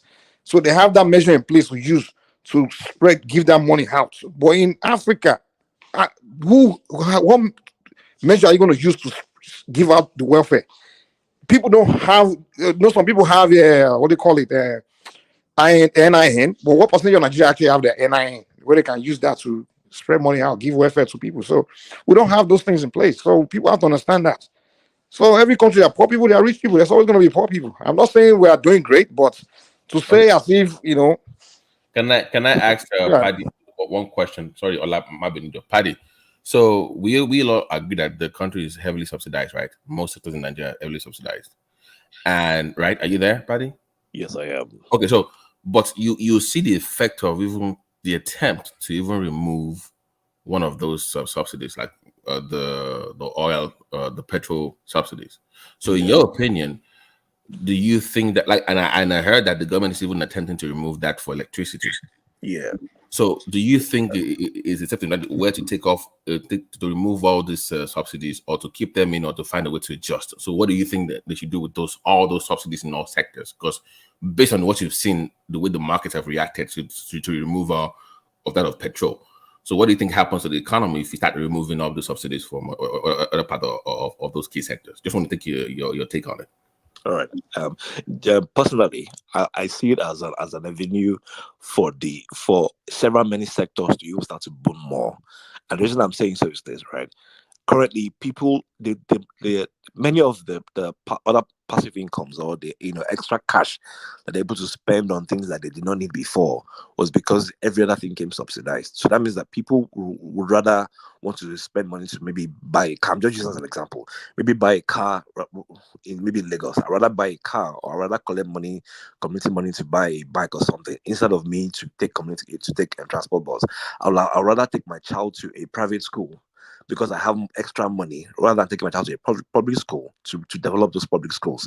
So people have been spending those subsidized money on things that they probably could have used for something else. And I think so this is now giving us a chance to recalibrate as a people and begin to grow sectors that either were already dead, or bring up new opportunities. And that's why I see that subsidy going. Because if you look at the things, even though yes, we understand that oil fuel increase is affecting food, but now we're having trains, so trains can now bring in food faster, quicker, and cheaper. And we can also now have silos. We have opportunities for people to be able to commercialize more. In places of light, that means that we can now have states who can generate light, and more people can begin to use those lights to start up more businesses. And the economy will expand more. There's no federal power in America. There's no federal, it's the power consumption, that's light consumption, are privately owned. Don't let us go too far. I beg. Sorry, no verse. Now, do you know why I refer to government workers and workers at that time? Ekiti State, Ondo State, Osun State, they are mostly government workers and farmers. That is why when they are measuring prosperity of that country, don't be surprised that those are that you see Ekiti on probably Osun State and some Yoruba states down the list when they are mentioned, when they mention that. They are mostly traders. Okay. Traders and farmers. Okay. You will know where I'm coming from. Now, Paddy, do you believe there's a correlation between the internally displaced people and the productivity of the country? And are you aware we have about 4 million in different IDPs today? Yeah. And what does that tell you about the productivity of that country? If you lose productivity, if it affects your collective prosperity as a country, then I ask you a question. How does that make Nigeria richer? How does that make Nigeria household income to improve today? So what economic metrics exactly are you using to measure? Now, just a minute so that you wind it up. Sometimes when you are taking your statistic, you can take your statistic based on bias. Bias because you are doing it by feeling. It's not as if you've gone scientifically and collate data in appropriate sampling. You use appropriate sampling method just to come to the conclusion. Because you went to Kaduna, maybe you see people buying kilishi and all those stuff. The question is, where were you in Kaduna? Were you able to move around the entire Kaduna to do all those things? I'm telling you, for example, as someone from Ekiti, I know our major occupation in Ekiti. I know the major occupation in Ondo State. I know the major occupations in Osun State. And I know all those areas, they depend mainly on government. Sorry, Ola. I think Paddy is speaking to the broader Nigerian space, not the minutiae of localities. But Thomas, when Paddy lands, I try and get to Larry, who has been waiting for a good while patiently, and we've not heard anything from him. Thomas. Okay, one man. Thank you. For that thing you just mentioned, if you add the population of Osun State, Ondo State, and Ekiti State. I don't think we are less than 20 million when you add into that population of that country. If you don't see that population as something significant, then I think that's one of those problems in Nigeria. We are not really ready to face this fact. What about the middle belts that they depend on farming and they depend on some kind of trading and they are displaced and they can no longer go to their farm? One of the reasons we have shortage of food in Nigeria today is just because the food baskets of the country are no longer productive. So if they are not productive there, if they cannot even have money to even get basic money, and we are still saying we are richer, where did we get our own data? See, one Before thing I allow is Larry to go, have I think I want to land my point just so that we can have Larry go. Okay. Okay. All right. Thanks. So here's the thing. I think I'll switch to the last thing you mentioned. There is no food shortage in Nigeria as of today. Maybe tomorrow, but there is increase in the cost of purchase of food. Those are two different scenarios. There's inflation of food, not scarcity of food. So what we are solving today is not food shortage. No. In fact, maybe not in abundance or surplus, but we have food, but then they are high. And then there are reasons why those food are currently high. So that's all. That's one point. On the other point, and I'll land it here. When you gave an example of IDPs, and I'll just speak to it in a very simple way so that we don't hog question too much. You'll be shocked that 100,000 farmers will are beneficial to Nigeria much more than 1 million people who are internally displaced in Nigeria, whose input to Nigeria was not based off of that consumption. So if you have people in Borno who are displaced, maybe people in Chibok people who were not necessarily farming or were not necessarily adding to the consumption of Nigeria, it will not impact the country. And that's why you realize that even when Chibok happened and when we're having Boko in Borno, the rest of the country were still consuming and living fine. It even took international bodies to make that particular campaign even have much more impact than it did. So that shows that what Borno or what people in that local government were producing to the country wasn't as if we didn't depend on whatever it was that they were giving us, if at all they were even give us anything. And I say I'm not trying to downplay on their struggles. I'm just saying the fact that until we start having core you find out that a Fulani headsman who we do not allow to express Ruga, we will feel that impact more because they're not able to roam and graze their cattle far much more than when we have people in some part of Borno who were displaced because those people are not producing right, they're not producing anything. But we need the Fulani headsmen to give us meat. I think I'll just land that and I'll give it to Larry to go. Okay, Larry will come, but how we know more than Nigerian Bureau of Statistics is beyond me. So I rest my case there. Nothing more. If you and I we know more than the Nigerian Bureau of Statistics, then kudos to us. Larry. Yeah, thank you. Thank you. Larry, yeah. Let's debate a bit from economy. Let's go. Yeah, let's speak to the Shore. What do you think about finally the federal government? What do you want to speak on? Yeah, I will speak to Shore, but I have one thing to say. I think it's so. Oh yeah, go on. Yeah, I think it's so hypocritical. We all come on this show every day, and what I think we need to keep doing is to educate people more. And I'm saying this because most of the things we talk about are basically things that are not really on the exclusive list. And every day, a normal person in Nigeria that doesn't really know more about government in Nigeria believes that the federal government is supposed to take care of everything. And most times when I look at things, people are talking about, there's hunger in the land, there's this and that, and and people keep expecting the federal government to take care of that. And to me, anytime I look at it, I'm always more like, why is it that we don't really, is it that people don't really know? Because these things are things that are not even in the exclusive list. These are things that are in the concurrent list. And if you look at every state, how many of our states have even budgeted 5% into agriculture. And you're talking about there is no food. How would there be food? We are talking about a population that completely ignored subsistence farming. Everybody is going to Lagos. Everybody wants to stay in Abuja. And at the end of the day, we're shouting, oh, we don't have food, we don't have this, we don't have that. Some states... Okay, now if you don't mind, let me ask you a question. Yeah, ask me a question. Now, a person like me, I believe in devoluting power devolution to the state. The state should be doing more. But why can't we let him even land? He hasn't even said anything. Hold on. No, hold on, please. Let him even. You haven't even speak for 30 seconds. I'm asking him a question based on what he said. No, we have that question. Please, just indulge me for this. Yeah. You just indulge me for this. Yeah, you will come after. Let him just. He haven't even say anything. So yeah, go on. Yeah, Larry.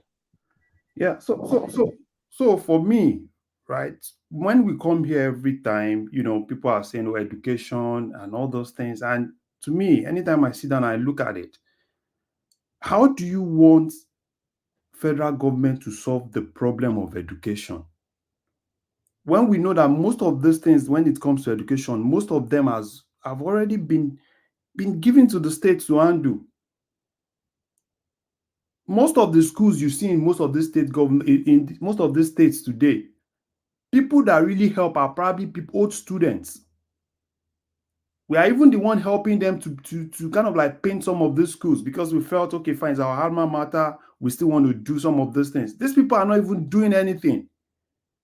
And you've always seen that the last 3, 4 years, almost every state government goes everywhere in Nigeria with private jets. Any small visit from a state to state, they go on private jets. And everybody is more like, yeah, we expect, federal government to come and kind of like fix some of those things. Fine. People are saying Buhari did this, Buhari did that. What happened to all those state governors? Some of them are going for second term. And nobody is even looking at some of those things. We'll say, oh, well, Buhari did this, Buhari did it. What about all the billions that these guys have been collecting? So what happened to everything?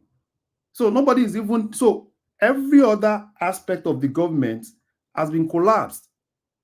Okay, state assembly is there. None of the state assembly is even talking.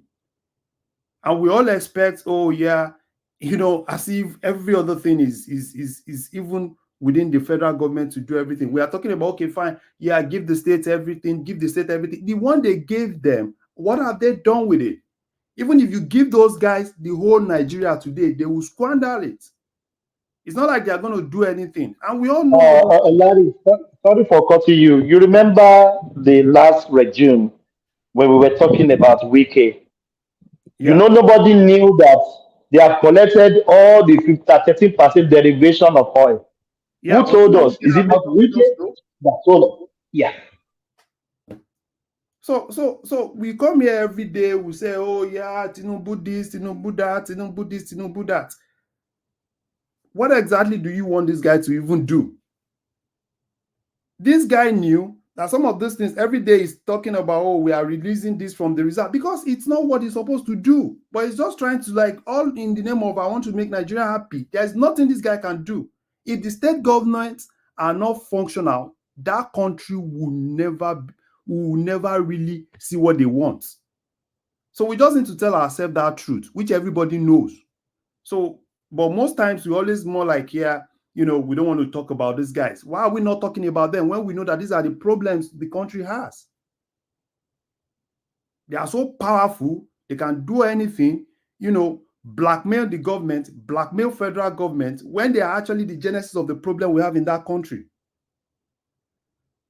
Every state, you go to every state, you see every state they are saying, oh, we are building airports, we are building all those things. Have we really got to that point where we ask them, why are you building all those things? That is not what we need. Focus on what we need. But nobody's going to say that. Every day we are always praising Larry, let me ask you this question. Where is the problem Tom always cry about every time on internet?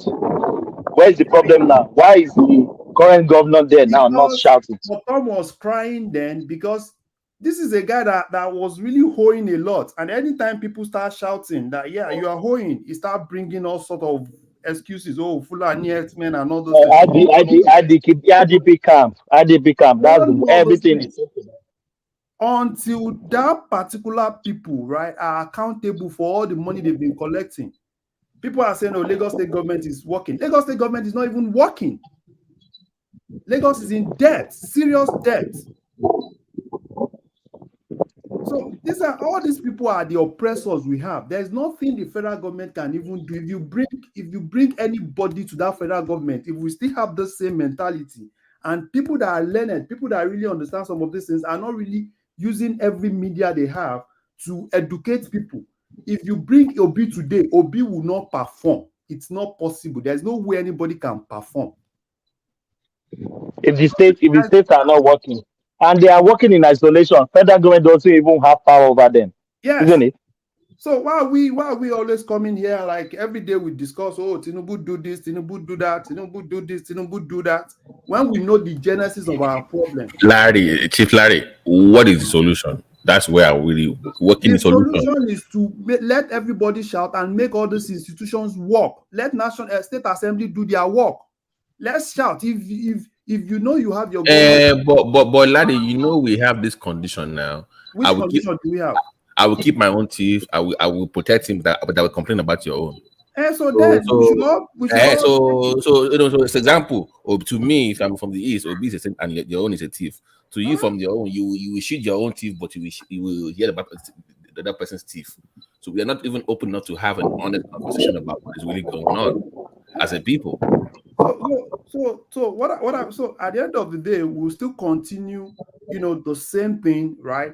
We'll still look at what is happening in Southeast. Everybody is shouting, "Oh, this Abure governor is working," because this guy, is coming from somewhere else and kind of like trying to change the status quo.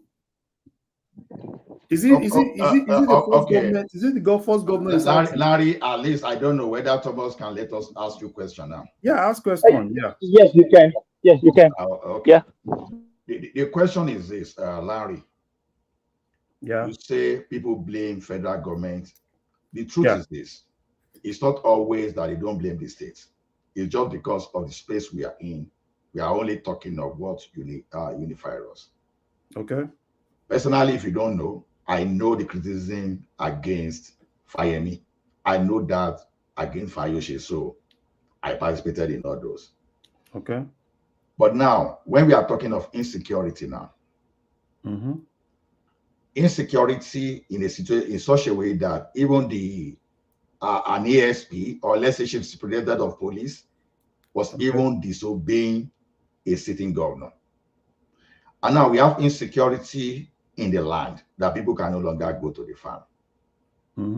Because what brought us here majorly is just because of the type of policy that the federal government imposed that is affecting everyone. Okay. Now, we are now saying, governor, what will governor do about the bandits in our bushes when the federal government control the police and control the military? Okay. Now, let me ask you one question before you move. No, you will ask. Let me just pile up my question because I will soon they may ask me not to talk again. So let me just ask my question once. Now, what will the state government do when the federal government is the one that control the monetary policy through the federal through the Central Bank of Nigeria? Okay. So those are the things I want you to look at critically, not about. I know that the state governor should work, right? So when you look at those things, are you saying the state governments are the only one to blame and we should not talk about the federal government? I never said you guys should not talk about federal government. Let me clear that, number one. And number two, you talk about security in the state.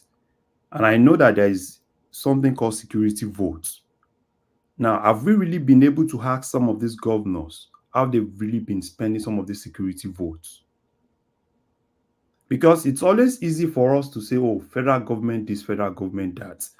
And now, coming to the monetary policy that you said, every decision that the federal government has actually taken is for the benefit of not just the federal government and the state government. So, because everybody is actually entitled to that money going into the into the consolidated into the CRF. So it's not like it's just so. Ever since they removed subsidy, it's not like federal government is getting more than they were supposed to get. Okay.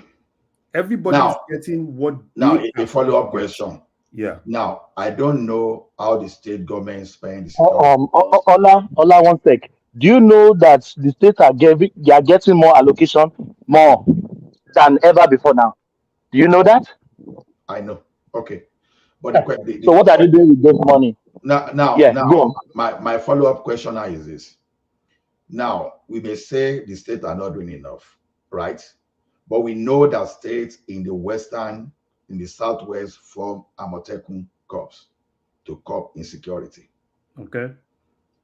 I know that the states, they wanted the federal government to approve firearms for the Amotekun security. Okay. And they've tried their best, and the federal government is not giving that.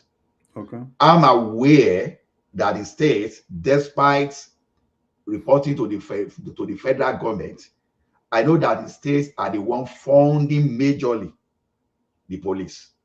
Okay. If I don't know of anywhere, no, that's the Amotekun you said. That's the Amotekun you said. Aside.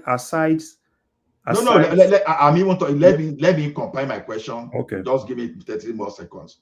Now, I know that the states, e.g., Ogun State and Lagos State and Osun or your state, they are funding the Nigerian police aggressively by buying them cars and rifles. Whether that's what they are doing with the Ogbeni of blessed memory, he tried a lot to fund the police in Ondo State too by buying them rifle and vehicle.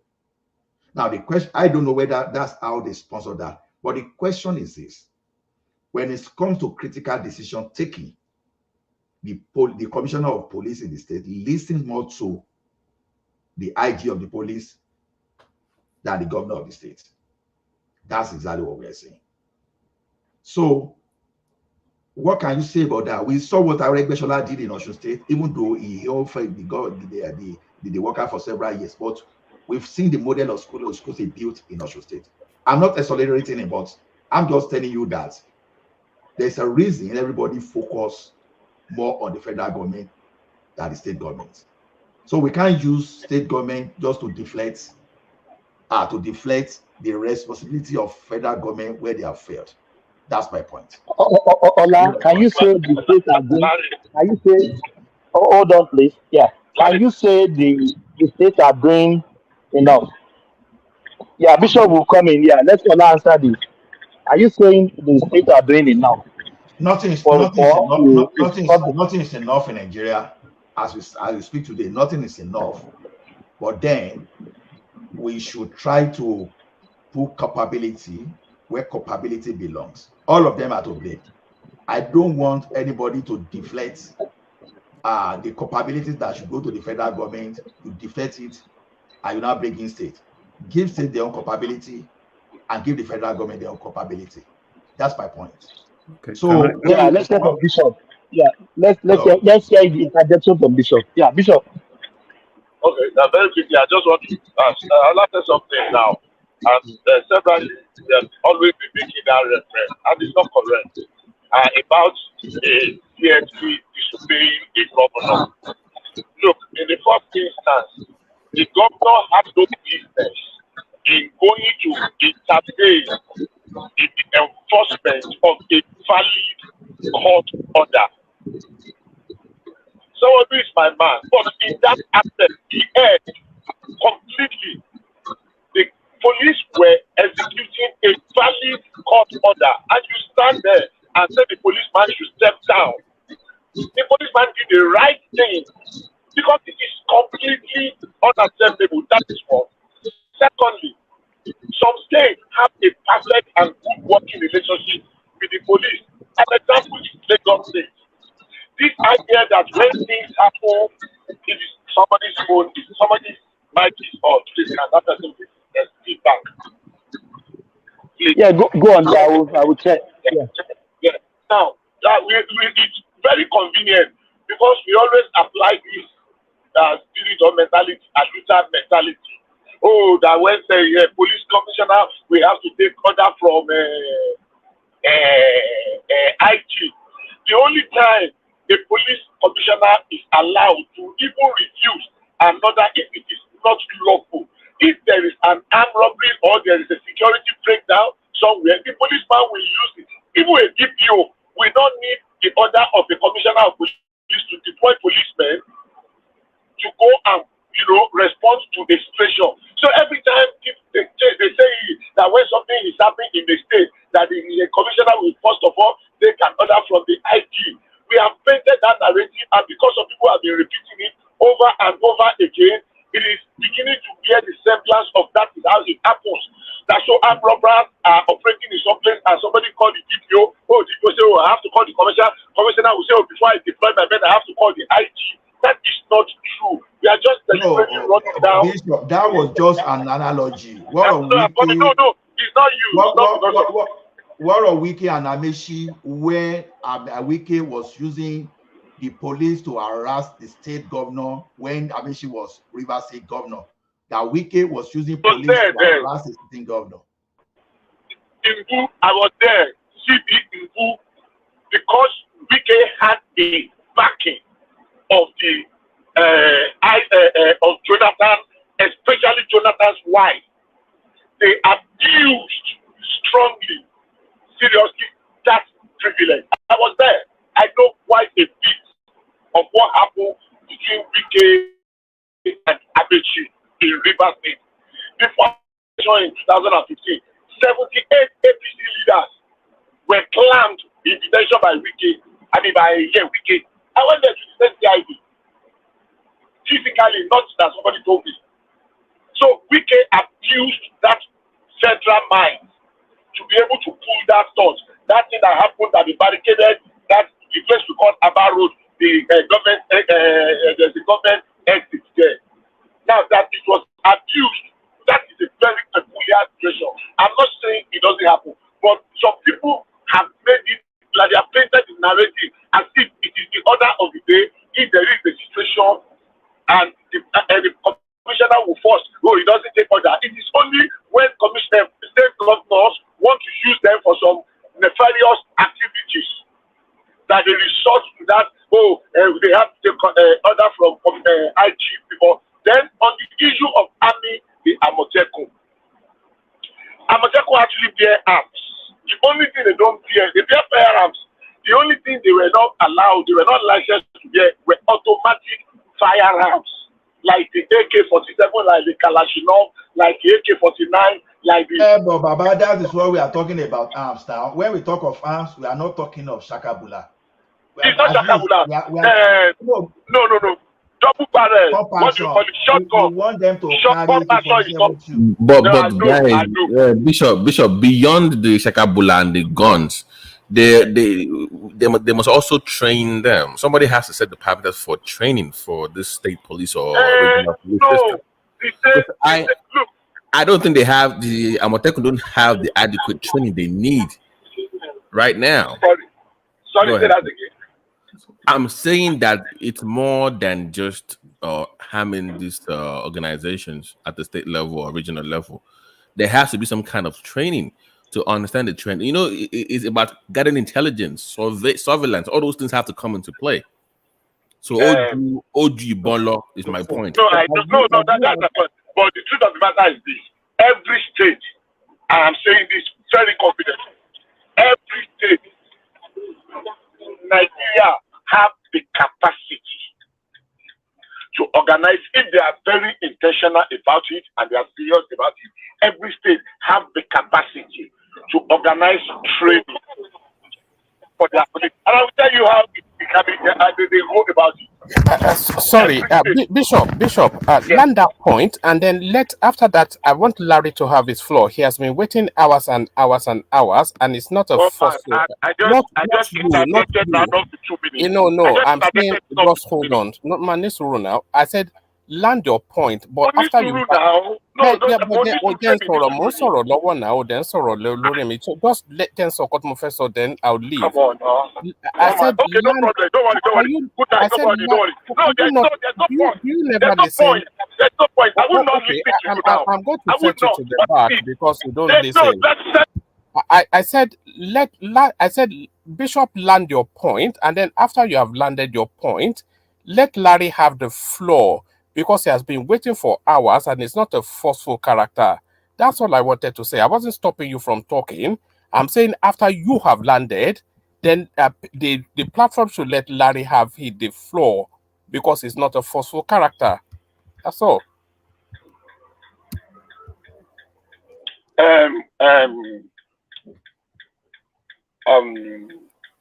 Bishop. Thomas. Bishop. I will leave. I will leave. This is completely disrespectful. Bishop, listen. How many minutes? I was on the back deck for more than 3.5 hours. Bishop, you can ask your question. You can continue. Mr. Bishop, please calm down, please. Just calm down, please. Okay, ask your question to Larry, and Larry will respond to you. No problem. You can go ahead. I'll be here. I will listen. It's not fair. You know, just how many minutes? We understand, but please be just calm down.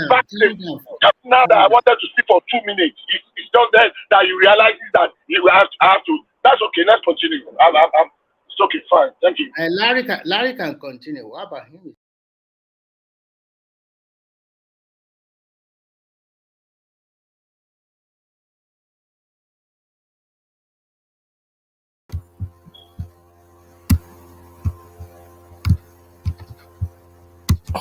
So sorry, Bishop. It's only you and me on the platform now. What exactly happened that elicited that response? Just hold on 1 second. Can you just hold on? You have to learn the art. No. I am speaking. No. I have the mute. Okay. It's only two of us here now. So you have to learn the art of listening. I came in only to say that after Bishop has landed his point, Larry should have the floor because he has been waiting for hours. So what out of that offense to elicit that sort of a reaction? You did not say after I have. You said Bishop landed that point. I have not even spoken for 2 Maybe you should minutes. scroll back. Okay, stay there. I will scroll it back and then you will hear me. There is no point. Let me finish what I want to say. If you want to hear from me, I sent you a message. Look, there's no big deal in shuffling me. I don't see that as anything. But keeping me there for over 3.5 hours. I was driving.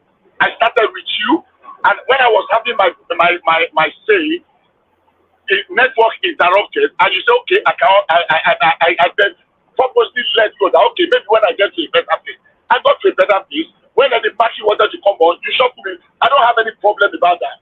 But hey, after 1-2 hours, I wanted to interject, and I said, why it's getting wrong.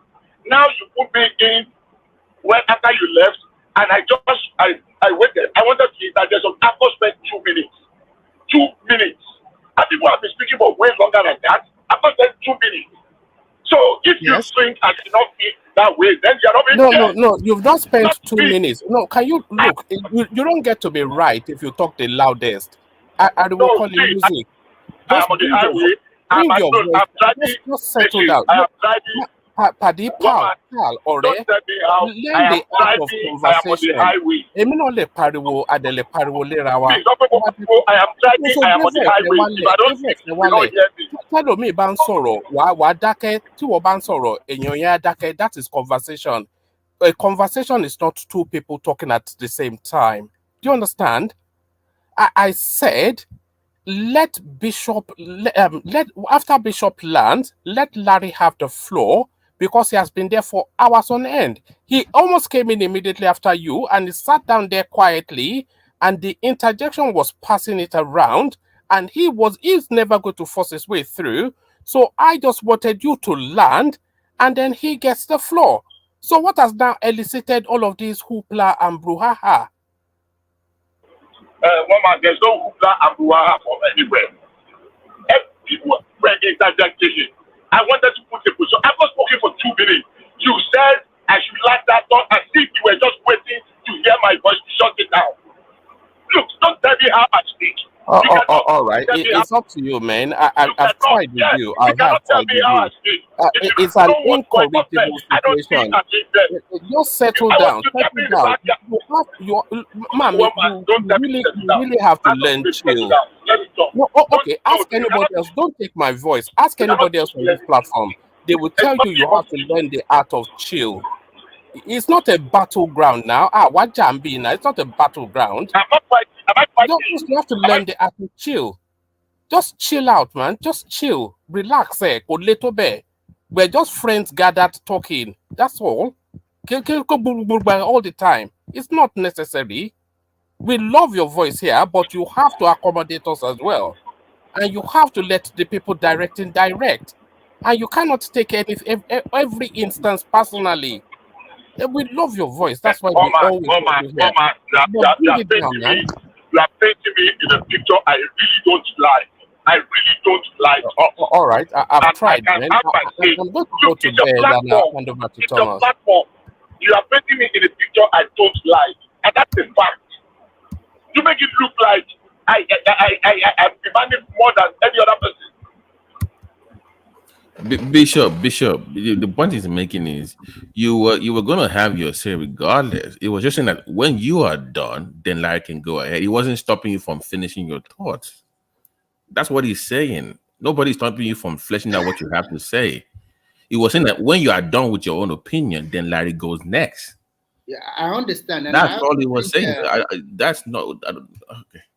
Yeah, I also think that both Larry and Bishop are in the same situation because they have been there for a long time, listening to other people contributing and so many. I've been here all day, but I never said anything. But it wasn't big deal. And I think I must also appeal. I want to appeal to one man and Bishop because I've seen so many utterances between them, which to me is not very good enough. One man should know that. This is his platform, and there are so many different personalities. And how to manage this personality is not easy for one man too. So Bishop, it's not a personality issue, right? Let me just finish, please. We have to be civil here. Don't add your own. Can you make it like no. Hey, hold on, BT, hold on. We have to be civil here. Don't add your own. We cannot. Let me land. Hold on. Let me finish. What we have to do here is that we cannot admonishing somebody and they're not listening, not even composed, right? We have to be civil here, right? Hold on, Remy, hold on. Where's Thomas, man? Can we remove this guy from the Hey, hold on. Hey, Pastor, can you hold on, please? Can you know we don't need you in this conversation, please? Let me know what you came here to do. Just let me land, then you continue. We don't need you in this conversation, man. Just hush, please. Why not? We don't need you. I'm moderating. I don't need you in this conversation. Why not? Because I said so. Because I'm moderating. God damn it. Because you're moderating. Yeah. You don't get to say who you need in the conversation. I don't need you in this conversation. Be quiet. Let me land. Okay. Oh my God. Hold on. Let me. What I'm saying is that we had one man who's resting. He comes up here, who's always on the side of Bishop anyway, right? He's always on his side.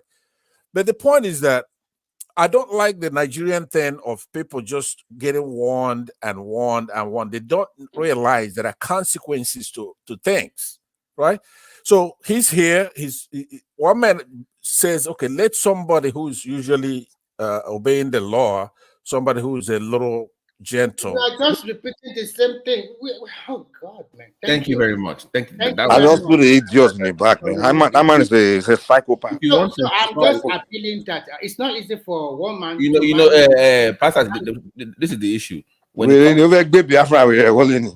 comes to conflict resolution, you should not be the one leading that conversation. Is the point? They're trying to resolve something here, so that's the point. You should not be the one talking about conflict. You're gonna just add to the problem already. That's what they're trying to say. So don't. No offense. I am just appealing to one man that it's not easy to manage different personalities because I've seen Bishop it's a kind of when you believe in a cause, they want to put his idea across immediately, and the passion that he gives is a lot. So when you try to shut him down, it also like affect him one way or the other.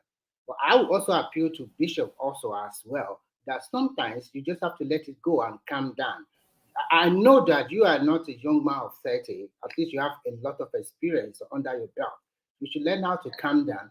And I also use this opportunity to also talk to Larry, because I don't like the way one man also portray you as being a soft guy. You have been there for a long time. Look, we are in a cutthroat world. And if if I'm not called for hours, I just you have to also express your mind. yeah, You cannot just Can I because say one Let man me cannot. hold on, please. Hold on. We'll talk. Hold on, please. Hold on. What is going on here? Please, now let's have some. Please, one man came in. He said, "Bishop, hold on. After you finish, let Larry come in." Nobody shut him down. Yes, we know. Yes, one man didn't shut him down. I am just One man said, appealing. "Bishop, can I please finish? I don't want anybody that speak now. I will just kick him out. You know I'm a military man. Please." He said, "Hold on, Bishop. After you finish what you're saying, let Larry come in." Larry is not a forceful person. Hold on, please. Hold on, please. I can put you in the background. I have the power to put you in the background. No, Thomas, no. No, Ajale Koko, no, Ajale Koko, no. No, I have to finish what I'm let saying. it go. Let us treat the issue. Let's forget about No, this. Ajale Koko, I was Ani kicked need. out. Need. What No, are we doing? no. Now. No, we have to. It's very One man at the bishop will end here. It has ended. One man is gone. We don't need to be dragging. It's over. Let's move It's on. over. Let's move on. Ajale Koko, hold on. Ẹ jẹ́ kí n sọ̀rọ̀. Wọ́n ti yanjú ẹ̀, I didn't know. Okay, I was kicked out. Ajale Koko, ẹ máa jẹ́ kí n sọ̀rọ̀. Will you let me speak? Okay, sọ̀rọ̀. I didn't know that they have ironed it out. Okay, see me by Adrian sọ fún ẹ. Dẹ̀ tún fẹ́ gbà. And I wanted to keep quiet. I was kicked out. I didn't know what went wrong, what went later. And I want to keep quiet. This now. Let's go on then. Okay. Please.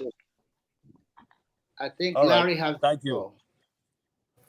Can we check our blood pressures, please? And the any blood pressure medication. Doctor, no, let me go now, Thomas, and now that you have put me in the back state, I'm going to lose my dinner, right? I'm going to lose my dinner. You say you are.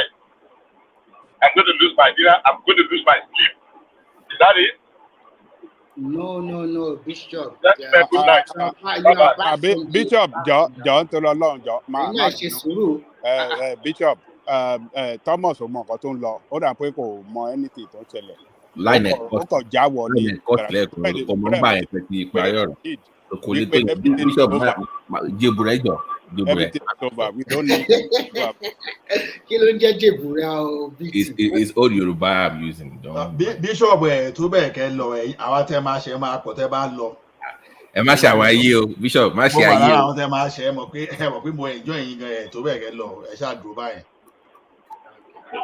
Okay, jẹ́ kí Larry continue. Apologies. Yeah, let's just move on. Bishop, apologies that I put in background. I didn't know that you guys have iron it out. My network went off, so that is what happened. Apologies. Let's just go on. Yeah. I just want to correct one impression.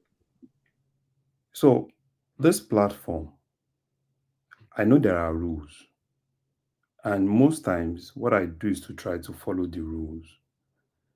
And I know there are times where people talk, and after that, someone else talk, and there is a time when it's actually free for all. So that's exactly, so me not interjecting is not because I don't want to interject. It's just because I'm trying to respect the rules of the platform. So let me just clear that. So this is just to clear for the person that actually said probably, you know, I'm not interjecting. It's me. I understand. Just go Yeah. ahead. Nothing to you, Larry.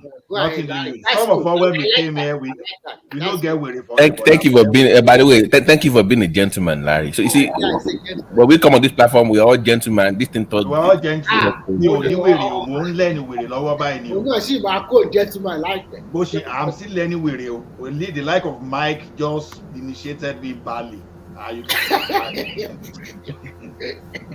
Okay. Let me just conclude so that you guys will actually. No, don't conclude, Larry. Take your time and have the expansion of the conversation, because you have been here for about 4 solid hours, just waiting patiently. So have the fullness of your time, and people should have facilitated for that. Okay, thank you. Yeah, go on, yeah. Yeah, so someone was actually talking about Motekun, and have we really asked ourselves, except on those states, which other state have been active in the southwest supporting Motekun? Ogun State. No. Your state. Are you sure? Yes, Ogun State. I am from Ogun State, and I can tell you, Ondo State is the only state.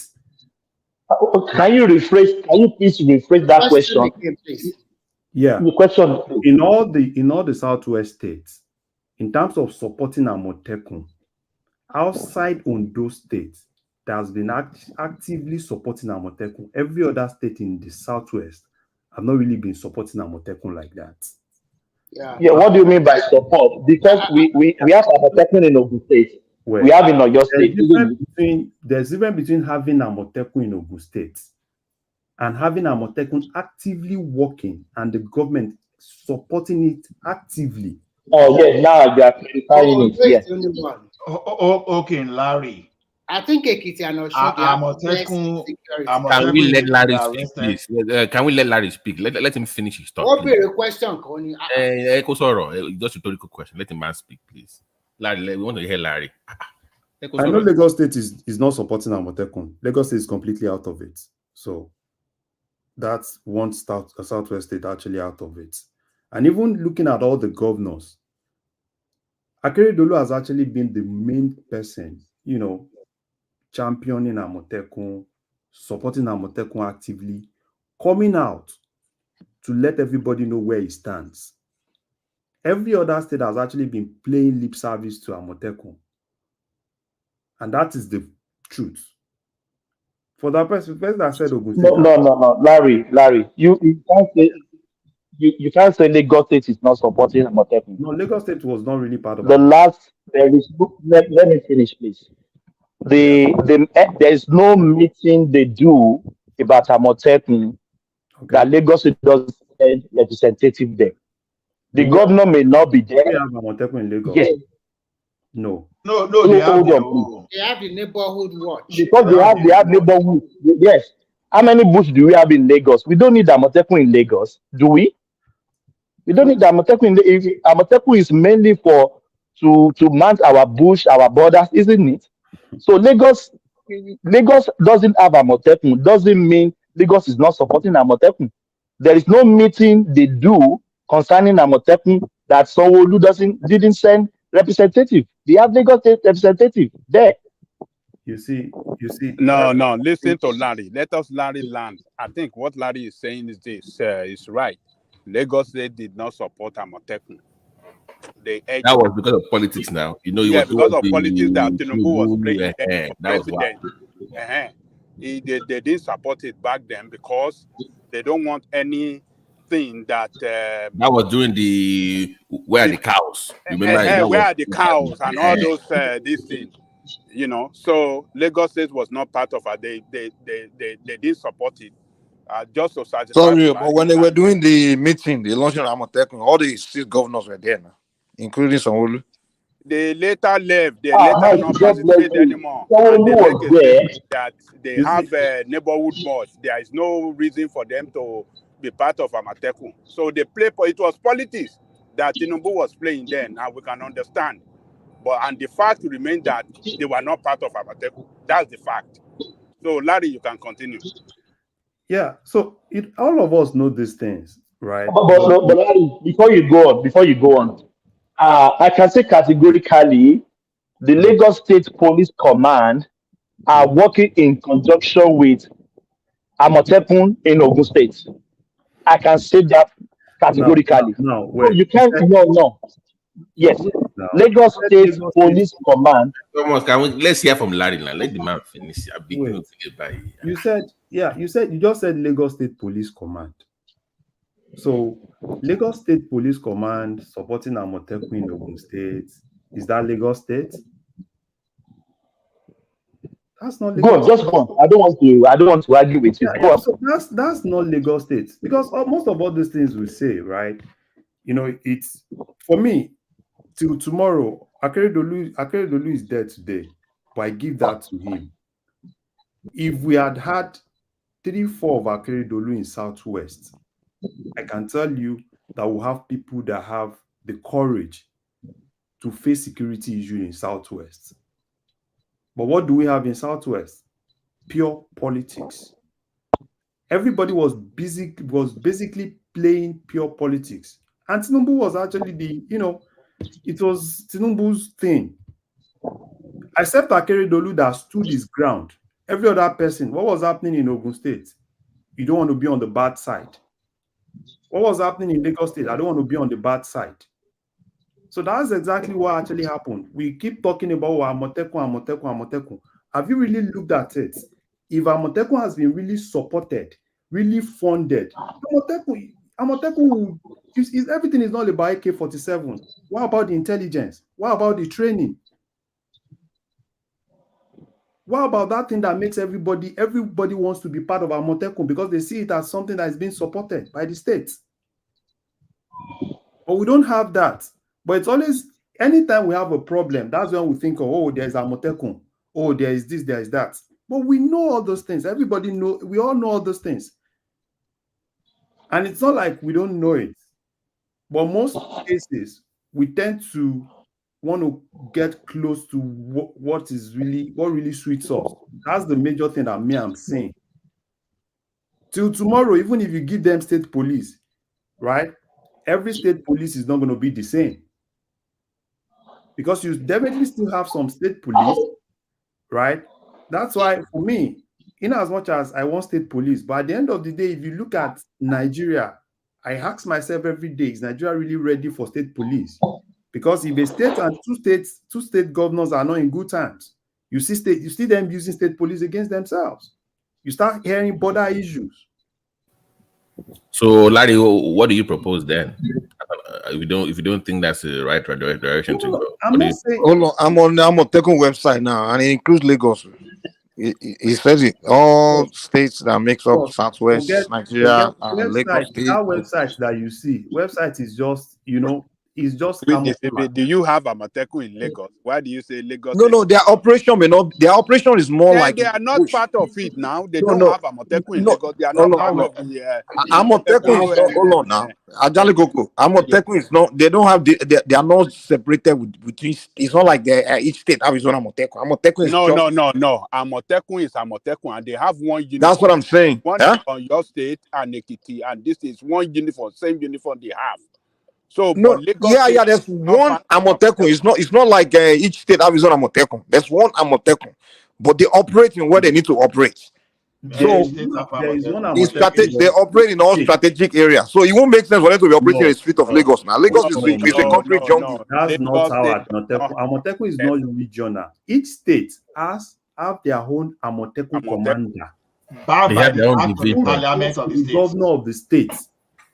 You say they're under governor of the state. Each state have their own Amotekun commander. Yeah. It's a law. Did you know, Mike? Do you know that each state passed law to that effect, to the formation of Amotekun?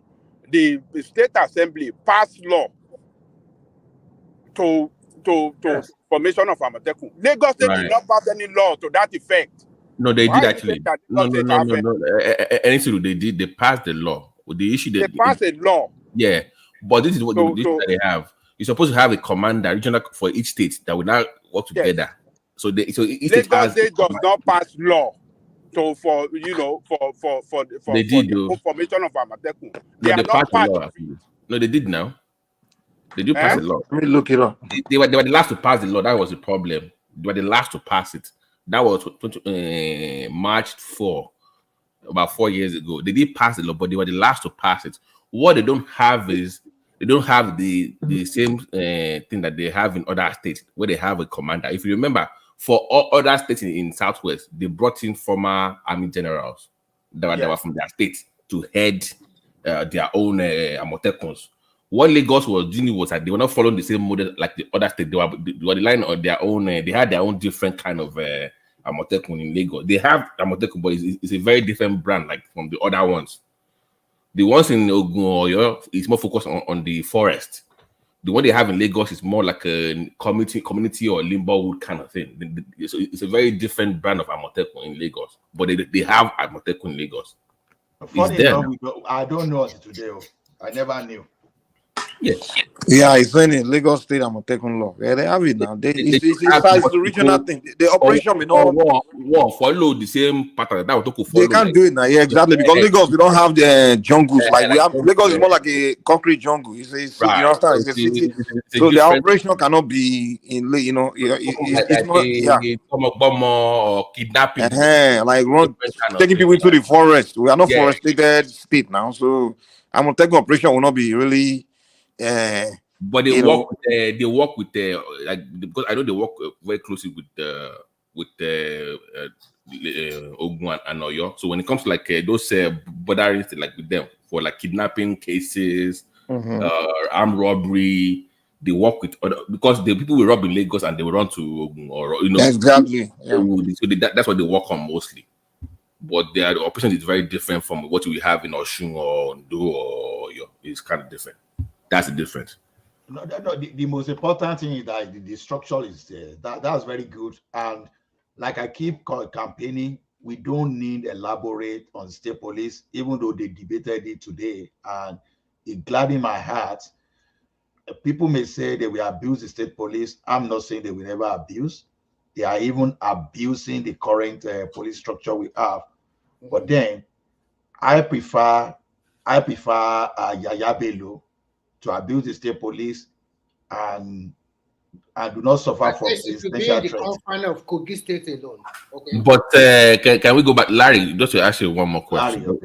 Larry, do you know once you start having state police, that means you must have state prisons, because when you pass any law in your state, you must be able to enforce those laws. So if somebody offends or in your state, maybe under a state criminal, whatever, we can't put them in the federal prison or federal jail now. You must have your own prison system.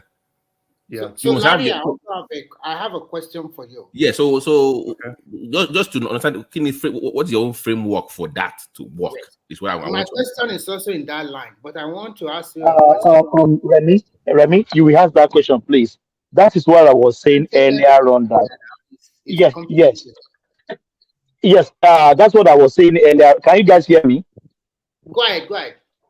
Yes. That's what I was saying earlier on, that the state police in Lagos, they are working in conjunction with Ogun State Amotekun because they share borders.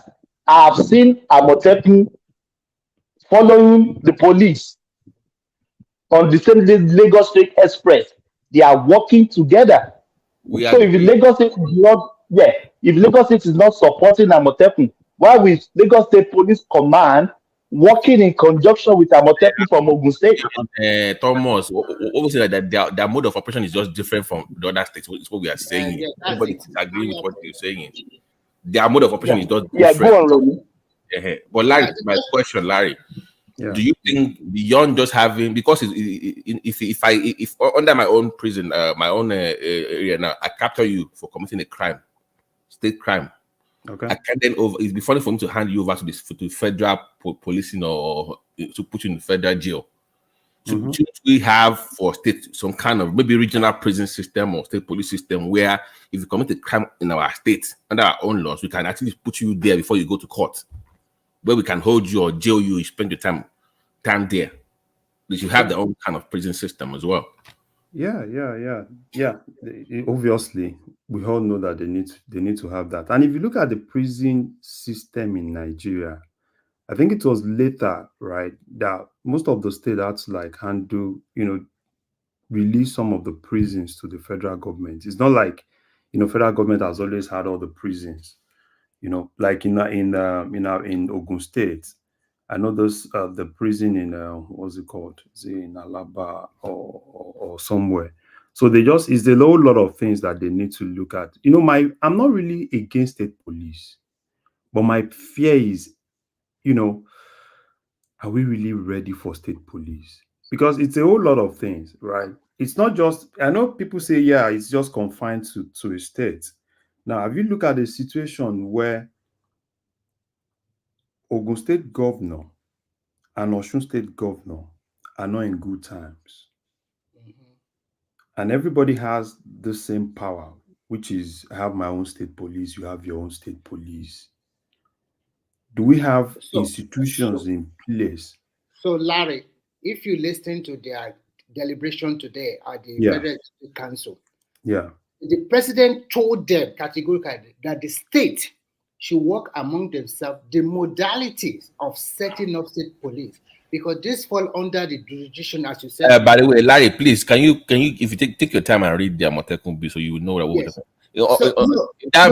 In that bill, you cannot, as Amotekun of Ogun, just move into Lagos to your to go and operate. You must seek the approval or collaboration of the fellow Amotekun in that state first. So they have laws now, even on that. Now we are talking about state police now, right? So we are talking about state police. Like today in their deliberation, the president said all the 30 state governors of Nigeria should work among themselves and find out a suitable modalities of setting state police, because it's under the under the legislative, and it's not for federal government. So all the states, they work hand in hand, and they with the National Assembly and other institutions to find a very good framework of setting up police. Larry, I totally agree that this is the right time for Nigeria to start state police, because most of our governors, they are not accountable to the people enough. I'm sorry. Can you, Larry? Can you finish that? Because you said Ogun governor and Osun governor, they have their own police. I used to listen like because if I'm in Ogun now as a police officer under the state police, I cannot operate in Osun. Yes, there is no way I can say, okay, I want to go and fight. No, Baba T. This is what Larry is saying. Fayose did the same thing in the past, in the first term. Go ahead. Where Tinubu and some of the ACN leaders there, when they went to Ekiti State during the election, they were all put under house arrest. And the question I want to ask is this: they are already abusing the federal police. Yes. Giving state police will not make so much difference. All we are after for now is we want the police that will clear criminals out of our bush. We were talking of full security the other time. When people IKT, we only rely on government job and farming.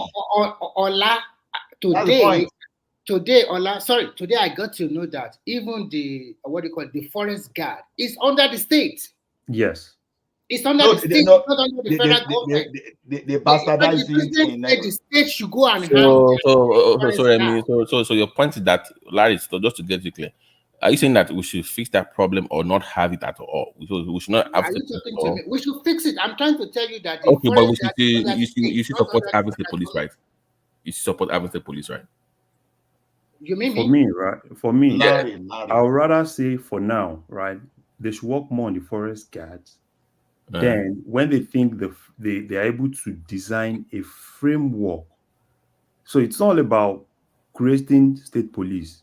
So now I want to see the framework they're able to come up with to checkmate excesses.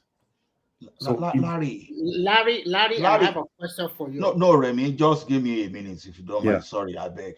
Larry, the thing is beyond the way you are looking at it.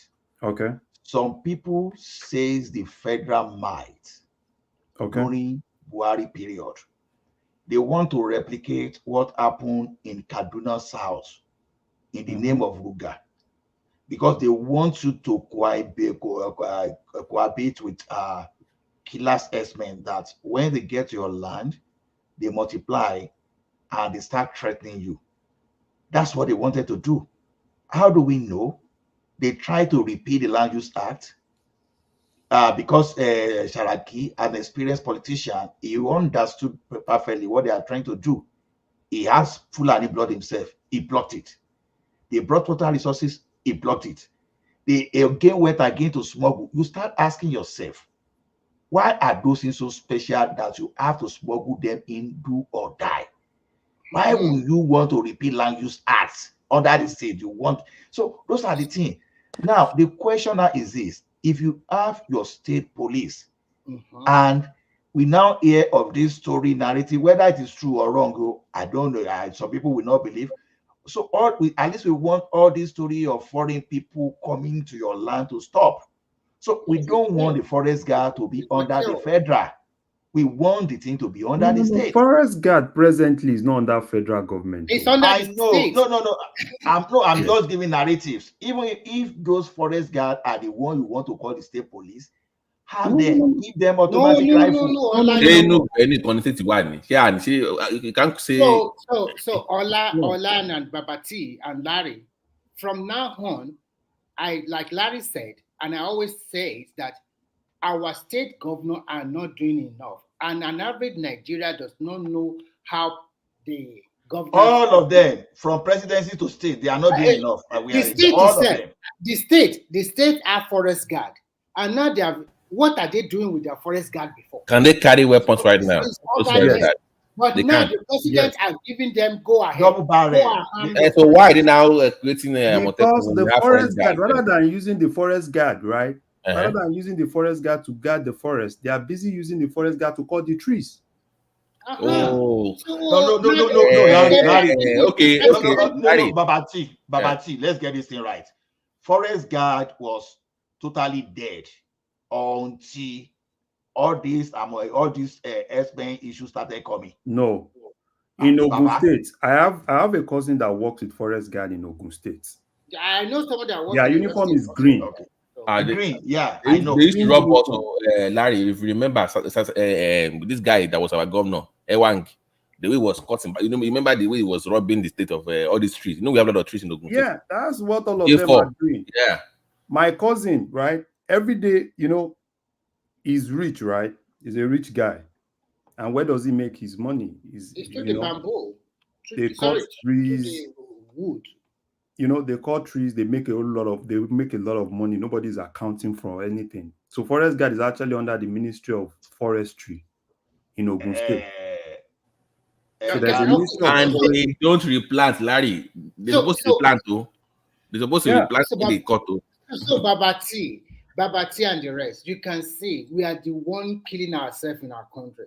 Even the tree you are felling is a source of revenue for the state. No. Let's even state. Let's keep to the insecurity. See, existential threat. Let's forget about. Okay, at the state have the forest guard. Forest guard. We know, but now we'll be able to identify that forest guard. They are not effective, right? Yes. Let us have the state police so that all these politics of even if you like, go carry everybody in the state, put Yoruba as the commissioner, as the inspector general, put them as the military army. As long as your state can secure itself, that's what we want. So we don't get distracted about this forest guard. We want state police. Let's just be. And any state that is not living up to expectation, we know that the state governor is not doing. So all the criminals in Nigeria can go to that state.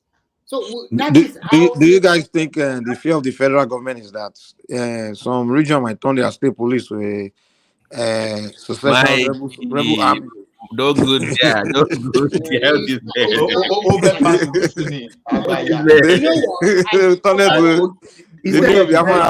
something that we are not really. There is one bad joy that we are not really talking about. These people shouting parliamentary system of government, and this It's another graduate that I saw today. Don't mind them. And these are people, this thing is coming from because they want to curtail the influence. Larry, which people be that? Which people the are Northerners. The Northerners, they No, want because to they have the highest seat in the parliament. No, Larry. No, Larry, it's good. It's good. It's good. I will tell you why. It's good. I like it. Why did they call for parliamentary for? Hold on. Please, Larry, can you tell us what? Please, before you even react, Larry, tell us why it is Badue. Okay, So we know. It is Badue because today, if you count the number of senators in the Senate, majority of them are actually from that side. Every state has 3 senators. How many states do we have in the north? 19. How many states do we have in other places? Now, that's just one. But you can't say it like that, please. Wait, let me talk. We have 17 states in the south and 19 over there in the north. Wait. So they have more representatives. How about House of Reps? How many House of Reps members do you have? Of course, we have more. They have more representatives than us. We'll be back in the opposition like I will always this in here. No, Larry, do you know why I would not necessarily agree with? I don't care. So the region is they should, if they really want to help Nigeria, they should scrap one of those House of Rep or Senate. A country in Africa did it. That was Senegal and Botswana. Let's go to scrap one. Let's have one. Larry, let me contribute. No, Remijo. Larry, look at it this way. Yeah. This National Assembly we are talking about, they were the one that did this biometric thing they used for election that eliminated double voting. And the thing even sent some of them packing. Good point. They were still there, right? We think those people that are doing bad cannot do good. That thing, they've done good, and let us improve on that. On this parliamentary thing you are saying, we are not looking at the parliamentary system at its work. It simply means that from the parliament, those people that win that election will be the one that will form the government instead of bringing different people to become minister. Some of them in the parliament too that form government will be the minister. It simply means that at least more than half of the bureaucracy we have for now will be gone. So that means you have to be elected before you can even become the minister. Larry, no, let Joe now. Landy now. Joe, I beg. Now, the thing I'm now saying is this. Even you are saying because they have more states in the north, don't let us make mistake. Benue State and Plateau State, don't see them as the corners. That used to be there, not now. So, and they will need 2/3 majority to pass anything. Thank you. That Benue State and Plateau State. Wait now. Right? No, Larry, wait. They will need 2/3 majority of the states. Thank you. State assembly and 2/3 majority of the federal. So the thing is, please quickly. I just want to add it to what you are saying. If it's under parliamentary that we are in this last election, Tinubu will not form a government. He needs coalition. So he has to it's okay. PDP or LP to form a government. No, Remy, it's okay. Buhari will not have the type of rubbish power he had the other time. Yeah. Under the parliamentary system. I love it. Please, I know that Sultan of Sokoto suddenly found his voice. Dan Tata suddenly found his voice. Just leave them. When they are not in power, that's how they do. Let them please use that power to help us. I love it, to be honest. But I don't care whether it is Tinubu that is there. I look beyond Tinubu. Larry, can you clarify, like, do you prefer that we just take out the Senate, keep the House, or we go parliamentary? I'm trying to understand. For me, right, if they really want to help Nigeria, and they want to really help Nigeria, let's take out Senate. That's number one. Number two, this parliamentary system of government that we're saying, people were like, oh, we've tried it before. How many states, when we tried it, how many states do we have in Nigeria? Is it still the same thing? If they really want it to work, why can't us, okay, they should just let us kind of like match people together, right? Let's match people together. Let's have equal representation. Everybody have equal representation. Now, presently, we have 6 zones. let each of the 6 zones have equal representation and let's have a government. So parliamentary system, if you want parliamentary system, I'm not saying it's not good, but you can't use gradual parliamentary system for us. Why Equal is it representation is now? parliamentary system. Let everybody have equal representation. Let it not be skewed towards that one side. They Because don't if you are have that still number, maintaining... Larry. You are just being scared. They don't have a No, number. I'm not being scared. I'm not being scared because I know what happens in the Senate. And I know that for even Akpabio, right? Everything has always been, if you really want anything to be done in the Senate, you must always look for a way to pacify this block. Okay, Larry, look at it this way. Every state sent 3 senators to the National Assembly, right? Yeah. How many times have you seen that call Northerners? You understand? Maybe when you say call Northerners too, you want to associate them with Muslim or Fulani, Fulani, whatever. How many of those people do you see from Benue State and Plateau State? Okay. Do you know the problem of that Plateau and Benue today? Is because some people, and this actually, if you go back to the main genesis of the problem in Plateau State, when did Plateau State start having problem? Do you know? Immediately they created Just Not. That is the genesis of the problem of Plateau State. And the same thing is happening in Benue. So it's always easy for us to say, oh, they are not. No. You are not seeing my point. Yeah. Those people are facing existential threats. And they now have opportunity now to be in the parliament. And you really think they will support those people that want to run them out of their state with all they've seen, even if they've been denied all those things before we were born, but today they can no longer deny it again. The orientation has changed. So the point now is this: when we are looking at this queuing that we are talking about, is it really skewed? When you look at the North Central, it's not really skewed. Bros, it's skewed.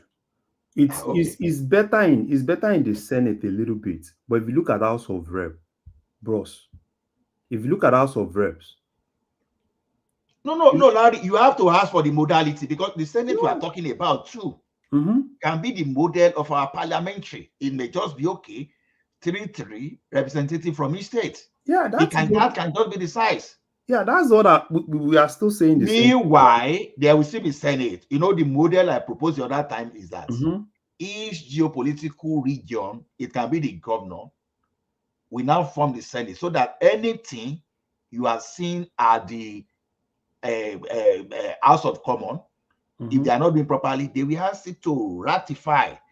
Because we have parliamentary system in Canada, those people we elected are the one in the House of Commons, but the Senate themselves are the appointed, and those are the people we even trust more than the politicians. So if those people show the Senate will be the one to call them to order. Honestly, I support. Bros, what you are saying, you are actually saying what is supposed to be the normal thing. But I'm telling you that what these people are trying to do, right, it's another way around. They want to maintain the status quo. The only thing they are trying to do is to bring this, that's why I call it gradual. Because if we really want to do that normal thing, everybody needs to sit down. But we've not even seen the bill. They've not even settled the bill. Yeah, I'm telling you because I know where the thing is coming from. I'm telling you because I know where it is coming from. You know, the same people, the same northern people, all of a sudden they started supporting state police, even though we know they already have state police in Ishba. Ishba is a form of state police. So when people are saying we don't want state police, they will be abusing. So what of Ishba? It's a state police, Sharia police. Bro. So when we are saying we should not have, it's just for you to deprive you in the south of forming that. If they really want that country to be good, I think we all need to sit down and agree on what we want to do. We all need to sit down and agree on what we want to do. Baba, to be honest, the first thing you ought to do is define what good is. That's the first thing. And Yes. then once we've defined Yes. what good is, and then we can know which steps to take. Because What's good? everybody, we just complain. Each person, we say this is what I want. That will solve my problem. I'm not Everybody taking have it. their own goods. Exactly. So just like now we say, once we create state police, my problem is over. Now we create state police. Is that really the end of Nigerian problem? You remember in the 90s they say once we get democracy, Nigerian problem is over. We got democracy now, we still have problem. So we have to define what the solution is before we start taking steps towards it. So, Uncle Larry. Yes, sir. So the thing is, let's hear them out. Yoruba will say, "Fúnra wọn ni ó máa fúnra wọn lóògùn jẹ." See. Ola, can I interject for 1 second, please? Let me just finish my proverb. You will interject. Okay. Now, from inside black pots, white pap they come out. Right. Now the same Senate, now the same National Assembly brought us the best electoral system, even though people are using politics to rubbish it. We know that 2023 system has been the best in the history of that country, except those people that only see that thing from the political lens. Thank you, Remy. Okay. So what I want to say is this. If we go back to the parliamentary system, which they are convinced that it's going to start in 2031, that means each region or each state, that means if you are going back to parliamentary, there's so many things you have to change in the constitution also. That means each region, we have a premier. That is how it's been practiced before. That means we are going to have 6 premier from each 6 geopolitical zone. And once you have a premier, that means you control the resources of that place. 50% go to you first, and 20 or 25% go to the federal purse. And then they have to scrap either the Senate or the representative. But I prefer to scrap the representative, so that each region will have equal number, although they have a little bit more of Senate than us. But if you look at the landmass and everything, nothing you can do about that. But at least the region will develop at their own pace. I also supported the state police in one sense. It will curb insecurity to some certain extent, because the police will have to go in. At least the police are from the same region, from the same tribe that you are living together with. So let's have them, because first, we don't have enough policemen. Second, most of the government will be accountable. You said you want state police. And then the revenue allocation sharing formula have to change. For now, they have to change it. Maybe they have to cover out maybe 5% more for the state. Maybe states say we have more than the federal. So I don't know why the federal also have more than the state. I don't understand. So with this thing, people will now know that my governor is performing or not. And people will have the right to vote their governor out easily. Because if your state is not tackling insecurity, people will know that don't touch your state, or they are den of armed robbers, they are den of kidnappers. You can go and invest in Osun or go to Ekiti or whatever. So the beauty of it, the advantage of it far outweighs the disadvantages. So, and when the president said, go and work among yourself with the National Assembly, the state and the rest, go and find a stable modalities to set up the state police, I think it's the right step in the right direction. So I totally support, and I don't think we should exercise fear. This is not 1940s or 1960s. This is year 2024. Nobody can lord the idea over others in Nigeria. If we go that way, so Larry, I don't want to exercise any fear. It's not like before that they come behind and they do, no. It's not done that way. And I want to also assure you that the people in the North Central, they don't totally classify themselves as people like Kanuri or Igbo, or Hausa like that. They have their own, what do you call it? Their own, the way they behave, the way they think, they're totally different. So the state police is part of restructuring. And if we go that way, then every state, we have to create more state prison funded by the state. I think, and more people will be put into work. Over the associated work that will go along with state police. I'm not talking about the real policemen. You have to recruit secretaries. You have to recruit clerks. You have to recruit so many people, drivers, so many people you have to recruit. It's another way of creating employment. So that this will not just, so at the state, anybody that want to be a governor in a state will not think twice. I'm going to this. This is my responsibility. How am I going to make money to pay all these people? Not now that, okay, I just be a governor and I wait on after I'm 25 or 28, I get money from the federal government. No. Remy, you see people's fear about that state police. I understand. Yeah, I also Okay. understand. It's all about Our last man men harassing people in Lagos today. Yes, we know. We know that they will stay beyond their boundary. But the most important thing for me is for me to even be alive to start arguing that. If I cannot go to my farm just because some people want to pay me and occupy my land, you understand? Go to southern Kaduna now. At the indigenous there like that when they displace people, some people move in there and they rename all those community. The same thing happened in Borno. So I have a question now. Ola, these look people, at Kano State, for example. Sorry, Mike. Look at Kano State, for example. They have ISBA. Do you know that the insecurity in Kano State is all-time low? Although they use a kind of Sharia or whatever, but the people behave themselves. They know that these are the people that are committing crime, and they pick them up. And it means I will be northern. Then if I go to Kano, I know they ask for beer now. So you behave yourself now immediately. You know, so and it's one of the it's one of the most secure states in Nigeria today. Kano State with 44 local governments. May I hear Mike? No, okay, anyway, what I was trying to say is this places you say people have occupied. So, and they've named it, they've taken the land, they're building their own house, right? And they claimed it. So that means we know where they are. Of course, yes. We know where they are, yeah. We know where they are. So they've set up their community there. They've built their house, they've kicked the owner of the land house, right? And they are living there. Yeah.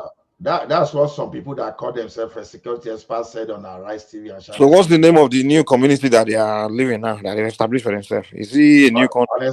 Honestly, I don't know. But that's what, I heard this thing on Channel TV and Rise TV. And, that even there was a time until Jonathan even decimated them and Buhari followed up. Even some of these Boko Haram people, they were even hosting their flag everywhere. No, I know that one, though. But the Nigerian we went to bombard them and kick, that one, I understand that one. Exactly. But we are talking about this one, this bandit one. Because no, not bandit. So Boko Haram, it started from Boko Haram. No. We are talking the Boko Haram era, we know that one. We are talking about now. You're saying some people come and keep people away from their land now. In these places in like Kaduna, you're referring to Kaduna, that they've come, they've chased one of the land out, they've occupied it, and they've taken the land, they are living there now. Yeah. You believe that? At least for someone to come to the national TV and say that one publicly. And you believe that?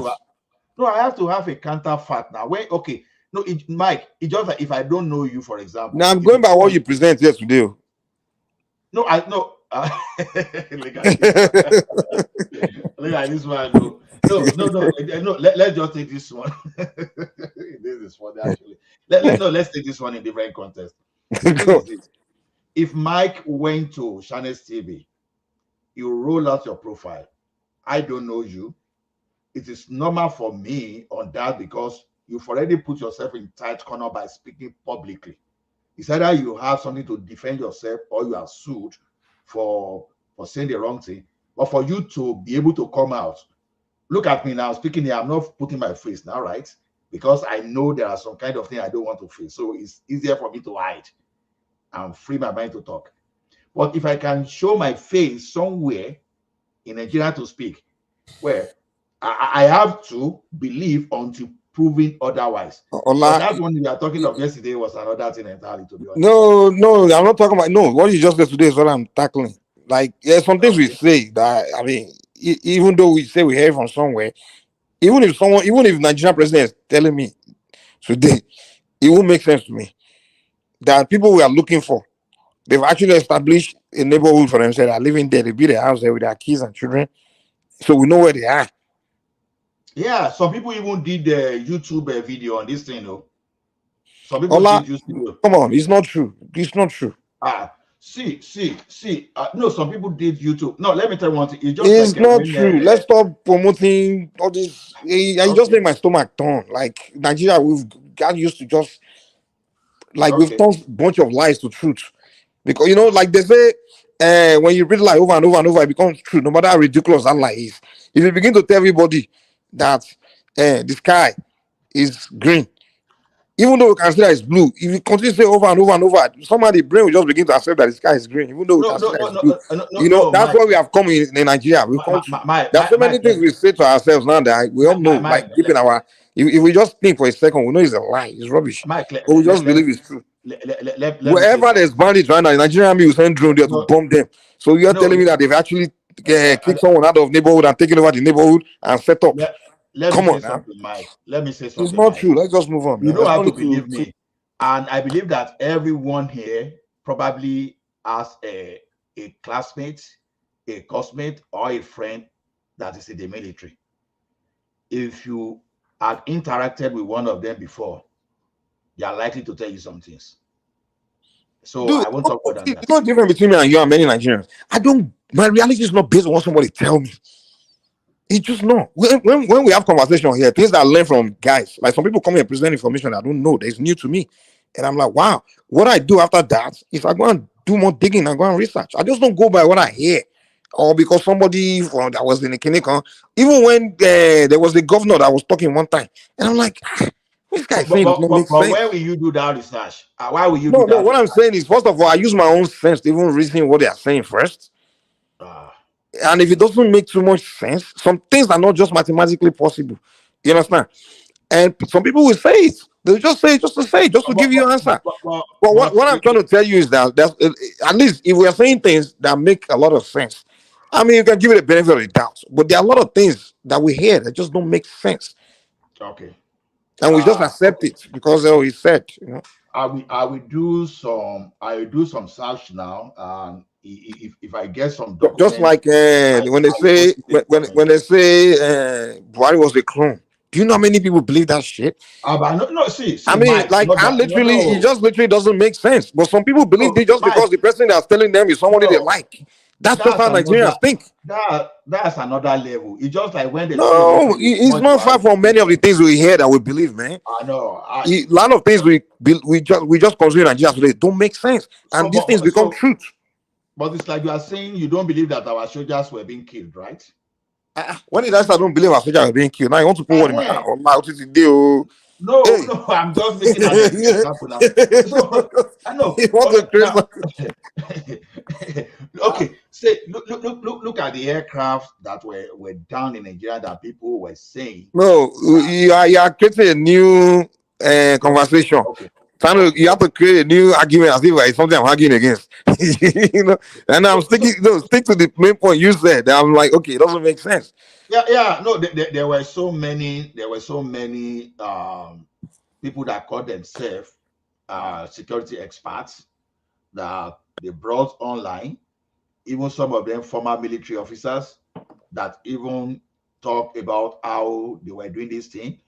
And even when the like of Danjuma, like I keep saying, the like of Danjuma, people may say it's like, but the question is this: what will the former chief of army staff? What will it benefit from coming out? It's just like say Obasanjo is saying things like this is happening, and we are saying we don't want to take Obasanjo seriously. That's my point, because we've got to believe. Let me tell you this. If listen, let's say chief of army staff for some reason come in front of me right now and tell me that bandits have taken over one village, right? They've kicked the people out of there, and the bandits are living there. You know what I would do? I would slap that chief of army staff like, what are you doing here right now? Shouldn't you be there? So now you know where the bandits are living now. Shouldn't you be there right now, rounding in the village and arresting all the bandits since you know where they are? I will not say, oh, really? So they've taken over that village and they're there right now. Wow. And then I'll come to one man show like, bandits have taken over village. That's stupid. It doesn't make sense. So you are coming to tell me you know where they are. And you are coming on, it doesn't. So I know the chief of army will never do that. But Nigerians will tell you that chief of army came on TV to say. Can I ask you something? What even makes it worse to what you just said is wanting to know where they are. But members of the media, we even interview them where they live. They will go there, sit down with them, interview them. Nigerian media. No. You remember when Gumi was going to this bandit to go sit down with them? hang out with like terrorist groups, like and you say, oh, I met with them. You should do ABC and deal with them.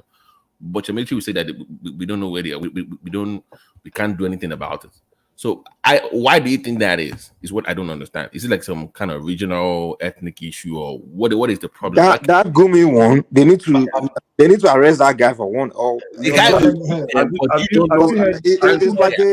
have you heard Gumi talk recently? What did he say? He's been quiet lately. He won't talk now, but Buhari is no longer. But Larry, I'm saying that if Gumi knows where these people are, hangs out with them, is meeting. Why? So why is your military not taking action when they know where they are? Like, yeah, Babati. Yeah. When Gumi knew where they were, right? Mm-hmm. The army hierarchy knew them. Okay. So that was why Gumi was able to do all those things he did. But now, so they sent him to go meet them. Is that what you're saying?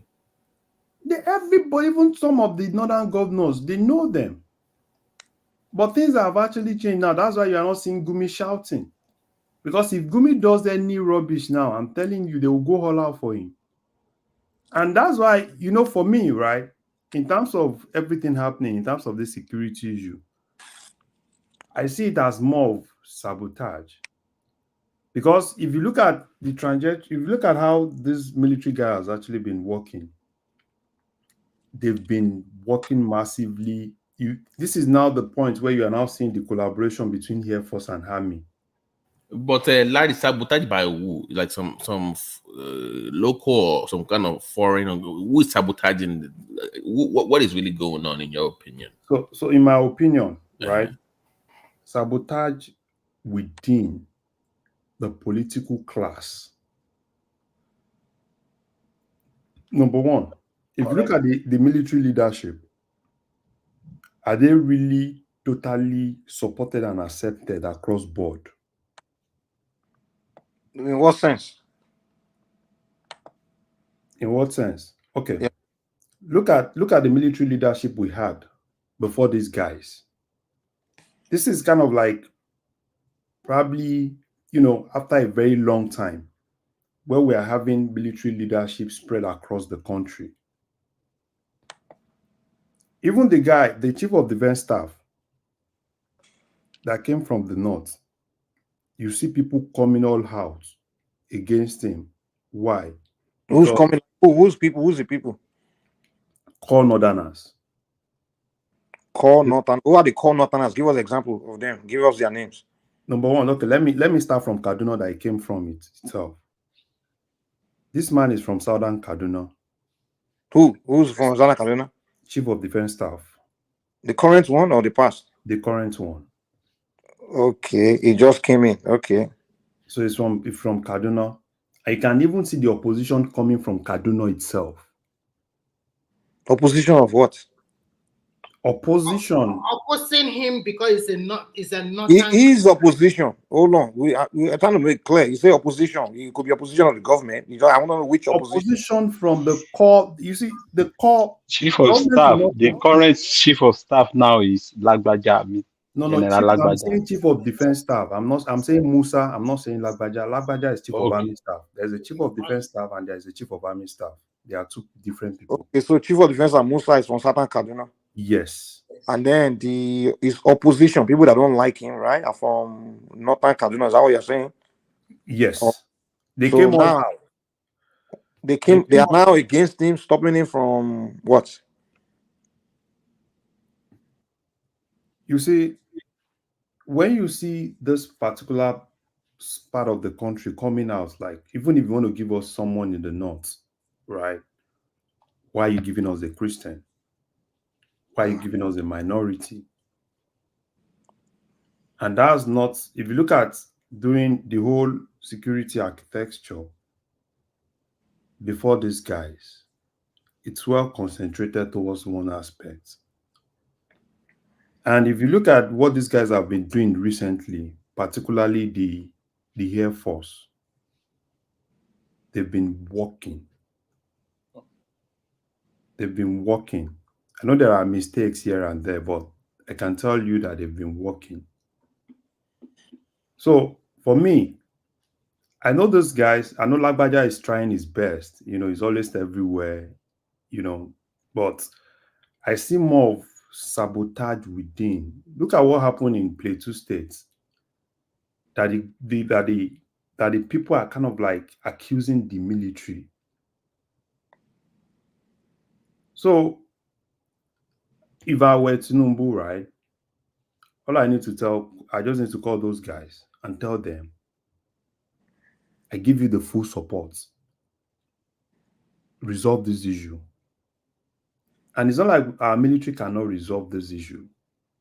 In most cases, you've always seen, look at during those periods when, is it E.A. Jerika or which other guy that was kind of like fighting those guys, and they were more like, yeah, it's intentionally bombing the northerners and stuff like that. Look at this other guy that actually died in a plane crash. Did anybody remember his name? The chief of army staff that we had that died in a plane crash. Yeah, we know the guy you are talking about, but we can't remember his name. It's also a good guy. You are right. Yes. That guy is another good guy. So I think the major thing now, right, it's for Tinubu to come all out, support these guys. They can do it. It's not like they can't do it. All this Gumi and the likes of them, right? For me, Tinubu should, number one, change this DSS guy, bring someone else. If you need to change him, change him. I think the president have done something good about that plateau. They have already started to establish a military base in the heart of that theater. They are going to establish a military base. I hope they can finish as quickly as possible, because there is a communal clash among those people, and there's so many things involved, so many things in play. They say there's a lot of natural resources there. They are fighting over it, so many things. So he has approved military base to be there, and let's see how it works. And so many trouble, so many. I'm glad you mentioned communal clash and also minerals, all these things. When people say, we just trust the military, let the military go do it. If I'm Tinubu, I'll tell the military, go and get it done. No, what we need to do is first just get a full understanding of that space, the country, like just proper understanding of the space, proper understanding of the environment, the regions, the psychology of the people, the psychology of the military, psychology of everyone, and the process how we do things. We need to get all these things in proper perspective, and where we from there, once we get a full understanding, now we can start thinking of what steps to take to fix what, and address what and what. Until we start to do that, we just gonna be confused, just be talking what we were talking, like, okay, is this, and just be saying what things that just won't make sense, like, oh, is it Fulani, is it not, is this, is that, is the Kiniko. That's just the problem in Nigeria. What Tinubu needs to do is just get a bunch of thinkers to come and, you understand, instead of telling the soldiers, the soldiers are not thinkers. Soldiers only know how to do their job, go and shoot off something, go and fight. They are not they are not thinkers. What Tinubu needs to do is get some people, some scholars, some highly intelligent people, some philosophers, psychologists, or people that know how to think, and say, come and help me study this country. Are you talking about Nigerian university professors But that are just not necessarily professor, no, not professor, just thinkers. Thinkers doesn't mean Nigerian Kiniko professor, Kiniko. They are thinkers all over the world, anywhere, even in Nigeria. People that know how to just bring them like. You are right, but are they willing to come home to help? That's another thing. No, the problem is if you hold on, if Tinubu today say, I'm looking for people that know how to think, they know how to reason, and I'm offering to money to give them a contract to come and do some thinking for me, I will be the first to sign up, like, hey, Mr. President, I think I have some ideas of some issues there. People will come. If you put money on the table, people will come. It's a matter of contract. The way government, American government, I don't know if anybody ever work with government agencies. They will say we are contracting a bid for someone that know a psychologist or sociologist or clinical, and people that know they are expert in that area, they will start putting in bid for that contract. You understand? You contract things now. You understand what I'm saying? So and let me give you examples. Oh, go ahead. Didn't Good Luck try to contact people from SA to come and fight, and that thing was cancelled? No, not fight, to think. Oh, like intelligence. No. To just come and figure out, to just come and study Nigeria. Study Nigeria. You know, in America, they will call they will go to those universities, the best minds. They would recruit them and come on. No. What I'm saying is this. BC, what I'm trying to say is this. We need some people to come and study Nigeria and understand Nigeria. Right? You can't find them in academia in Nigeria. Yeah, you can find them in Nigeria anywhere. Thinkers are everywhere. We have everywhere. Some people we are everywhere. But you know, on one hand they put advert out there for them to come. On the other hand, they also scout the best of the best. You can say we know. It's very obvious that we don't have people that are actually studying Nigeria, because just from the way the politicians respond to what's going on. They right? do, but do you know that they are not? No one is thinking, and the politician, no one is thinking. Babati, give me an example now. Give me give me a second. Let me give you what I'm saying now. Whenever a politician wants to speak on the floor after an attack, he will just be crying and say, "The military needs to solve it." Whenever a president comes down, he will say, I will fire the chief of army staff and promote the other one to go and solve it. So it's very obvious to me, and it's very obvious that they are not taking that step of understanding the picture, the whole picture, general picture of the country. They are not doing that, because that's the first step to solving your problem. You have to first understand the problem, understand the country, understand the terrain, understand the culture, the tribe, every facet, every community, understand what is the historic issue there, the psychology of the people there, just the situation, just very full understanding, and then from there, when something happens, you can know you can have an idea of why it's happening. Let me tell you, Mike, why I know we have the minds. Because, like I told you, I've lived in El Paso close to 3 years. I think I said it before. No, we do have minds. There's no question about that. No. Let me tell you what I'm saying. When Nigerian intelligence forces come for training in El Paso, they are always leading the class, the best course. So the minds that in Nigeria, they are in our internet guide, they are there. What happens is your politicians don't seek out the advice. Or even when they are giving the advice, they don't take the advice from those people that are experts in Nigeria in all fields. Trust me, in academia, they have the best. They have good people that can tell you the truth, but nobody listens to them. They are not using them, and that's what I'm saying. That's the first step. You have to take those people, tell them like, hey guys, the first thing we need to do is first study the psychology of the country. They are there. Is my point. They are there in Nigeria. They are there. They are there. I know that they are there now. I'm not even saying it was Remy that's thinking we don't have them, and I'm saying, well, I'm gonna find it in the case where if you don't. I'm talking about those in the diaspora. I'm not talking about. I think intelligent people are people that know how to think are everywhere. We have them in Nigeria in abundance. We just don't value them. We don't value intelligence. All we value in Nigeria is class. Who are you? You're son of who? That's what we care about. And then we say someone with degree or something. 70% of the Nigerian professors, they are looking after the skirt every time.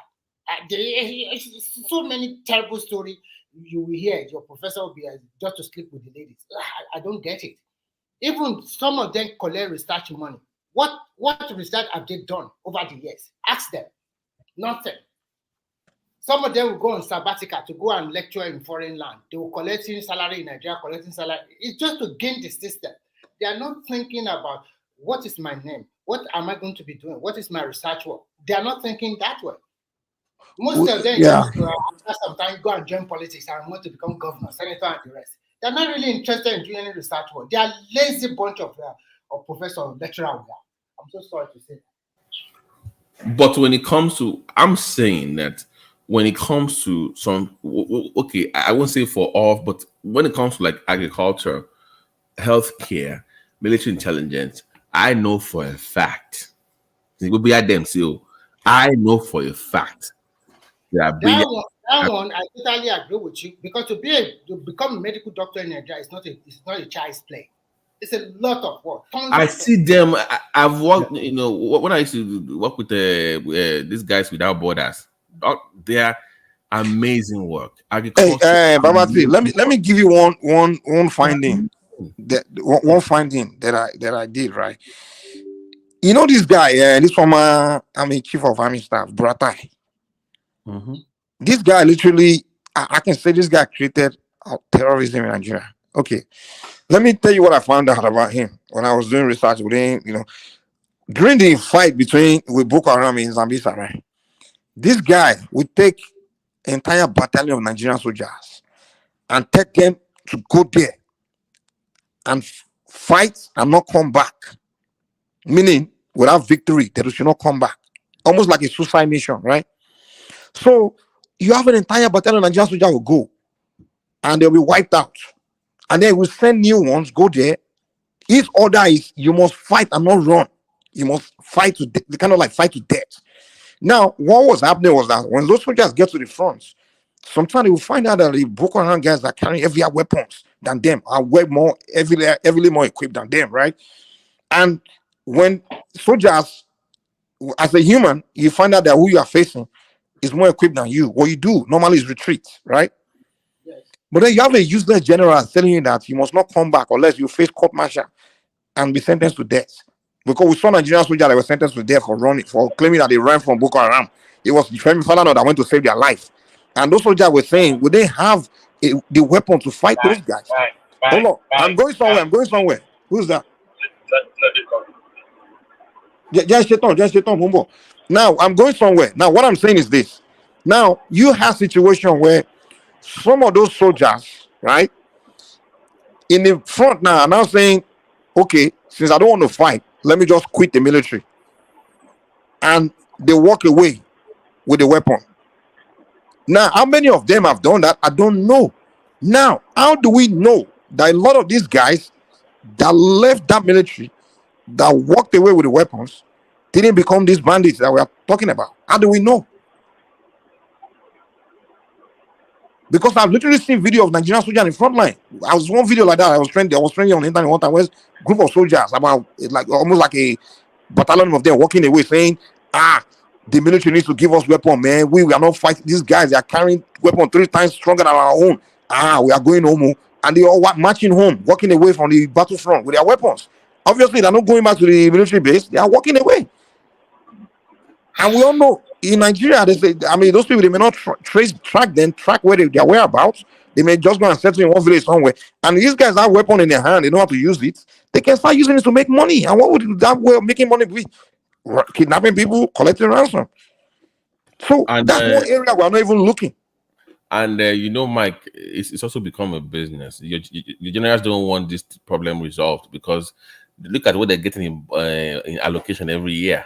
Yeah, but all this area we are looking is not really, it's not critical area we should be looking. You can't say someone don't want problem resolved, but what the problem going is what we need to figure out. We know whether they want to resolve it or not. At least let's understand the problem first. And then we can because you talk about sabotage, you said about Lai was talking about sabotage earlier. I'm like, even within the military, they are sabotaging themselves just to keep the money flowing. Yeah, we know that, we can say that, but at least all these those are not the conversations we should be having. Like, it's not just suspicions, mere suspicions. But what we need to understand is the problem. Where is the problem coming from? And once we understand the root of the problem, then we can begin to know who's not doing the job, because we know what the problem is. We know the facts of the problem. Let's say the problem is that there was let's say what this bandit is coming from is where this theory I just gave that, okay, maybe it's these soldiers that walked away and they are now out there. Now, the solution will be, let's go and pull their record. All the people that have joined the military in the past that have walked away without being discharged, where's their whereabouts? Now we can put faces to who we're looking for. We can start from there. We can. Those are the things we need to tackle. And also, the Nigerian military, when you're recruiting people in the military, what's the plan of when you discharge them from the military? Do you have plans for them after that? Do they just become civilians? And after you train them to become killers, to become these kind of people that know how to use weapons, people that know map, they know map of, because to be honest, these bandits must know map for them to be able to be successfully carrying what they are doing. And one thing is learning in the military is map. The map of the terrain of the society. Mike, can I just ask you one question? Yeah. Why is Borno now safer compared to what it used to be? See, let me tell you something, right? You guys should pay attention to something. This is the reason why I'm picking these soldiers, ex-soldiers. There's the reason why I'm suspecting. Now, one thing about military is one thing you learn in the military. First thing is you learn mapping, right? Now, the area where they concentrate on teaching you a lot as far as terrain and things like that is usually area closer to the base, the central, the headquarters, right? Like, let's say you join Nigerian Army now, you are learning mapping, the map of Nigeria, the area, the terrain, everything, where you do most of your training, where you do a lot. It's usually like in that headquarter area, center of the country, middle of the country, right? So, why is it that most of this banditry kidnapping that's been going on, where these bandits know their way around, they know the map of the area, the terrain very well, is the Please, middle can of I share? Nigeria? Do you Can notice I that share? most of this, yeah? If you notice that most of this banditry that's happening in Nigeria is happening more in the center of the country. So I want to really get your thoughts. That's why Please, can I share my own opinion about what Mike is saying? Okay, yeah. Let me just ask this question and you can come. Right. Because there was Boko Haram, right? And all of a sudden, Borno State became safer. You hardly hear Boko Haram kill the whole local government in Borno. Because unlike what we used to hear. So what happened? What changed? Do you know that? You tell us. You know what I mean? That's To me, I think first and foremost, they have an active governor. To be frank, that is just what I want to pick out. That governor, that is ready to end insecurity. There have been several instances where these guys have actually challenged this governor, and he basically stood his ground. And that is one of the key things. This governor was more, he told them, he said he was going to get the IDP guys back. He was going to get everything back. The military was supposed to do their job, and he was going to ensure that they do their job. And ever since Tinubu came, like we used to hear, oh, they sacked the whole local government, they did this, they did that. You've not heard anything. Not at all. Because the guy is really trying, to be frank. When I look at a governor like that, I just say they swear for our governor in Ogun State. This is a war-torn area, and that guy is turning things over. I just checked Borno the other day on YouTube. New project, school bus, paying money, settling people down, building houses for them, doing a lot of stuff. Is it not a governor in Nigeria? So why don't you can never hear this man talk about the presidency, the warrior? This is now this guy is doing his work very well. If they now promote this guy to be president in 2020 after Tinubu, people will now be talking blah blah blah. So I don't get it.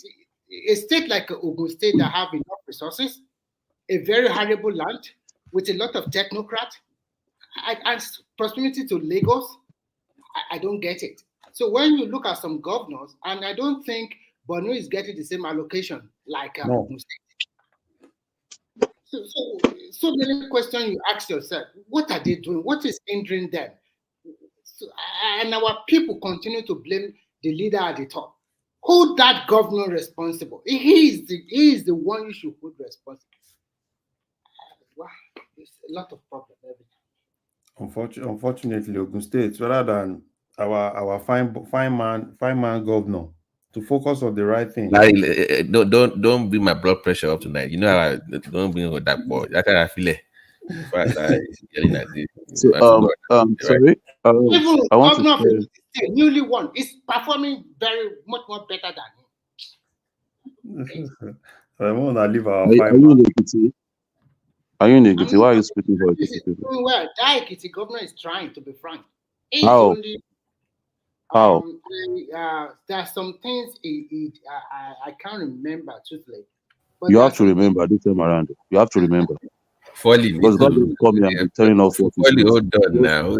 Yes, you can't just come here and be telling us what you don't know. You have to be remember. I think it did something about the security situation in because two monarchy was gone down. and the students were kidnapped. I kidnapped. know. So that now brought them out to come and start acting. Does that make them? I think it's about Why? energy. What are they waiting for before that happens? I think it's about the electricity or energy or something like that. Maybe they sign a memorandum, or maybe it's about to. Before you said anybody tried, you have to know your facts. Don't just come and throw anybody out. This is the mistake we are making with all these politicians. Calm down. If you don't like the face of the man, it's no while. I like everybody. Let me tell you. What I'm trying to tell you. Let me say this, and then you can say whether I'm lying or I don't know what I'm saying. Let me tell you, rational mind. Rational mind, though. Yes. Let me tell you something. I was on the radio yesterday, 2 or 3 weeks ago, and this same question asked the interviewer actually asked me how should I rate the present governor in Ekiti State, and I told them it's too early for me to rate anybody. At least there is one initial gara in government that we all know. So if anybody just come into government and do initial gara, I didn't see them yet until they finish their job. Okay. And now we are the way people are actually shouting about this guy before. The tension is coming down now. That these people they're just playing with us. They're not ready. So let Mike about. Oh, unfortunately, we lost them. I think the only problem they're having in that Ekiti that is an insecurity problem because of the forest and proximity to maybe Edo and Ondo states. Mr. Remy, none of them. Mr. Remy, none of those Southwest governors. I can't pinpoint any of them that is working. Yeah, you are right. It's quite unfortunate. It's quite unfortunate because when you look at that governor of Borno, doing all his best. He's giving them life. They know nothing about life. Oh, God. The predecessor will just come in and they will pick one of them, they will initiate them to their system. Before you know, they know all the terrain. And they have played more than even the digging of a state. They will know the road, the bush more than you. This is not about military personnel. And I also think all those insecurity and killings in Ekiti and Ondo. It's not only about people coming from outside. There must be some people inside that state also working with them. Let me tell you what happened. There are some bushes in Ekiti that have been abandoned. No, initially when we were young, there is still forest guard. There is this system that we call forest guard. Then, where are they now? What are they doing now? Yeah, so that is what Tinubu was telling them today, that he's ready to give them the approval to equip militarily guns and everything to their forest guard because they are under the forest guard already have the right to carry arms, I believe. Now they are giving him approval. They have it from the onset. They have it from the onset. They already have power to do that. So, but let me ask you a question. Let me ask you a question. Remy, let me ask you a question.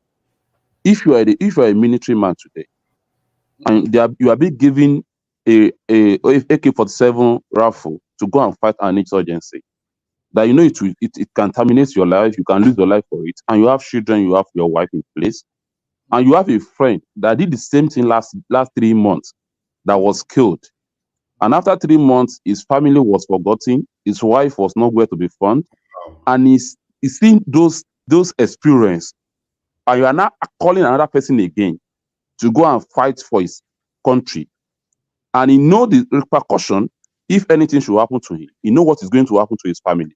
How will you do? What you just narrate here is just a case out of many. So I can, if this, and these are the problem. Let me respond to you. If this is my profession, and I know that the gun I'm going to carry is not good enough to go and fight the insurgency, why don't I go to my superior that said this gun is not the right gun? Why didn't you have no right to even challenge your superior? Remy, I'm not challenging. I'm saying I don't think they.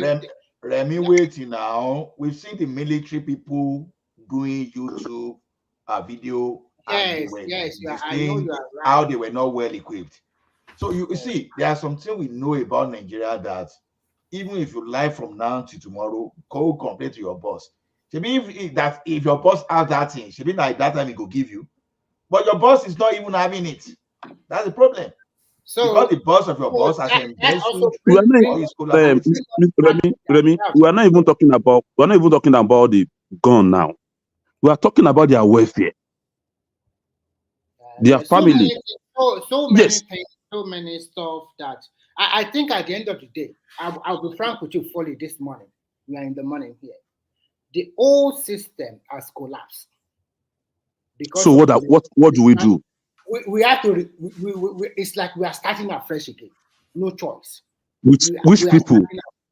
We are starting. Let me tell you, Remy. What we don't understand is this. Remy, what we don't understand is this. People that destroy our past cannot guarantee the future. So if you still have this, I don't want to. Please, I beg you in the name of God. Don't let us go to that route. Don't let us go, because let me be frank with you. Anybody that finds himself in position of power, whether young or old, you never can tell. It is when that person get that power that you really know the kind of person he is. I beg to disagree with you. I beg to disagree with you. Let me tell you what our problem is. Let me tell you what our problem is. Let me tell you what our problem is. Let's forget about leaders. About our leaders. No. We're not going there. We're not going that route at all. We're not going that route at all. In a system where the best brain were being neglected, and the system is using the evil one in the system, like a police officer now. If you're a police officer and you are doing fine, you cannot collect bribe, you are decent, police will not promote you. They only promote the thug among them who know how to do what's it called? To do the what's it called? Help our guy make money. Yes, to help our guy to do all this dirty job for them. They were the one that will be getting promotion. And the good guys in the police will not get promotion.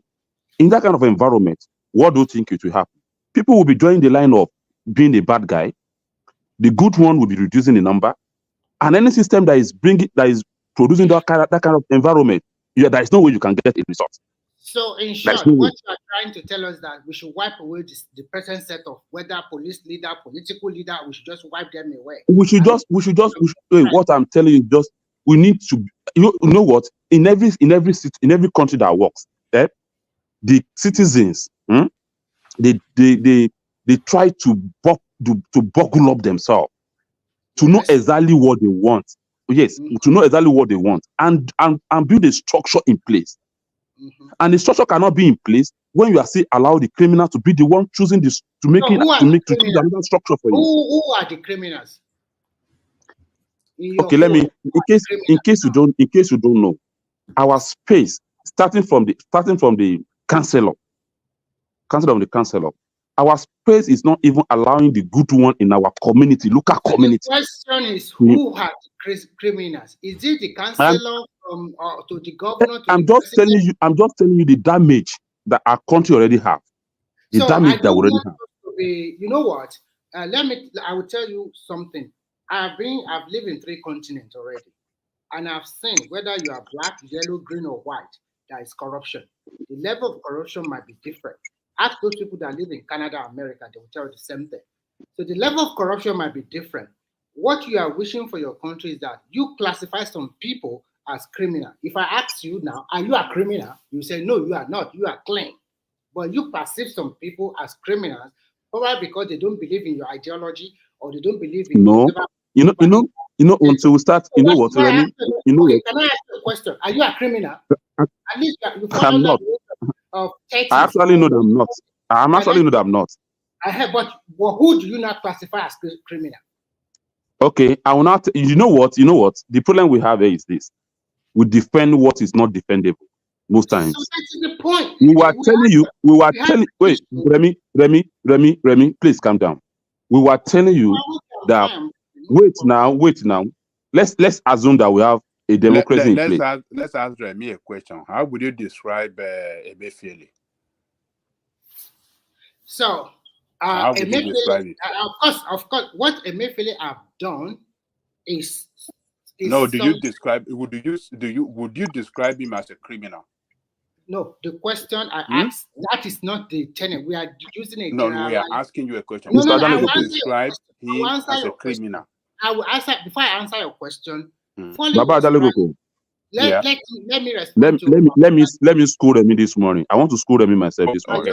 No, I don't have time to school because I will soon go to work. Let me tell you something.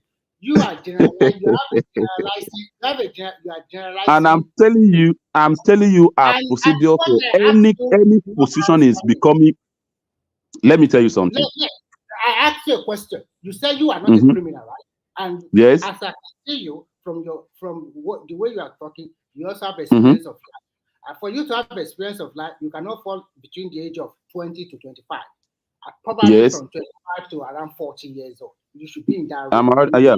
I'm early 40 already. So, and then you said you are not a criminal. Some of your mates, and you said some of your mates might be councillor, some of them might be represented as of assemblyman, and some of them might be, who knows, maybe you know a senator or you know a governor.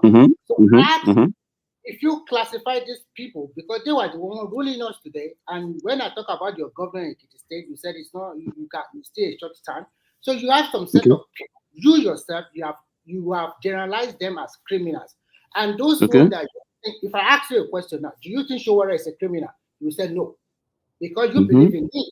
But if I ask you, do you think Tinubu is a criminal? You might probably say yes. So your ideology No. Do you know where we are getting? You say you don't have time. I will have said some things. I will have tried to brought you up. Now, the question should be who are the people on that space of leadership?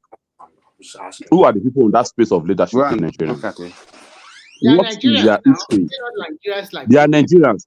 What are their histories? Okay, where are they coming? Are you talking about Fashola does not have a good history, or are you talking about Tinubu who happened to be working? Please, can you just allow me to talk? Can you just allow me to talk? Okay, like we want to have a councillor in my street now. I'm starting as an example.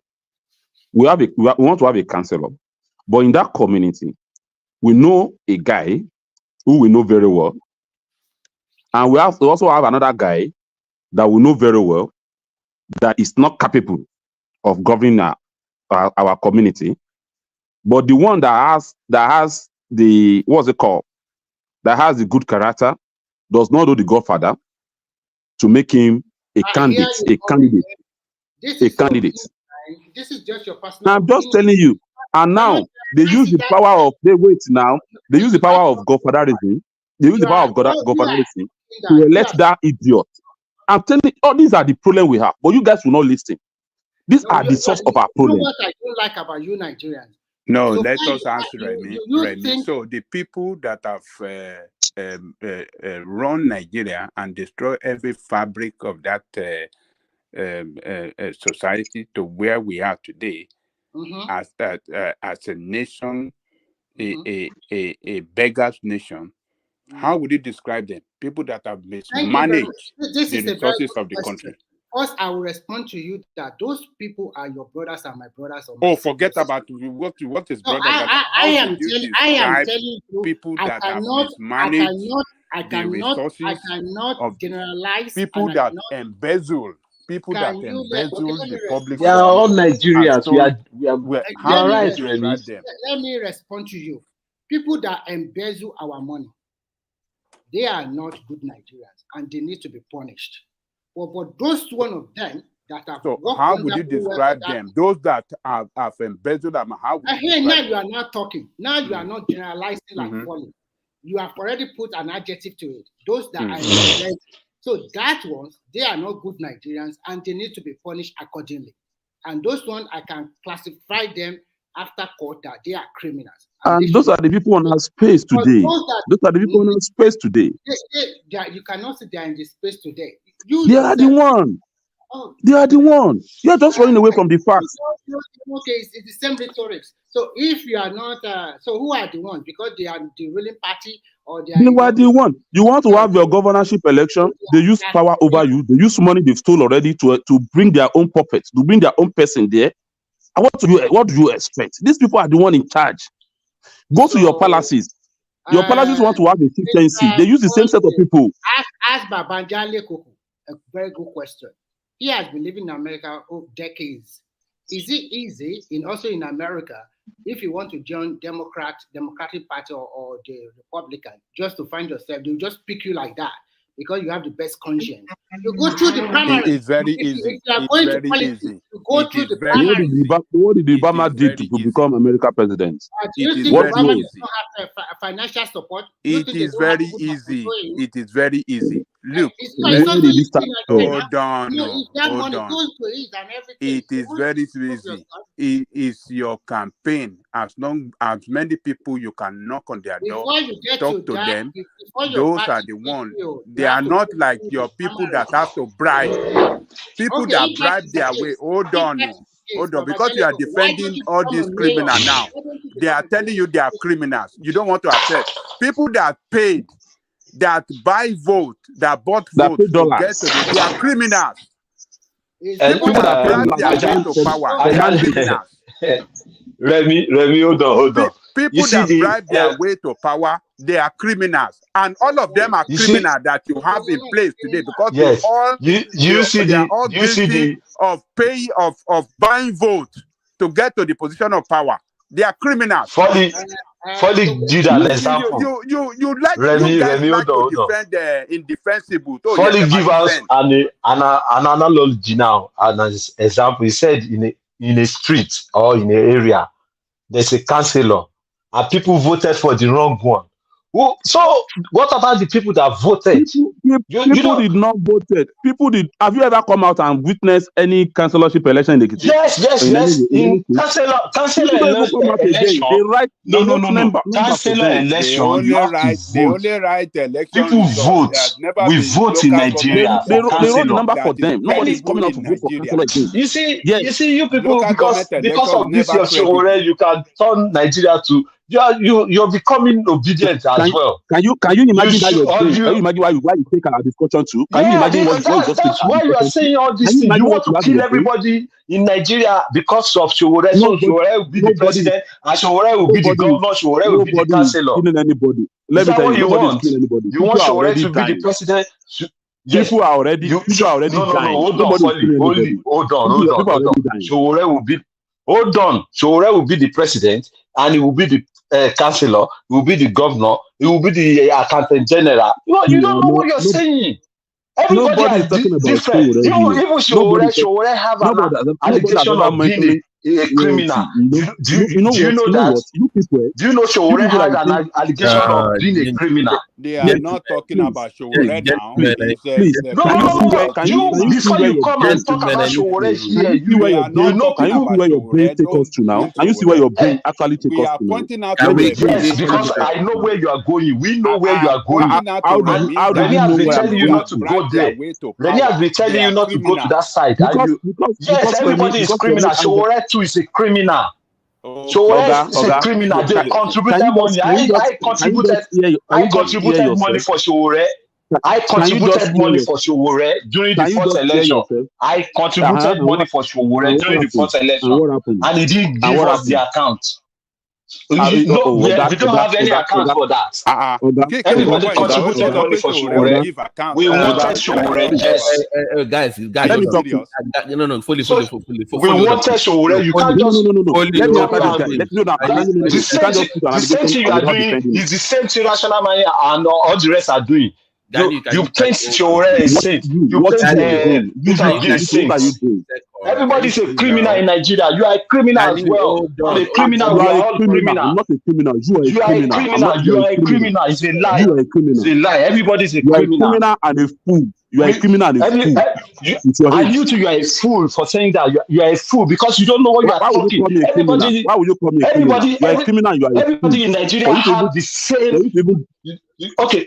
Now, if you go to your area where you live or where you stay now, we can call everybody in your area. They will say one thing about you. I can give you my address. Nobody is clean. I don't want. Nobody is clean. That's what I'm telling you. All politicians are criminals. I can give you my address. Yes. Oga, you I can can't give say you my somebody address, is a criminal. my location. Oga, wait now. I can give you my address, my location, where you can find me, where you can verify who am I. Okay, and you will be shocked. You will be Yeah, shocked. and myself, I can give you my address, my location, and where you can find me as well. You will be Can we shocked. try that? Can we try that? Yes, of Can course, we try yes. that? Can me and you We can can me try and you it. go on that challenges? Yes, 100%. I'm ready. No problem. 100%. Are you guys done with your dig measuring? I mean, we Foley, do let's that one leave day. this thing alone. Take Foley, him don't believe, worry, take man. him believe now. For You what just come and be doesn't saying worth it. rubbish here. And Nigeria is No. You can't say I'm saying rubbish. That's the fact. All Can you calm Nigerians, down for we God's need to sake? be patriotic. You calling me a criminal? You calling me a criminal? You are saying Yeah, rubbish. you calling everybody a criminal as well. You know, I don't call everybody a criminal. I only call my leaders, my rulers, people who are supposed to do what they are supposed to do and they are not doing. I call them a criminal. I never call you a criminal. So because people don't vote for Sowore now, everybody that don't vote for Sowore is a criminal. This is your dumb brain. This is your dumb brain, eh? I don't know where you're going to make yourself. There's something. Let me tell you something. Hey, Mr. Fola, let me tell you. Sorry, let me tell you something. There's nothing you can do for these 4 years. Even if Sowore come back next year, if you don't like him, we are not going to vote for him. We are not going to vote for him. Foley, let us We are not going abandon this to. and move on. We don't even need dumb people like you. We don't need people like you. Just yelling here. Because people like you don't need people like me. That's fine. They're not going to vote for him. I'm Nigeria. I'm Nigeria as well. People like you will destroy our plan. So we don't need people like you to even support us at all. Yeah. Continue with your plan there. Nobody is holding you down. Have it in your mind. We don't need you. We need good. I'm not going to. Good Nigerians. I'm not supporting you. Am I saying I'm supporting you again? I can never support you. We need good Nigerians. Who are the good Nigerians? Can you tell me who are the good Nigerians? We have them. We have who them. are the good Nigerians? I know Rational Mind. I know okay, so those good Nigerians now they can't vote for Sowore to be, so Sowore cannot be the president. We are not even talking about Sowore here. You brought Sowore. You don't need to. Hello. You see, you people, when you come on any platform, you start lying and when you start lying, when you people start lying, you come around saying where you are going. Tell us, let us know where you are going. We know where you are going. We know where you are going. We don't know. Do you think everybody is a fool? Because of your ideology, you want to sell it to everybody. You just show me here that you are a fool. You just show me here that you are a fool. Yeah, because you two are a fool. You are a fool. You two are a fool because you are following Sowore all about without knowing any ideology that people will buy. Do you know what? In Sowore area, nobody voted for him. Nobody voted for Sowore in his area where he lives. Nobody voted for him. Hey, do you know people nobody voted for him? Yes. Who between me and you?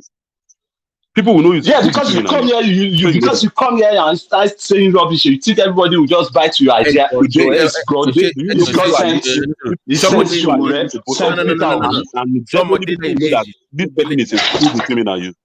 Gani, Foley, someone did imagine. Keep believing now. At some point, he acts like a fool. I'm telling you. You too. You act like a fool. You don't call me fool. You are a fool. I mean, I'm so disappointed in you both, man. Foley, come on, especially you now. Come on now. Foley, more than sọ fún ẹ pé kò fi kíní sílẹ̀. O need gbogbo eléyìí now. I mean, we don't need this. Let's just abandon it and just move on. It's a conversation between you and Remy. Look at Remy has already even run away. He cannot bear it. Okay. He ran away. I learned from you to now. You're talking about we don't even know what you are saying. For the power, you know, when somebody is just come here and put an allegation in place without you even knowing anything about what you are saying, it pains me. You are talking about you donate money for Sowore. Go and check the record of that money. So Sowore was the only person that actually put out his expenses after 2019 election. But hold on. I also contributed money to Sowore in 2019, and I know he put out a record of how we spend the money. So that's no, but just say that then. That's my point. Kunikuma just respond that way. No. He's already making this matter look like we are talking about Showore here. We are talking about our country. And why would you put every time you're Showore, you are putting things on people's brain? Nobody's talking about Showore here. We're talking about country. So if you are talking about wait. If you are talking about our country, you should have provide solution to our problem, not to criticize everybody. You are criticizing. You are condemning. That's why the same way Rational Man came on this platform and started saying something about Professor Wale Soyinka, calling Soyinka a bigot. And that Rational Man will come on this platform and be saying he's a Yoruba man. And not everybody Gani Yoruba ni Akinfai Lori is not here to defend himself. So don't. Yeah, because one man keep taking me out because of Rational Man. But it's not here. Okay, so not here to defend himself. So, but it's not defend himself. I believe this thing does what it doesn't move our current. Does not what it at all. What we need here is to have a space that we can all be proud of. Okay, and anybody that is supporting this kind of system that we have in place, that person should think twice. Our system that we have in place is already been hijacked. It's already been taken over by the hoodlums among us. I wish we can witness election in Nigeria, how election in Nigeria has become war. I wish we can witness the procedure, the process of electing leaders in Nigeria. You will know what we are talking about. Nobody is coming here to come and be telling people what is not. We're only here to tell people about our present situation that is not sustainable. Do you even know my fear?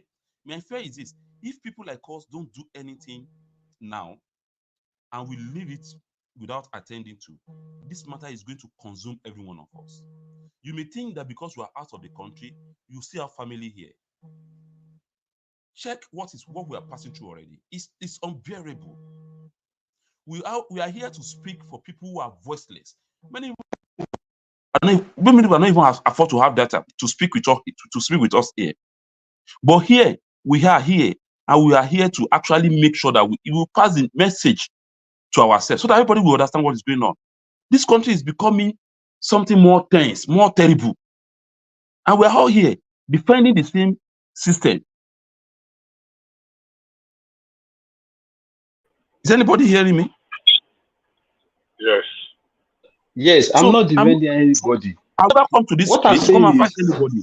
But don't understand. Make it look like I'm here to fight. Okay, can I say something too? Bishop, please go ahead. Okay. Number, you see, it's becoming very complex. And when conversations are not productive, there's no problem. Now, all of us, oh my God. All of us, who is that? Can we mute that? All of us seem to have formed a habit. If it is not our way, then it is no way. And we have created this dichotomy. It is we versus them. No individual is immune from what has led to where we are presently. And no one individual is more patriotic than the other. We could see things differently. But it does not mean we should be disagreeable. I think it is very simplistic when we concentrate too much on the trouble, on the problems, the challenges facing our land, rather than the solution. What can be done? What can we do? And we go on endlessly to disparage those that are doing their little quota. We have people that came into service with sterling integrity. One of the worst places to be a public servant in the world is Nigeria, because it's a thankless job, no matter how much we do. And we see people that know nothing about some individuals. Oh, of course, there are bad people we have produced in our leadership selection process. But we see people that know nothing about those individuals, calling their names. And we know how to criticize very destructively. Because if it doesn't go our way, then that means every other person rigged it. It's the attitude of a bad sportsman. If you don't win, then that means it must have been rigged. Or when you don't come first or second, that means the other guy cheated. Teacher gave him, my teacher failed me. In Bible, when we plant that in our children, that's what they will grow up with. Even parents that are buying result sheets or exam paper for their children in primary school will come on radio on program like this and castigate every other person and abuse and disparage and swear like people that give bribe to get anything done. They come here, people that cheated in exam in school, people that sorted to get their degrees, people that use mercenary to pass exams, they come and sanctimoniously disparage others because we have created the culture of we versus them. Our politics is not perfect, but is our churches, are they perfect? Is our homes, our families, are they perfect? Inside our home, go. A man with one wife or two wives and three, one wife and 4 children and 5 children. Our relations are brothers, uncle, cousin, brother. But we think it is only we that are clean. Every other person is dirty and stained. There is no country that it is only saints that builds the society. Everybody, when we know the limit, and there is no country that puts everyone that has broken the law behind bars. People are punished to serve as a deterrent. So if 100 persons commit crime, you don't wait until you put the 100 persons in jail before you know you have done. No, put 3 or 4. It will serve as a deterrent. Those that have done it before that escape now, say, don't let me do it again. And those that have not done it, we know, but if you now have to wait until you put every criminal behind bar, I have seen people that have served this military. Let me give you a scenario. Guys went, somebody, I don't know if Mike is still here. Guys went on an operation in Northeast. A quick response operation. Within 1 AM, they gathered all of them. They were able to put about 23 guys, young men together with officers. They were, they have finished their evening, whatever, they just relaxed, and there was an attack somewhere, and they laid ambush for them, and they killed 14. Out of 22, only 8 or something came back. These were people that you sat and ate dinner with yesterday. These are young men. They have parents, they have children, some of them young wives. They died. And some of us, we sit down and we cast aspersion and we abuse and disparage their memories. Those 8 that came, the following day, there was still a red alert. That still carry they still carry their rifle and still run their so one defend their motherland. But some people will see it because they have access to go and speak on television and radio, and they disparage those memories. I don't contribute where people disparage the memory of our armed forces. Do you know why? Because as an individual, I have contributed my role. As I speak, I have my blood. My daughter is in the military. So I won't see, and she's in very active service. So I won't see it where people disrespect the military.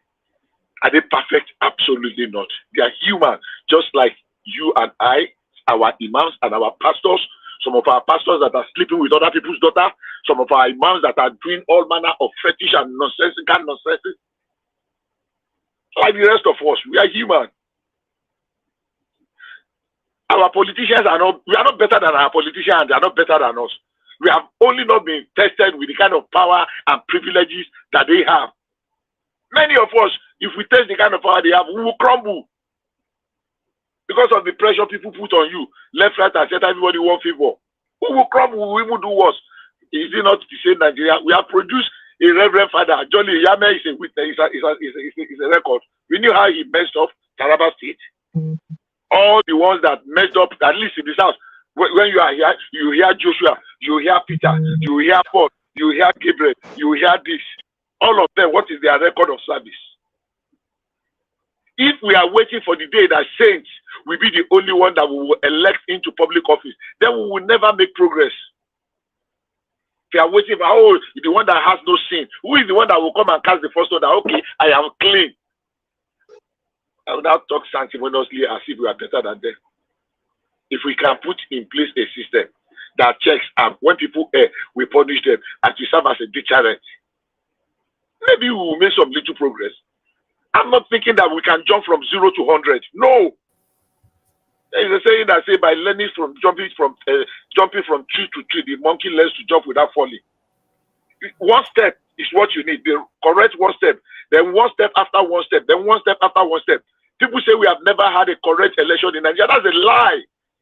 We know when there were no elections in Nigeria at all. Our election and electoral process is improving gradually. But because your candidate or you did not win today, you are saying, we have never had. I would disagree with you. I would disagree with you. Please, I'm coming. Please, just wait. Yes. You cannot. If you disagree, it's okay because we always disagree whether we have points to back it. I would disagree with you. Based on election that you just mentioned. Just hold on. Our election is not perfect yet. It is improving. It is better than where we started in 1999. That's the problem. It's not improving. It's not improving.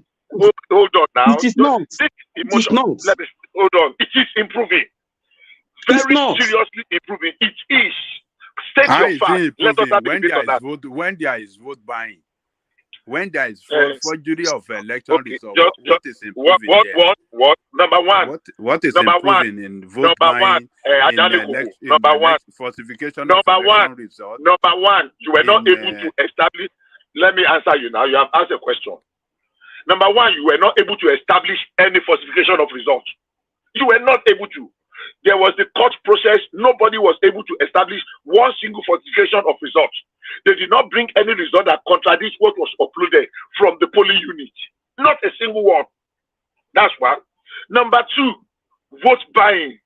If I convince you and I give you and you mortgage, is it my fault? I'm not saying it is right, but is it my fault? But is that now enough? That is the criminality we are talking about, that they are all criminals. You don't have to bribe before you govern people to get to the position of power. Listen, it's you a criminal offense. Hold on. It's a criminal offense. You will never get to them. They always tell you, they always go around this whole thing. Done to get to the position of power. Yeah. It's a criminal offense. Hold on. In Nigeria, let me land my thought. Let me answer what he said.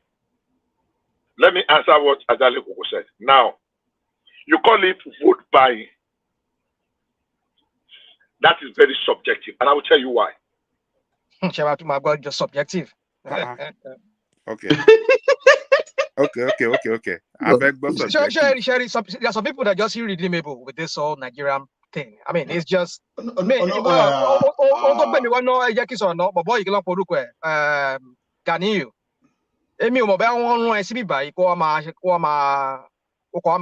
the hooligans, but you might have hooligans.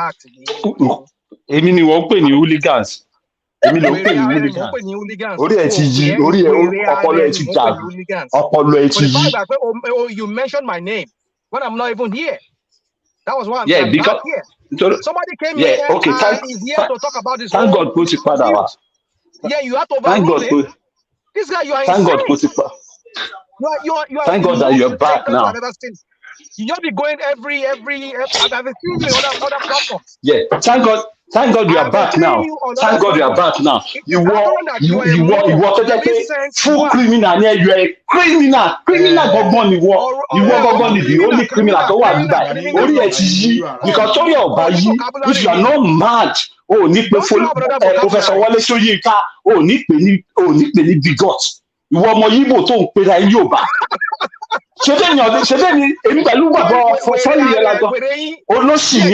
Wait, listen, guys. Listen, let me tell you. Did you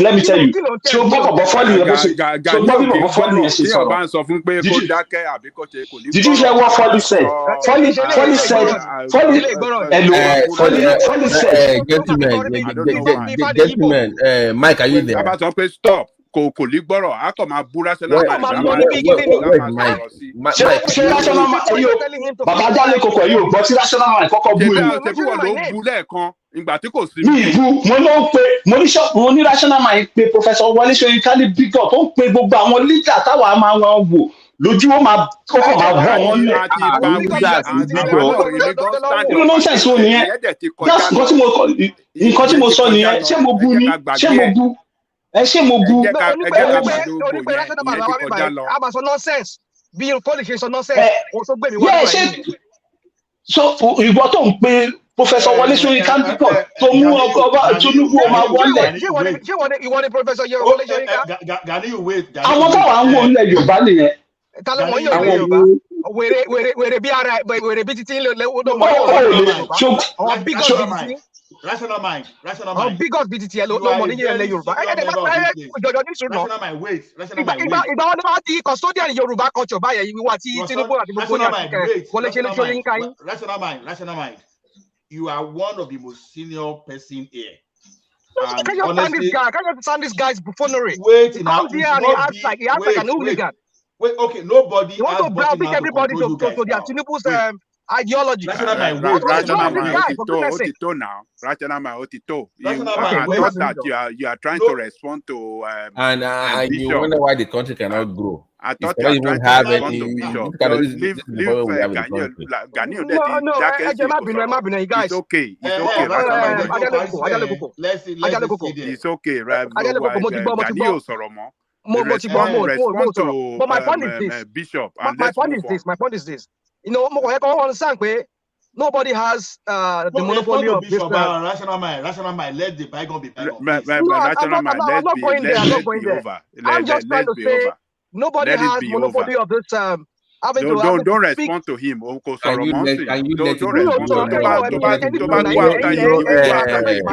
we won't enjoy this session. So that we don't repeat this. Rational mind. The studio is full now. Let us enjoy this session. Forget about that. It is gone. No, I'm forgetting it now, but I'm not saying. Let's listen to him. Let's listen to rational mind. Let's listen to him. I'm just trying to say that nobody has the monopoly of this arrogancy and this buffoonery and this kamasorobi. Rational mind. No. Yeah, when you finish, I can talk as well. Mike. Anybody that rational mind is over. Ganiu is over. And I believe many of us here, we actually here. Bishop, respond to him and let's move on. Yeah, I believe many of us here we actually here to bring a solution to the problem we have presently. That's the thing. Fully annoyed to go back for 3-4 years now, but I would disagree with Foley and we'll go back and forth. That's it. But don't make it personal or like all this. You can disagree. Even me and Ghanaian, we already try to bring it down, right? I don't know. You know what? At times we'll be here. There's no way. There's no time. There's no how we'll be here without having a changing of words. Many, as in sometimes it has to happen. Not if we are even coming here, without having a kind of telling ourselves the truth, that means we are not saying that we are not saying what we need to be saying. Foley. Yes, sir. Yes, sir. You can argue. You've seen where even learned people in the academic environment will exchange words, but not this. You argue with superior facts, not with Oluomoism kind of style. So because you cannot win, don't expect to. No, you cannot win an argument that way. And we are not here to win arguments. We are here. No. Sorry, I can't be here. And somebody is calling me a criminal, and you want me to just keep quiet? No, Foley, I understand. No, I understand that. That's why we are saying we should manage our words. We should be very careful of what we say. But let's go back to the business. But that's why whoever is moderating should let people know that you can't come here and start calling people names. If we call our leaders, what's going on here? Rational mind. You saying no one should be calling. What are you talking about? Michael Tichel. I'm make a comment. You're telling me. Mike, anybody fighting, Mike, please send them to the background because I can't be here. Did I just hear rational mind say we should not call people names? Right? Were you not here today calling Shoyinka bigots? Why didn't you moderate the platform now? For our Mike that was not good platform now. You just abusing each other for almost 30 minutes like that, and you just left them.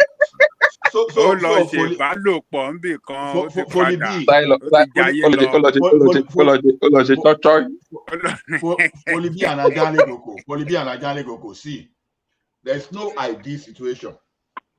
If you look at our electoral process compared to the past, I have my baseline, and this thing I've said it over and over. We have actually improved. You know what?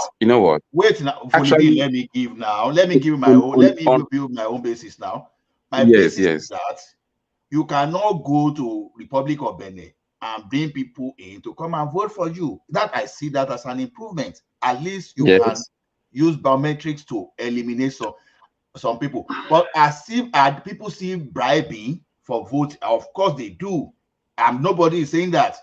Are we going to get there just at once? No, we keep improving. That's what we're saying. And what we're now saying here is this: on a paper, our electoral process is good. When it comes to practicing what we put, let me talk. When it comes to level of practicing what we put on our paper, is not working. In any election, the idiot among us, I'm sorry using that word, were the one that nominated as a mandate, as what they call them. These people that used to go and vote for their candidates. What's their name? Those people that collect dollars. Calling me an idiot for voting for my own choice now. No, not an idiot. No, not you. I'm telling you. I'm telling you. Me. I don't put myself as one of those voters. Do you know you can go out and vote for anybody you like without anybody inducing you? Once somebody induces you and you collect it, it's already an idiot. It shows that you are an idiot. There's no any name. There's no name you want to give to that. You can be an idiot by you collecting that money. Bishop Enjoy alone. Bishop Enjoy from the alone. I've even said it here that even the Western government, they find a way to bribe the voters. The only thing is this: they are not as crude as us. What I'm saying is an economic theory that is okay. How come that during the major election? Do you even know where I'm talking to? The area I'm talking from is this. Whether someone want to have an election. Sorry, we want to have an election. Collect money during the election. Sorry, please, let me land. Please, we want to have an election, and each party needs to bring out the best of them to come out. Okay, and in Nigeria we have just 2 or 3 parties that is very on top, and those 3 on top, they have all what it takes to buy whatever they want to buy to get that mandate. And once they get that mandate, we have the letter with no option than to pick from the 2 or 3. That alone is a psychological effect in our brain that we only need to choose between these 2, 3 people. Okay, because they already buy their way to that space, and they are the criminal as one having the money to buy their way before they can get to that place. And once they were there, we have no option again. And nobody will now tell me that we have a democracy in place. Had it been they throw it out, let people willingly choose who is coming out in their own political party as their leader, as people that they think he has the best, what's it called? I've said that on air. You see, Yoruba will say, Kini koko ori nse, ti gege fi bo fun Olorun kan. The question is this: easy to blame. Some of us is that scenario that this guy described now. Is it an improvement? It's correct. I'm not even arguing. It's correct. Is it an improvement? No. Is that not the way it has been since 1999? That's not the point. Is that not the way it has been since 1999? No. Okay. Through the party process, it's a corrupt, it's a fraudulent process. Adali Koko, please. When the foundation and the process is fraudulent, then you are going to have what we have Adali today. Koko, you are expecting a perfect situation from 0 to 100. Look, let me give you just hold on, please. Let me come back to the conversation, please. I beg you. Now, you are saying people are bribing people. I want to paint 4 different scenarios. If I come to you and I promise you that what is your problem? Say my daughter, I want my daughter to go to university. And I promise you that don't worry, in this your family, if you can vote for me, I can guarantee you that your daughter will get a scholarship. I am bribing you. If I come to you and I know that you are no. That is not the scenario. No. Just wait. Let me finish now. Let me finish. Because you are expecting to get something in return. You are Look, describing let me only one. Let me finish now, right. Please. If I come to you and you express your desire that you are religious, you tend towards religion, and you say, look, I want Sharia, and I promise you, don't worry. If I come to power, I will use my power to bring Sharia. I'm bribing you. If I come to you and I say the church, I say, okay, church, you don't worry, take back your church. When I come to power, I am bribing you. Every of us, we have one sentiment that we pander to. And somebody will say, look, last year, when the last what election, you're describing, that one is lobbying, no, that is not bribery. If I'm lobbying that, when you get to power, can you work on our a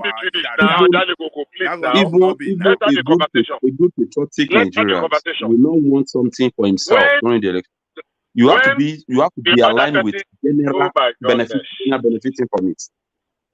When the other candidate comes, look, fully let Bishop land. Let Bishop land fully. When the other candidate come and he said, look, the last time that you came, you promised, and for 4 years it's almost over. Now you are coming again. No, what I want now is that my daughter or my mother or my something is in a hospital. I need money to take care of that person now. Now that is my own problem. I pander to it. What is wrong with the person? And I give money to go and pay him in the hospital, whether it is good. Or my daughter, they have pursued her from school. She cannot pay her exam fee, and I give money. Okay, go on, just to encourage, to whether entice, induce, or whatever. It happened in Nigeria. It is happening. It will keep happening. It happened in America. At least we saw it in the last election. When people say, okay, we are going to mobilize people, but we'll buy. When we were having zero-party election in those days, and people will go and sit under the sun, and some people will call people that are selling bonds and pure water for them. And no people do it is still, they call it mobilization. While I don't agree with it 100%, I'm saying it's not something we can eliminate 100% in our electoral process. We had a period in time that people will go and vote. And before they even start voting, some people have written the results somewhere. That is no longer obtainable. That is an improvement. Have we gotten to where we want to, the desired place? No. But can we say that our electoral process has not moved?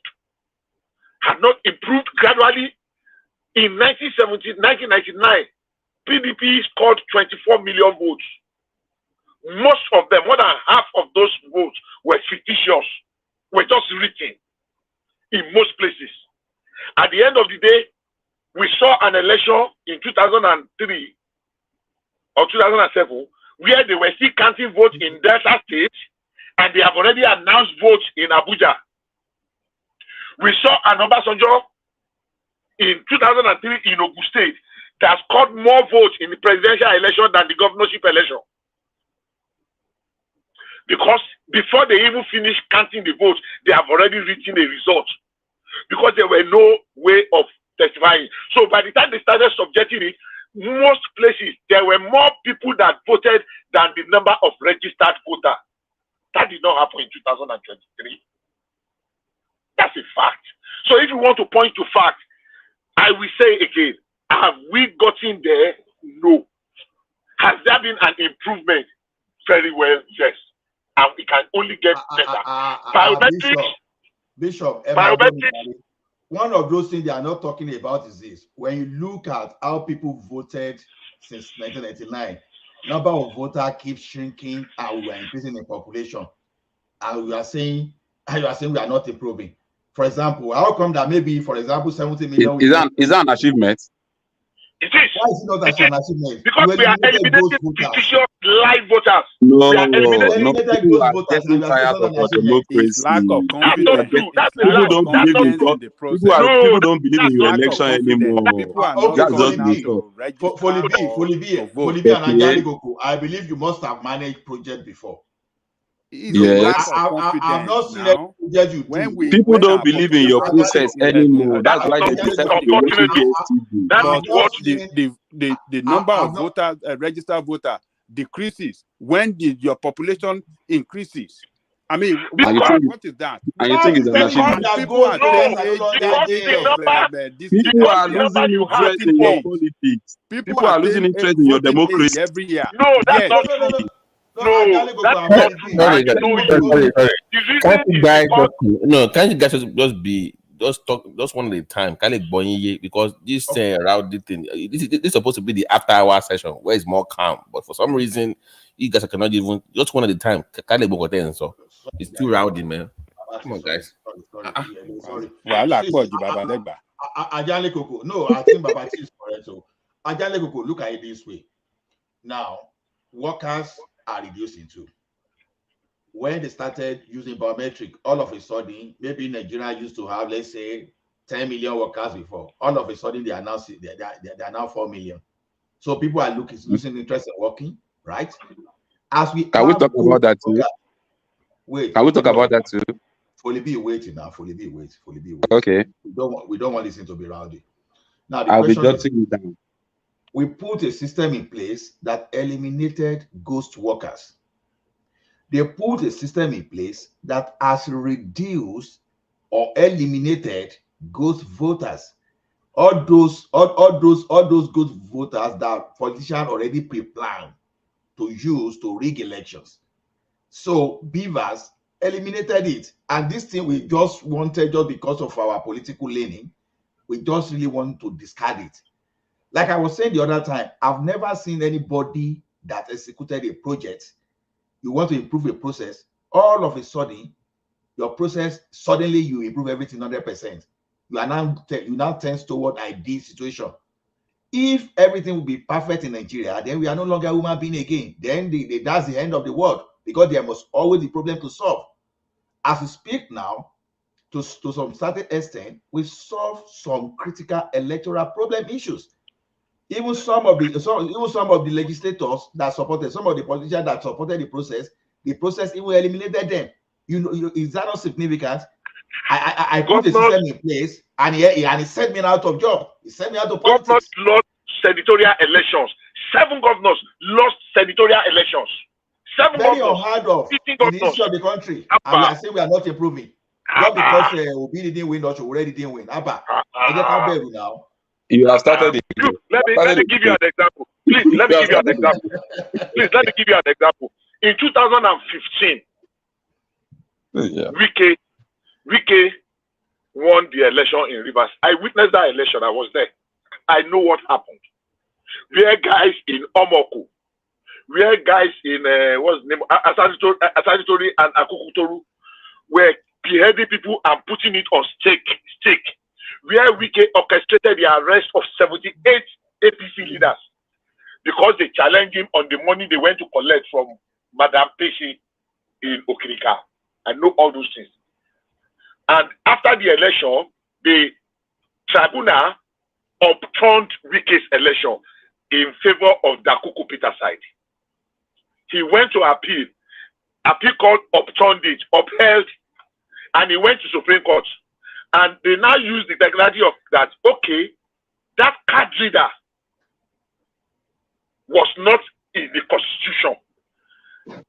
And what they used was that the card reader eliminated other voters that, but because they said, oh, the card reader was not in the constitution, INEC did not have the power to introduce card reader. And that was why they now upturned that vote. Because Wike had people that filled and signed this incident paper. That okay, if card reader did not read your card, sign it.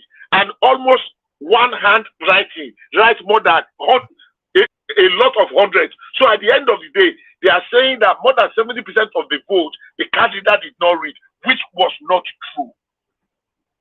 And that was why Wike became governor. Ordinarily, Wike lost that election, so it was at the Supreme Court, and that was the year they changed the governorship election to start getting to the Supreme Court. Normally, it ends at the appeal court. While I will repeat that we are not there, anybody that says there has not been an improvement in our electoral process, no matter how easy, how small, it's just been, I don't know the word to use. Okay, It's just thank you. Well, can you allow us to respond? I will respond to you. Of course, you can. I never say I will not allow you to speak now. Speak if you want to speak. What do you mean? I was listening to you for hours now. So speak if you want to interject, if you want to say something. Yes. Can you allow me? Yes. You are talking about issue of our the reduction in in the number of people that come out for election. And I'm telling you this: the reason why our number is going down is not because of the card reader. That will like it or not. The reason why our number is going down is I have friends, I have people, I have families that we talk to during the election period. And mind you, most of these people will always tell you, even if you like, vote for this, go out and stress yourself to vote for these people. The person that will win, they already know them. So many large number of that category of people don't come out for election. They only sit in their sitting room, turning to their DSTV, waiting for a rice news to tell them. I'm telling you what happened. Number of people. No, forget. That is the easy thing to say. Number one, there is no apology. If you decide to stay in your room, you don't have any reason to complain. That's number one. You don't have any reason to complain. Oh, Simbe only won't pay that. So if you did not participate, you lost your right to complain. That's number one. No. Number two, hold on now. You know what? No, please now. I'm the one talking here now. Please. No, I was the one talking. You came. No, that's not right. I was talking. You interjected, and we are exchanging something. You are saying you are the one talking at me. I thought you have landed. No, you were answering me. You were responding to me, and I'm responding to you. You are saying you are the one talking here. Come on, that's not how to talk. I was listening to you for. You know what? I was listening to you. You landed. I was responding to you. If you want to talk, let's have an exchange. Don't tell me you are the one talking. You know what? I was talking to you, and I was actually jotting down your points, what you are saying. Okay, you can also take your pen too, jot down. I don't have that luxury. Okay. I'm at work, so just go ahead. Okay. So what we are saying here is this: we are talking about the reduction of numbers of people voting, right? But I'm telling you, as a democracy,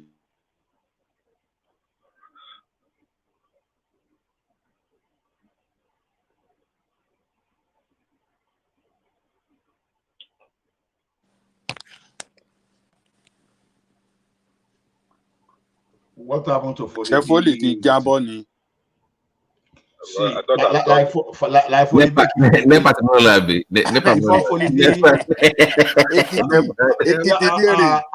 before Foley B comes back. See, Foley B, you may be here. So this is what I'm saying. This be kidney koko orishe tigege boru kan. The thing is this: when we say, the selection process was wrong, all those stuff, I will start asking, what were you doing? Kini koko orishe tigege fi boru kan. You understand? The question is this. Okay. So the Babati, I go boss control Sonny.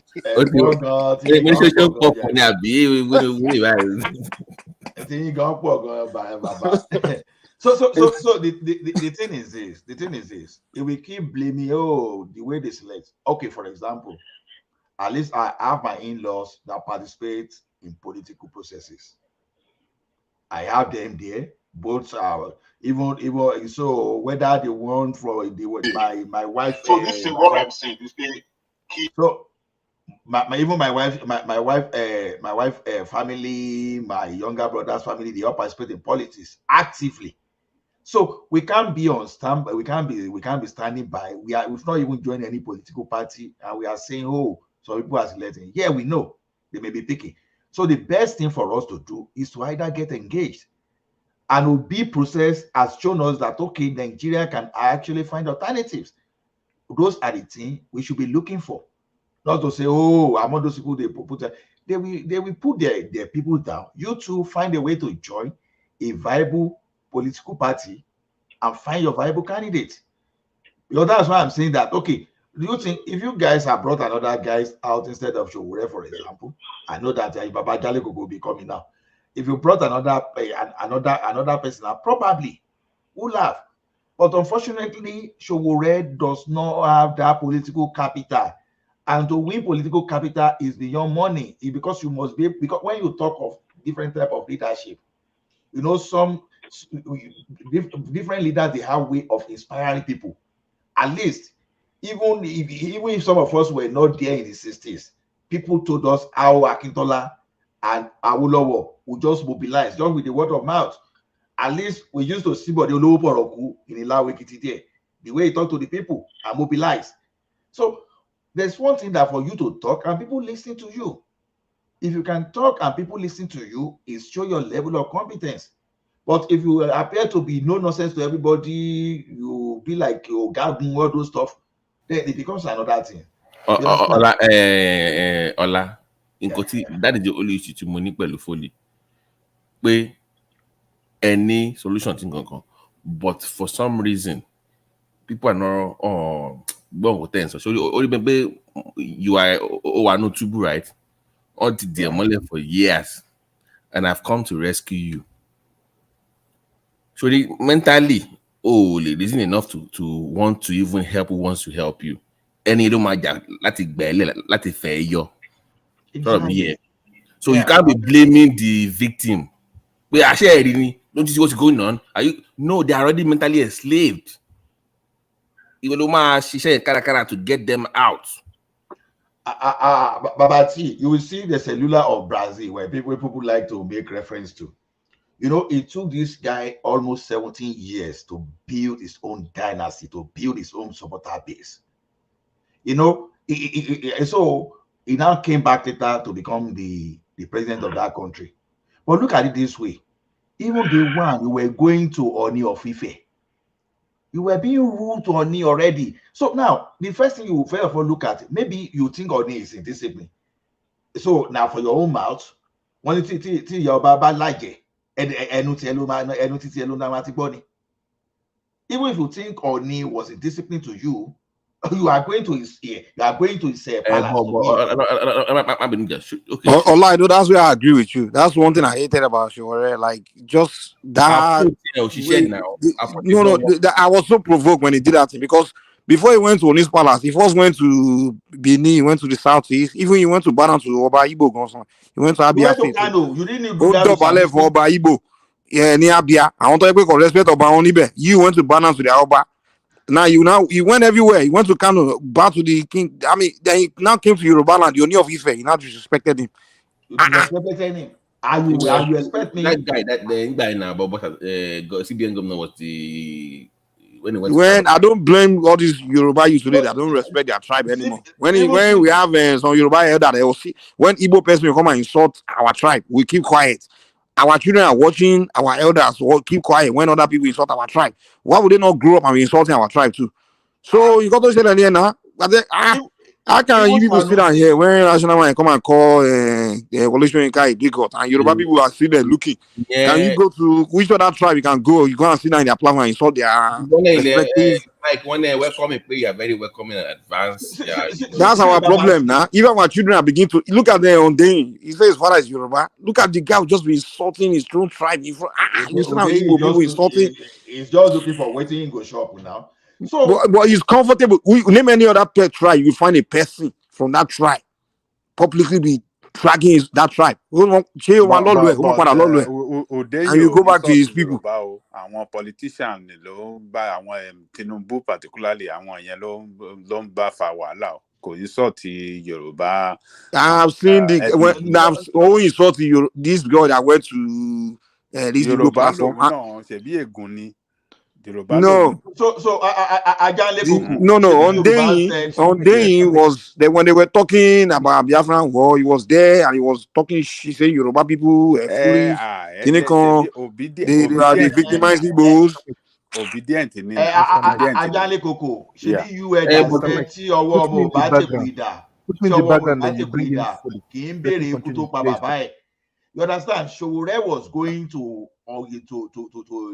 you know the significance of Oni of Ife, for goodness sake. You don't try that one for Bar of Benin. You don't air pass. I think the guy said the king kept him waiting. Who are you? Can you I know. The guy waited when he went to the other Oba in the southeast. He waited.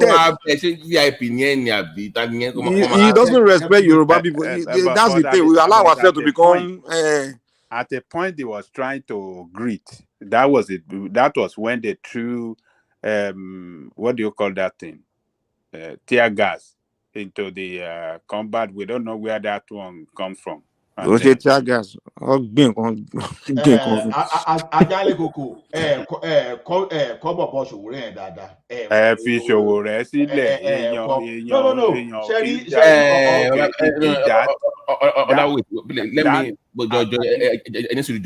The bag discussed because I remember when they asked Showore about his Yoruba lineage. Only and Walati Ekiti originally, I believe. Ijesha. But he now talked about but in the tutorial, what sort of koti and when you don't cover only even you used to call Yoruba people self. Talking about the war among Yoruba people. We were fighting all over all the time. We have so much disunity. What is the big deal with the Yoruba thing anyways? He poo-pooed the whole culture pretty much. So he has something against Yoruba culture as a whole. The way he came up. UK when it was during the time of Igbo. No, I don't. I think he's just trying to pander to the Igbos. That's what he's trying to do. Why do you want their vote? That's why he was upset when they didn't vote for him. They all went for Obi. How is that working out now? So what? Yeah, exactly. It didn't work for him now. The guy will go to court and be sitting down with them. They can trying to get. This guy just a pander to the Igbos.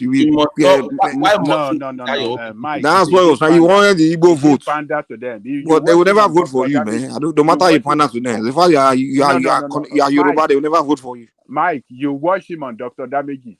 You know you went after them. You know when they went after who? The obedient on Dr. Damage.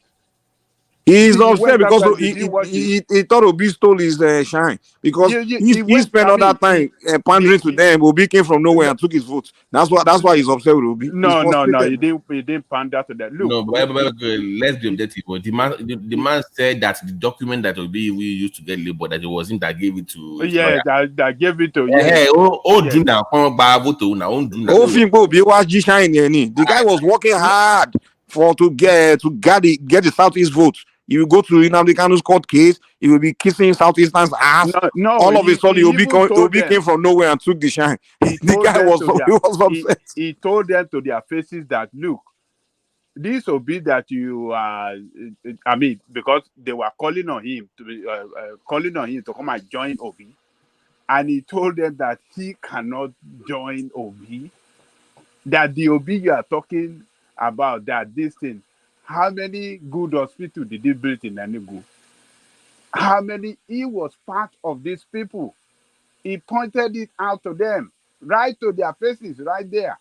They were very angry and they were talking all sort of something. So, but look, to me, what he did to Oni, I didn't like it. Okay. At all. I disagree with him totally. How will you now expect such kind of person? How do you want to entrust? How do you believe that person is competent in terms of leadership? Because the thing is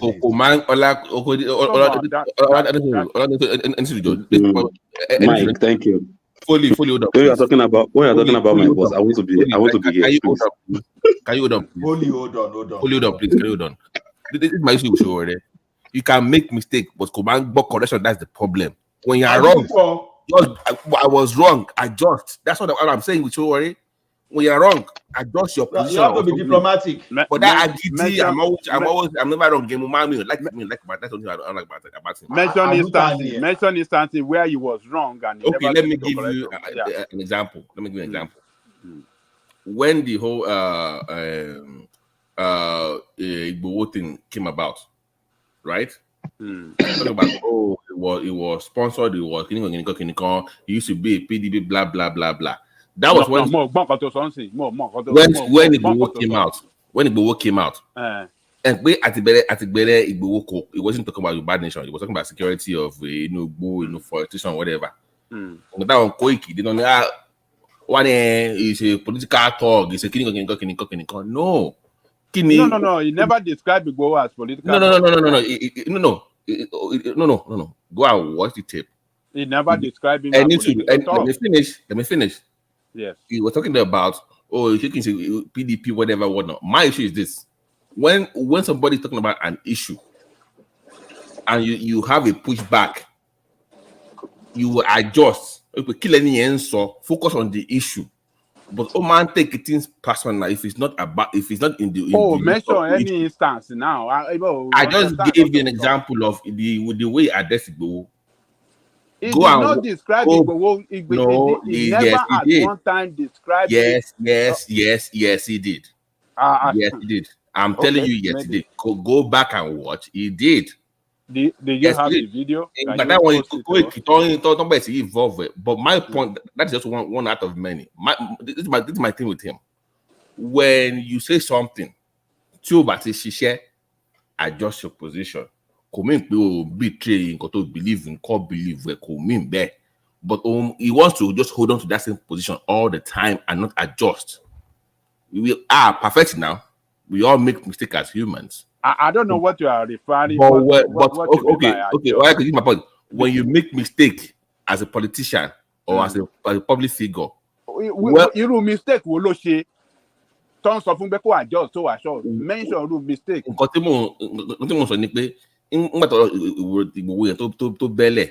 People are not happy with him joining. But he should be a former PDP person.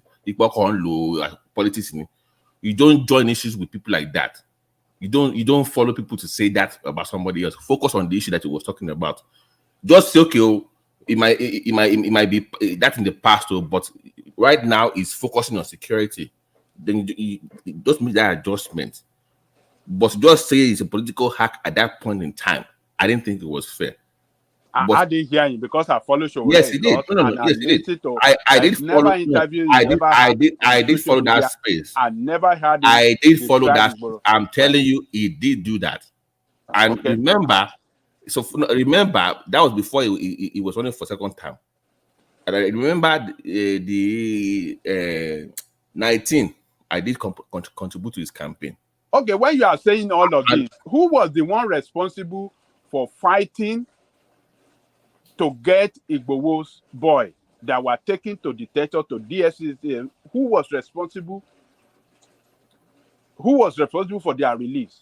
Is it not this Showore that you are talking about? That was where was any Yoruba? Hold on. Where was the Yoruba nation? It was not him. Where was Yoruba nation people? Everybody ran away. That was campaign move now. Backdoor deal now. That was a backdoor to get them out. What did you say? That one, no. What did you say? What did you say? That was not him. That was a backdoor deal. Now it was. But which backdoor deal? No, it was not him that was responsible for getting them out. It was not him. Don't give him that much credit. It wasn't him. It was gearing for election. It was not him. He was deeply involved. My thing. Okay, he just wanted to take picture with them. He was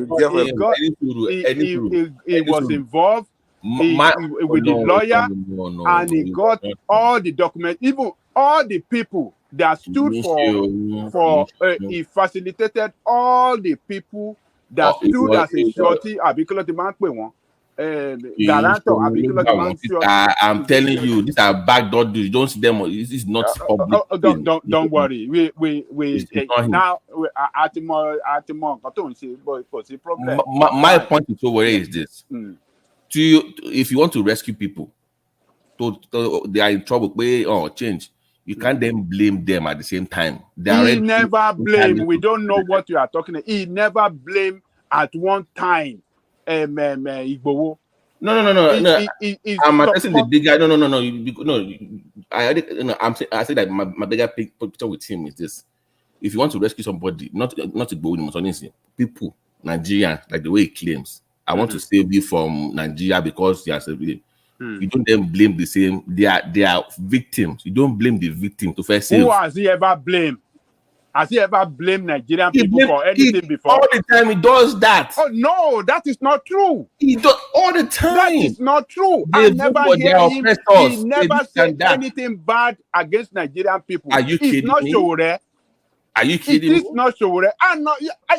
Give me a video. No, if I want to see, give me a video. Go and bring it. You love to come out with facts to buttress your position. Get me video. Where have you ever blame Nigerian for Nigerian people?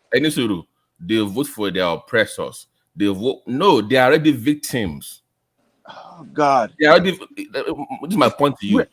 If people have let's come the context you are putting this thing is wrong. Let me, because I can please. He has advised people. He has said people should not vote for their oppressor. It doesn't mean that they vote for their oppressor. Let me say this calmly, please. Let me say this calmly. This is my point to you. Nigerians are mentally enslaved by their political oppressors. We all agree with that. They are mentally enslaved. They can't do any. For some reason, there's this mental block, and it's not. Hold on, Babati. But Ajani Koko, when the Nigerian footballers, all of them, when they went to Tinubu, when he invited them for his birthday, Showore insulted all of them now. Yeah, that one is different now. That's wrong. Now. Why would he attack them? Because they went. They are not. They are, look, the categories those one are. He attacked them because he believed they know better. No better. They hold on, because they know better. They are not ordinary people. Those one are high. Why are they not ordinary people? They are footballers now. I mean, they just played football in the 90s. No, they went to a birthday party, a birthday event, and you are insulting them. They didn't say they are supporting. They didn't declare any support or anything like that. All they did was their support for him. They declared their support for Tinubu, and what he was telling them, why he attacked them, he said they should be on the side of the people. That the Tinubu. So what if they, even if they support, what is going to be insulting them and be attacking them? That's my point exactly. And can I finish? That's my point. Fully hold on, please. It's very important. Yeah. If somebody is already in your own opinion, I'm not about Tinubu here. You don't know any better. Right? They are wrong for doing that, right? Agreed. But if you want to save, please. Yeah. If you want to then save them from that captivity, you don't attack them. That is a wrong approach. Is my point. You can't behave like obedience sometimes. You behave like those obedience. No. Hold on. You guys are twisting this thing, or maybe you couldn't get the message he was passing out then. It is not working. The message. Hold on. It's not about the message. It's about the fact that you told them. Hold on. The message he was passing out is that they are not on the side of the people. These are the people that, because they don't during support their you own as career. a politician, they're not on the side of the people. Hold on. He mentioned then that during their career, the people were strongly behind them, that spend their thorough cover to support them. Hold on. Wait. Do you know that he was abandoned them to go and support politicians that never do well for the people that support them during their own career? Okay.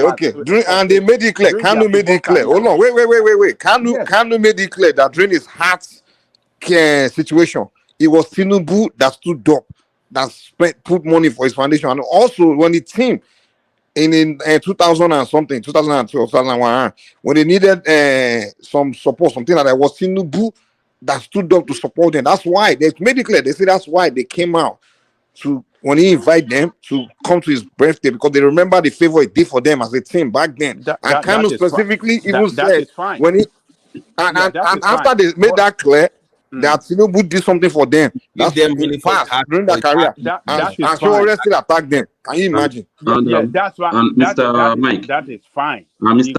I mean, do you the think reason they gave is fine. I mean, more let's come but exactly, but Tinubu, Sowore, you can't blame him them and they didn't even for going apologize. after them That's wrong as now. well. Because Tinubu is his opposition, and Tinubu to him is not good to Nigerian people when it comes to governance of the state. Let me speak on the issue of how this game is being played on us. Please hold on, please, Foley. This is my point to you. I am with you, people are suffering. I get all that, but I'm going deeper to the psychology of politics here. That if I am trying something to break through, to reach the masses, and my message is not resonating, why is it not resonating? Because they are already enslaved mentally. So how do you break that chain, that obstacle? Is unable, is failed in that aspect with my point. So how do you do that? You don't blame. Can I speak? Can I speak on that? It's my point. Can I speak on that?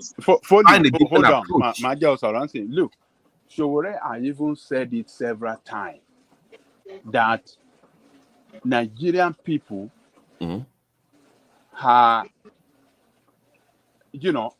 the how do I say it? The money politics. Politicians don't play. Right. They are so advanced in it in such a way that they have confused a lot of people. People I agree with you. Really know. He has said it. I agree. But how do you save the people? Is my point. It doesn't blame the people. Mr. So please. What I've heard him said several times is that people should try to understand the consequences. You cannot rescue like that. He doesn't attack them. Please. He only Let me speak on he has only called on them that they should know the consequence of what they are doing. Vote buying cannot. Politicians will give you money and they will abandon you and they will loot you and they will never have good education for your children, no good role. He only advises, he doesn't attack the people. Papa Njaleboko, please let me just chip in some things, because I was listening to Mike when he was talking about visiting the palace and he's insulting the king or whatever.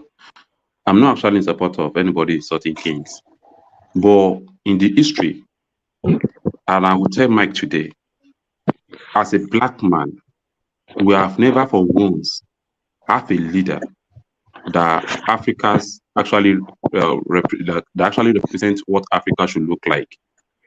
And my reason is this: even during the slave trade era, the people we call elders then, they were the ones selling us out for white because of bottle of wines, umbrella. So, and that knowledge still continue till today. And if anybody have that understanding, find himself in that kind of category again, and he knows that this game that has been playing upon us is still what they are still playing upon us, that person must be bitter about it. And let me tell you something about revolution. Are you justifying Sowore's behavior towards us? Please, you are coming again. Please let me talk. Please. No, just answer the question. We want to know where you are. I'm not justifying anything here. But if you call yourself a leader, that's what it sounds like you just said. Wait. If you are, but do you agree that Joey was wrong then? Do you agree was wrong? Mike, please, can you just allow me to talk, please? If you call yourself a leader, you must show an example that you are ready to lead the people you are leading. Okay? That day, are you referring to? Are you referring to New Ife? What happened in the palace? Sowore went to Kano to go and visit Emir of Kano. Sanusi was on seat before Showore even ever entered the palace. And we know how everything goes. Sanusi actually welcomed him more than what the person you call your Oni Oh my God! did. What are you talking? No, please. But let him Please land. now, That please is now, true. please, But that is true please now. now, Let him land. please now, please now, please. Or this should be seated. No, I won't stand up. Or this should be seated, waiting for Showore to come in. No. I'm not talking about that. I'm not talking about that. It's you that you do the comparison now. You do the comparison that Showore went to so place. That Wait because now, somebody wait. was already seated for him. Wait. Somebody said here that Showore went to all those places and he has never disrespect them. But those guys actually give him his own respect back as well. They didn't kept him waiting. They kept him waiting for almost 3 hours. They did not kept him waiting for almost 3 hours. Enough. You wait. Cabbage, you need to respect him. Who is he? Any sort not. Even Yoruba at all. Wait now. Respect him for what? I think here the problem we have here is that it's like they've created that thing in us that no matter who you are, no matter how as a human being, once somebody is more upper hand than you, whatever he does to you, you must accept it. What did Oni do to Showore to disrespect him? Tell us. Yes, they have an appointment. Come by 1 o'clock. Okay. And Showore was there around 12. You're kidding that shows respect. Yes. Wow. So that shows respect. You should now. Yes. No. Wait now. Showore was there. Wait. Have you had an appointment for 1 year? And you got there, the appointment got cancelled. No. Wait. Hold on. No. Babati, no. The man said, I want you to learn. So he came they were doing some kind of in the background because when he came out, he said, Am I be new? And she told one no. Go and watch the video again. Wait now. The man told now. Wait now. Fully, you are shaming me today, man. We'll continue. Wait now. I don't care. As long as I'm standing on the what I believe. I don't care about your office. Of course, you won't care now. Okay. So let me land before you crucify me. Hi, Mushekere Toy. Kábíyèsí ìlú mi. Tó bá wọ́ mi lẹ̀, tó bá respect me, tí mo dàn pé kò wá justify, I will do the same thing. I'm telling you. I mean, fully, you two are from Rational Minds Village. I mean, because if you need respect from anybody, you have to first of all show the respect as well. Respect is a reciprocal. Are you a Yoruba man? This is the Rational Mind we already find ourselves. This is the reason why somebody will call himself a king and will give out 40 every in the presence of umbrella. I know. Please. Just let it go straight to the point and land and let other person counter. I know. So that we will They only could narrate, not rabble around it and be, don't circle around it. Just what you know about the palace situation.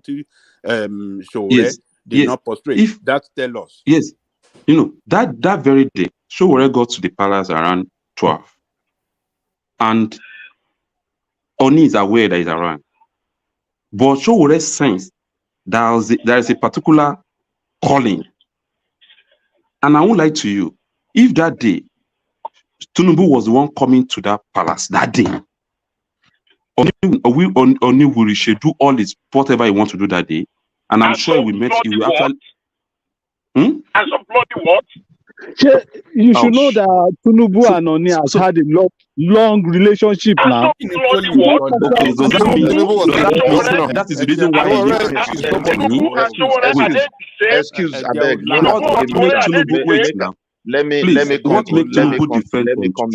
Let me come in. I want what even make Tinubu different to me? Even not even Showore, me. What make him different? Wait, can you tell me? My brother, wait. Because he's a human being, I'm not a human being. Because he's a human being, I'm not a human being. Is it because he's a human being, I'm not a human being? Folly, excuse me, Folly. Hold on, Folly. Do you know what they call relationship? Tinubu and Oni, they've been coming from a long way. We are talking of Oba here. We are talking of Oba here. That you must not allow your relationship to affect anything. You are on a tone. You are on a tone to represent everybody. You are on that tone. You are on that tone. You are on that throne to respect everybody. All right, Fully, we have to hear other people talk. Hello, Mike, you dey hear me? That guns, man. Hello, Mike, are you people hearing me? Yeah, Midwest coming. Okay. I greet everybody. My brother, Mr. Foley, you make a statement. You said that the king were the one selling slave. Do you have a proof? That is what we all know. Okay, let me tell you one thing. The British or the European currently haven't looked into the atrocity they have committed. And many Africans studying in their own schools. And when they want to teach them the history of Africa, anything that have to do with colonization, they don't mention it. What happened to people in Congo, they don't talk about it. What happened to people in Benin, they don't talk about it. But the slave trade is well recorded. So they look for a way to design it, to brainwash people like your type, that is your king that was responsible. Let me ask you a question. Has any king in Africa run communism in that continent? If your own forefathers were autonomous to fetch for their family, what were they doing? Today, Nigerians are in Dubai, so they are there for the Yorubas in America. They are there for Oni. Oni is the one that sent them. It's the Oba of Benin that sent them. Those women that are engaged in human trafficking, who were selling people for years, they become a menace to the entire European countries. When the Oba of Benin went in, there was a result. So Oba was the one sending them. So please, you see that statement you made. Let us continue to digest what we it are talking properly. about. I am not saying, listen, let me hand up. Wait. Because you are a black person, before you make a statement, people listen to you. Because of tribal hatred within Nigeria, particularly the southern people, or some who claim not to be having king, whereas they were having. But something happened. It was totally decimated, destroyed. And nobody want to dig into that history. Who did it? How does it happen? You understand me? And they will pick it. Obas were selling slaves. What do you mean? No one has ever run a perfect society. Our Obas and our king did not run a perfect society. We know they might have made mistakes as well. And why people still respect them today is because they have also contributed to the greatness and to the good of the people. Just the way you see every government in the world. No king in Africa that run communist system where everybody work for them as a state. Even in the Southern, as civilized as Oyo Empire. Wait, my brother, let me round up. As civilized as ancient Oyo Empire, Benin Empire, history is there that nobody paid tax to them when the British came, even in 1900. What else do you want? They want to destroy your cultural heritage with lie, and you are copying it. Midwest, I want to throw violence on. I want to throw violence for Ajali and Foley. See, if Showore won election, Foley B and Ajali made ministers. Mama Pale woman. I don't even need any minister. Okay, Ola, please, can we stay on it? I don't even need any ministerial appointment. I only want a country that works. Foley, let me also ask you. Oshogure, Nigeria is not his property. Nobody is his son. Obini did not invite him. It's just like the Oba of Benin. I cannot force you to come and visit him. And when you are in the palace, there are codes you must follow. If Oshogure is there are codes in that place. Traditional code you must respect. I don't blame anybody. It's because this can I clarify with goes everywhere, bringing himself to some places, and people start messing up anyhow. Do you know I can have 2 appointments? Can you even look at this for a day? Do you know I can have 2 appointments for a day? For 1 day. Let me clarify with you. We cannot defend this. I'm not defending anything here. We can't justify. I can. It was very wrong. It was very wrong. It's an arrogance. Let me beg about please. This video Can you Mr. Babajale Please, Hold on, please. Can let me talk. Can you go back to that video and watch the video? Hold on now. Hold on. Let me talk. Let me talk. Culture required. No. Let me put to you. Bí ọmọ ọba ẹni sọ̀rọ̀ ẹjọ́ tó bá jẹ́ ọmọ ọba àbí tó bá jẹ́ olóyè tó bá ní oyè or tó bá ní title ní Yorùbá land, you have access than the regular folks. That is culture. Kì í ṣe pé bóyá class anything. That's the way it is. Your status in society dictates how you have access to the king. So when you say he has equal rights, that's some kind of British parliament discourse now. Okay, let me set an example for you. Let me talk. Let me set an example for you. Let me just make this point known. Last 3 weeks. Sorry, please. I want to speak on what you are just saying. Please. Hold on. I want to speak on what you are just saying. Please. Okay, say your thing. I want to talk. Please now. Say it quick. I want to talk. Please. Last 3 weeks I was on the radio, and we are trying to talk to people on radio, trying to talk about a decision of things, and an call from a palace, and it was against what we have been saying, that politics in Nigeria cannot be played without money. Olori in the palace, okay. And my response to that Olori is this: people like you who are the problem why this country is not moving forward, because politicians will come to your palace, and people like you will be the one that will represent people, that will speak for people. And you are here telling me Nigeria cannot move forward with Nigeria cannot have a leader without spending money. So that error is in our palaces already. And the earlier we all understand what is in our palaces and what we are talking about, the better for us. I'm not condemning any kings. Go to our palaces, where you call palaces today. We have 419. The conversation is not about palace. The conversation is about disrespecting Oni. Let's not make it about what's going on with the Obas. Are you telling me? Okay, let's say today. The conversation is was he right for sure to disrespect your of Ife? That's what we're talking about. I have to go to a palace today. We don't need to start talking about what goes on in the palace. I see the person on the throne. I see the person on the throne. At 419. Why did you go there in the first place? If you don't believe in your, why did you go there? I don't know. Why did you go there if you don't think it's the palaces is not meant for palaces is not meant for hooligans the way they turn our palaces to today. Go to our palaces. Why are you there? Why are you going to campaign there? I'm telling you, the earlier the earlier you know the problem that this country already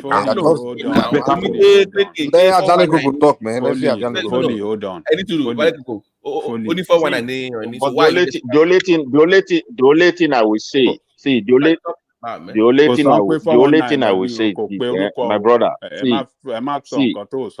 see, the thing is this, I have to stay on the topic. What also already was very wrong. If you are inspiring to be, why are you there? To be a leader, let me talk now. You should be. I should be talking. I mean, why do you jump it? Let me talk. I've been waiting for Foley to finish. Now let me talk. Look, okay, sir. Foley. You can't justify what Shore did in that palace. You cannot justify it at all. There's no justification for what he did for not prostrating. It was wrong, and we should condemn it. Even if I see him face to face, I will tell him that you are wrong. I still believe in you. You are the best man for the job. Nobody is above mistake. We can make mistake at one time or the other. He made a mistake. He was wrong. We don't have to, defend him. There is no justification for what he did, and that is how I see it. And what Showore did, another politician did it openly in the public. He disgraced Oni. Who is that politician? Bola Ahmed Tinubu. Oni walk into an occasion. Maybe the birthday of what's that Olushi? I mean, what did they call that king? In the Ibejuleki, or what's his name? He walked into that occasion. Tinubu was sitting, other people sat down. Tinubu was sitting down. He didn't even stand up for Oni. That is Oniru, thank you. He did not stand up from his seat for Oni. He did not, he just brushed him. Even the greeting was like, it was, but what, you know, the way he described the governor, that governor of Ogun State, that was what he did for Oni now. The kind of greeting it was no joke. So if you want to blame what do you call it, Showore, Baba Jane Koko, you are right to some extent, though. Yeah. Right. Yes. So if you want to blame Showore, at least Showore went to the palace. No, stay on the issue. Okay, continue. Stay on the issue. No, I'm why must you rape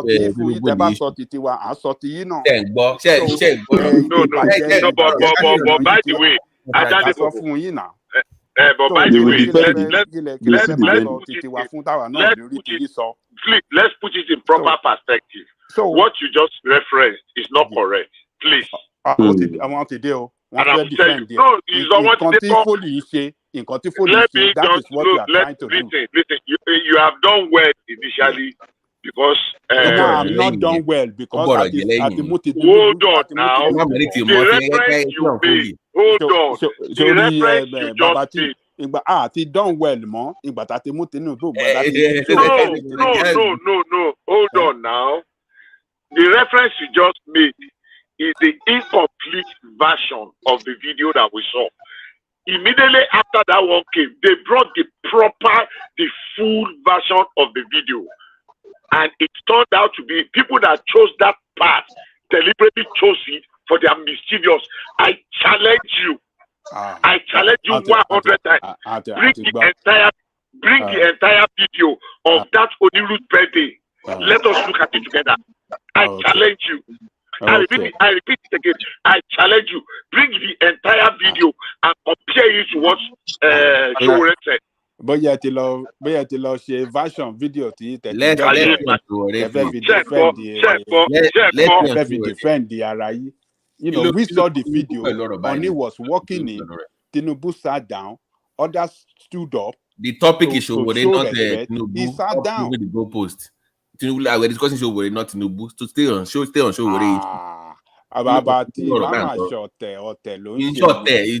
stay on the see, I will talk about Showore.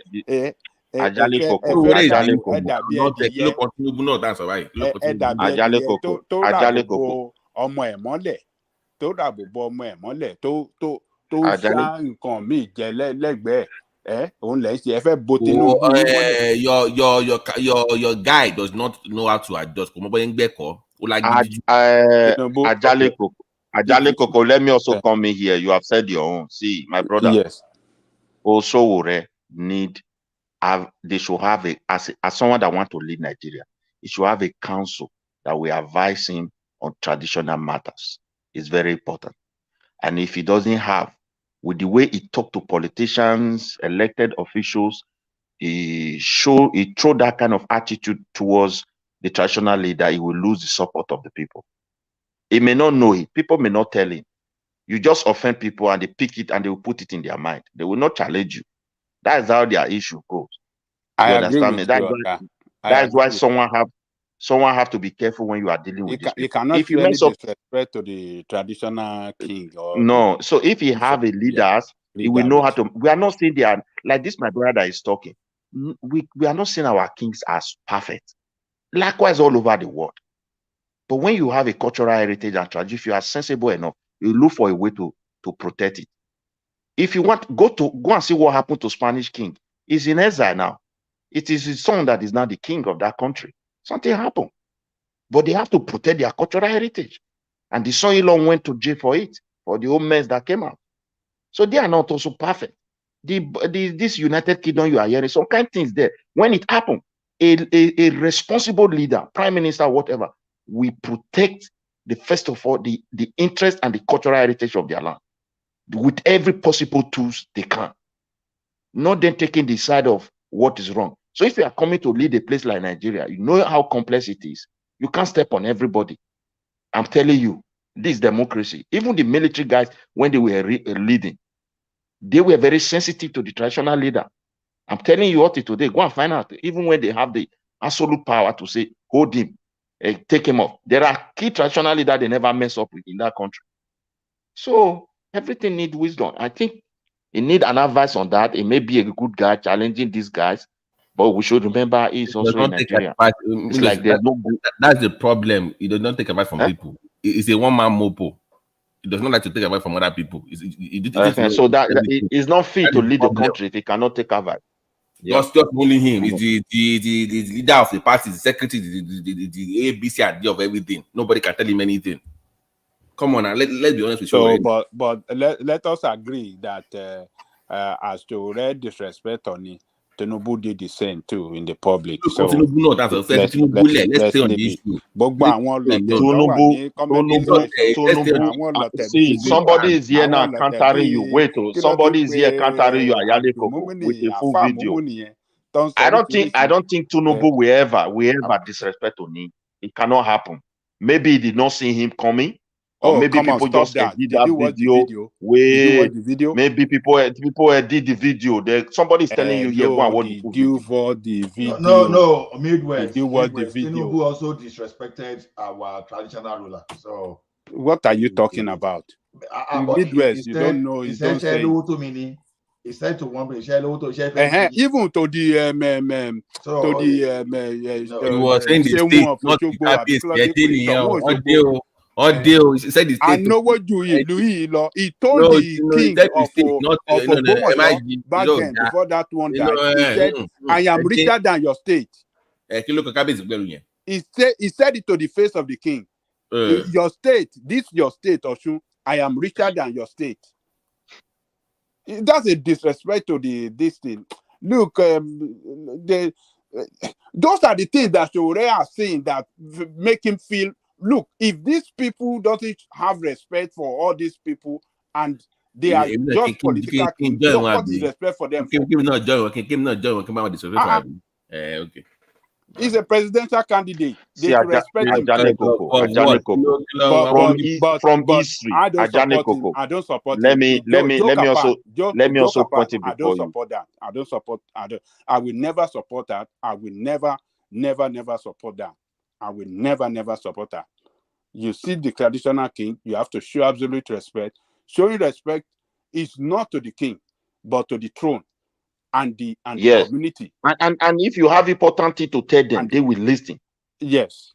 And the community they represent, that throne and that community, that is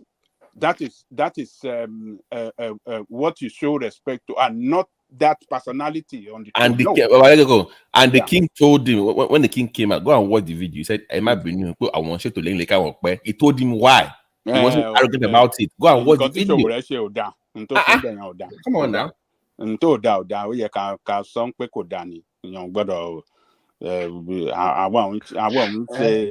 Foley, have you learned something this morning?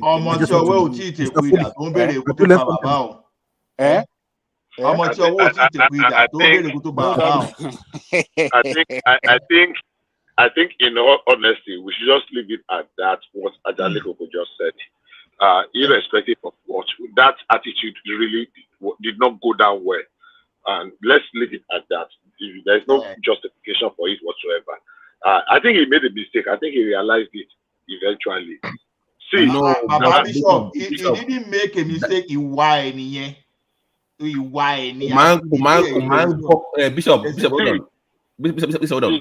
I don't think he will do that again. I believe he realizes. Can we hear from Mr. Foley, please? Can we hear from Mr. Foley? Hold on, try on, please.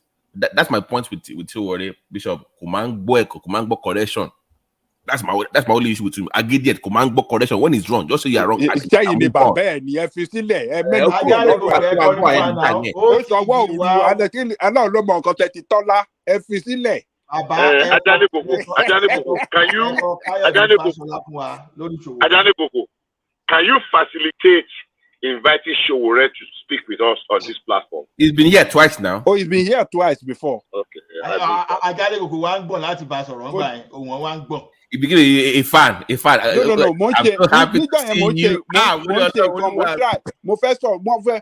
Ajale Google was breakdown. What is all this? What am I going to attend to? I was doing some shipping that day. And they asked me to call. Oh, what am I going to do? And then the first ship will call DHL. The first ship will call. Yeah, what? Lori me by. What the fan? What the fan of you? I'm so happy to see you.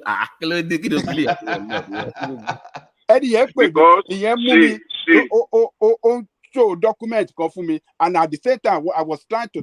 So I was just. Oh, what am I going to do? Whoa, if I miss the opportunity. At the same time, later to buy me chain. Well, he will come back. He will come back. Foley will bring him back another time. What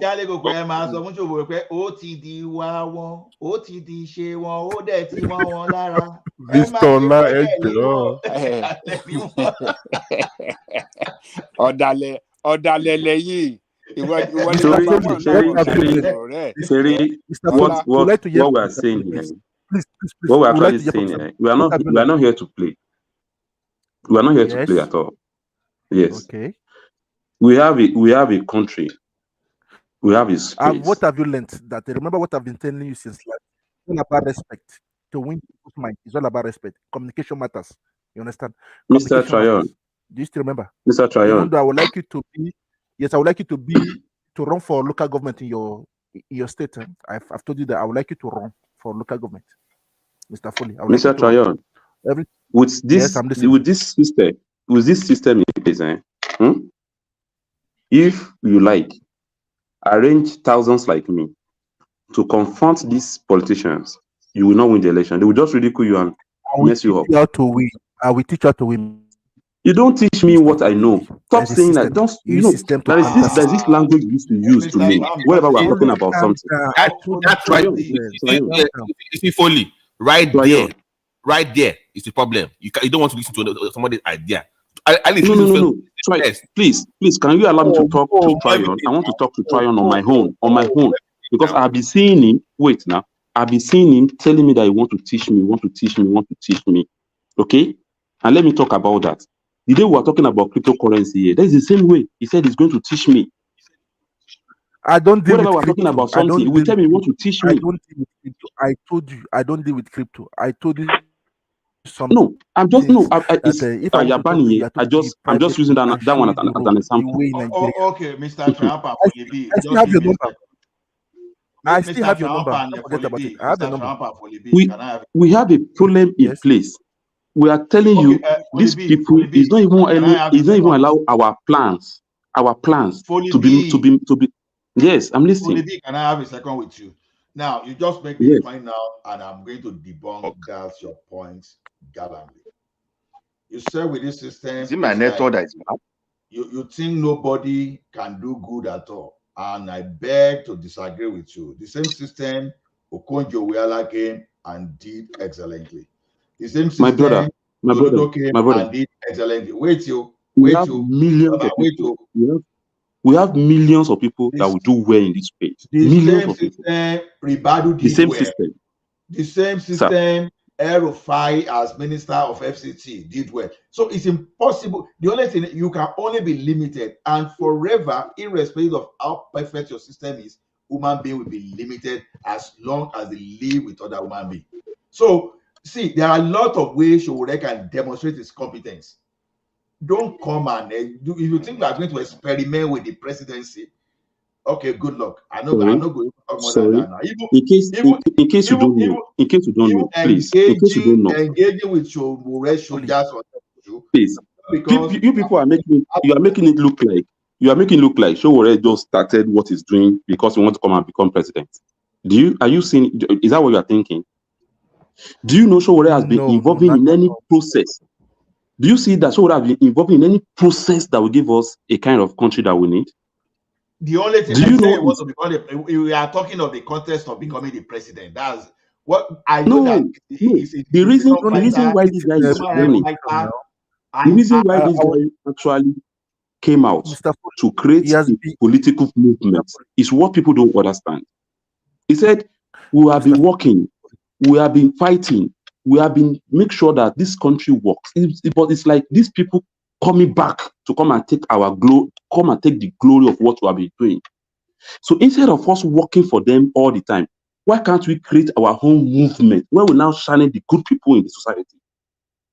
Okay, let me tell you something. By the way, no. Wait, is Prince Daddy here? He hasn't said anything. Is Prince Daddy, are you here?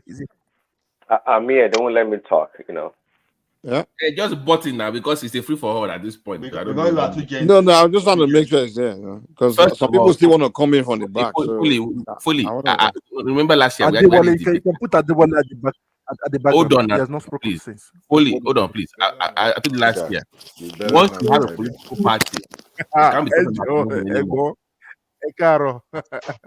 Try what the hell, man? Okay. Anyways, you have. Hold on, please.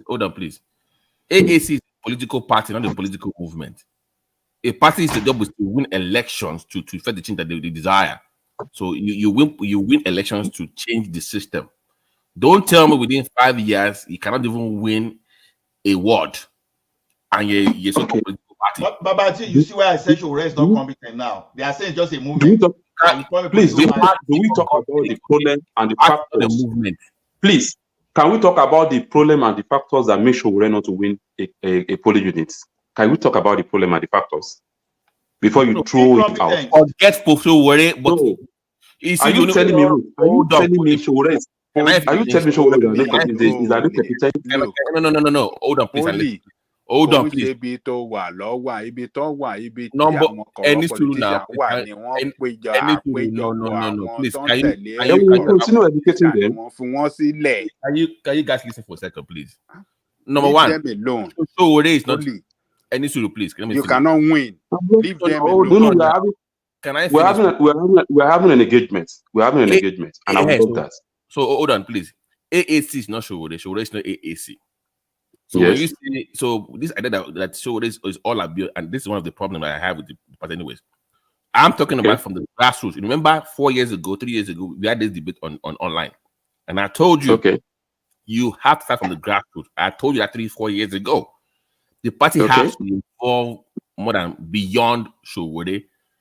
You must start to winning at the grassroots. This is not the Showore thing at this point. If you really can you allow me to take you down whatever happened. We've had this debate before, so I know the whole court thing. I know that. Hey, so how do you want us to win election when we have our own candidates? Because you cannot. Because you INEC, please. And INEC, wait now. We have our candidates. We submitted our own candidates, the real faction of AAC party.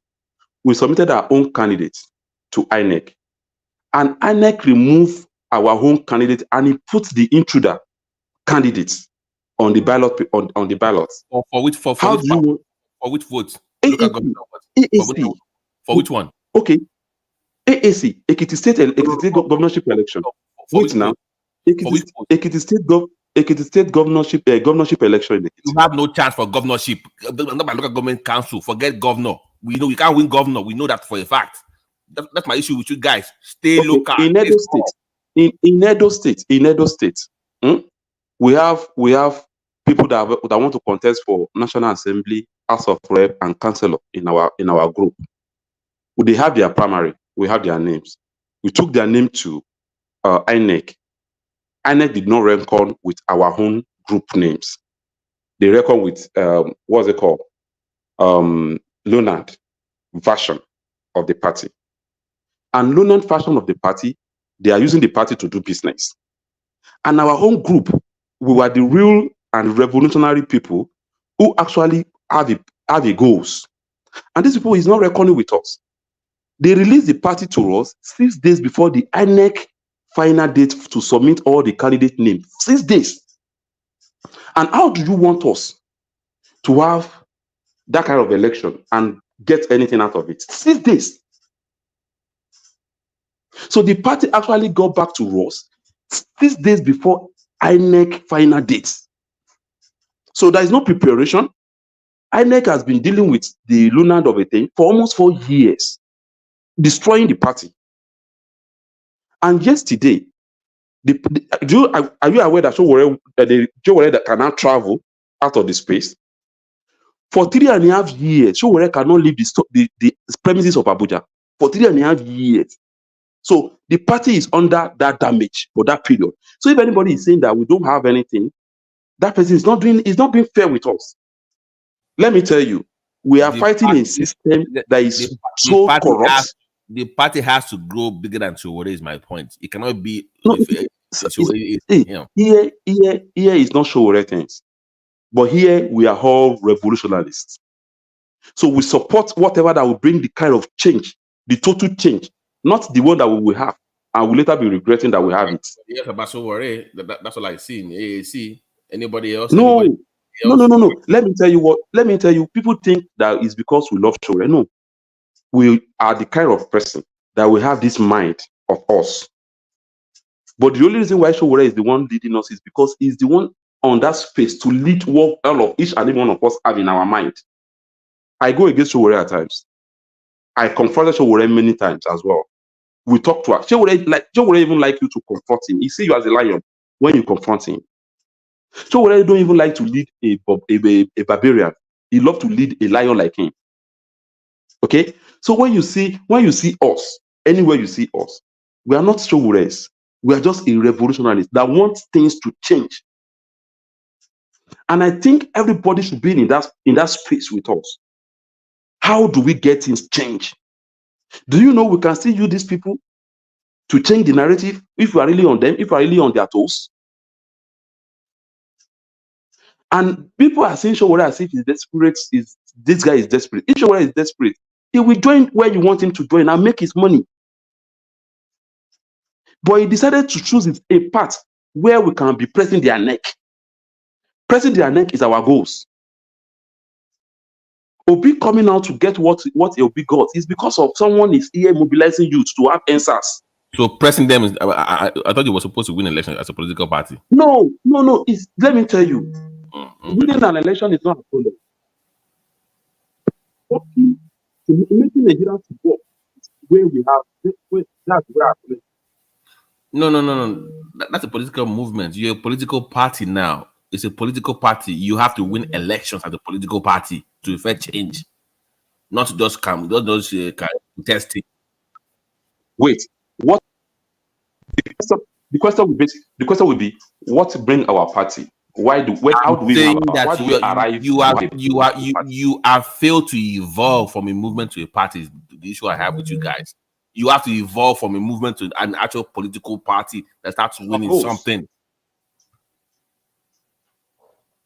That's the problem. No, wait. Our goals is there is something wrong. Wait, my chairman. Our goals is that we know that something is wrong. Okay? And we are here to come and speak to that thing that is wrong as a political party. We start from being from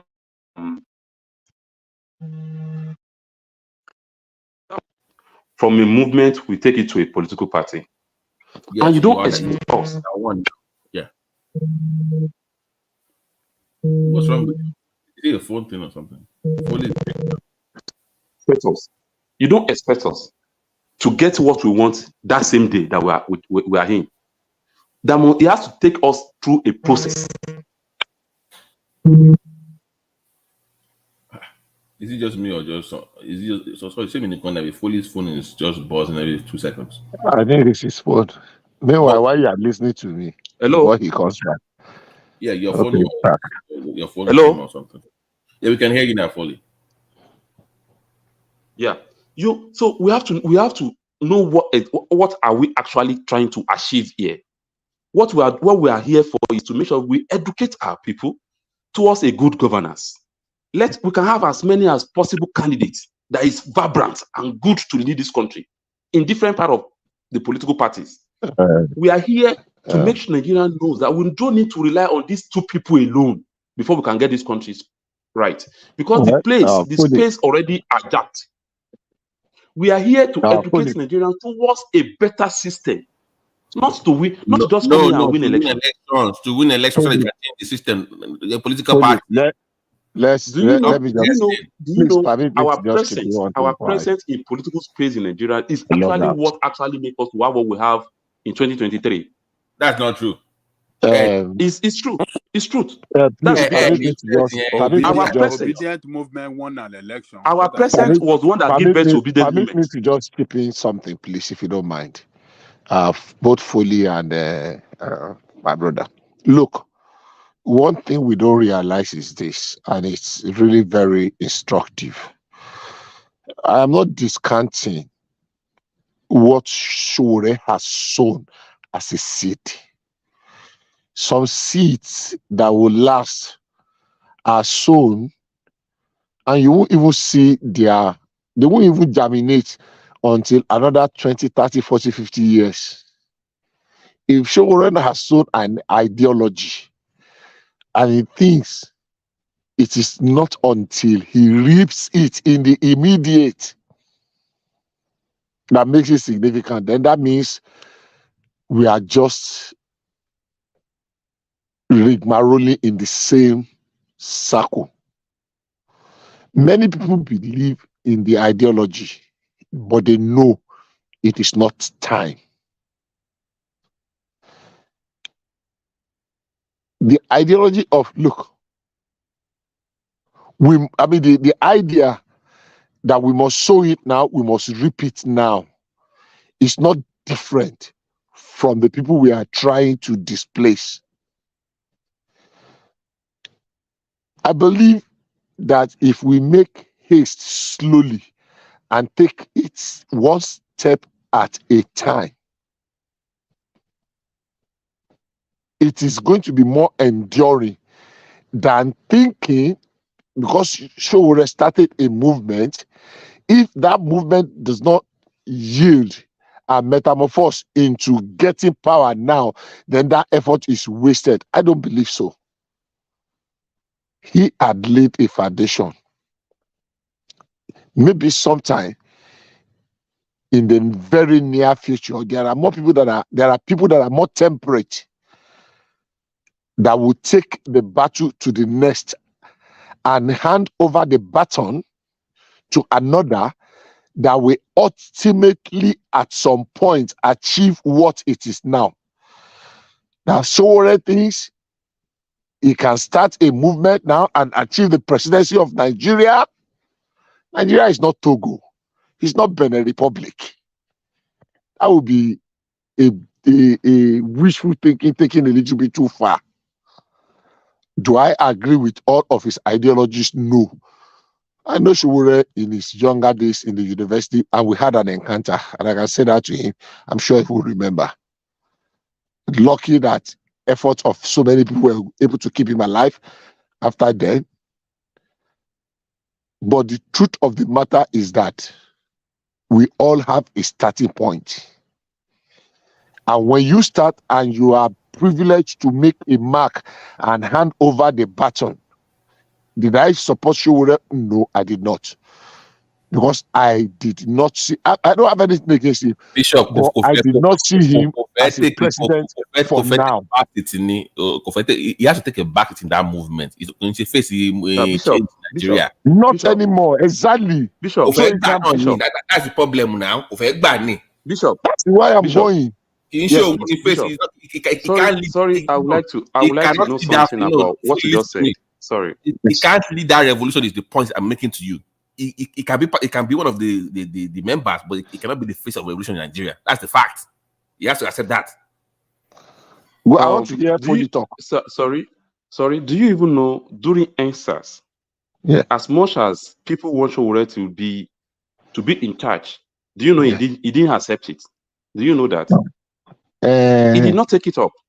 No, she And said he's that one that answers started itself. the process. One leko Benny Jare. I did No, video. No, he was not the one that started. I will He say was it. not the I one will that say it. started the Okay, process. I No, think no. He was not the one that will be started the in the process. best place.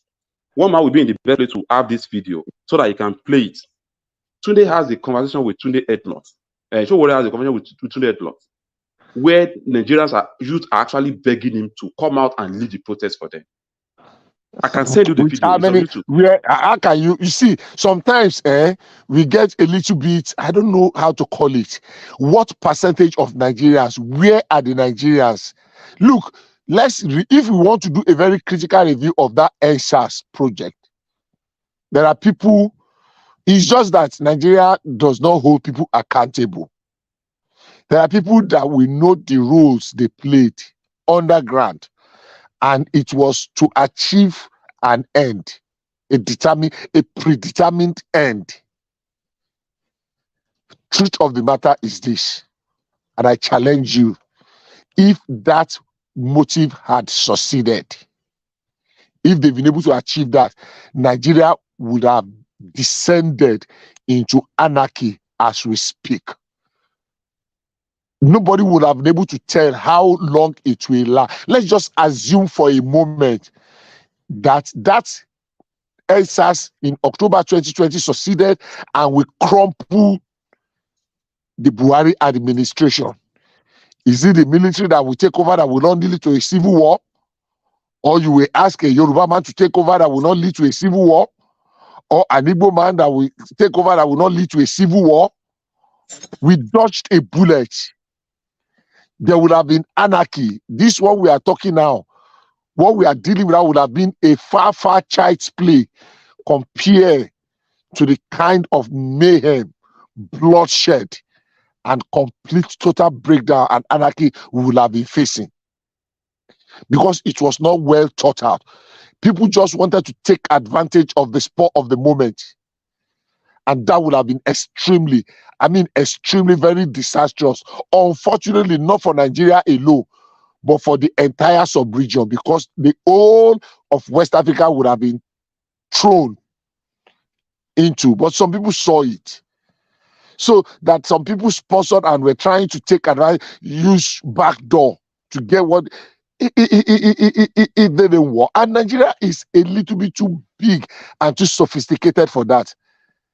When I see the challenges we are facing as a nation, on the flip side of it, I always want to look what would have happened if this thing had gone the other way. And I realize that we are really a blessed nation.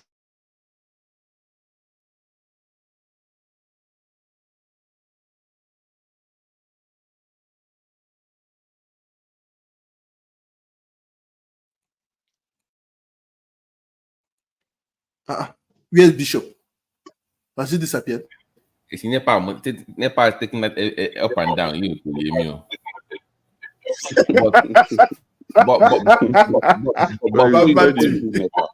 Fully, you know I like Showore from the start. You know that. You know what? I don't have it. We are not even asking anybody to like Showore.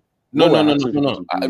I am telling you, I do. In what we save the country. I'm telling you, I do as a person. He's a strong person.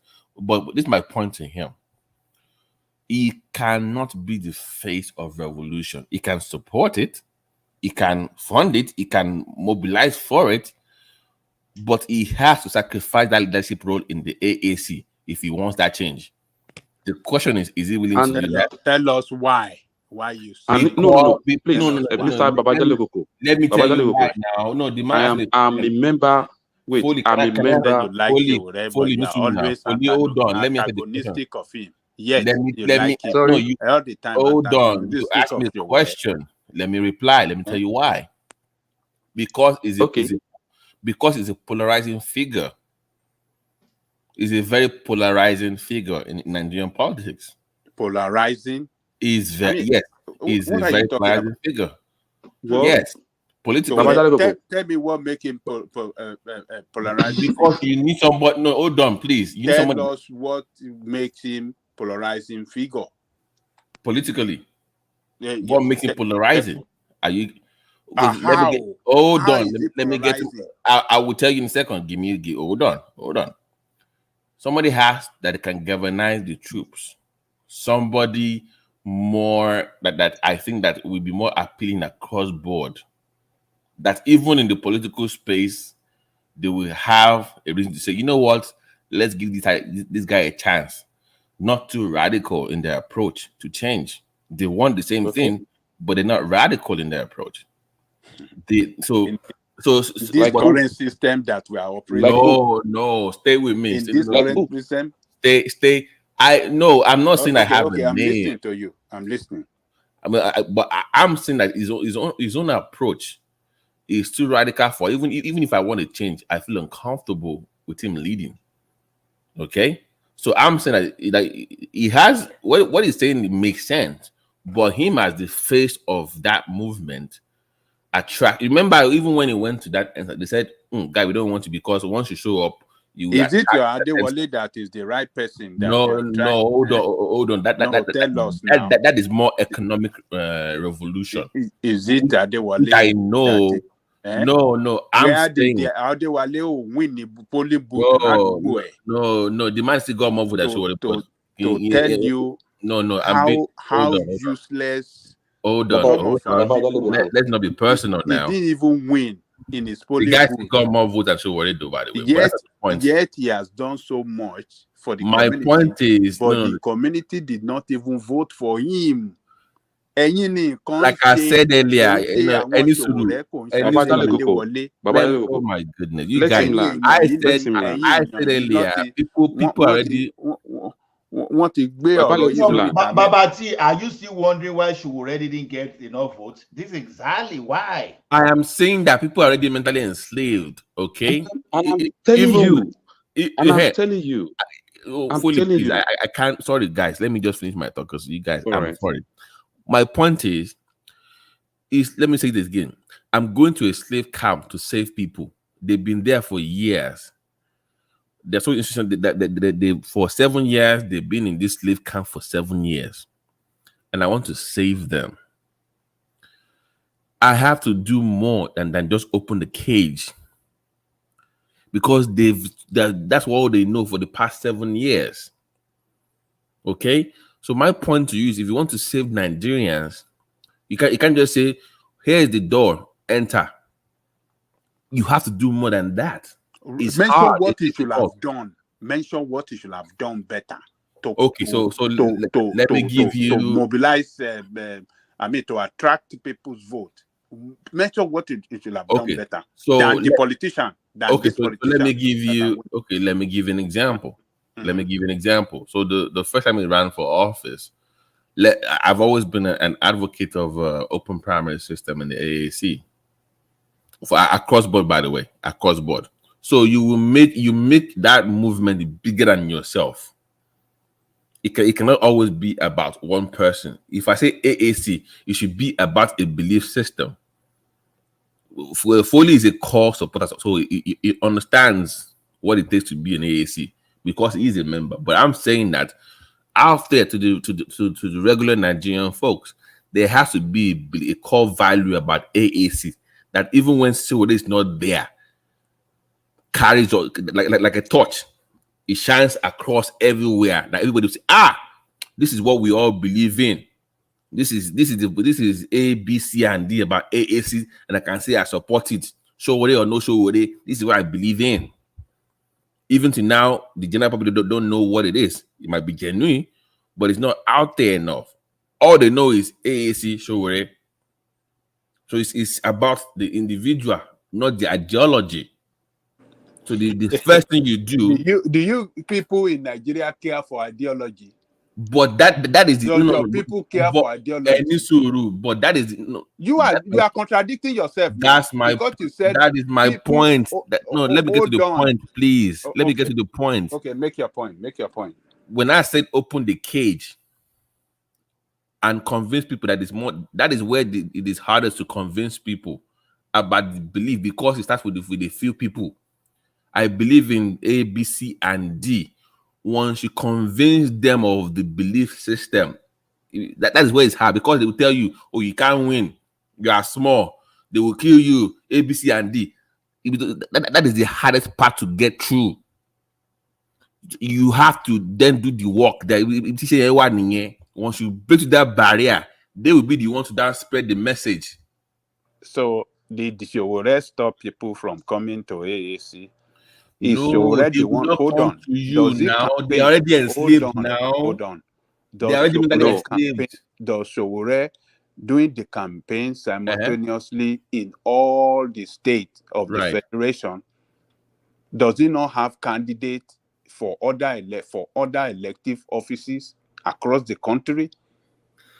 Oh, If not in all the countries, how did they win? No. What is I mean, in each state of the federation, people people that are members of the party carry out campaign, market the party in each state. It is not Showore alone. The first time, all right, does or it. time. The first time. So what you don't know about somebody that is a leader, a real leader of a political party, or a particular movement, when anything happens to that leader, it will affect that movement or that political party. If anything should happen, if before the election, if anything had happened to Tinubu, I didn't wish him dead. If anything had happened to him, what is Tinubu's political before ideology? the election or before he contested for primary, his political kingdom, or what do you call it, empire, will I was not will be discussing dismantled. no, stay with me here. Because political empire will be, you want to be in build disarray. something, and it's you want to do something very different. So, I think yes. I understand what my brother is actually saying. But what people don't really actually know about this thing is this. For the past 30 years, what you want Showore to be doing now, what you think he should be doing now, that is what exactly he has been doing in the past. Being the part of the system, but not coming up, not even showing himself as if he's there. Didn't Rubadu say something about Showore? He said, Showore was the only person that make my job so easy as EFCC chairman. He said, he will give you information and he will not even want you to mention his name. He didn't say it, he didn't hide it. There was a particular general, chief of army staff, when during when Bukwara was actually hot like that. He said something about Showore as well, that all the informations about the terrorists, Sahara Reporter did a lot of things to make them to have a clue. And Showore will never allow them to mention his name. But the reason why Showore is now trying to take that battle out by himself is, he said, we have been doing these things, but we have not been getting results. Can we actually create a platform where we can channel our own personal agitation, where people can be able to come and join us so that we can win a battle once and for all? Not fighting for the same people, and at the same time, these same people still coming back. And that takes me back to 1999. Fully, I'm with you. You have a platform. It's not so much to attract people. How do you draw them in? And that is what we are telling you. No. We came out in 2018. You have AAC. We are here. No, wait now. We are here 2018. We came out 2018. We registered our party 2018. And after the election, the founder of the party was arrested. And the party was hijacked. The party was in the hand of the wrong people for almost 4 years. Now, 6 days before the INEC date, we have our party back. We go for election. We did not perform well, but we just finished the election. Now, our leaders just been free yesterday that he can travel now. He cannot have his passport back, which is Showore. Since then, Showore has been confined in the Nigerians alone. He can't travel. For 3.5 years, he can't even go to anywhere. And the party that we're supposed to be working on, we that were on the street, that were working on the party, whenever we went to INEC to go and submit any document, they did not reckon with us. They reckon with the perpetrators. So there is no way you will see us grooming the way you want us to just grow like that. But we are going to grow. I can tell you that. Truth in life used to pass through some stages. Before people will start believing in your idea, it has to take that through process. Initially, people will say you are lying. It's not possible. This is fake. Stage will come, what can we do about it? Can we do something about it? The stage will now come that people will now go, wow, this is where to go. So we are passing through the stage of, can it be truth? The stage we have now is, can we actually make things happen here? And by the time the stage now reach the level of, okay, this is where to go, nobody will tell Nigerians that AAC actually is the party to drive whatever we want to do.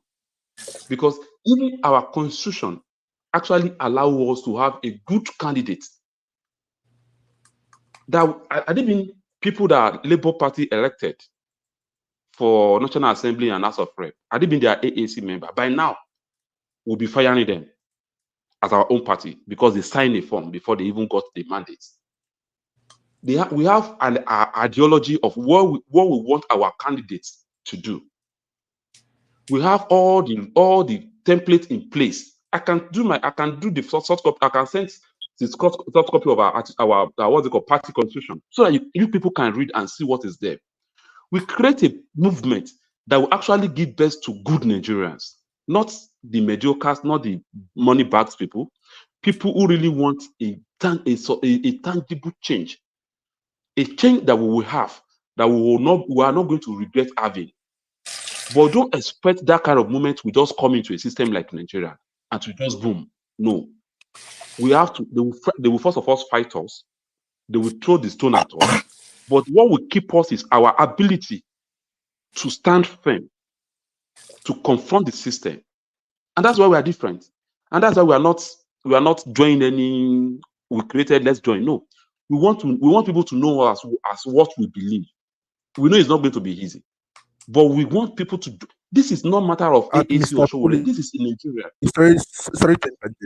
Is everybody like you in your party? Is everybody like you in your party? Let me ask you this question. Mr. What's it called? I forgot the name. Sorry. Mr. Foley. Sorry. Mr. Yeah. Foley. And Good, you Mr. know, Foley. everybody cannot be like me. Mr. There's no Foley. anywhere you will see an AAC member Mr. speaking. Mr. Foley. Yes. Good morning, everyone. Good morning, sir. Let me try and Good morning, answer Mr. that question for Mr. Triumph. Okay, Mr. I think one should never expect everyone in any group to be the same. So it's not even an issue of is everyone in his party, are they all the same? No, even the teeth in my mouth, they're not all the same. You know. In any event, I've been listening for quite a while, and I think objectively, what people are saying for the most part is that in order for Showore and group to be able to move along, they have to become formative. You know, if you look back in the days of Awu and Zik, for example, if Awu had passed away in 74, for example, that party will have still continued because of the people he had in place. If Showore dies in an aircraft tomorrow, what will happen to the rest of the group?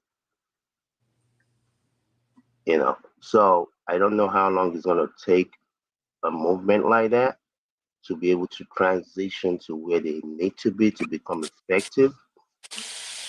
But when I look around the world, you know, whether it is Ceausescu in Poland, whether it is Hitler in Germany in 1926, whether it's Thomas Sankara, Rawlings in Ghana, if you see how these people evolved and were able to take over and get people to believe and support the movement, there will be challenges, just like Showore has been going through challenges in Nigeria.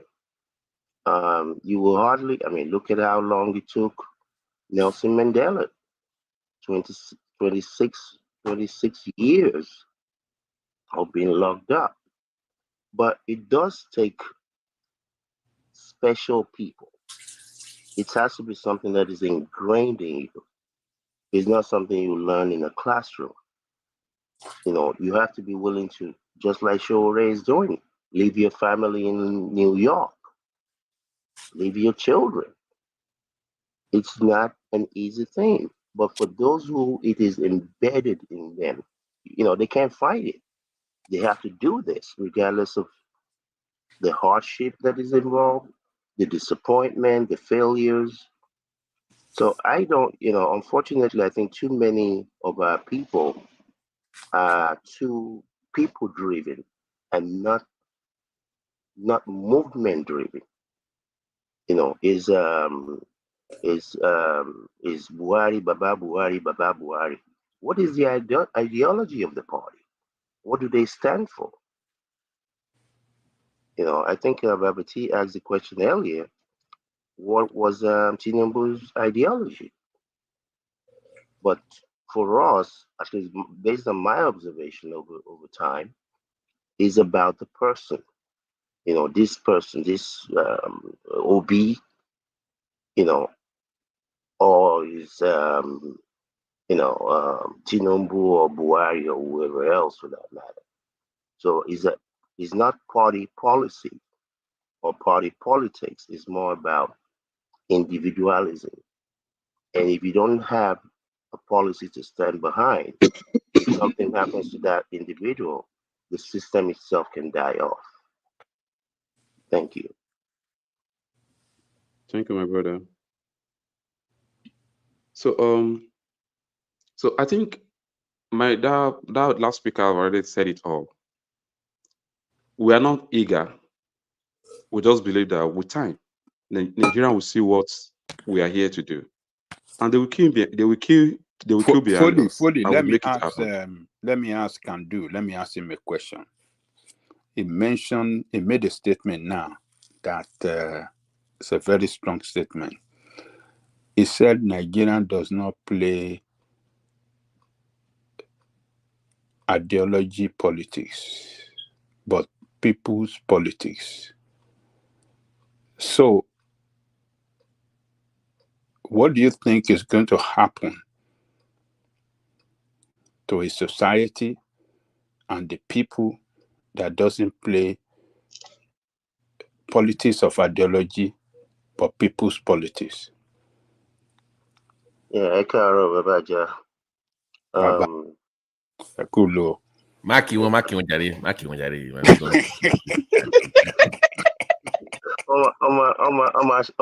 ọmọ aṣáàmì lẹ́yìn ọmọ aṣáàmì látòrìn lábúlé wa tí ìgbà tí wọn. Yes, sir. I think what will happen is the same thing that has happened to other environments where that was the case. Sometimes we tend to want to believe that we're that different. We're really not. Human beings are basically the same wherever you go. So a society that refuses to practice ideological, believing in an ideology, rightfully or wrongfully. The people in 1929 in Berlin and all over Germany. I mean, look at how Hitler came to be. When Mr. Foley was speaking earlier, when he talked about chivalry, I cannot remember that. Kind of like that's how Hitler came into Germany. He was a nobody. I mean, chivalry wasn't a nobody because through Sierra Reporter and all the things he was doing. But no one knew who Hitler was. This was a failed guy from 1917. Broken guy, totally broken. But he saw a space. Somehow he believed in himself, and it was opportune that time was on his side. That time, what was happening in the world, the failure of the world economy. Just like we have the failure of the Nigerian economy that's been developing, not because Tinubu came into power. We've been in this rut for a minute. We've been living, like a bunch of drunken sailors, thinking we were rich. I tell people, at least in America, when they talk about Nigeria in the news, Nigeria, a very oil-rich nation, and I tell people, don't let them fool you. You're not rich. You have the same number of crude oil that Libya has with what is the population of Libya compared to you? You're not rich. It's a fallacy. The times, unfortunately, the times when we were at $100 a barrel, $143 a barrel, when we should have tightened our belt, invested more in palm oil growth, crude oil downstream, cassava, coconut, and all of that stuff. We wasted it. We're busy spending money like a bunch of fools. So, sir, unfortunately for us, we're just going to have to suffer through this. There are no easy answers. And Kando, do you know what's funny though? Then they will vote for that personality, and they say, "Oh, it's not doing what we want." But I'm like, there's no political belief to hold him or to for him to be accountable to. Like, if I vote for a Democrat in America and start doing something else, I can say, "Wait a minute, this is not what this is not what a Democrat does, right?" I can hold him accountable to something. Or if it's a Republican, but if it's a Nigerian, if you vote Republican in America, you know what the ideology is. Exactly. But Nigeria, you have no idea. It's like, oh, the person, forget the person. You can't hold them accountable to anything because they don't have any manifesto that you can work with. Where's the political belief? You don't have any. It's called our political belief is Amala policies or Begiri policies. That's it. If you don't come. Yes, sir. Babaja, I don't know if that answered the question you posed or not. Yeah, that's a good answer, and I'm glad that you mentioned the politics of I can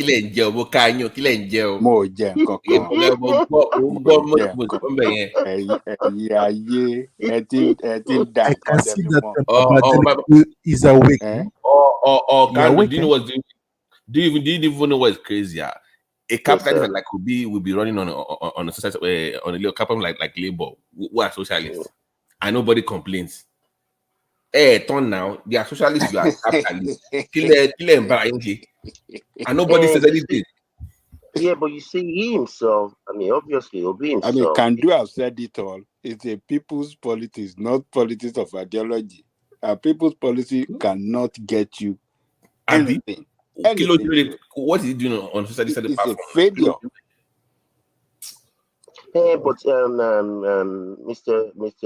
BT, the reality is, Obi could not have stayed in PDP, and we still the same belief system. He had to go somewhere else. So other than trying to start off from scratch, he just availed himself to the mole that was moving, which was LP. Anywhere you go,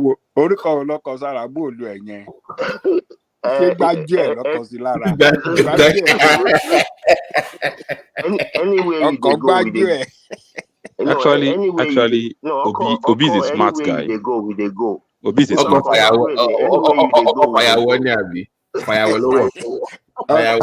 No, to be sincere with you, Obi is a smart guy. He actually saw the opportunity and he just jumped in. Yes, but that is smartness. But Foley, smartness actually affects us. I heard that Labour they were pursuing Showore as their first choice. Was that true? Yes. Yes. But the reason why we didn't join them is because the people in Labour, they are still the same people sponsoring by these same people we are talking about. So what we need to do is, if someone can actually go to Labour to win election, there's nothing stop us not to mobilize a movement, a political party on our own. But we stand for what? Fully, Labour fits in more now. Labour kind of aligns with what you believe. They are socialist kind of thing. They align more with. That's why we don't join them. That's why we don't join them. We believe actually create a movement. and a political party that will give space to individual who is willing to change the narrative, and who individual that will ready to face the consequence if you fail the party, because we have an agreement with you before you run. That is Everyone why like before you, the Mr. election, Foley, in your party. Everyone like you. Sorry to interject. Everyone like you in your party. That's no, what okay, I'm just. okay, maybe Mr. Tryon, what I will just Yes. say is maybe I will bring in other AAC member here, so I won't talk. You listen to them as well. You will know that we are keying to the same ideology. Do you know that We money believe in the magnifies same thing. character, Mr. Foley? Okay, so can we start from? Can we? Okay, Fully. Are you more? You are more socialist leaning, right? Like Yes, definitely. healthcare service for all, Medicare for all, Definitely. I'm a education socialist. for all. Yeah. So, in terms of government control of businesses, are you more of free market economy or a mixture? What is the political? What is the economic policy of AAC? Okay. Economic policy is that government will run everything, or we should have private businesses running the country. no, in any country that want to work, you choose your citizens first. Anything that will make your citizens to live a life of fulfillment, you go after it first. And later, and you still have the other hand of growing your economy as well. So you don't just don't go after economy alone and abandon your citizens, because they will be the engine room to drive your economy. But when you abandon citizens and you are driving the economy, they will draw the economy back. So in our home system, we believe that whatever we want to do, our citizens first. The way our citizens felt is our priority first, because they will be the engine room to drive whatever development we want to drive. Should the government be in control of oil and gas like the refineries, or should it be referred to private individuals under your own policies? Okay. I would prefer a Nigerian that has a private refinery, but that would be yes, that would be thoroughly monitored by the government, thoroughly monitored, and I will not allow the private firm to cheat the people, either through employing the way you employ them, through what you want to sell to them, through the resources that are given to you. Yeah, there must be a transparency in that aspect. But in our own case, there is nothing like transparency. And they even give our own private firm to people who doesn't even have the love of the country. So it's private. Okay, when it comes to education, Baleko want to go to university. So I'm gonna assume that you believe in free education. Do you believe that you should go to secondary school level or to the university level? That's free education. Like us, we would prefer a secondary school level that can give birth to a lion, that can produce anything after a secondary school. But university than to build a ship that will have PhD and nothing. Okay.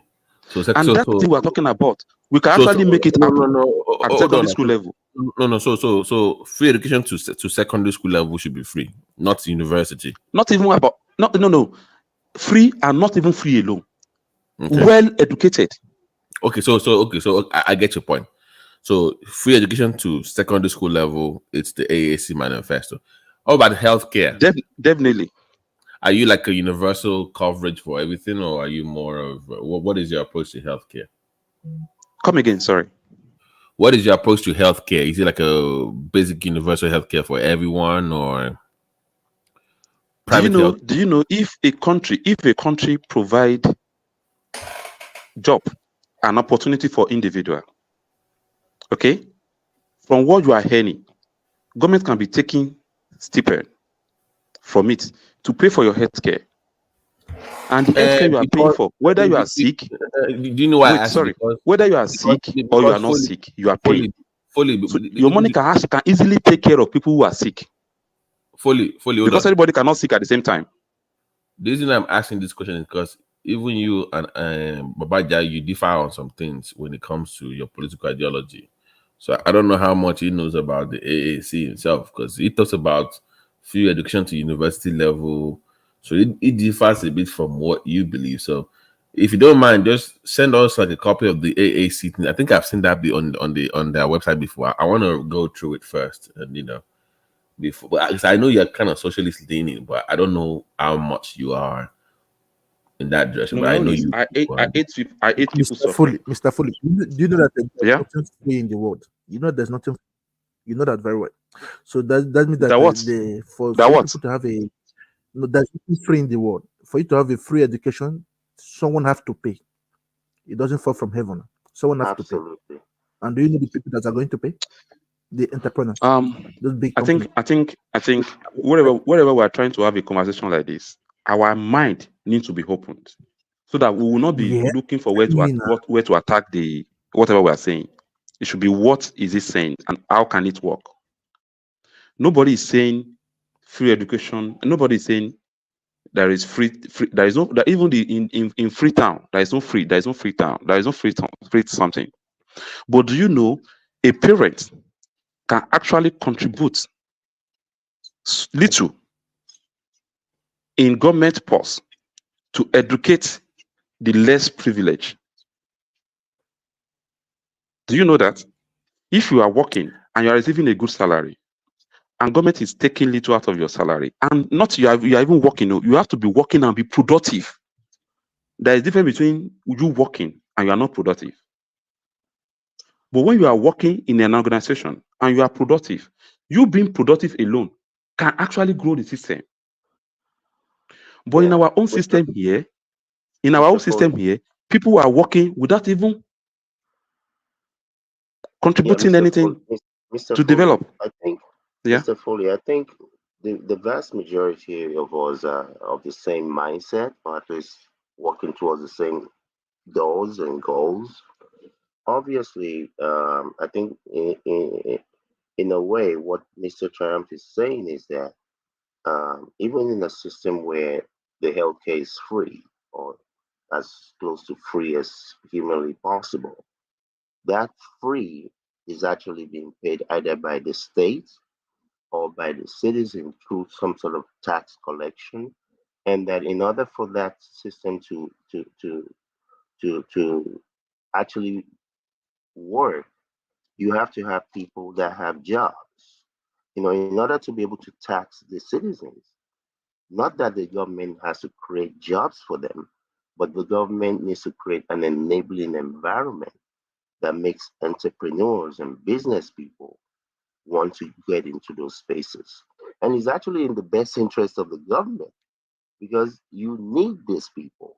You need, those are some of the reasons why in some countries, government actually give couples tax breaks for having kids. You might need to go and fight Ghana someday. You need some people to go do the job.